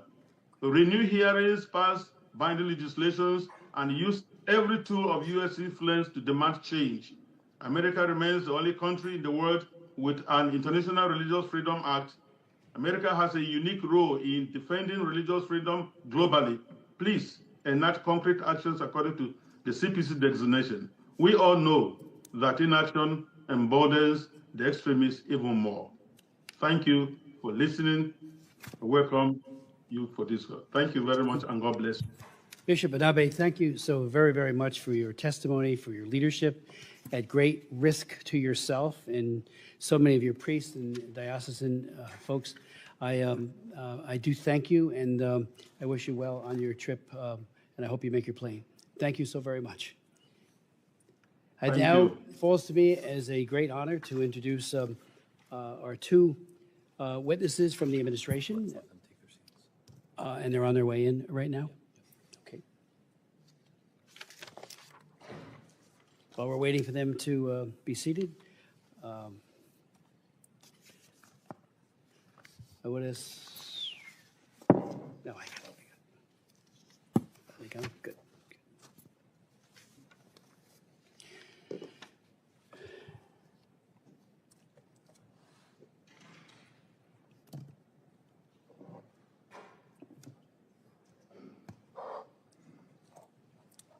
Thank you so much, gentlemen, for being here. And let me introduce Ambassador Jonathan Pratt, who is the Senior Bureau Official for the Bureau of African Affairs. From January 2023 to 2025, he served as the Bureau's Principal Deputy Assistant Secretary. Prior to that, he was U.S. Ambassador to Djibouti from 2021 to 2023. He is a recipient of the Presidential Rank Award, a Distinguished Honor Award, the Director General's Award for Reporting, and the James Clement Dunn Award for Excellence, and he has spent a lifetime working very effectively on African issues. Thank you, Ambassador Pratt, for being here and testifying. Then we'll hear from Jake McGee, who joined the Department of State in April of 2025 as Deputy Assistant Secretary in the Bureau of Democracy, Human Rights, and Labor. Prior to joining the department, Mr. McGee was an attorney at the global law firm in Washington, D.C., and spent several years in the Middle East as an executive recruiter and taught English in a refugee camp in northern Jordan. Without objection, your full bios will be made a part of the record. Ambassador Pratt, the floor is yours.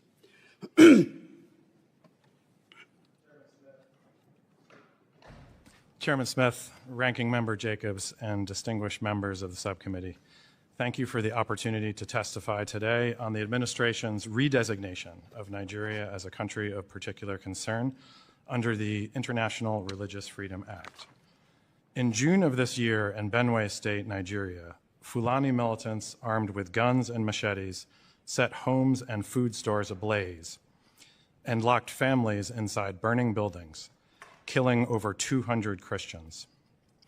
Witnesses reported assailants shouting Allahu Akbar as they assaulted St. Joseph's Church. The Fulani militants targeted Christian farmers, many of them internally displaced persons, already seeking refuge from previous violence. Benue State Governor Hyacinth Ali recently warned that his state is, quote, under siege and being attacked by terrorists and bandits, highlighting the Nigerian government's failure to intervene. The scale and brutality of violence facing Christian communities is tragic and unacceptable. It represents a serious failing on the part of the authorities. Similarly, on December 23, 2023, a series of coordinated attacks began and continued into Christmas morning in Plateau State. The attacks resulted in hundreds of victims. Many were women, children, and elderly, unable to flee. At least 8 churches were destroyed. Plateau State communities are still reeling today from the overt religious-based violence of those attacks and their unanswered calls for help. The Nigerian government must do more to protect its Christian citizens who are being targeted and killed. Terrorists, separatists, bandits, and criminal militias in Nigeria wreak havoc throughout the country, with ongoing attacks often deliberately targeting Christian communities. In addition to the violent Islamic extremism and banditry experienced in Nigeria's Middle Belt, there has been a surge in violent attacks across northern Nigeria by violent extremist organizations like ISIS West Africa, ISIS Sahel, Boko Haram, Jainim, and Al-Qaeda affiliate Ansaru, and Lakurawa. The ongoing violence is a problem of prioritization for the government of Nigeria. Although its military and police are engaged and taking significant losses in their counterterrorism efforts in the Northeast, the Nigerian government has not done enough to effectively combat violence in the Middle Belt, protect Christian communities, or hold perpetrators accountable. The intent of the administration's approach is to raise the protection of Christians to the top of the government of Nigeria's priorities, especially in the Middle Belt. Nigeria is a key regional partner, Africa's largest democracy and most populous nation, with whom we share economic and security interests. It is in the United States' interest to work with the Nigerian government on a plan of action to strengthen security for at-risk Christian communities and Nigerians of all faiths whose ability to practice their faith is put in jeopardy by endemic violence and terrorism. We welcome Nigeria's willingness to cooperate following the CPC designation. We look forward to seeing these commitments put into action. The Trump administration is developing a plan to incentivize and compel the Nigerian government to better protect Christian communities and improve religious freedom. This plan will consider U.S. state and Treasury engagement on sanctions, as well as possible Department of War engagement on counterterrorism and other efforts to protect religious communities. Secretary Rubio and Deputy Secretary Landau have engaged already with members of the Nigerian government on the importance of addressing the violence facing Christians in the Middle Belt. Ultimately, the President's decision underscores the administration's commitment to promoting religious freedom as a universal right and a fundamental freedom. The levels of violence and atrocities committed against Christians and communities of all faiths in Nigeria are appalling and threaten this universal right. We remain open to working together with the Nigerians, but we also expect the Nigerian government to deliver results on the ground as proof of their commitment to this universal right. Thank you for your attention, and I welcome your questions. Thank you. Mr. Ambassador, Mr. McGee. Chairman Smith, Ranking Member.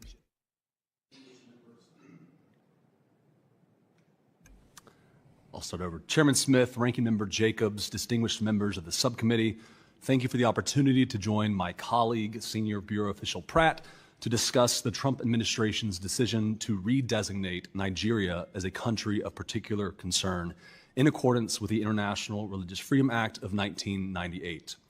President Trump's decisive action to designate Nigeria as a CPC made clear that the United States stands ready to champion the rights of Christians and protect them from religious persecution. The religious freedom situation in Nigeria is well documented in the annual IRF reports. The IRF Act, designed by Congress nearly 3 decades ago, establishes religious freedom as a U.S. foreign policy priority and mandates that the president call out religious freedom violators as a reflection of the importance our nation places on America's first freedom. As my colleague stated, the levels of violence and atrocities committed against Christians in Nigeria are appalling. Particularly in the Middle Belt, these attacks directly target Christian populations. Ample witness testimonies have confirmed attackers used religious language during their attacks and specifically targeted Christians for killing, abduction, and rape. It is clear Nigerians are being attacked and killed because of their faith, and the Nigerian government must uphold its duty to protect them. The United States stands with civil society and religious actors brave enough to speak about the tragic violence and discrimination they face in Nigeria. When Bishop Wilfred Anagbe and Father Remigius Eyula testified before Chairman Smith's hearing last March about religious freedom, these two courageous religious leaders reported they received threats rather than protection from the Nigerian government. But the United States listened, and we will continue to listen and act until the Nigerian government protects religious freedom, strengthens its protections for vulnerable Christians, and holds perpetrators accountable. In addition to these failures, Nigerian officials also continue to prosecute individuals for alleged blasphemy, which stands in clear violation of Nigeria's obligation to safeguard free speech. Under the Sharia penal codes enforced in 12 of its states, Nigeria is one of only 8 countries in the world that allows for penalties up to execution for blasphemy, along with Iran and Pakistan, which have long been designated CPCs. When authorities detain individuals accused of blasphemy, the judicial process often takes years while they remain in prison, sometimes on death row. Mobs often take the law into their own hands with impunity. For example, in 2022, a mob killed Deborah Samuel Yakubu, a student of Shehu Shagari College of Education, Sokoto, in a heinous attack after she was accused of blasphemy. This young Christian woman's life was taken too soon, yet her murderers remain free. With horrifying reports of discrimination, abuse, torture, disappearance, and even the murder of individuals simply trying to practice their faith freely and safely, religious freedom is not an abstraction, but an obligation Nigeria must uphold. This administration has heard the steady, clarion call from civil society and religious actors about the pernicious impact of the violence on religious communities. The Nigerian government must protect religious freedom, strengthen protections of vulnerable Christians, hold perpetrators accountable, and make measurable progress toward ending this violence against Christians as well as any Nigerians persecuted for their faith. We greatly appreciate the committee's dedication to shedding light on the situation in Nigeria and support in advancing freedom, religious freedom, not just in Nigeria, but around the world. And I want to personally thank you, Chairman Smith, for your tireless efforts over the decades about religious freedom and, of course, other human rights abuses, including combating human trafficking. So thank you, Chairman Smith. I welcome your questions. Thank you so very much for your testimonies. The phrase incentivize and compel, which you used, Ambassador Pratt, I think is an excellent one. Last night, and I know others met with the delegation that traveled here, and I know they're meeting with you and other at state.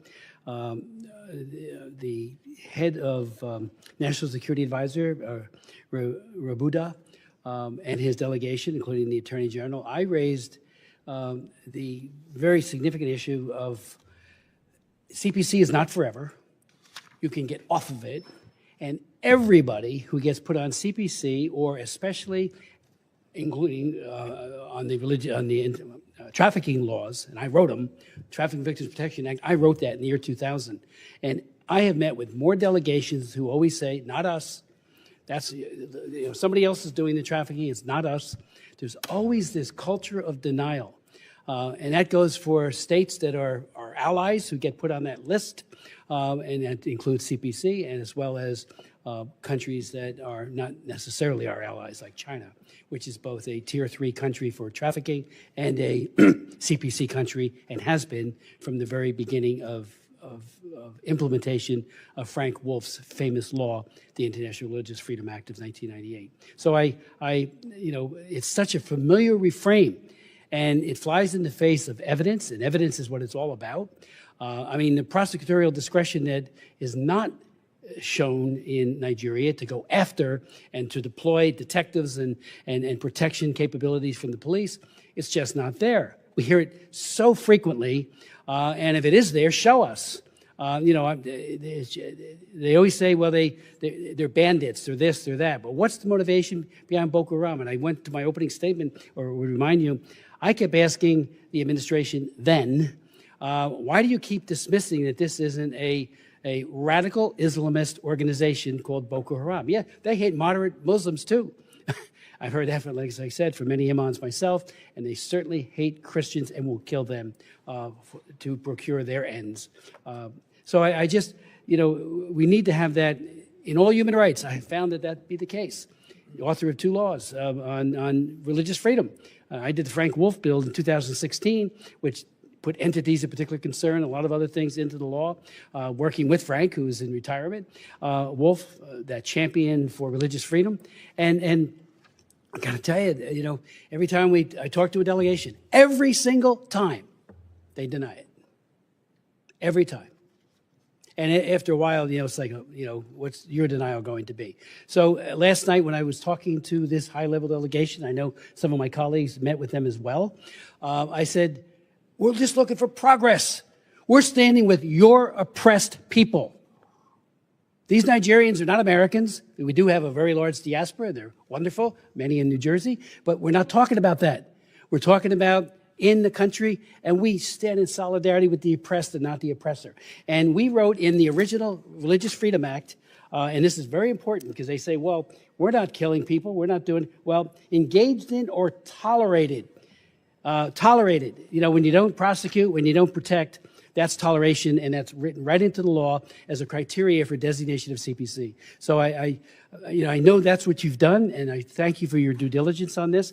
And there are a lot of other groups, left and right, and Amnesty International keeps saying, and I've raised this with the ICC. I've had ICC prosecutors testify at my hearings, particularly on Nagorno-Karabakh, when they were using food as a weapon. We're not signatories to it, but it's out there. Well, Nigeria is. And Amnesty, again, last year, they keep asking, where's the prosecutions for this? Nigeria, Amnesty International petitions the ICC judges to end prosecutors' delaying of justice for atrocity crimes. So are they wrong too? And I do hope that, and without objection, I would ask that article be made a part of the record about Amnesty. So it's very, very concerning, and I do hope that you will know that this is just par for the course. It's just not us, and it gets very, very tiresome. Show us that it's not you. Open it all up. How many of you, where are the prosecutions? We hear from so many Christians that they dial into the police and nobody shows up. And then there's no investigation. One of my sons is a detective. You've got to do detective work. Find out who it is and put them into jail if they're guilty. And that's not happening. You know, they give some numbers. I remember with Nicholas Ceausescu, when I fought against the Securitate, we used to have people coming around this place saying, oh, he has church, he has no religious freedom issues. He allows churches. He was crushing the Jewish as well as the Christian communities through his Securitate, the secret police of Romania. So it's like we just see seeing this reframe over and over again. So if you might want to comment on that, because again, my argument last night to that high-level delegation, we want you to succeed. We absolutely want you to rid yourself of this cancer that hates moderate Muslims and absolutely hates and kills as well Christians. Thank you, Mr. Chairman. Well, as you and I discussed yesterday, the designation, we hope, will sharpen minds and sharpen attention to the issue. As you mentioned, there is a delegation already here now in Washington this week, a very senior delegation. They'll be meeting with the Deputy Secretary of State. They're meeting with Department of War officials as well. And the Secretary of State has directed us at the State Department to work with the Nigerian government on an action plan and to set up a task force to address this issue and use all of the tools that are at our disposal to focus minds and focus attention on this issue. Thank you. As you mentioned, Chairman, this is not a new issue. This has been going on in Nigeria for several years. President Trump designated Nigeria in 2020, and the previous administration removed Nigeria as a CPC in 2021 and 2022 and 2023. And so a CPC designation, as my colleague just mentioned, focuses the minds of people in Nigeria. It puts the onus on the government of Nigeria to take action to protect its own citizens, including people of all faiths, not just Christians. Muslim communities are affected as well, other communities. And so the CPC designation is a step that starts a conversation that leads to greater engagement with the Nigerian government, because ultimately this is their responsibility. Let me just, there is talk, while CPC is not a designation of genocide, there is a very cogent argument to be made that this is a genocide. And I remind people that, again, there's all this denial. I had 3 hearings on the Armenian genocide, and I had, sitting right where you're sitting, Mr. McGee, an ambassador from Turkey, who said, if you recognize, and we had a good bipartisan effort going on this, if you recognize the so-called Armenian genocide, we'll throw you out of your base in Incirlik. And I said, what a great NATO partner you are. It was just amazing. We've seen it over and over again.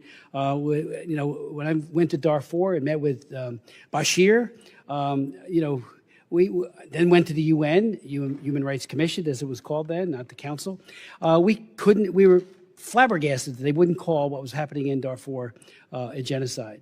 And again, I remind everybody, Article 2 says genocide means any of the following acts committed with intent to destroy, in whole or in part, a national, ethnical, racial, or religious group as such, in whole or in part.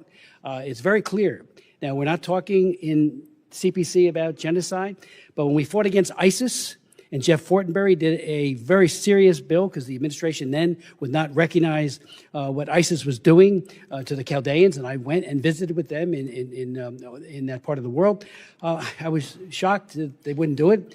We got a bipartisan piece of legislation passed that did recognize the genocide, and then finally John Kerry said, "Okay, we'll call it what it is." So, whole or in part. And that's what's happening here, at least in part. And the president did say he's worried about the extermination if it's allowed to continue onward. So I would like to ask, just for the record, the department has 7 positions vacant in our embassy in Nigeria, including individual rights, religious freedom reports, and the like. I just encourage you to fill those as quickly as possible. Mr. McGee, this program was funded by your bureau, the Democracy, Human Rights, and Labor Bureau. Can you explain to the committee why the department canceled this program? Thank you for your question, Ranking Member Jacobs. As Secretary Rubio has said time and again, America is the most generous country in the world, and we will continue to be the most generous country in the world.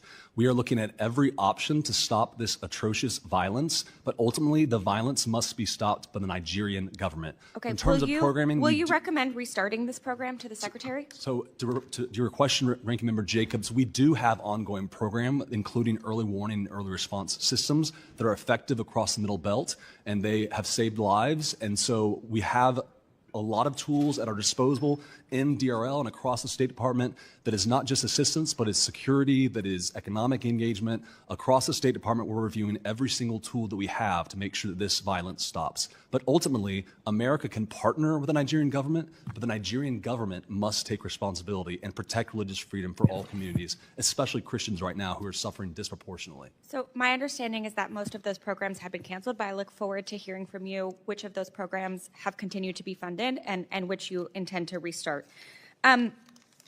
Earlier this month, President Trump posted on Truth Social threatening to cut off all aid to Nigeria and go into the country, quote, guns a-blazing, to, quote, completely wipe out terrorists. He ordered Secretary Hegseth to prepare for possible actions. This reckless threat provoked calls within the Nigerian government and public to respect Nigeria's sovereignty and territorial integrity. Ambassador Pratt, what role has Secretary Rubio been given to respond to this challenge using diplomatic and development tools? Thank you for the question. The Secretary of State, as I mentioned, has directed us to come up with a comprehensive plan using all of the tools that are at our disposal, primarily diplomatic, but also security, also assistance, cooperation programs.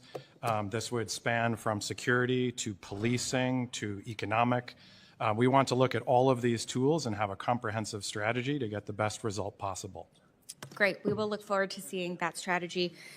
There were public reports that AFRICOM has laid out 3 potential military options. What is the status of this decision at an interagency level?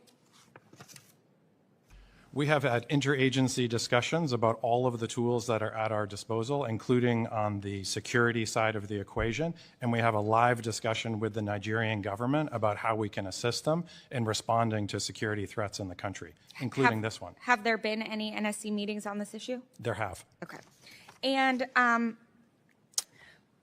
I want to turn to another program that I raised during my remarks, the Community Initiatives to Promote Peace. Again, this one incredibly successful, saw positive results showing that only 10% of people who received this training experienced violence in their communities compared to 41% of people who didn't. This is an extremely low-cost, effective intervention, and yet again, this program was eliminated. Mr. McGee, can you help the committee understand why this program wasn't deemed worthwhile to continue? So again, the programming that I mentioned that we still have continuing in the Middle Belt, early warning, early response, also includes dialogue amongst religious communities. And we have seen effective dialogue between those communities that do promote religious tolerance, addressing some of the root causes that you mentioned earlier. And so we're committed to continue to provide support to the Nigerian government. That obviously programming doesn't go to the Nigerian government, it goes to locally owned and locally managed programming opportunities.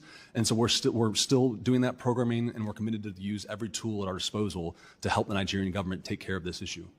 Thank you. The State Department still has not submitted the annual International Religious Freedom Report that is statutorily required by May of this year. It's November. This committee has not seen this administration's analysis, therefore, of the situation in Nigeria or actions taken in support of religious freedom.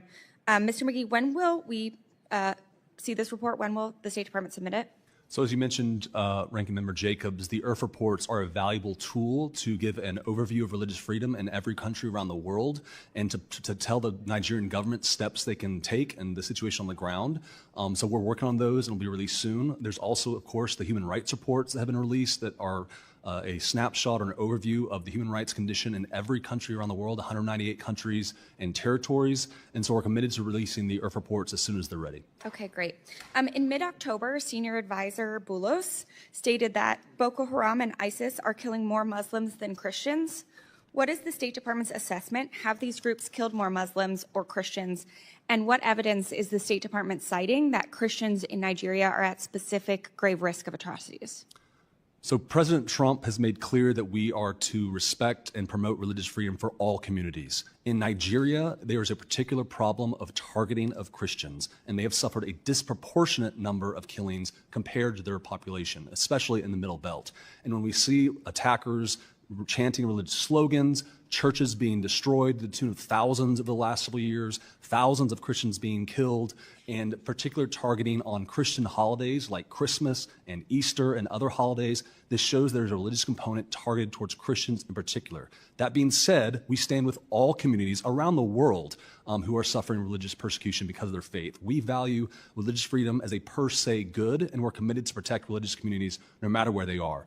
As I think Chairman Smith mentioned in his remarks, of the thousands of Christians who've been killed this year around the world, the vast majority have been killed in Nigeria, which is a problem the government of Nigeria must take seriously.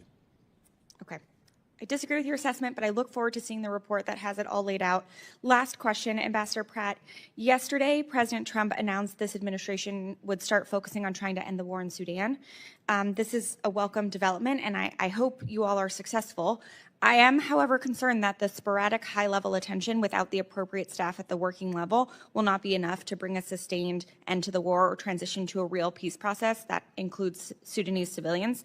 Could you share more about the State Department's strategy to bring the war in Sudan to an end? How many people on your team are dedicated to this portfolio? Has there been an NAC meeting about this recently? Will there be shortly? How can we be sure that this will be a sustained approach? Thank you very much, Ranking Member Jacobs. I'm very proud to have fought very hard to retain all of the staff in the Africa Bureau during the recent reorganization that the State Department undertook. We were able to present very convincing data about the understaffing historically in the Bureau. And so not only did we retain staff, we also gained additional staff to help on the assistance side. On Sudan, we retain a very large office by State Department standards focused on Sudan, and we are very lucky to have Senior Advisor Boulos, who has brought high-level White House attention to two key issues for us, which is Eastern DRC, as you know, and Sudan. Senior Advisor Boulos has also worked on other issues to bring profile and attention to them. And so we welcome the President's comments and profile in his meetings with the Saudi leader yesterday to draw attention and resources to this issue. Okay. Listen, I know you all are doing what you can. AF is mostly intact. Staff bandwidth is still limited by USAID cuts at embassy and the cut to the Bureau of Conflict and Stabilization Operations that I know was working hard on this issue. And the administration has yet to name a special envoy for Sudan. So I look forward to continuing this conversation to make sure that you all have what you need to be successful in this endeavor. Thank you, Mr. Chairman. I yield back. Mr. Baird. Thank you, Mr. Chairman, and I want to thank our witnesses for being here. My question deals with the responsibility, and we've heard a lot about that already, of the Nigerian government for putting an end to this prosecution or persecution. So has the United States really been able to see any progress in terms of the Nigerian government recognizing a duty on its part to reduce this persecution and targeted violence? And to what extent, if any, has the government's accountability made any improvement in reducing these persecutions? So as I mentioned in my opening statement, thank you for your question, Representative Baird. The Nigerian government has to do more. There have been attacks where 0 perpetrators have been held to account and 0 prosecutions. Heinous attacks that cost lives, that drive people out of their homes. There are hundreds of thousands, if not millions, of internally displaced peoples, and those individuals who caused that displacement have not been held to account. So as SBO Pratt mentioned, we're having high-level engagement with the Nigerian government. We have a great partnership on a lot of issues like security, trade, other things, but we're encouraging them to actually take ownership of this responsibility and prosecute the criminals and terrorists who have perpetrated this persecution. So do you feel like there's any movement on the part of the government, Nigerian government, to do that, to move to protect their people? I mean, I just wanted a hint of whether they're moving that direction or not. So. So I think President Trump took bold action in redesignating Nigeria as a CPC, and that, I believe, has gotten the attention of the Nigerian government. We're engaged in high-level dialogues with them, including this week at the very highest levels. We're planning engagement on the ground, both through our embassy there and other trips, to make sure that Nigerians hear our very important message that they have to do better. So I think we're making progress in the right direction. President Trump's bold action on the CPC designation was an important step. It's gotten their attention in the Nigerian government, but we need to do a lot more. So, Mr. Pratt, I want to delve a little deeper into that CPC designation that he just mentioned. And you know, the Trump's administration was designated Nigeria as a CPC. So do you anticipate the administration will be less likely to issue a waiver in the current administration as opposed to President Trump's first term? And if the president does not issue a waiver this time, do you think that the lack of a waiver now will apply to the necessary pressure to the government to reduce these persecutions? Thank you very much.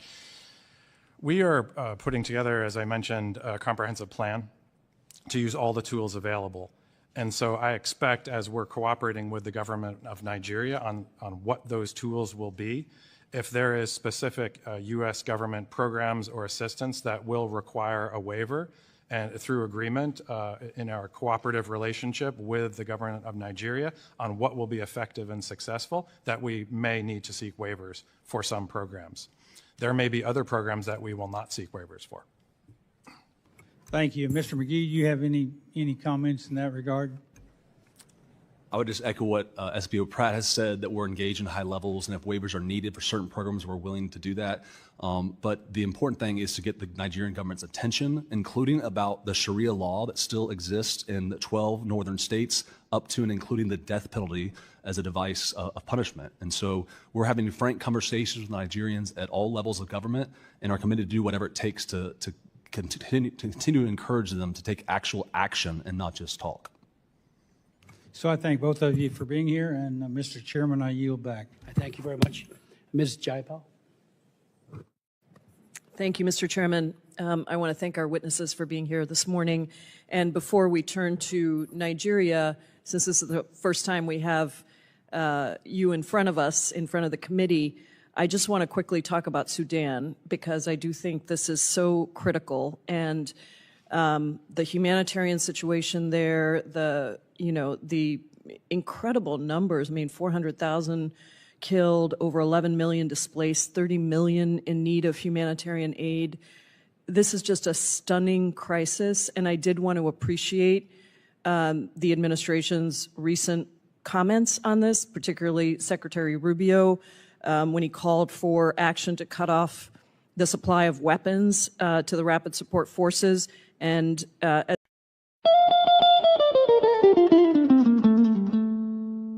in the heart of Africa, a nation bleeds, not from a single wound, but from 1,000 cuts, inflicted by a forced union, never meant to endure. This is the story of Nigeria, a giant built on false foundations, now straining beneath the weight of its own contradictions. And at the center of that storm stands the unbroken spirit of Biafra, crying out for freedom from a nightmare that has consumed millions.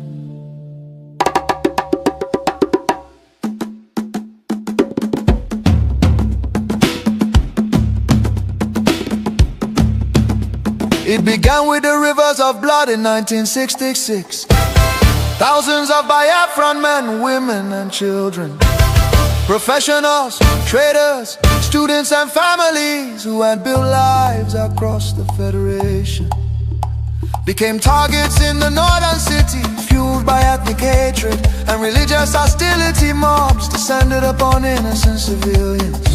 They were slaughtered in their homes, in crowded markets, and aboard trains carrying desperate families back to the east. Street streets were littered with bodies, rivers choked with corpses. Survivors returned to the east carrying trauma, grief, and the painful realization that they were no longer wanted in the Nigerian Union. Biafra, Biafra, voice of truth and freedom. Biafra, Biafra, the rising sun will rise again. Then came May 30th, 1967. A desperate act of survival. What followed were 30 months of unimaginable devastation. The Nigerian military, armed and backed by foreign powers, including Britain, Russia and Egypt, surrounded the young republic. A total blockade was imposed. No food, no medicine, no escape. Starvation became a weapon of war. 5 million, mostly civilians, many of them children, perished during what was not just a conflict but genocide against Biafra. Bombs fell on markets, hospitals and villages. Communities were razed. The world watched in silence while famine hollowed the faces of innocent children. Some nations spoke out, but many turned away. The war officially ended in paper in 1970 under the declaration, no victor, no vanquished. Yet for Biafrans, the suffering did not end. Their properties were confiscated, Nkere destroyed. Biafrans were given only 20 pounds regardless of how much they had. Entire families struggled to rebuild shattered lives.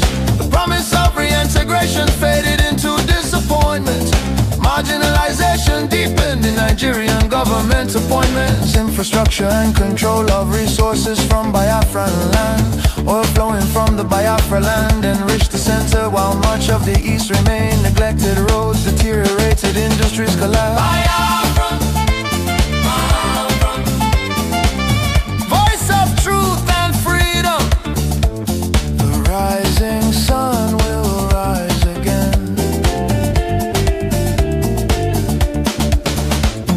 The nightmare did not disappear, rather it evolved. Across Nigeria today, violence and insecurity continue to devastate communities. Armed attacks by Fulani herdsmen terrorists have left villages destroyed, farmers killed, women violated, children orphaned and churches burned. Boko Haram and its offshoots have unleashed terror across multiple regions in the southeast. Demands for Biafra and self-determination are often met with military crackdowns, arrests and bloodshed. Protesters have been killed, fear and tension continue to rise. These tragedies reflect the deadly consequences of forcing vastly different peoples into one political structure. Through the 1914 British amalgamation, distinct ethnic nations, religion, traditions, ideologies, and systems of governance were merged without consent and without a shared national vision. The North feudal and religious conservatism can never blend with the South's entrepreneurial drive.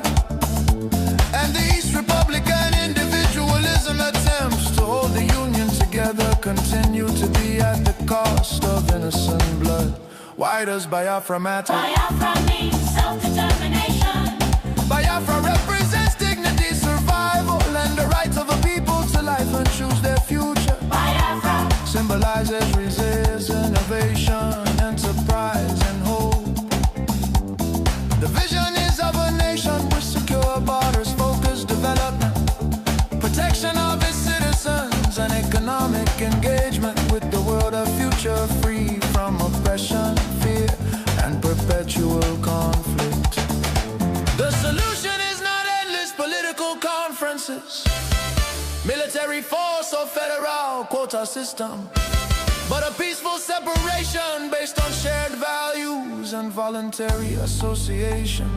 History shows that artificial unions often fracture violently, while honest separation can allow wounded nations to recover.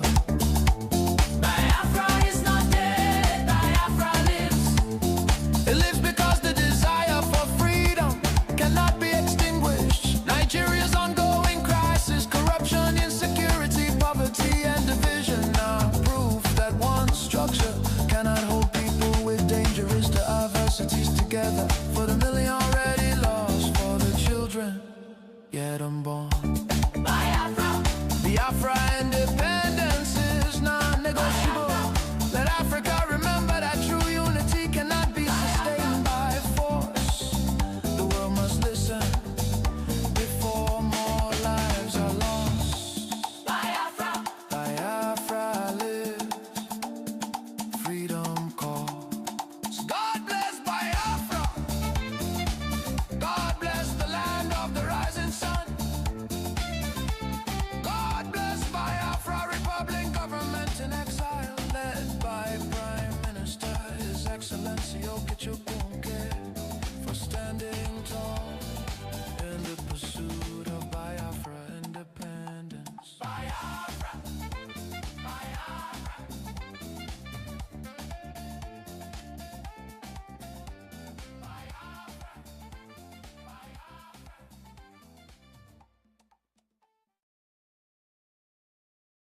We are joined by the former chairman of the Africa Subcommittee, who is now over at the Energy and Commerce Committee, John James, and I want to thank him.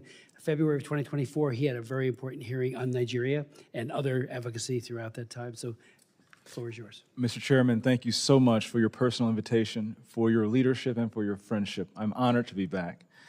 Psalms 96:14 asks, "Who will rise up for me against the wicked? Who will take a stand for me against evildoers?" Nigeria is facing one of the gravest religious freedom crises in the world.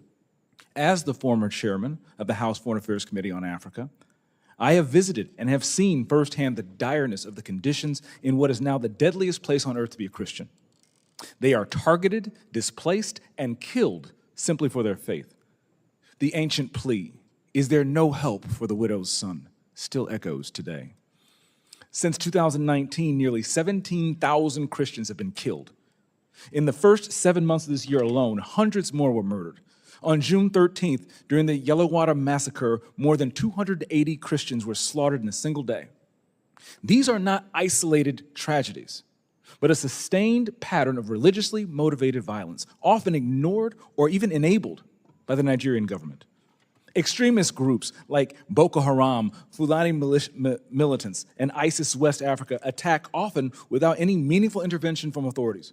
The lack of response has created an atmosphere of impunity where Christians continue to live in constant threat and fear. The United States has previously recognized this crisis.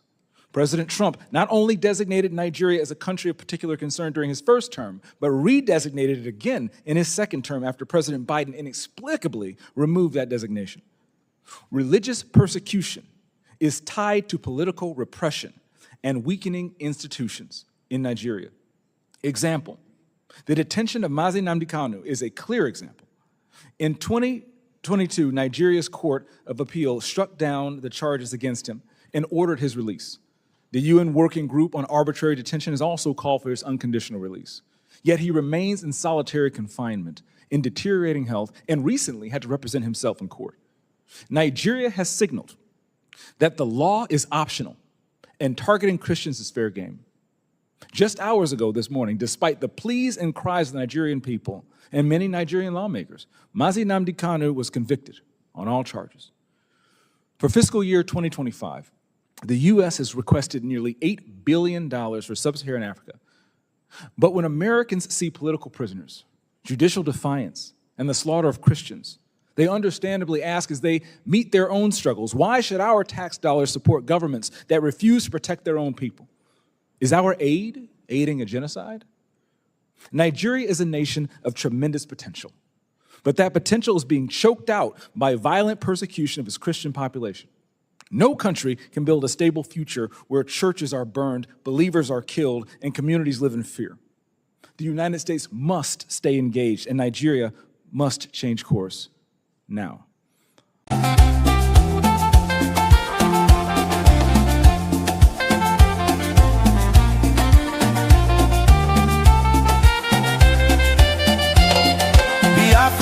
independence is not negotiable.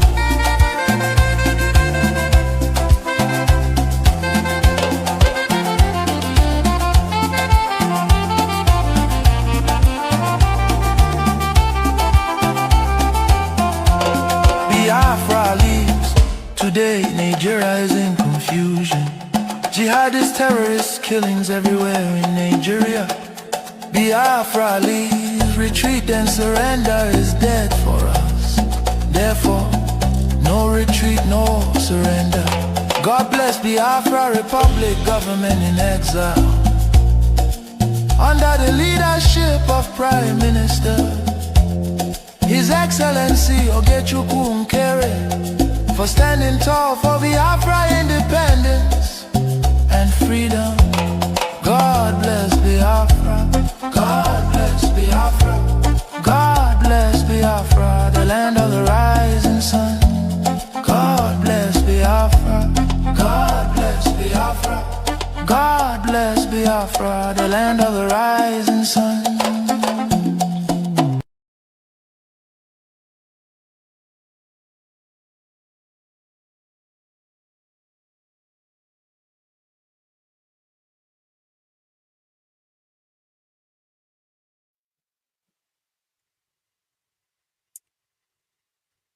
Welcome back to Voice of Biafra Television. And we will be starting our program tonight as I welcome my guest. And I'll be anchoring here on Voice of Biafra Television. If you haven't joined us before, this is Voice of Biafra Television, the voice of the voiceless, voice of truth, voice of justice, and voice that speak for the oppressed.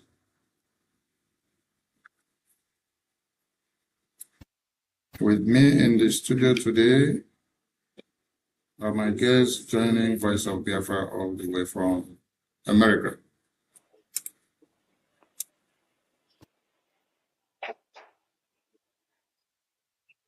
Honorable Amobi, welcome to Voice of Biafra Television. Good to have you here. Hope you can hear me. Yes, thank you so much. Thanks for having me. Yes, I can hear you loud and clear. Thank you. Welcome on board. And on the other end, I have another Honorable Mighty Dot. Good to have you joining us from South Carolina. Can you hear me, sir? Yes, I can hear you. Ndewo, my brother. Ndewo, Mazi. Thank you so much. Bcos. Yes, you're welcome, Mighty Dot. Yes, we are in the show. And if you've not been told, this is Voice of Biafra Television Politics Insight. I have two wonderful men in the house, and they are here to discuss about Biafra and the way forward. Honorable Amobi, what can you say to Biafran people as you appear on Voice of Biafra Television for the very first time? First of all, I want to appreciate you once again for having me on VOB, Voice of Biafra, the voice of truth. And my dear brother, Mighty Dot, it's good to be in the studio with you at this time.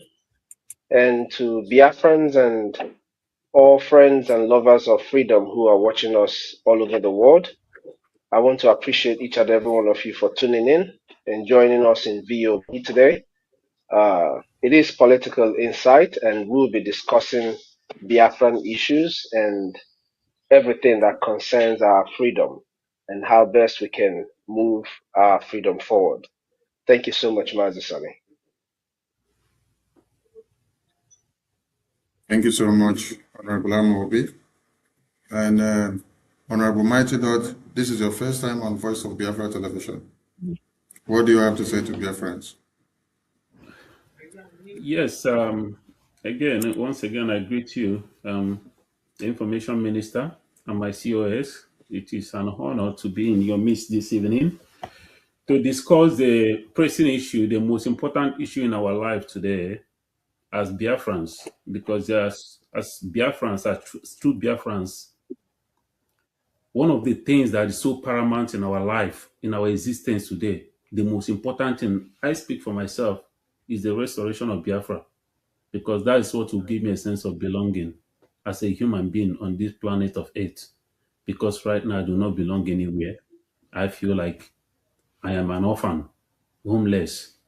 So we are here on this Voice of Biafra for the first time today to be able to speak to our people and share information with our people and let our people know why we are here and why we are doing what we are doing. Thank you.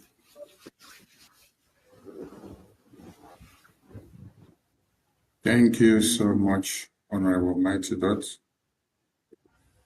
And I welcome you to Voice of Biafra Television. Thank you.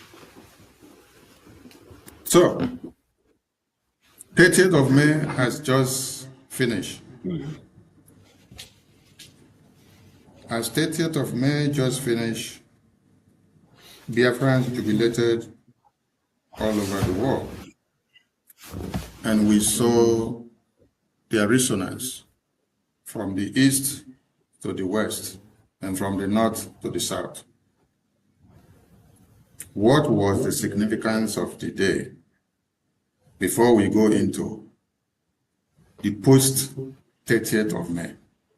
What was the significance of the 30th of May? Because many people are curious to know. Honorable COS, the mic is yours, sir. Yes, to be honest, I've always thought about this since after 30th of May. I kept asking myself, do my people really realize that memorial is the starting line of everything that they sacrificed is the Memorial Day. So you start and you finish. The finishing is you continuing to make sure that they get that which they died for. You know, their sacrifice will be in vain if it is only a memorial. So memorial is just a starting line. It is the beginning of it all.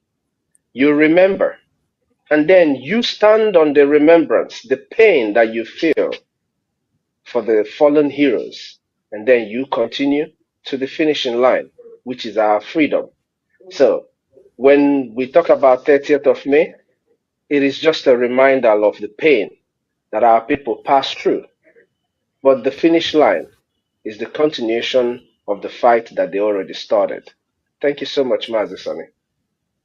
Thank you so much, Honorable Amobi. That is very concise. Honorable Mighty Dot, let me extract some words from what Honorable Amobi just said. It was the start of the sacrifice. That was the confluence point. And we are remembering. And now we talk about the restoration of that starting point. What does the restoration connect with the Memorial Day? For those that are confused, we did the Declaration of Biafra and we celebrated the restoration, or we celebrated the memorial.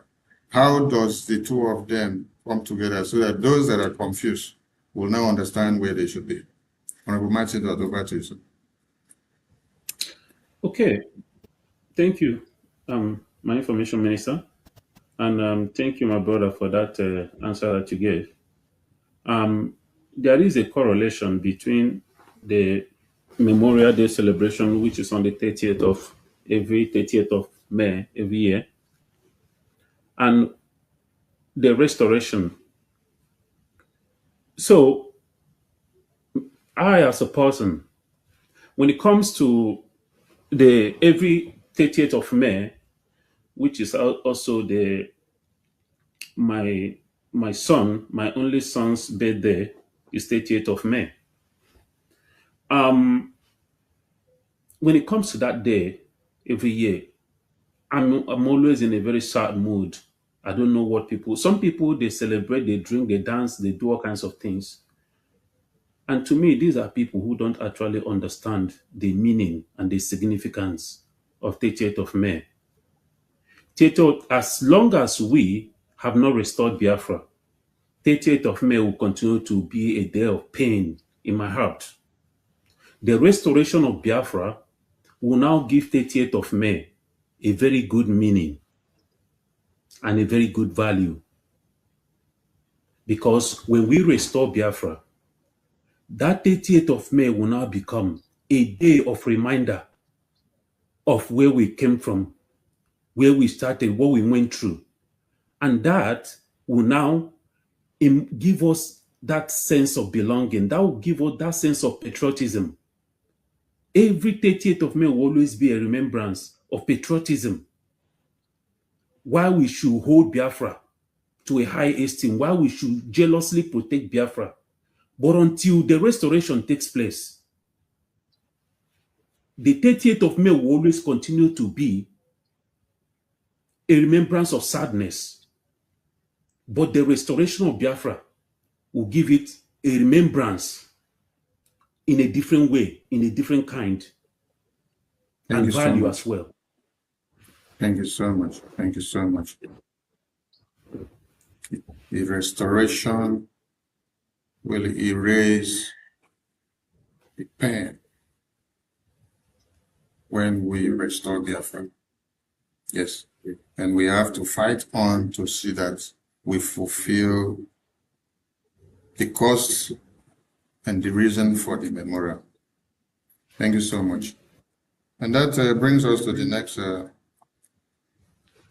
question for us to ponder on. Honorable Mighty Dot, in light of what you just explained now, what is your message to Biafrans in South Carolina who are on the fence, who are supposed to fall in line to make those words that you just stated to come to fruition? Okay. Thank you for that question. I moved to South Carolina from Atlanta, Georgia, 3.5 years ago for career because of work. And to my understanding, when I moved here, I came to understand that there's a lot of Biafrans here in different parts of South Carolina. I attended a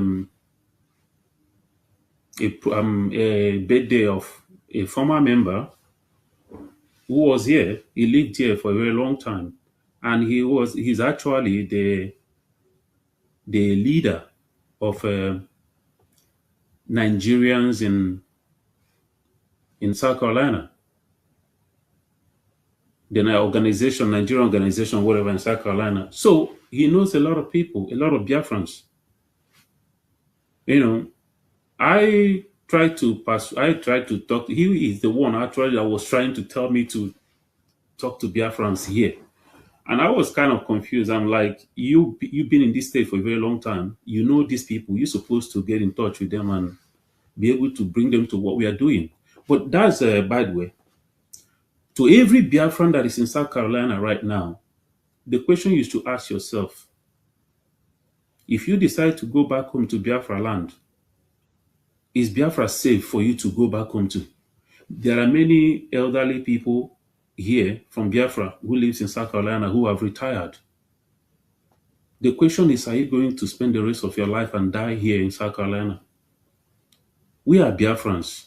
We are people that embodies culture and tradition. We don't bury our own outside in a strange land. There is every need for us to restore this homeland. There is every need. Many of us are living in diaspora, lived in South Carolina and different states of the United States for a very long time. Where do you call home? Do you even have a home? Without the restoration of Biafra, we got no home. To every Biafra that might be listening or that will listen to this program later, my message to you is that you have to come and support your freedom. A freedom that will give you a sense of belonging. We've been begging and begging and begging, crying and crying and crying. Now, there is no reason for you to say you're confused. We have a government that is pushing us home, pushing forward this project that we may get home to our ancestral land. And you need to come and queue in and join this government that we may achieve this dream. Thank you. Thank you so much, Honorable Mighty Dot. I love your composure and the way you hit the nail on the head. I come back to Honorable Amobi, the Chief of Staff of the Brgie Prime Minister. Honorable Amobi, Nigeria tries to bury Biafra beneath the wall in many ways. But it turns out that Biafra continues to rejuvenate. What is the secret, or how does it happen?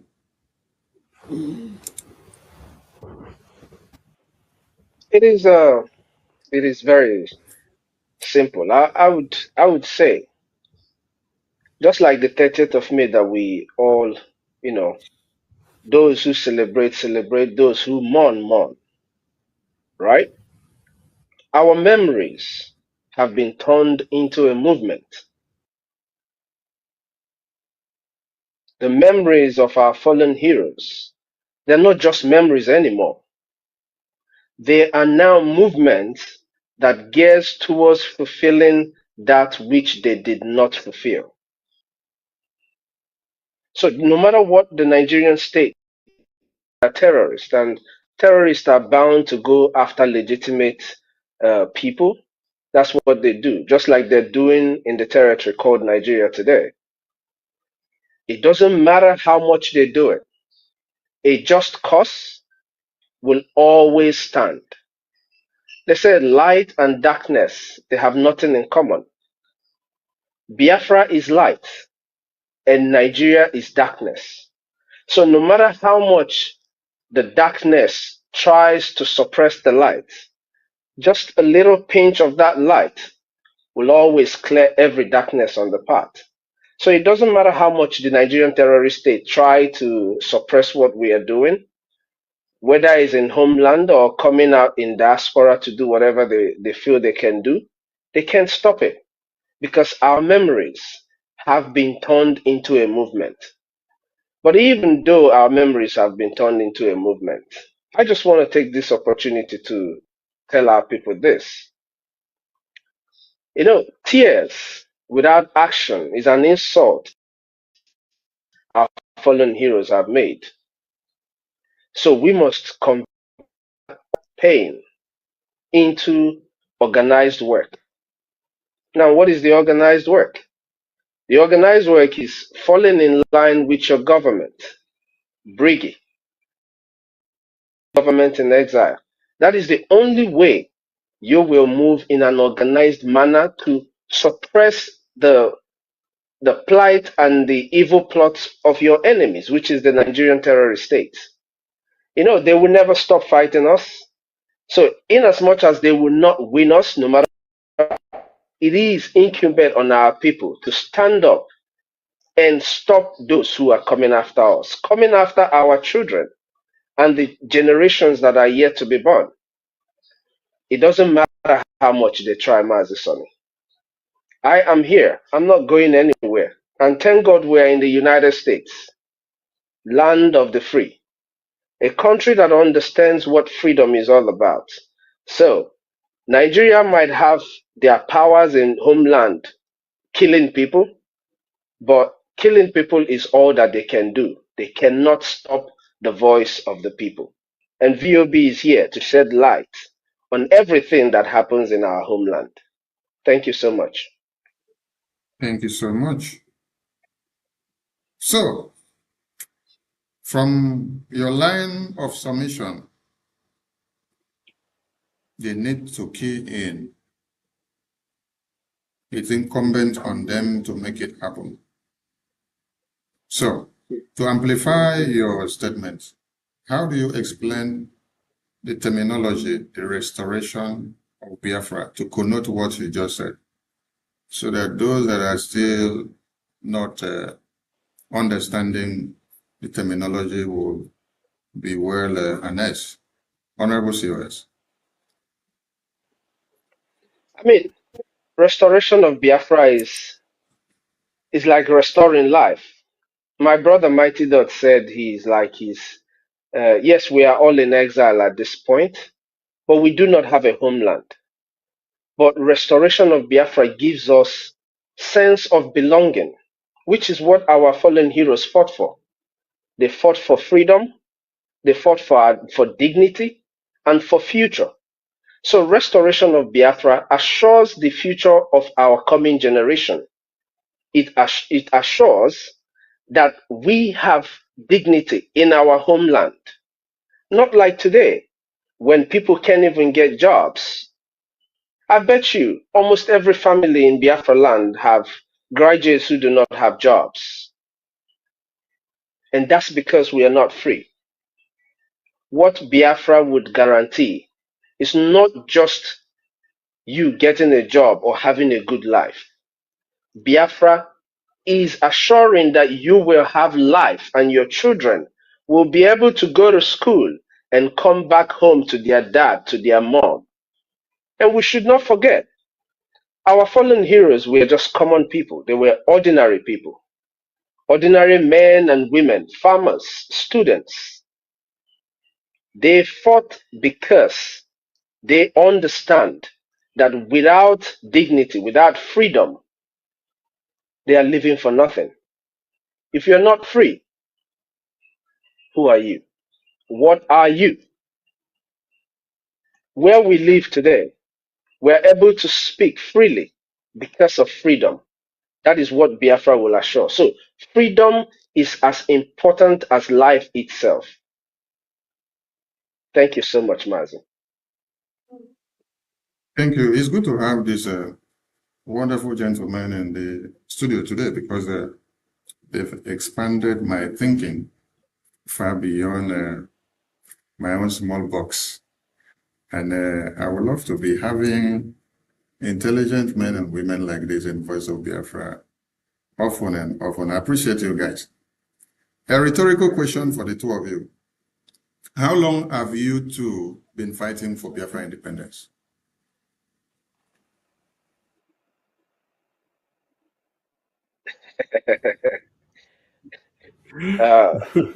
I mean, I don't know. I'm just gonna go first, Mighty Dot. To be Okay. honest, we've all been fighting all our life, right? But being actively involved, I'll tell you guys this. After the arrest of or kidnap of Mazen Namdekanu, I left my job. Honorable, I was ready. honorable, I told honorable. My question was a rhetorical question. I just need the numbers. I just need the numbers. Then I will give time for you to go to expatiate, but I just need the numbers.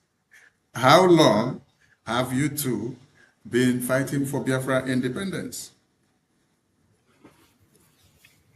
Okay, all my life, but actively since the kidnap of Mazen Namdekanu.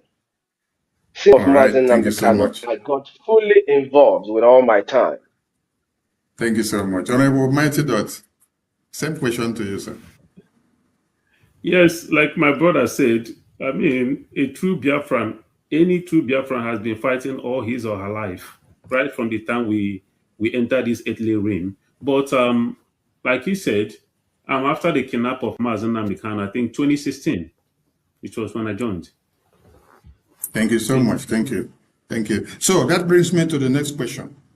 Since you guys joined, and since when Biafra independence movement have been on, and counting from when you guys joined, what has been the difference?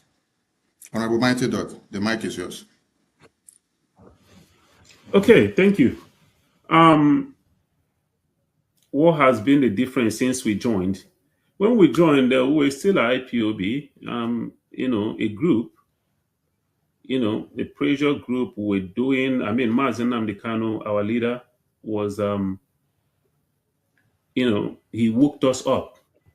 He did a tremendous job in waking us up from our foolishness, should I say that? Because, to be honest with you, we have really, really been foolish in the sense that what we have gone through, no nation on this planet Earth will go through what we have gone through, and we just, like a Kool-Aid, we just every day we wake up gallivanting as if everything is fine. Anyway, so what the changes right now is that we have a government, something that we have never attained since the inception of Biafra project. We have never had a government that is rubbing shoulders, a government that is representing the people of Biafra at the Capitol Hill in Washington, D.C., the seat of power of the United States, of the world. That is a tremendous and a great achievement that we have made, and we have come so far to be where we are today. We are no longer a group. We are no longer on the street with flags and T-shirts getting shot and killed by the terrorist Nigerian government. Now we're on a diplomatic mission. At the same time, we have our military that is protecting the homeland. So there is a huge difference. Now we are sophisticated. Now we are well represented as a government of the people of Biafra. So there's a big difference. And that is what everybody should see. Thank you. I give that to you. There is a big difference. Thank you so much. Honorable COS to the Prime Minister of the Biafra Republic of Nigeria. What has been the difference? Now, take yourself out of the context. Let's assume you are seated on the fence, and then you're watching the very government that Honorable Mighty Dot just depicted in his explanation. What do you see as the difference compared to the previous years when they never had such structures? Yes, first of all, I have to thank God that I'm not blind, so I can see clearly. The difference is very clear. When you have men and women who are selfless in service, people have to understand, fighting for freedom and being in a government requires service. So that's what the Nigerian state lacks, right? The Nigerian politicians are not there for service.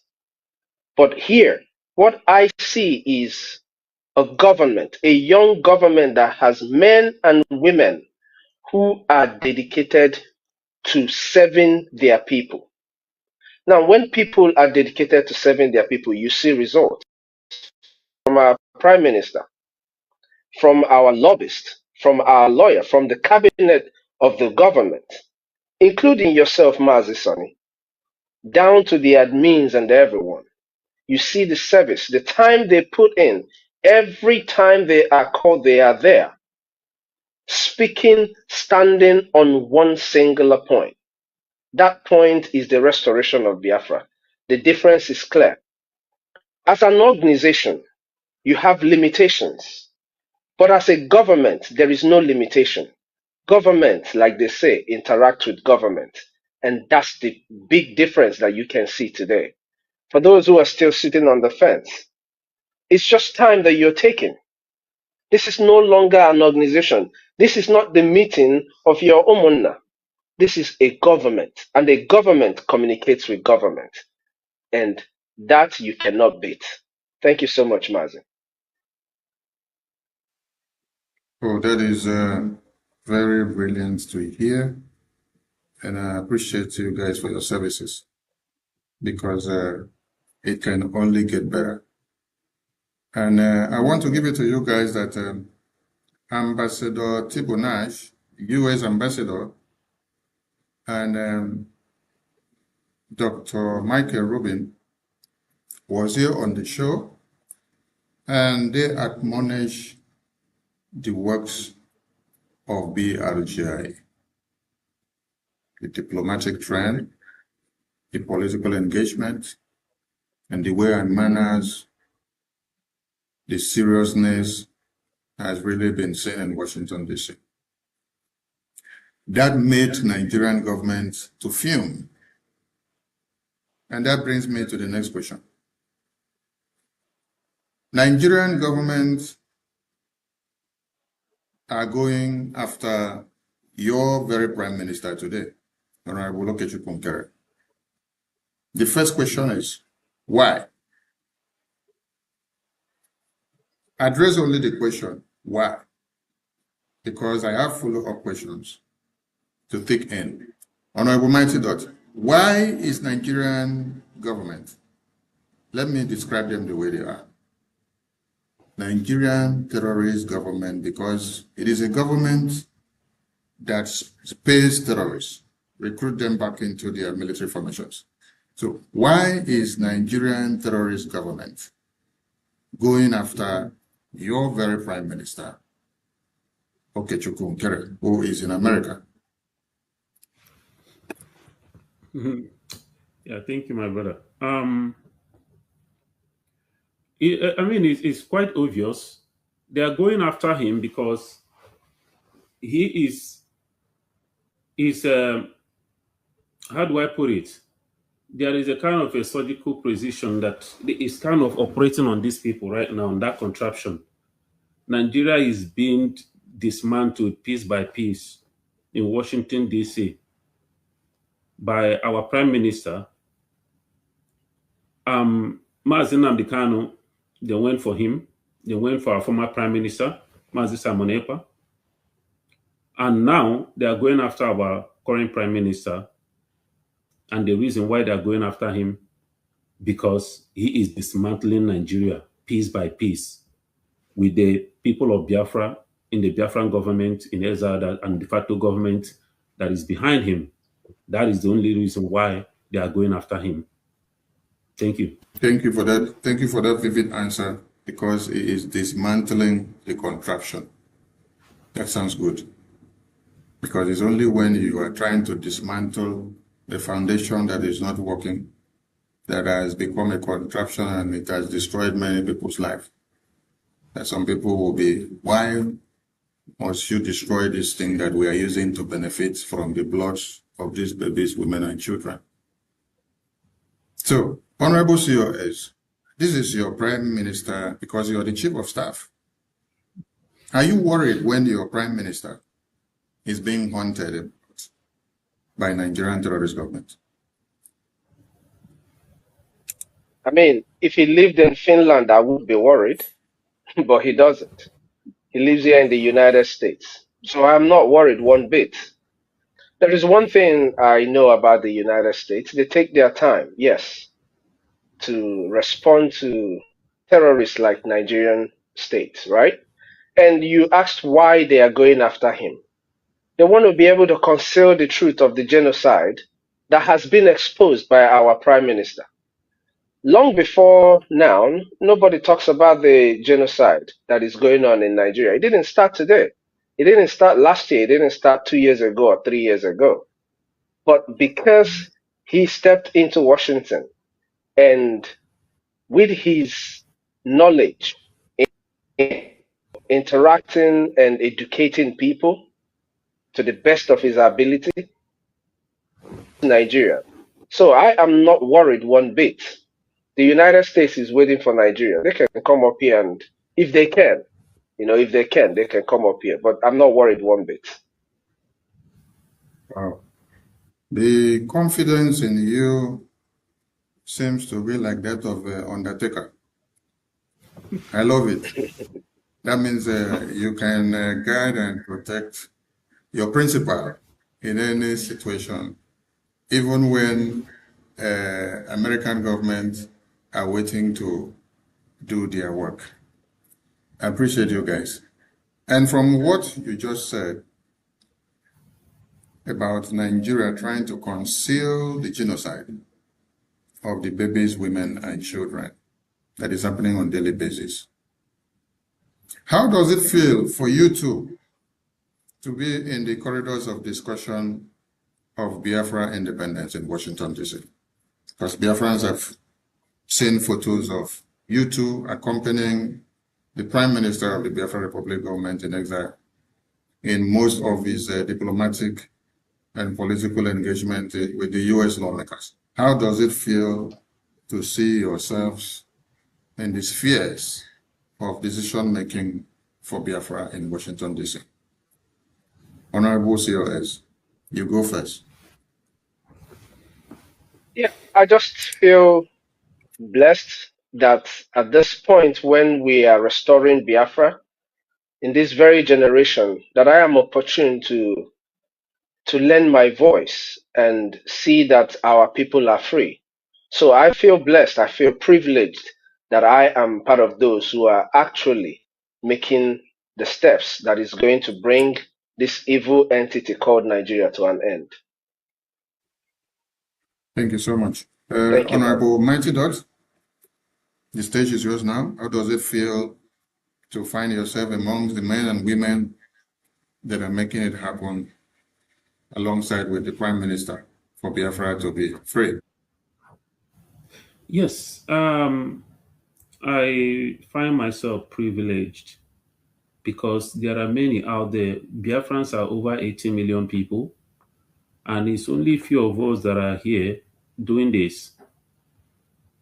0.0001% that are here pushing this project right now, genuinely. So who am I? Out of 80 million people plus, I found myself among the people who are pushing this forward at this very point in time in our history. So I feel privileged, and that gives me a sense of purpose as a human being on this planet Earth, because that has given me that sense of purpose, that sense of belonging to wake up every day, knowing that I'm waking up for something. I'm still alive, breathing for something worth fighting for. So I have a sense of purpose every day I wake up in the morning. Every day I get up, I have a sense of purpose that I'm here for a reason and there's something that needs to be achieved, something worth fighting for. So that is this opportunity has given me. It has actually done something good for me. And I want to use this opportunity to encourage every Biafra that is out there. There's something that is I call self-analyzation or self-analyzement. Just analyze yourself as a human being. Do personal, do a personal, search. Look at yourself and ask yourself, what is your purpose on this planet Earth? Why are you here? Why are you still alive? You should have a purpose in life. Make Biafra Restoration, Biafra Project your purpose. And I promise you your life will change. So that's what, being among my brothers and sisters in the government of Biafra in exile, fighting for this freedom, that is what has given me a sense of purpose. Thank you. Thank you so much. Sorry, Minister of Information, just to add to what Mighty Dog just said, that this sense of purpose actually is what wakes me up every morning. There is none of us here that are fighting for Biafra today that when you wake up in the morning, the first thing you do is to check your phone, see what is going on, what has happened in Biafra. That is that trigger of purpose that you have. Understanding that you're going out there to do something that will benefit what Biafrans are doing in the government and outside of government to make sure that our homeland is secured. That sense of purpose wakes most of us up in the morning.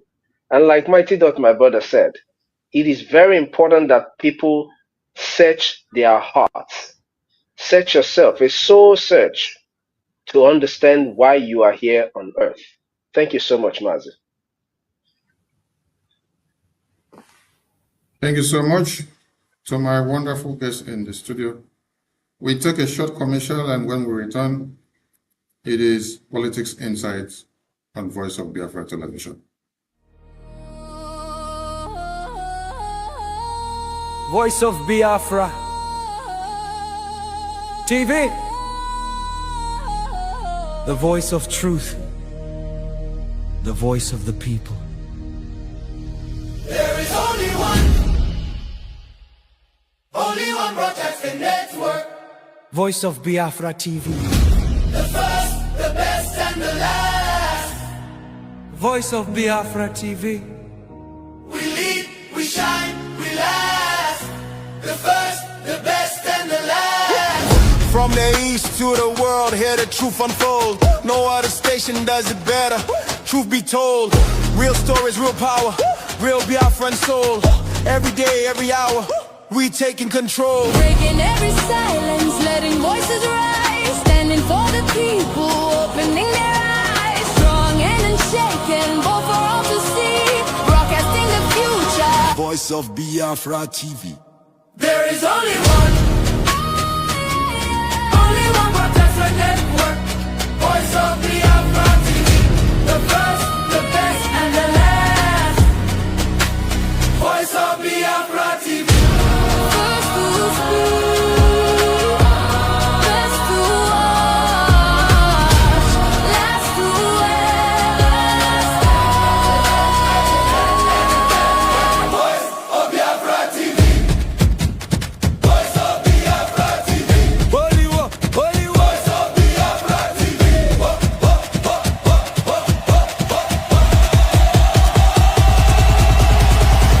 Only one, no only one. Only one. Voice of Biafra TV. Only one. Voice of Biafra TV. Only one. Voice of Biafra TV.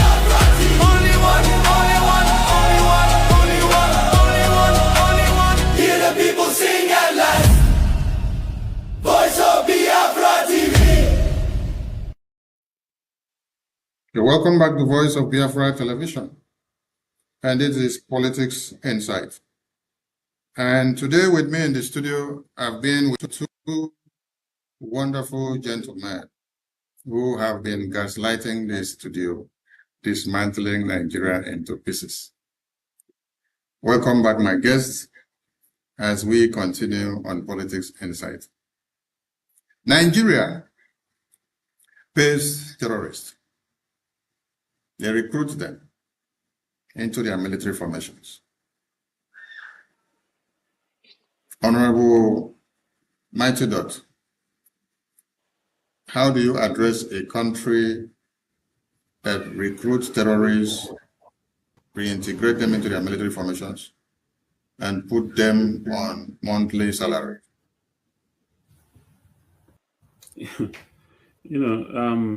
Yeah, thank you, my brother, for that question.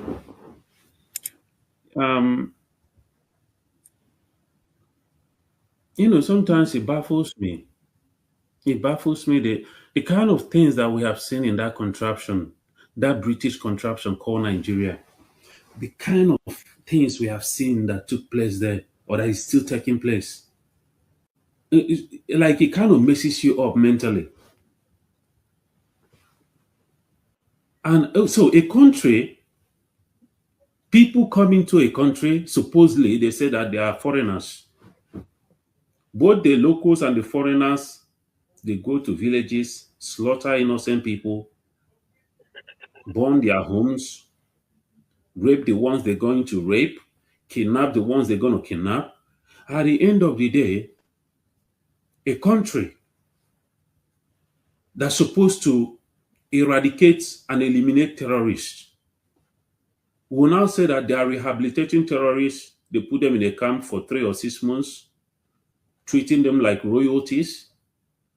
And at the end of the day, they will release them back into the society of the people that they have killed their loved ones. That is like mocking or spitting on the faces of these victims. And every day, people wake up, people that call themselves lecturers, professors, doctors, graduates, people that goes on television, people that you see them in different. In fact, the worst part of it is that there are some people that live in America here they don't see anything wrong with it.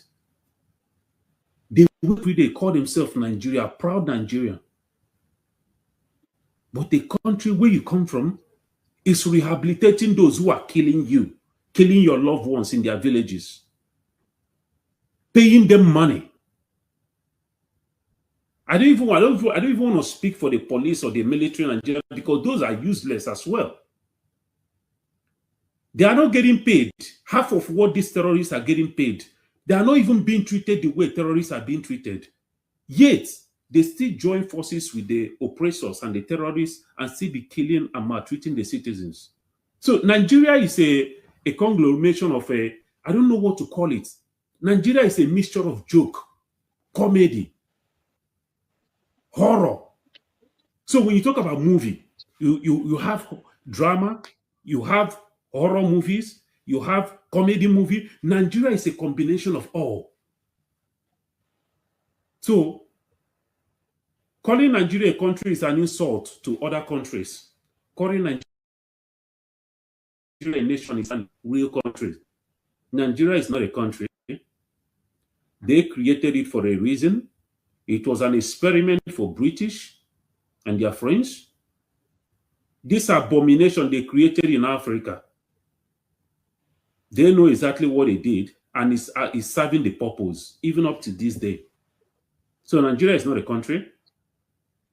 Anybody in the world today that might hear our voice this evening,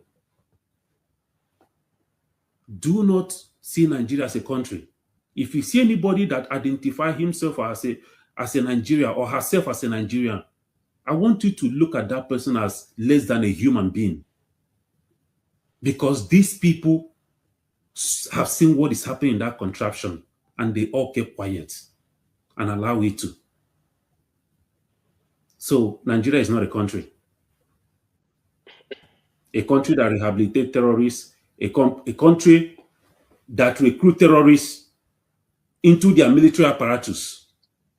That is not a country.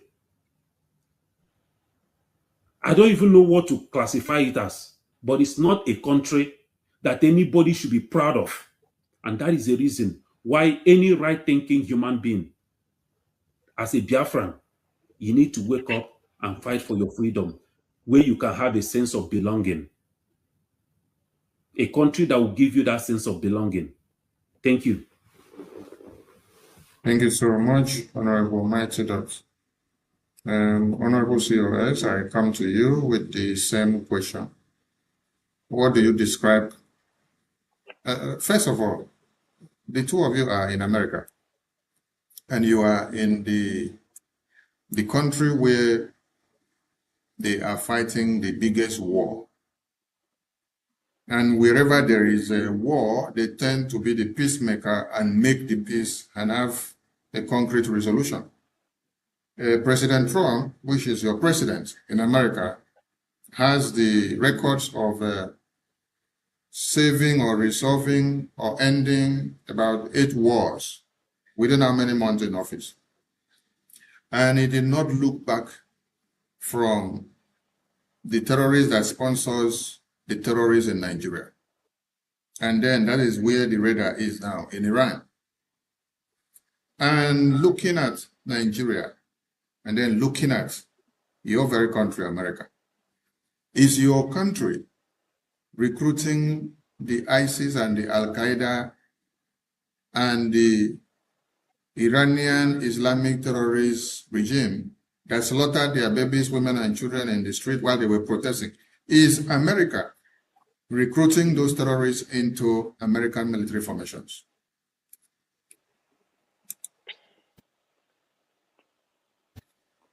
To be honest, associating America in such a discourse about recruiting of terrorists would be an insult to my lovely country, America. I would say this, right? There is a reason why there are. I apologize. I apologize. I apologize because thank that you very is much. the biggest country of the free world. So I apologize. Thank you so much. There is a reason why we have prisons. It's correctional centers, it's correctional facilities. It's where you put people who have done things that shouldn't be done. But in Nigeria, there is nothing like prison. People who commit all sort of crimes that are on the streets walking around. The reason is very simple. The people who are supposed to prosecute them are committing the same crime. Now you talk about recruiting terrorists into security apparatus of a country. I'm going to go straight to what bothers me the most. I think that the recruiting of terrorists into Nigerian military is a big conspiracy by the European Union because they are clearly funding Nigerian government to continue recruiting terrorists. They made it very clear in the last 700 or something million pounds that they gave them. Part of that money is supposed to go into the rehabilitation of terrorists. But in the same Europe, they are sending Africans home for not having a proper document. These are people who are running away from the havoc that you helped to create in their land. They send them back to their country for disobeying the law. But in Nigeria, they encourage them to recruit terrorists into their military structures. Now, I don't really have a problem with Nigeria recruiting terrorists into their security apparatus simply because Nigeria is a business. And the owner of any company has a right to choose who they employ and who they don't. They have chosen to employ the killers of the indigenous people. So the big question for me is, when will enough be enough for the indigenous people who live in Nigeria? When will they stand up and say enough is enough? The same terrorists who killed your mothers, your fathers, because you're not in your homeland when it happened, are recruited into the military to secure you when you get back, and you don't see anything wrong with it. Nigeria recruiting terrorists is their right. The company has a choice to employ whoever they choose to employ, and they have chosen to employ terrorists into their security apparatus, and nothing anybody will do about it. There is simply nothing anybody can do about it. The only thing that can be done is the dissolution of Nigeria to save life. You know, we always say dissolve Nigeria to save life, but it cannot be dissolved without you. The dissolution of Nigeria starts with you and I. I am doing my part. So what are you doing? You, indigenous person in Nigeria, are you waiting for your pastors? Are you waiting for your illegitimate politicians who are busy filling their pockets and sending their children abroad, buying homes for kids abroad? Are they the people you're waiting for to stop your killers? Or would you take the bull by the horn and stop these enemies from killing you? Recruiting terrorists is Nigerian right. The company has got a right, a choice, and they have made a choice.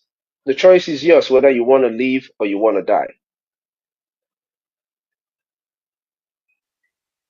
Thank you, Honorable COS. So the Office of the Biafra Republic of Exile Prime Minister. Now I know that I have proud Americans who do not want somebody to toy around with their country or with their president. I apologize for comparing your very president and your country to the low-life Nigerian contraption. Nigeria is a British-designed spaceship, and what they use it to do is to fabricate whatever products they like. They did so in 67 to 70s.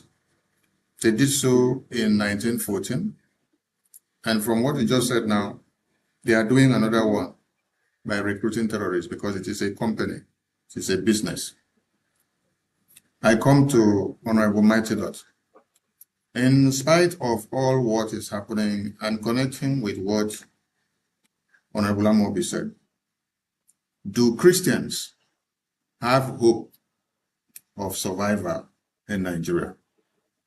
When a contraption that is designed by Britain is meant to fabricate anything at their own disposal, not minding the lives of the babies, women, and children, there is a right for them to fabricate because it's their company, just like Honorable Amobi said. So, what is the fate of the Christians? Yeah. Thank you, my brother. Thank you, my COS. Every Christian in that contraption called Nigeria, every Christian in Biafra, I want you to understand something. You need to understand the people you're dealing with.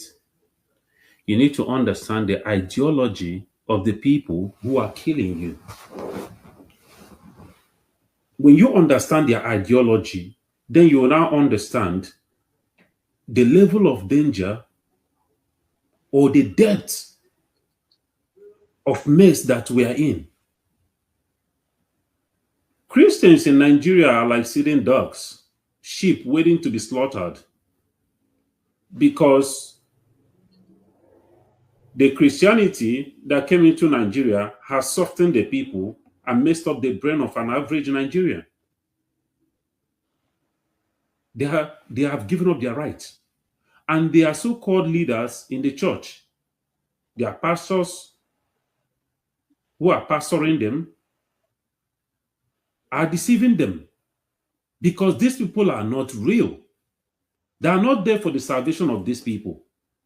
Because any true believer, any true Christian that is believing the people, that believe in the salvation of the people needs to be saved here on this planet Earth before the salvation somewhere else in heaven or where. Instead, they are collecting money from you. Money that you could have used to protect yourself, buy weapon and protect yourself and your family. You are giving it to a pastor that has private jets that can take off at any given time and allow you to die. As many are dying today. You should ask yourself a question. How many of these pastors and their children and family are victims? Christians in Nigeria, you need to wake up. You do not stand a chance for what is coming because you do not understand what is the ideology that is driving these people. And because of your attitude, these people have seen that you are a sitting duck, that they can come in and take your life at any given time without you reacting. And the worst part of it, that many of you are dependent, calling on the government that is killing you. So every Christian in Nigeria, hear me and hear me real good. Because this madness has to stop. This stupidity has to stop. You are not the only Christian in this world. America is a Christian country. America will not allow anybody to treat them the way Nigeria is treating you. You Christians. Christians in America will not allow anybody to treat them anyhow, the same way you are being treated there. For the fact that you are a Christian shouldn't turn you into a stupid individual or a foolish being. Your life matters. You need to rise up and fight for your life, fight for your children, fight for the soul of your faith. The people who are doing this, who are killing you, they come from the angle of faith, religion. Who says that they have the right to kill you because of their religion? Your religion never advised you to kill them for nothing. But their religion is encouraging them to kill you. And you sat there like a sitting duck, praying every day, Even that God that you're praying will say that that God will be disappointed in you because you have arms. Brain was given to you for a reason. If that God that you're praying to, you look up to, you call upon every goddamn single thing, you call upon a God to come and help you. If that was the case, then why do you have brain? The brain was given to you so that you can reason, critical reasoning. Even common sense these days is not even common anymore in the life of Christians in Nigeria and in Biafra. You need to get common sense. You do not stand a chance. These people have no remorse. These parasites from the Sahel, they do not have any remorse. They have a mission. And this mission is to conquer the world. These people are running on a mandate of a prophecy, some useless prophecy. And Nigeria is supposed to be the epicenter of the whole thing, of their prophecy. So you need to understand what is driving this, the force driving these people. What is their motivation? And as a Christian, what is your motivation for survival? What is how are you trying to protect that faith? Did that God that you're praying to tell you that you should allow your faith to be conquered? No. Don't allow people to come and kill you with their own faith. Fight for the faith that you believe in. If you cannot fight for that faith, you allow yourself to be slaughtered. That means you do not deserve that faith. You are a fake Christian. Rise up and fight for your people. Rise up, every Christian in Nigeria and Biafra. Rise up. That's the only way you can stand a chance. All the Christians, rise up and support the Biafra government in exile and the de facto government in homeland that can protect you, because when Biafra is restored, you have the freedom to practice your faith without anybody coming after you. Thank you. Thank you, Honorable Mighty Dot, for your insight. You've given a solution, because my question was, do Christians have hope? And you've given a solution, and you said that the solution is that their hope will only come to fruition when they rise up and fight back and defend themselves, because self-defense is not a crime. Honorable CEO, if I come to you again, America is a Christian nation. Israel predominantly are Jewish. Do they deal only on prayers to solve a mechanical warfare? Why are they going after the Iranian terrorist regime with weapons that matches the same kind of weapon that was made to destroy the Americans and the Iranians and the entire world? I'll keep this really short because the answer is very simple. Now, the Bible, the Word of God, admonishes Christians to sell their garments and buy weapons. The weapons is not meant to use and slaughter your chicken. It's for war, weapon of war, in order to protect yourself and to protect those who cannot defend themselves. That is your first duty as a Christian. Fighting for those who cannot fight for themselves. That is what Jesus Christ came to earth to do. He died for the sake of those who cannot fight for themselves. Now, on the other hand, Archangel Michael, when Lucifer was sent down on earth, they didn't start singing. The cherubim and seraphim didn't just start singing and Lucifer had to dive down to earth. No. They picked up arms. As a matter of fact, Archangel Michael had the shiniest of sword in order to drive the demon down to earth where we are today. So what is stopping you as a Christian? The problem with the Nigerian Christians is the understanding that they put in when they read the Bible. They read the Bible based on off of what the pastor has taught them or what the preacher is telling them. They're not reading it to understand for themselves what God is telling you to do. Alex, our friend from America who has been down in Nigeria on multiple occasions fighting for Christians.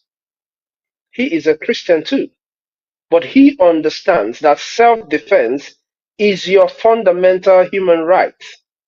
As a matter of fact, if you allow infidels, because they call you Christians infidel, that means they are also infidel in your own faith.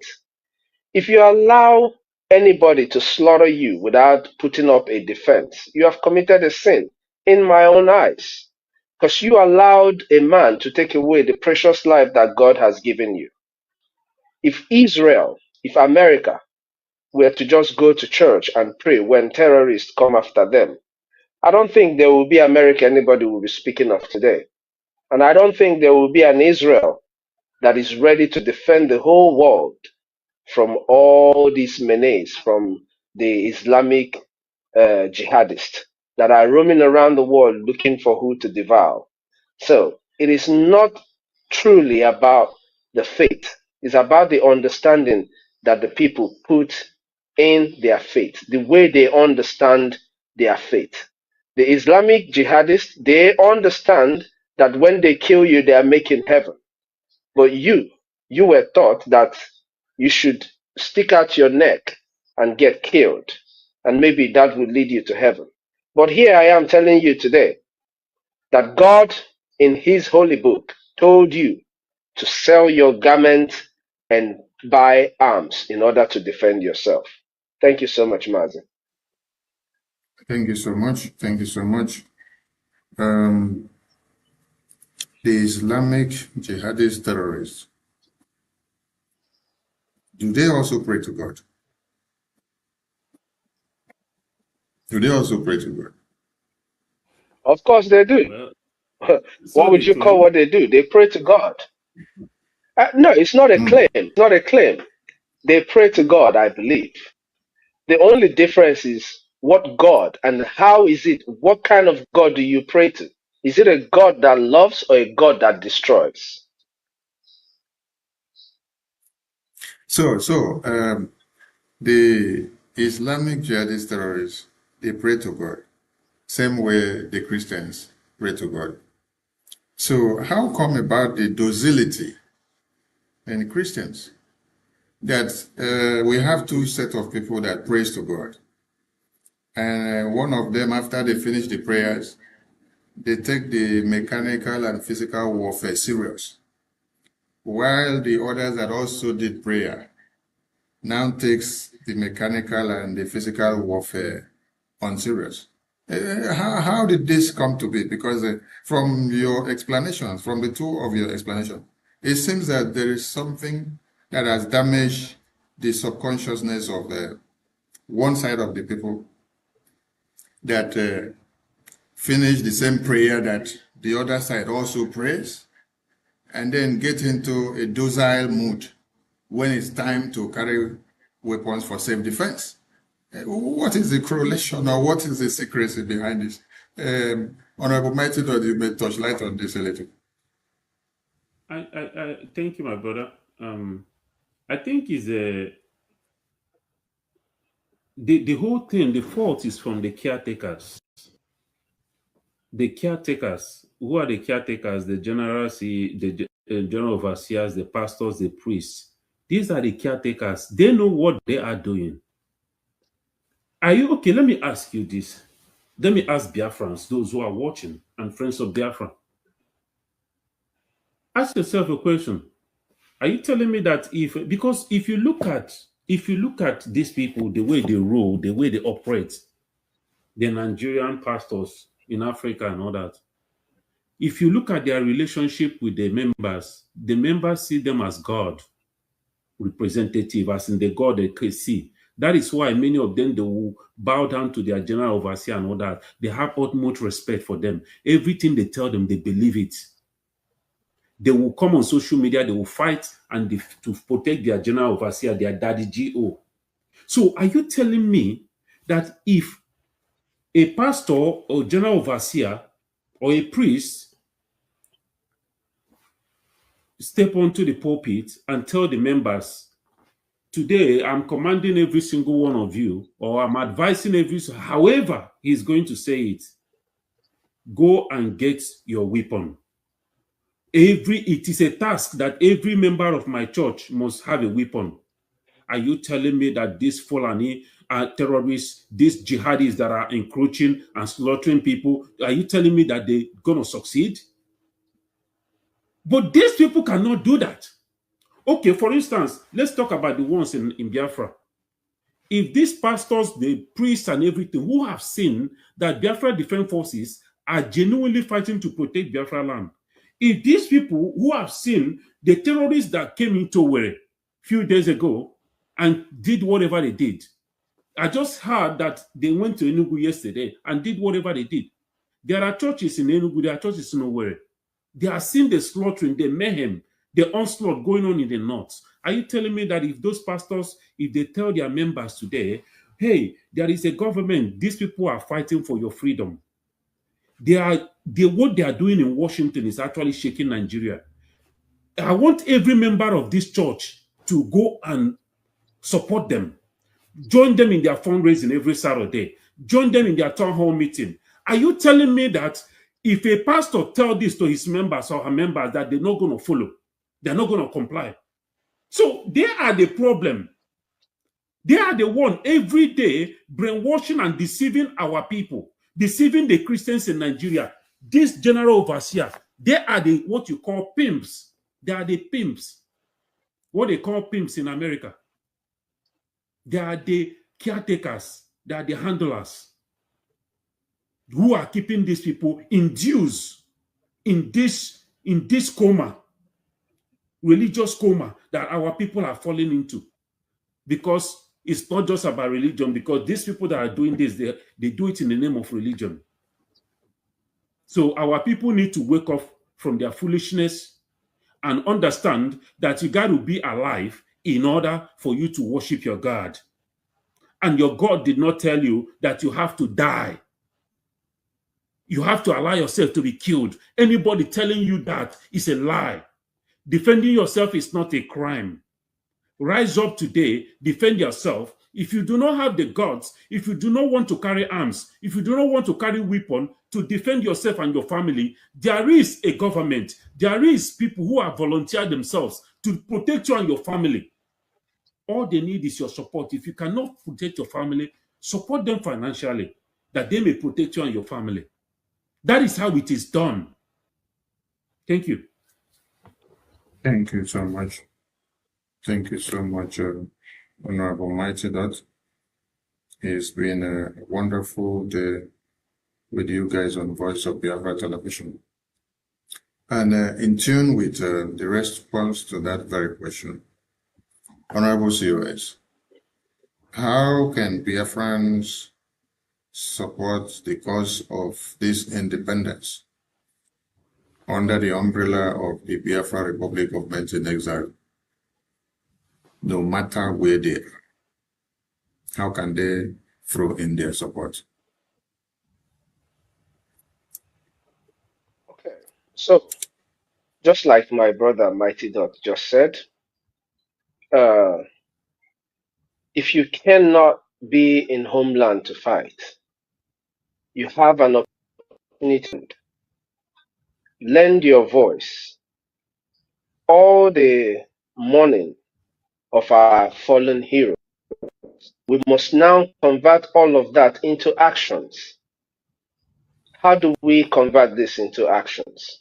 By supporting our living heroes, making sure that you join not only in funding, but in educating the rest of the world about the plight of Biafra. Now, there are different channels that you can fund. There are, you go to the Biafra Republic Government in Exile website, you will surely see how you're going to fund your government.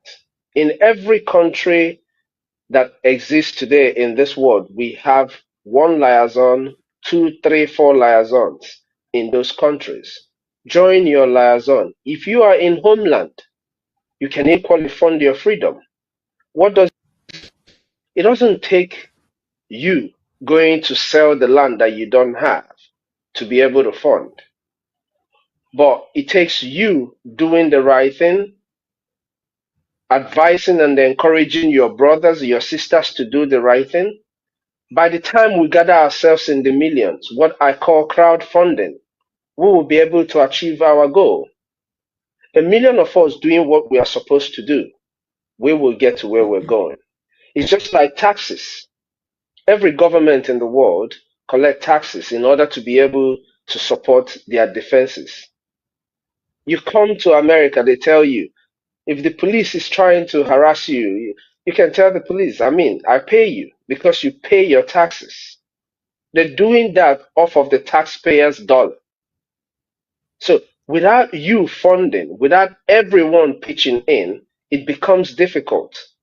But when everyone pitches in, the people who are going to the bars every weekend, just take out 1,000 naira. Let me use what you are used to make you understand what I'm saying.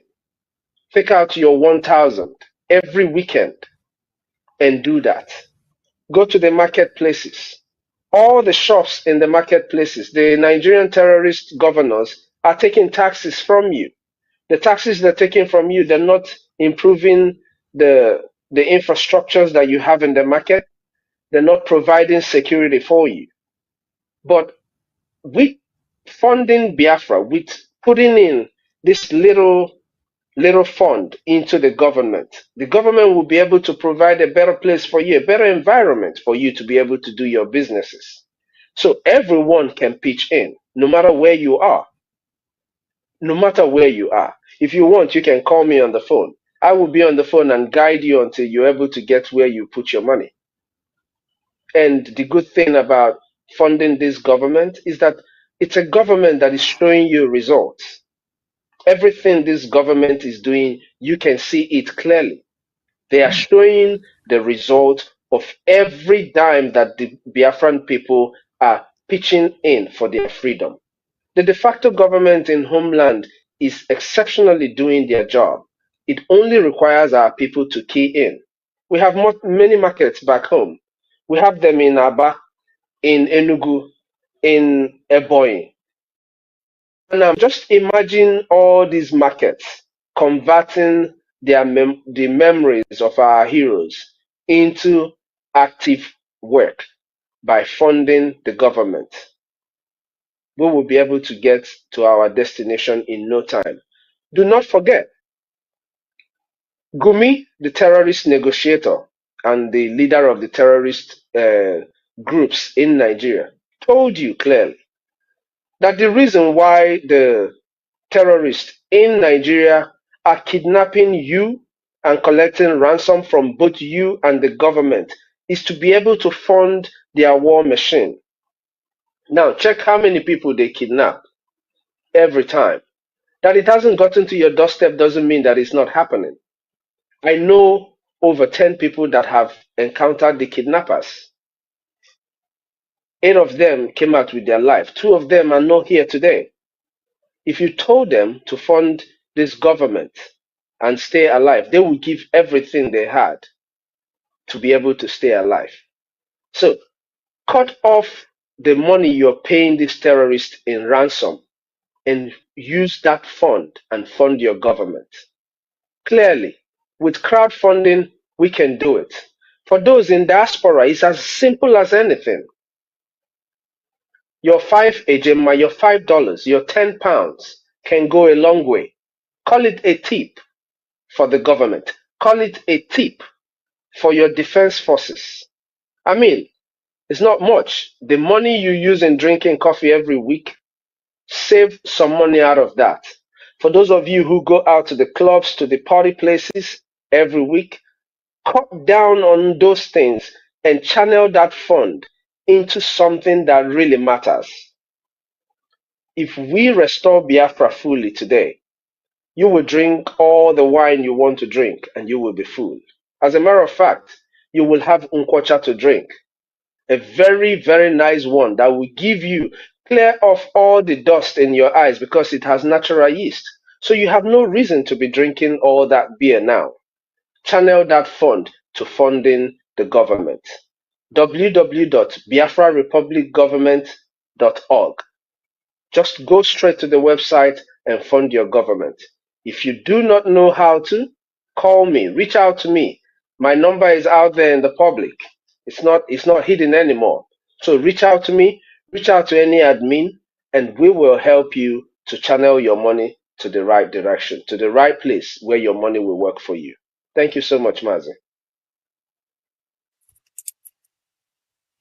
Thank you so much. Thank you so much, Honorable Chief of Staff, to the Prime Minister of the Biafra Republic Government in Exile. Talking about results from what Biafrans invest in. Before I bring something to the screen, I want to ask another simple question that may be hard for those that do not have their hands on the worksheet. Do you too believe that your effort of BRGE today will bring Biafra?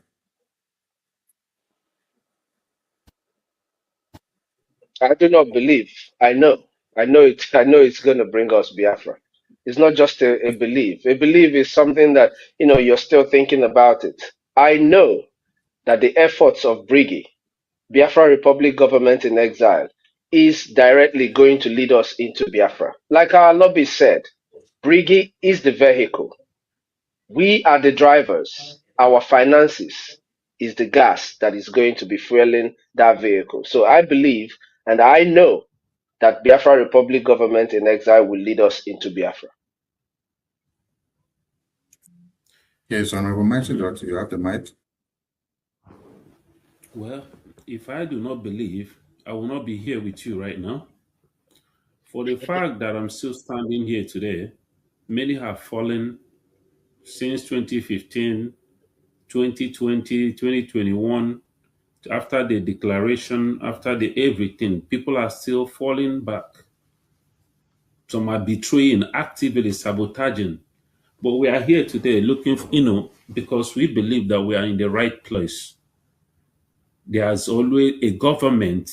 Any right-thinking human being will understand that if you are in this kind of project, in this kind of mission, it's only when you have a government that you can push through. And because we have a government, not just a government, but a government that is actively doing big damage to our enemies and our oppressors, actively destroying and dismantling that British contraption called Nigeria. So I am in the right place. And I know and I believe, just like my brother said, that what we are doing right now, what we are going to do tomorrow, what we have done yesterday is going to bring us Biafra. Thank you. Thank you so much. I love the... Yeah, I have more questions to follow up. I know. I just want to go back to the question you asked because there is something I skipped that is very, very important. Please. Yeah, just in 30 seconds. Yes. In terms of funding our freedom, I also want to tell both those back home and those in diaspora, we have what is called the IOU loan. This IOU loan is a place where you can save your money. For those that are back home, there is no need investing in businesses that will either be burnt down or businesses that do not grow. And for those in diaspora that are planning on putting down projects back home, you can put that money with Biafra Republic Government in Exile under the IOU loan. What is this IOU loan? The IOU loan gives you a sense of purpose, of support to what we are doing. When you give us your IOU loan, you get 200%. return of whatever you give us. You give the Biafra Republic government in exile, we'll give you 200% back. And not only that, you get a certificate that shows what you have done that will be hanging on your wall tomorrow when Biafra is fully restored in that business that you intend to open. I walk in there to patronize your business and I see hanging on your wall is the IOU loan, showing that you are part of the people that made sure that this nation is restored. I will not only patronize you, I will invite people to come and patronize your business. Just imagine, call it a way where you're saving your money for a bigger return that you will use at the right time. So other than buying that car that you're going to send back home, that you're going to drive for just one Christmas and come back to your base, give it to us as IOU loan. Those of you who travel back to homeland every Christmas, forget this Christmas because you might not be safe going back there. Check around how many people who have traveled last year and how many people who never came back, who never made it back. Give us that money that was meant for your flight. Give it to us as your IOU loan. And once Biafra is restored, we guarantee you before the end of 1-2 weeks, we will give you back your money with 200% interest. That's one thing I wanted to add. Very, very important. It can also be a place where you can save money for your children. That money you're putting in some place, saving them for your kids, and they're bringing you 3% interest after every month. Give it to Biafra Republic government in exile. And you can always increase this IOU loan. You can give us $10,000 today, $100,000 today, 200,000 next tomorrow, next 2 weeks, and God bless you more. You can add to it.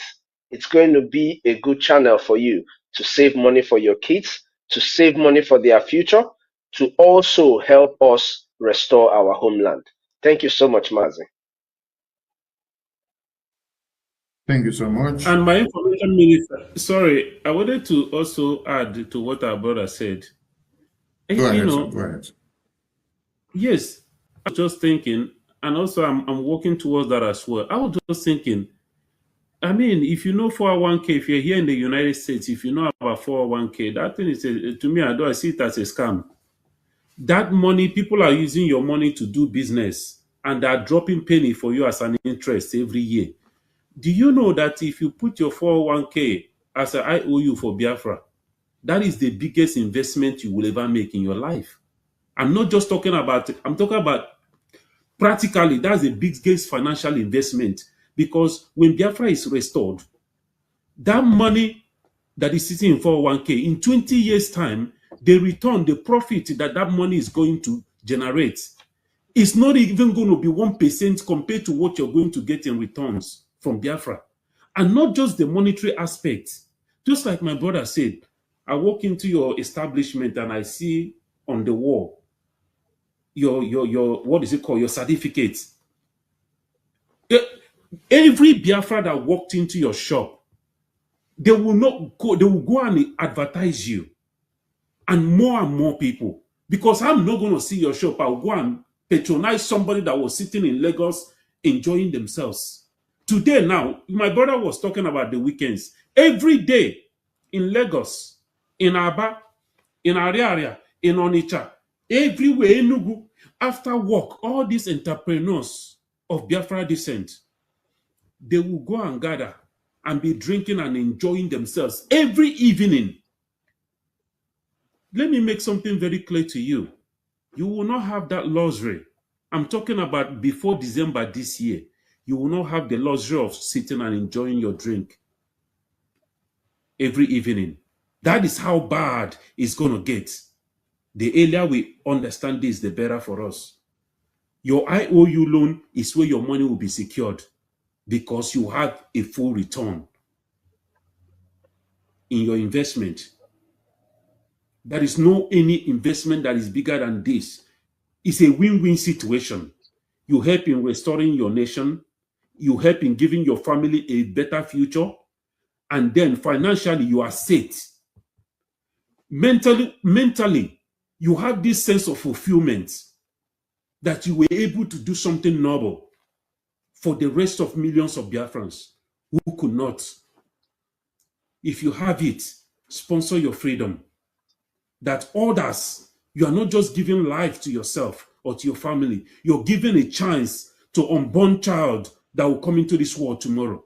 You are giving a chance to those kids back home right now who cannot even afford to go to school, who cannot afford 3 square meals. You are doing something noble. You're saving lives. And this is a sense of fulfillment that will go a long way. As long as you live on this planet Earth, you will always wake up every day having this sense of fulfillment that you helped in restoring a Biafra for your people. Be the hero of your generation.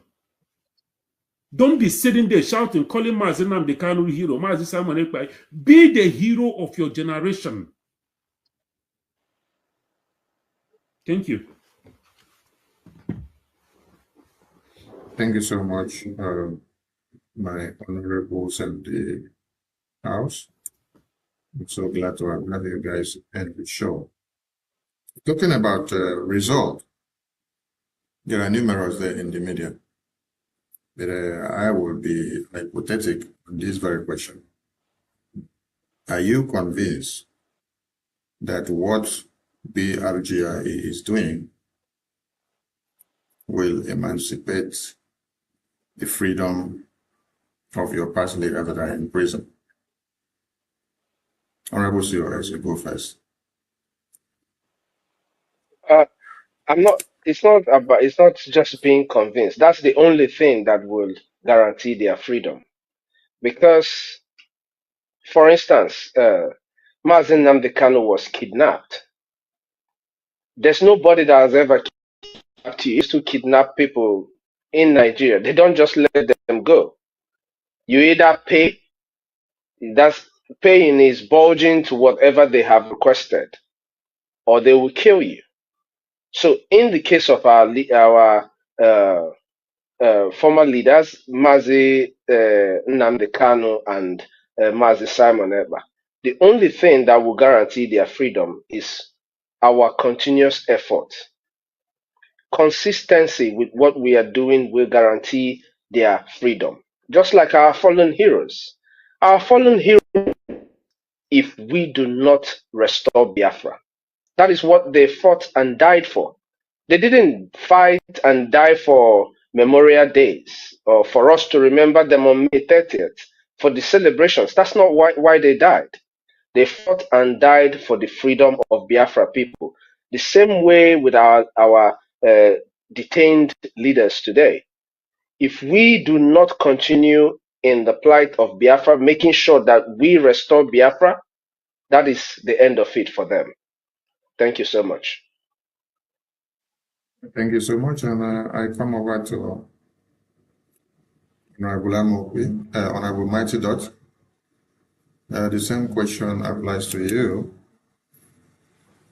How are you convinced that what Brgie is doing will emancipate the freedom of your past two leaders that are in prison? So, thank you. So, they kidnapped, you said something the other day, Mazi Nnamdi Kanu was kidnapped for a reason. The reason why they kidnap him is to stop Biafra. If they don't want him, if that wasn't the reason, I'm sure they would have released him. They wouldn't want the headache of international community. But these people are so adamant, even when after the United Nations gave their own, order, their empty noise, empty whatever. And Nigeria still, they didn't budge because they took him for a reason. You see, those who are still going to court, running up and down, writing, what is it called? Filing for appeal and all that. All this, those are charade. That is nonsense.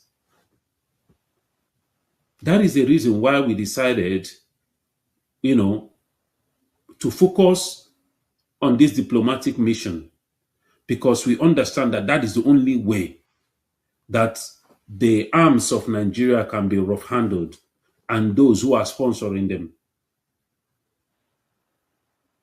People don't understand the kind of battle we are in, the people we are dealing with. That is the reason why some people still believe that something could come out of Nigerian courts. The people who are holding your leaders, European Union, using Finland to hold Mazi Simon Ekpa, even the people that we kind of expected that are from civilized country. Now we have seen how corrupt they are. They can do whatever. The only thing that can release Mazi Simon Ekpa, our leader Mazi Nnamdi Kanu, where they are today, is the restoration of Biafra. I was actually thinking about this earlier today. If they are restored, Nigeria will not have any choice. They will release Mazi Nnamdi Kanu with an apology. Finland will release Mazi Simon Ekpa with an apology because we are now a nation fully restored, because they know that if they do not release them within the time frame that we specify they should release them, they know that it has become an international, in fact, it will become an international crisis between us and them.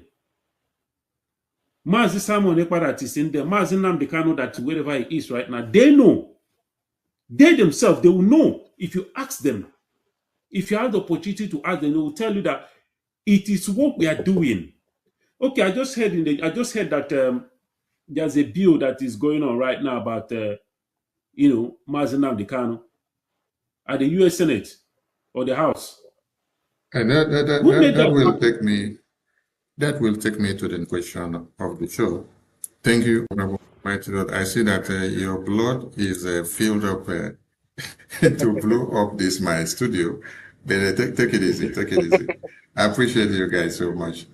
We take a very short break and we return on Politics Insight. This is Voice of Biafra Television. Voice of Biafra TV, the voice of truth, the voice of the people. There is only one broadcasting network. Voice of Biafra TV. The first, the best, and the last. Voice of Biafra TV. We lead, we shine, we last. The first, the best, and the last. From the east to the... Welcome back to Voice of Biafra Television. And we in the studio have been two wonderful men from America trying to punch my studio to pieces, even as I try to hold them together. I appreciate you guys with your intellect. Yes, it's been a wonderful day, and this is Politics Insight. Like you were almost going into the bill that we woke up to see.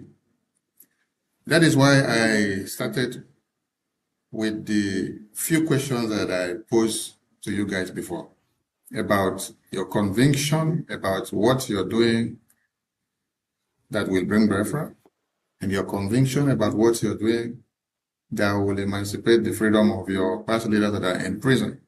And you guys have been in line with the questions. I appreciate you guys for the responses. So at this very point, I will bring something to the screen. I will bring something to the screen. And we want everyone to look at this.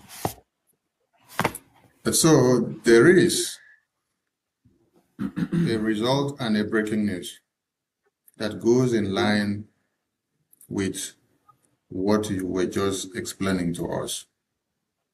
And let me do well to open it and see if I went to school well to be able to read and pronounce the words in order. Breaking news. On behalf of the Biafra Republic Government in Exile, BRGIE, I, the Prime Minister of the Brgie wants to congratulate Congressman John James for introducing H.Res.1321, calling for U.S. intervention on the case of Martin Namdekan. I had the opportunity to meet with Congressman James in the past to discuss Biafra-related issues, which he cares deeply about. The congressman had spoken to me on multiple occasions regarding his displeasure about the Nigerian government's persecution of Martin Namdekan, which he also highlighted in a congressional hearing that happened on the 20th of November, 2025. Congressman James has been in active engagement with many elements of the Biafran American diaspora. Our congratulations to Congressman James and to all the various Biafran American individuals and organizations which contributed to this very effect. Yes, we come back to the studio. And you guys were about directing me to this very breaking news. May I said wire because we're coming there. Let me go back to the boldness and the conviction of this Congressman James. He happened to be the only congressman that brought Biafra to that congressional hearing on the 20th of November 2025. And on that very day, the Prime Minister of the Biafra Republic Government was in attendance of that congressional briefing with some of his cabinet members. In a word of congratulations to extend to what the Prime Minister has already said. Honorable COS, what do you have to say about this milestone? First of all, I want to also use this opportunity to thank our dear friend, John James. And it's not just thanking him is not enough, you know, understanding that this is also a young man like most of us here and those who are watching us should be the burning zeal for you to do what you're supposed to do. What John James has done and what he has been doing for the Biafran people is that which history will never forget. History will never forget a man who stood up and spoke for the people when his voice was needed the most. John James' voice was needed, and he used his voice when it mattered the most. The day Mazen Namdekan was sentenced to life imprisonment, it was this John James that spoke up on the congressional floor, calling the attention of the world on what is going on in Nigeria. So I just want to appreciate him, thank him for the good job he has done.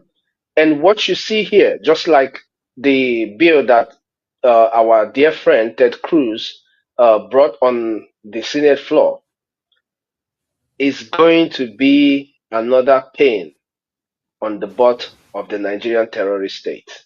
Thank you so much, Mazi.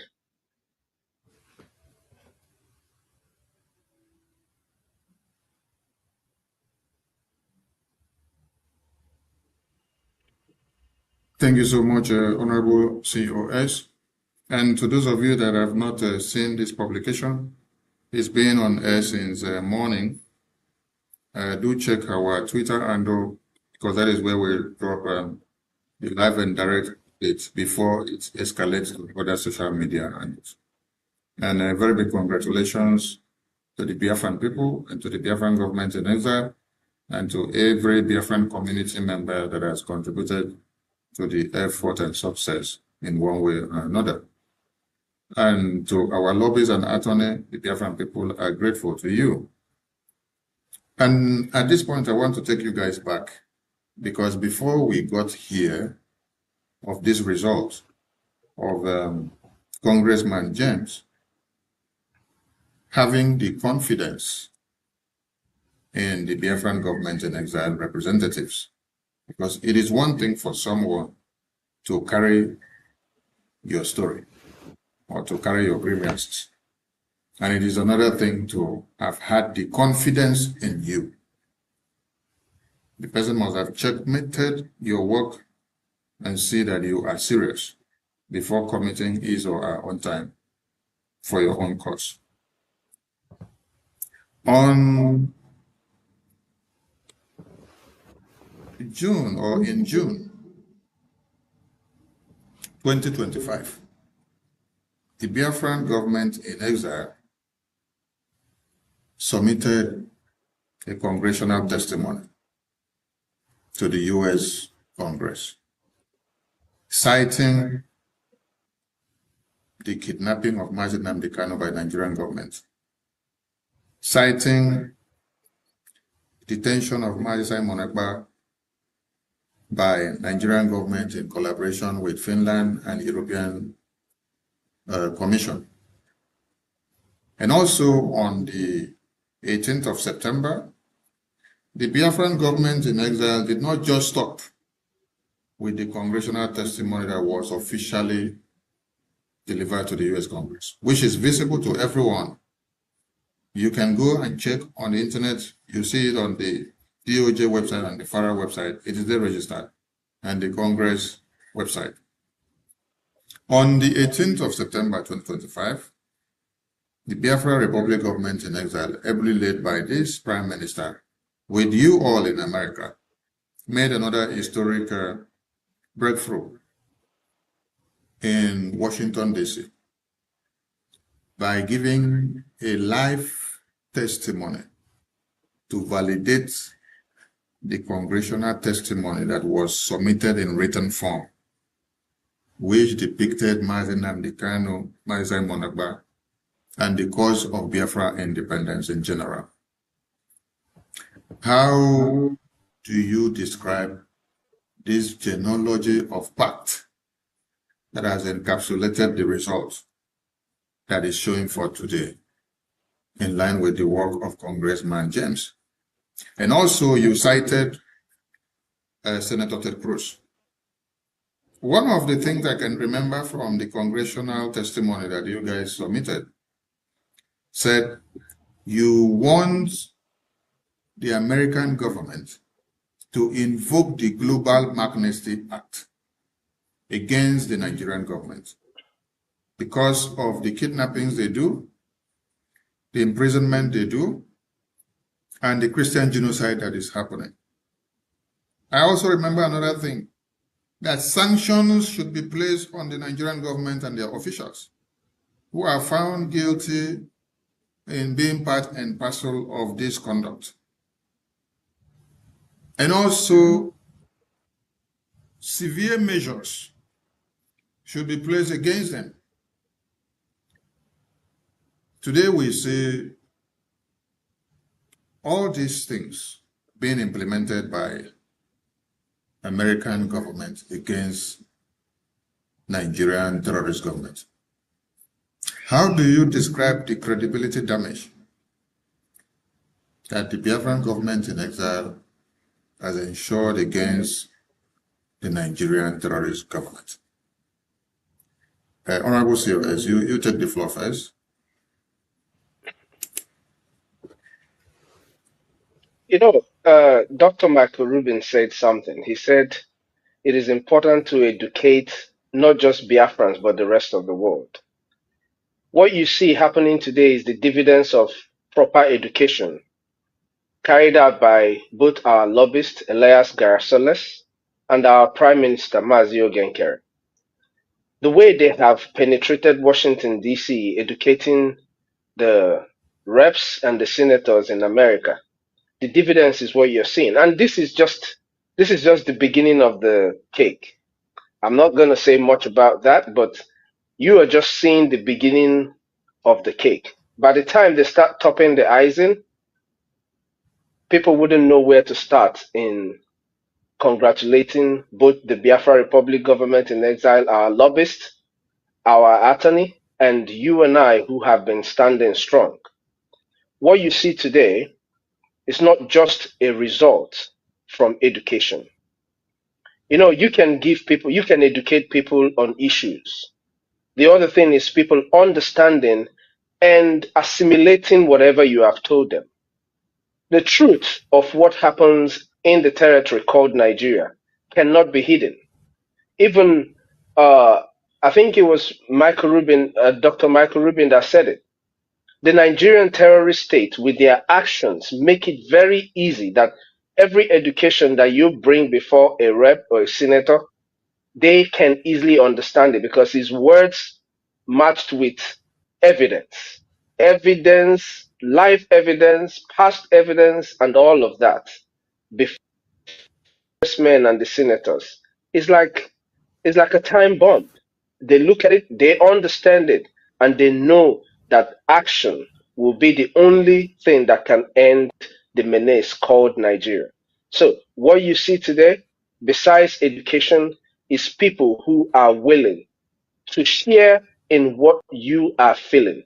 They share the pain of what you are going through. Like John James, what goes on in Nigeria, what is happening in Nigeria against Christians, it saddens this man. When you hear him speaking about the atrocities of Nigerian state against the indigenous people in the territory called Nigeria and Biafra at large, understand that he did not just understand the education given to him by both the lobbyists and our prime minister, but he embodied it. He made it part of himself so that he can feel what we feel, to be able he is doing today. So it is something that each and every one of us need to emulate, especially Biafrans in diaspora. People are out here fighting your fight. It is time you get up and join the good fight. Thank you so much. Thank you, thank you, thank you. Honorable Mighty Dot, I'm going to allow you to spit that fire that you wanted to spit before. How do you feel seeing results of the works that you have sacrificed for since your inception into the new government of Biafra, Brgie? Because Biafrans have spotted you in several diplomatic engagement with the Prime Minister in Washington, D.C. And you did express you're overjoyed to have been part and parcel of those discussions. And now there is a very big success that is making rounds on the media. What are your words to the congressman that is making this happen? Yes, thank you, Information Minister. You know, I was just sitting here thinking, I was like, Congressman John James, I said, I'm going to call him Mazi John James, because that's the Biafran blood that is pushing him. You know, it is the love that you see that is emanating, you know, from him. The interest of Biafra, you know, is the blood that is walking through him, the blood of Biafra. You know, so we are happy to have him as an ally. We appreciate him. We congratulate him for the bill. We appreciate him for his concern, because there are many out there, those that have been enjoying our natural resources from different parts of the world. None of them ever cared. You know, so what is happening today is a hard work. It's a result of a hard work. Hard work being put by the good people of Biafra, who have solidly been standing behind, even while we are good betrayers and all that. some of us stood our ground to make sure that this government never collapsed. This government has been the target of our enemies and those they sent into our midst to destroy what we are doing. But we keep pushing forward, standing behind our Prime Minister. Every day he has been at the corridors of Capitol Hill with our Honorable Elias and our attorney Amanda Biri. They've been doing wonderful work, working for the people of Biafra. But that get me thinking, like, these are people.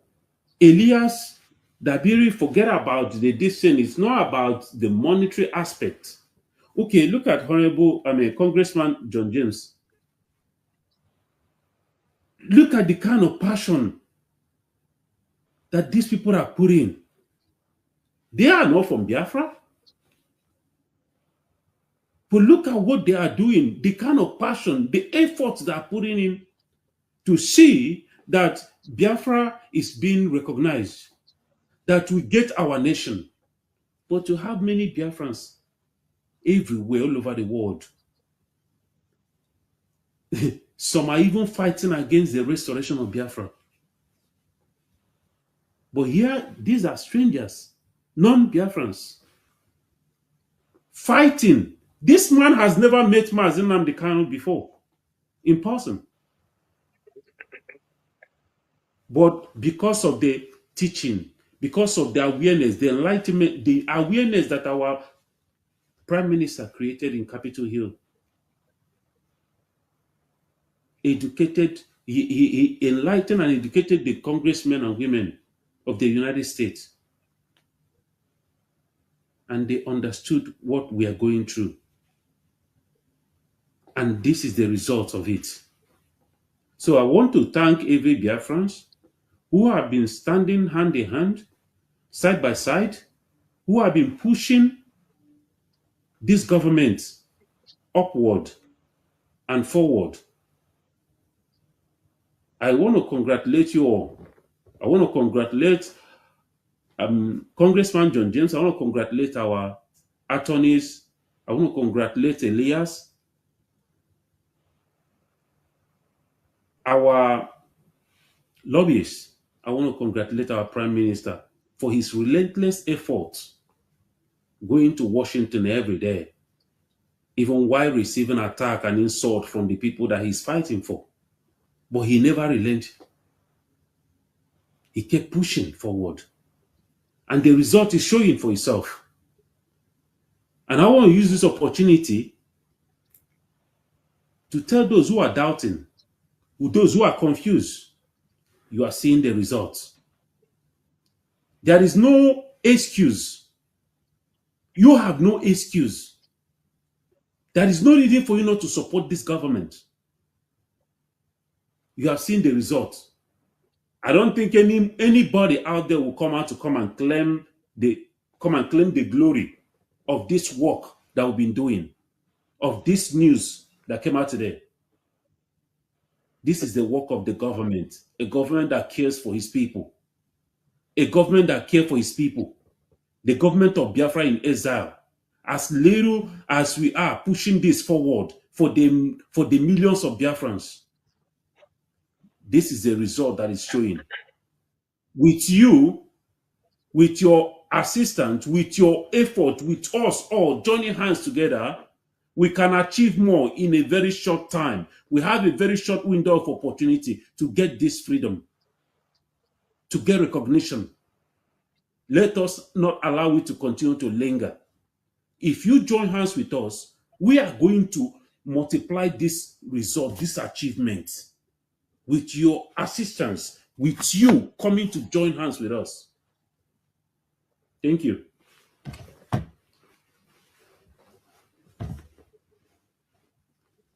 Oh, wow. Thank you so much, Honorable Mighty Dot. And thank you to the two of you that have been in the studio today. And I want to play this video for those that may not have seen it.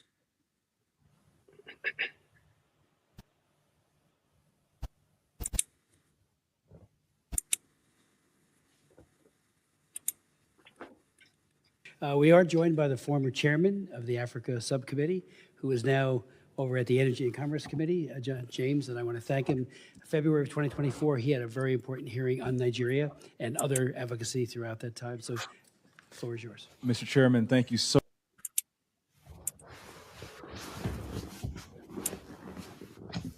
much for your personal invitation, for your leadership, and for your friendship. I'm honored to be back. Psalms 96:14 asks, "Who will rise up for me against the wicked? Who will take a stand for me against evildoers?" Nigeria is facing one of the gravest religious freedom crises in the world.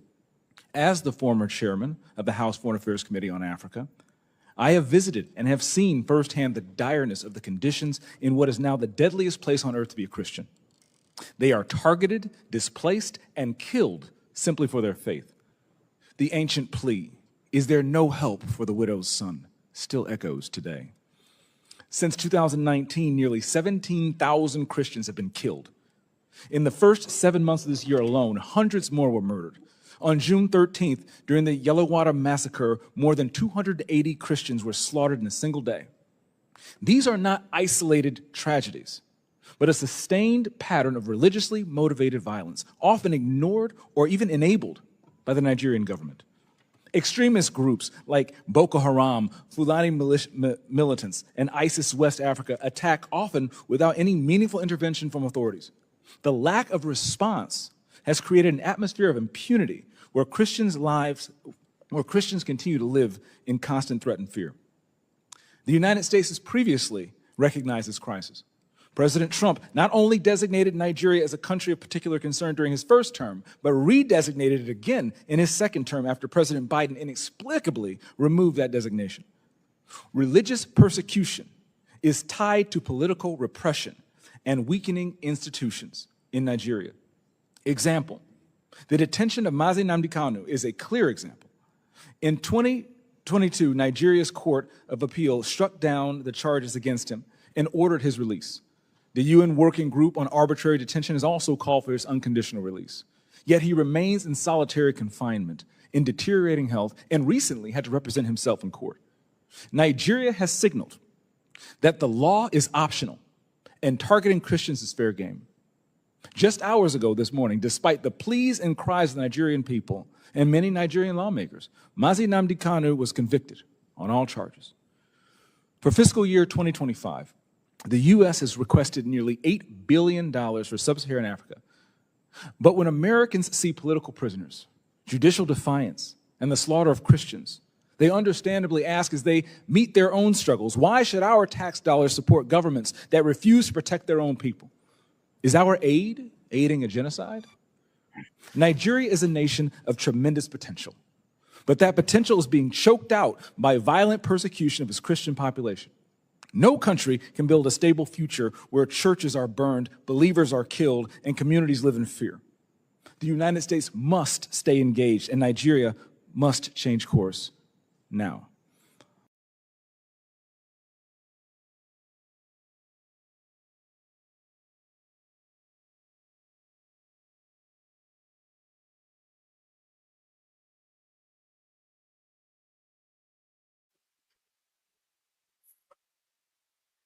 Welcome back to Voice of Biafra Television. That was Congressman James on the 20th of November 2025 when he took the floor on a congressional hearing where the entire world were listening. He put Biafra on the table. And from there, his works are paying off today. We appreciate him for his services. We appreciate him for speaking up. We appreciate him for taking the bold step. The sacrifices that he's doing for Biafra will not be in vain. We appreciate him so, so much. In conclusion, I'm coming back to my guest speakers in the studio. After the 30th of May, Heroes Memorial Day, what should be expected of Biafrans? Honorable COS, the mic is yours.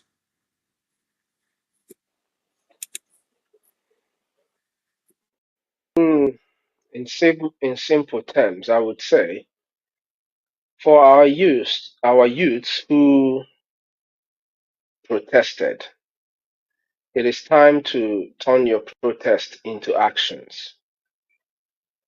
Protest is not just when you're on the street. When you all are on the social media putting out posters and calling the attention of the world towards the genocide that happened between 1967 to 70. Though a lot of people forget that that genocide started from the creation of Nigeria. What is expected of every Biafran is to turn every anger, every mourning, every remembrance into action. This is why you must do this. Your oppressors are expecting you to cry for one day and sit back for the rest of the 364 days. This is what they're expecting of you. After 30th of May, when we remembered our fallen heroes, just 2 days ago in Ogu Junction, a couple of our people were killed. Somebody would call them hero. Those are somebody's hero. They might be somebody's father, somebody's son, maybe the only son of a woman, and that is that family's hero. So the only thing that would stop us from mourning and continuous mourning of heroes, of our heroes that we should protect, is our conversion of our pains, our mourning, into actions. It's expected of every Biafran to remember that the reasons why our heroes died must be fulfilled for them to be able to get rest. Like I said before, just remembering them on memorial days and not carrying out with action to see that the reason for which they gave their lives is fulfilled is an insult to the sacrifices that they made. So it's expected that everyone, having listened to us today, when you sit back in your private time, ask yourself this question: do you really want to keep living the same life over and over again? Or do you want a change for yourself and for the generations to come? The expectation is very simple. Support your government so that our freedom will come to us closer than we ever expected. Like my brother Mighty Dot said earlier, if we do the right thing, the results that you see, you can be rest assured that those results will be duplicated in tens before you even know it, because we have the right people doing the right job. He also made mention that it's not about the money that you're paying your lobbyists, because if it is about the money, Nigeria would have knocked us off the gutters. They're spending over $9 million just to counter our lobbying. But with your effort, the little that we have will go a long way in changing the status quo. The status quo that they already know is that we celebrate, we cry every 30th, and the rest of the days we go back to being who we were, or just being docile, expecting some Messiah to save us. There is no Messiah. You and I are the Messiahs that will save the coming generation, save ourselves and save the coming generation. Like I said, the expectation is simple. Your support is very much needed. Our people say, anyụkọ mamịrị n'ọgba ụfụfụ, ma eme ngwa ngwa emeghela ọdachi. It is time that we act fast before it is too late. Thank you so much, Mazi.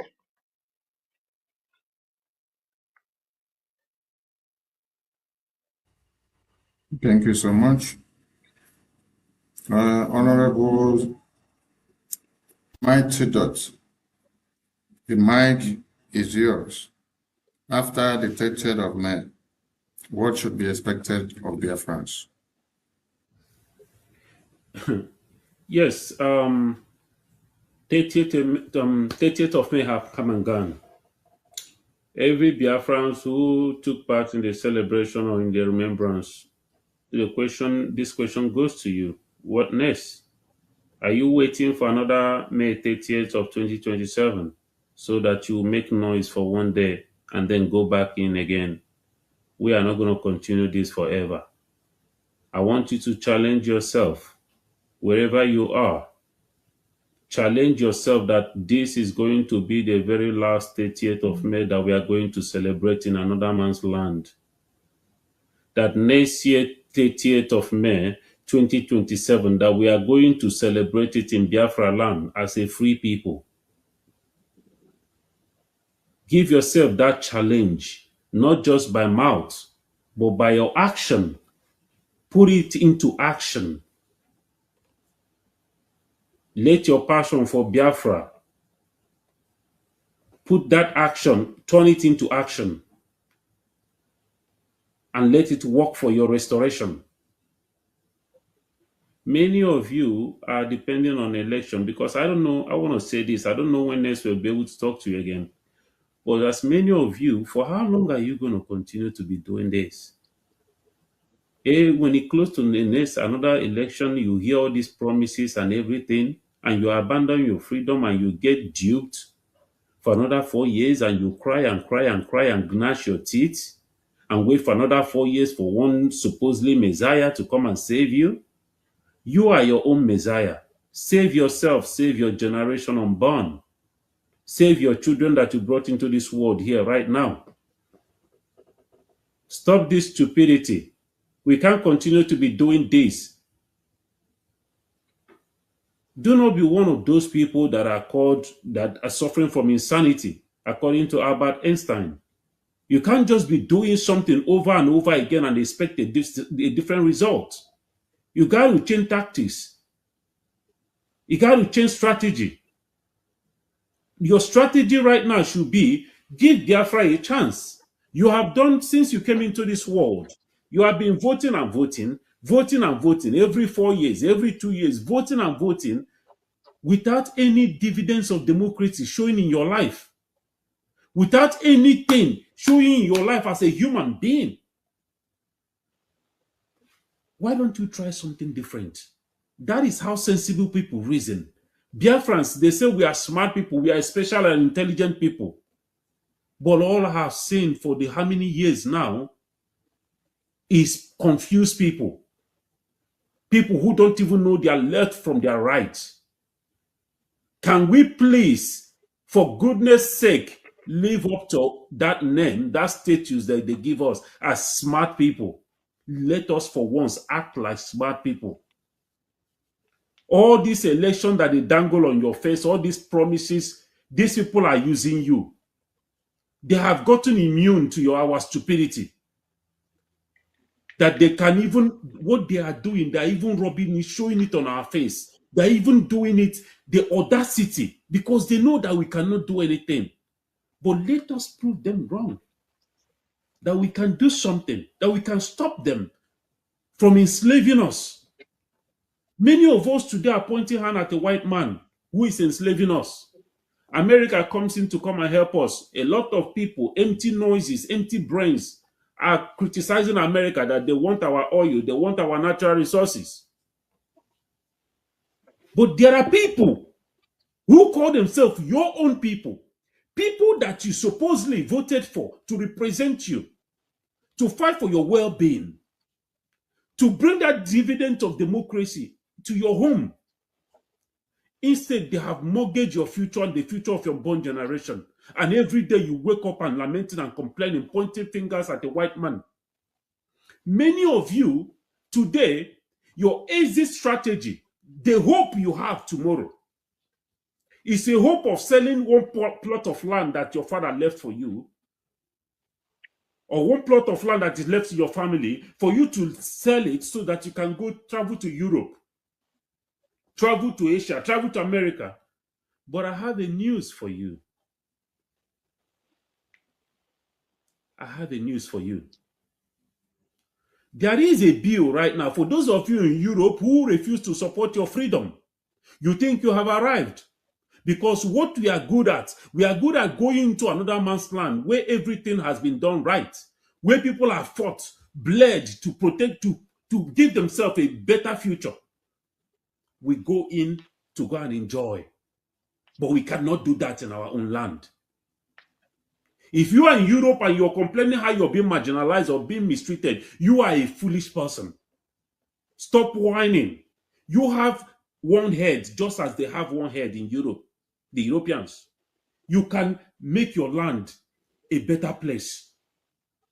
Let us stop running around. There is a bill that just came to life.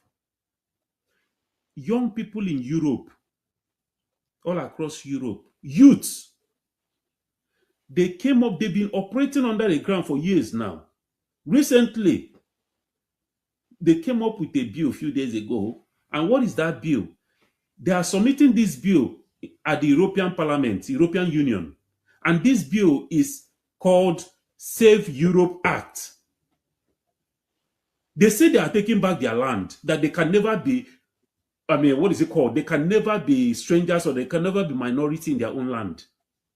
That immigrants, they are sending immigrants back home.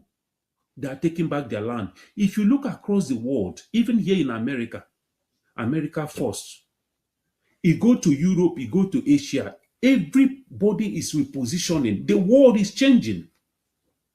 Everybody is aligning their priorities. Everybody is fighting for the well-being and the future of their people. You that is a Biafran, what are you fighting for? Where does your priority lies? You use Europe as a hope, as your exit strategy, as where you feel that you can live comfortably. I have a bad news for you. Europe will not be safe for you to dwell in again. Many of you that are looking to japa, you can never japa again. It's not just in Europe or in the West. Even in Africa, look at South Africa, what they are doing to other Africans.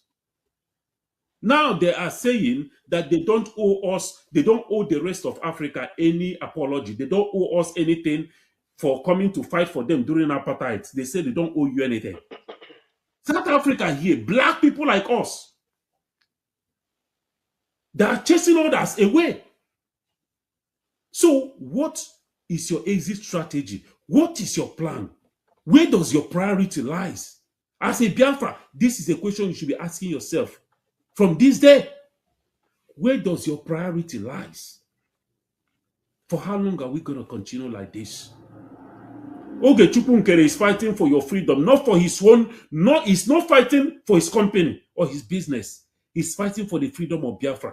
Put your hatred aside.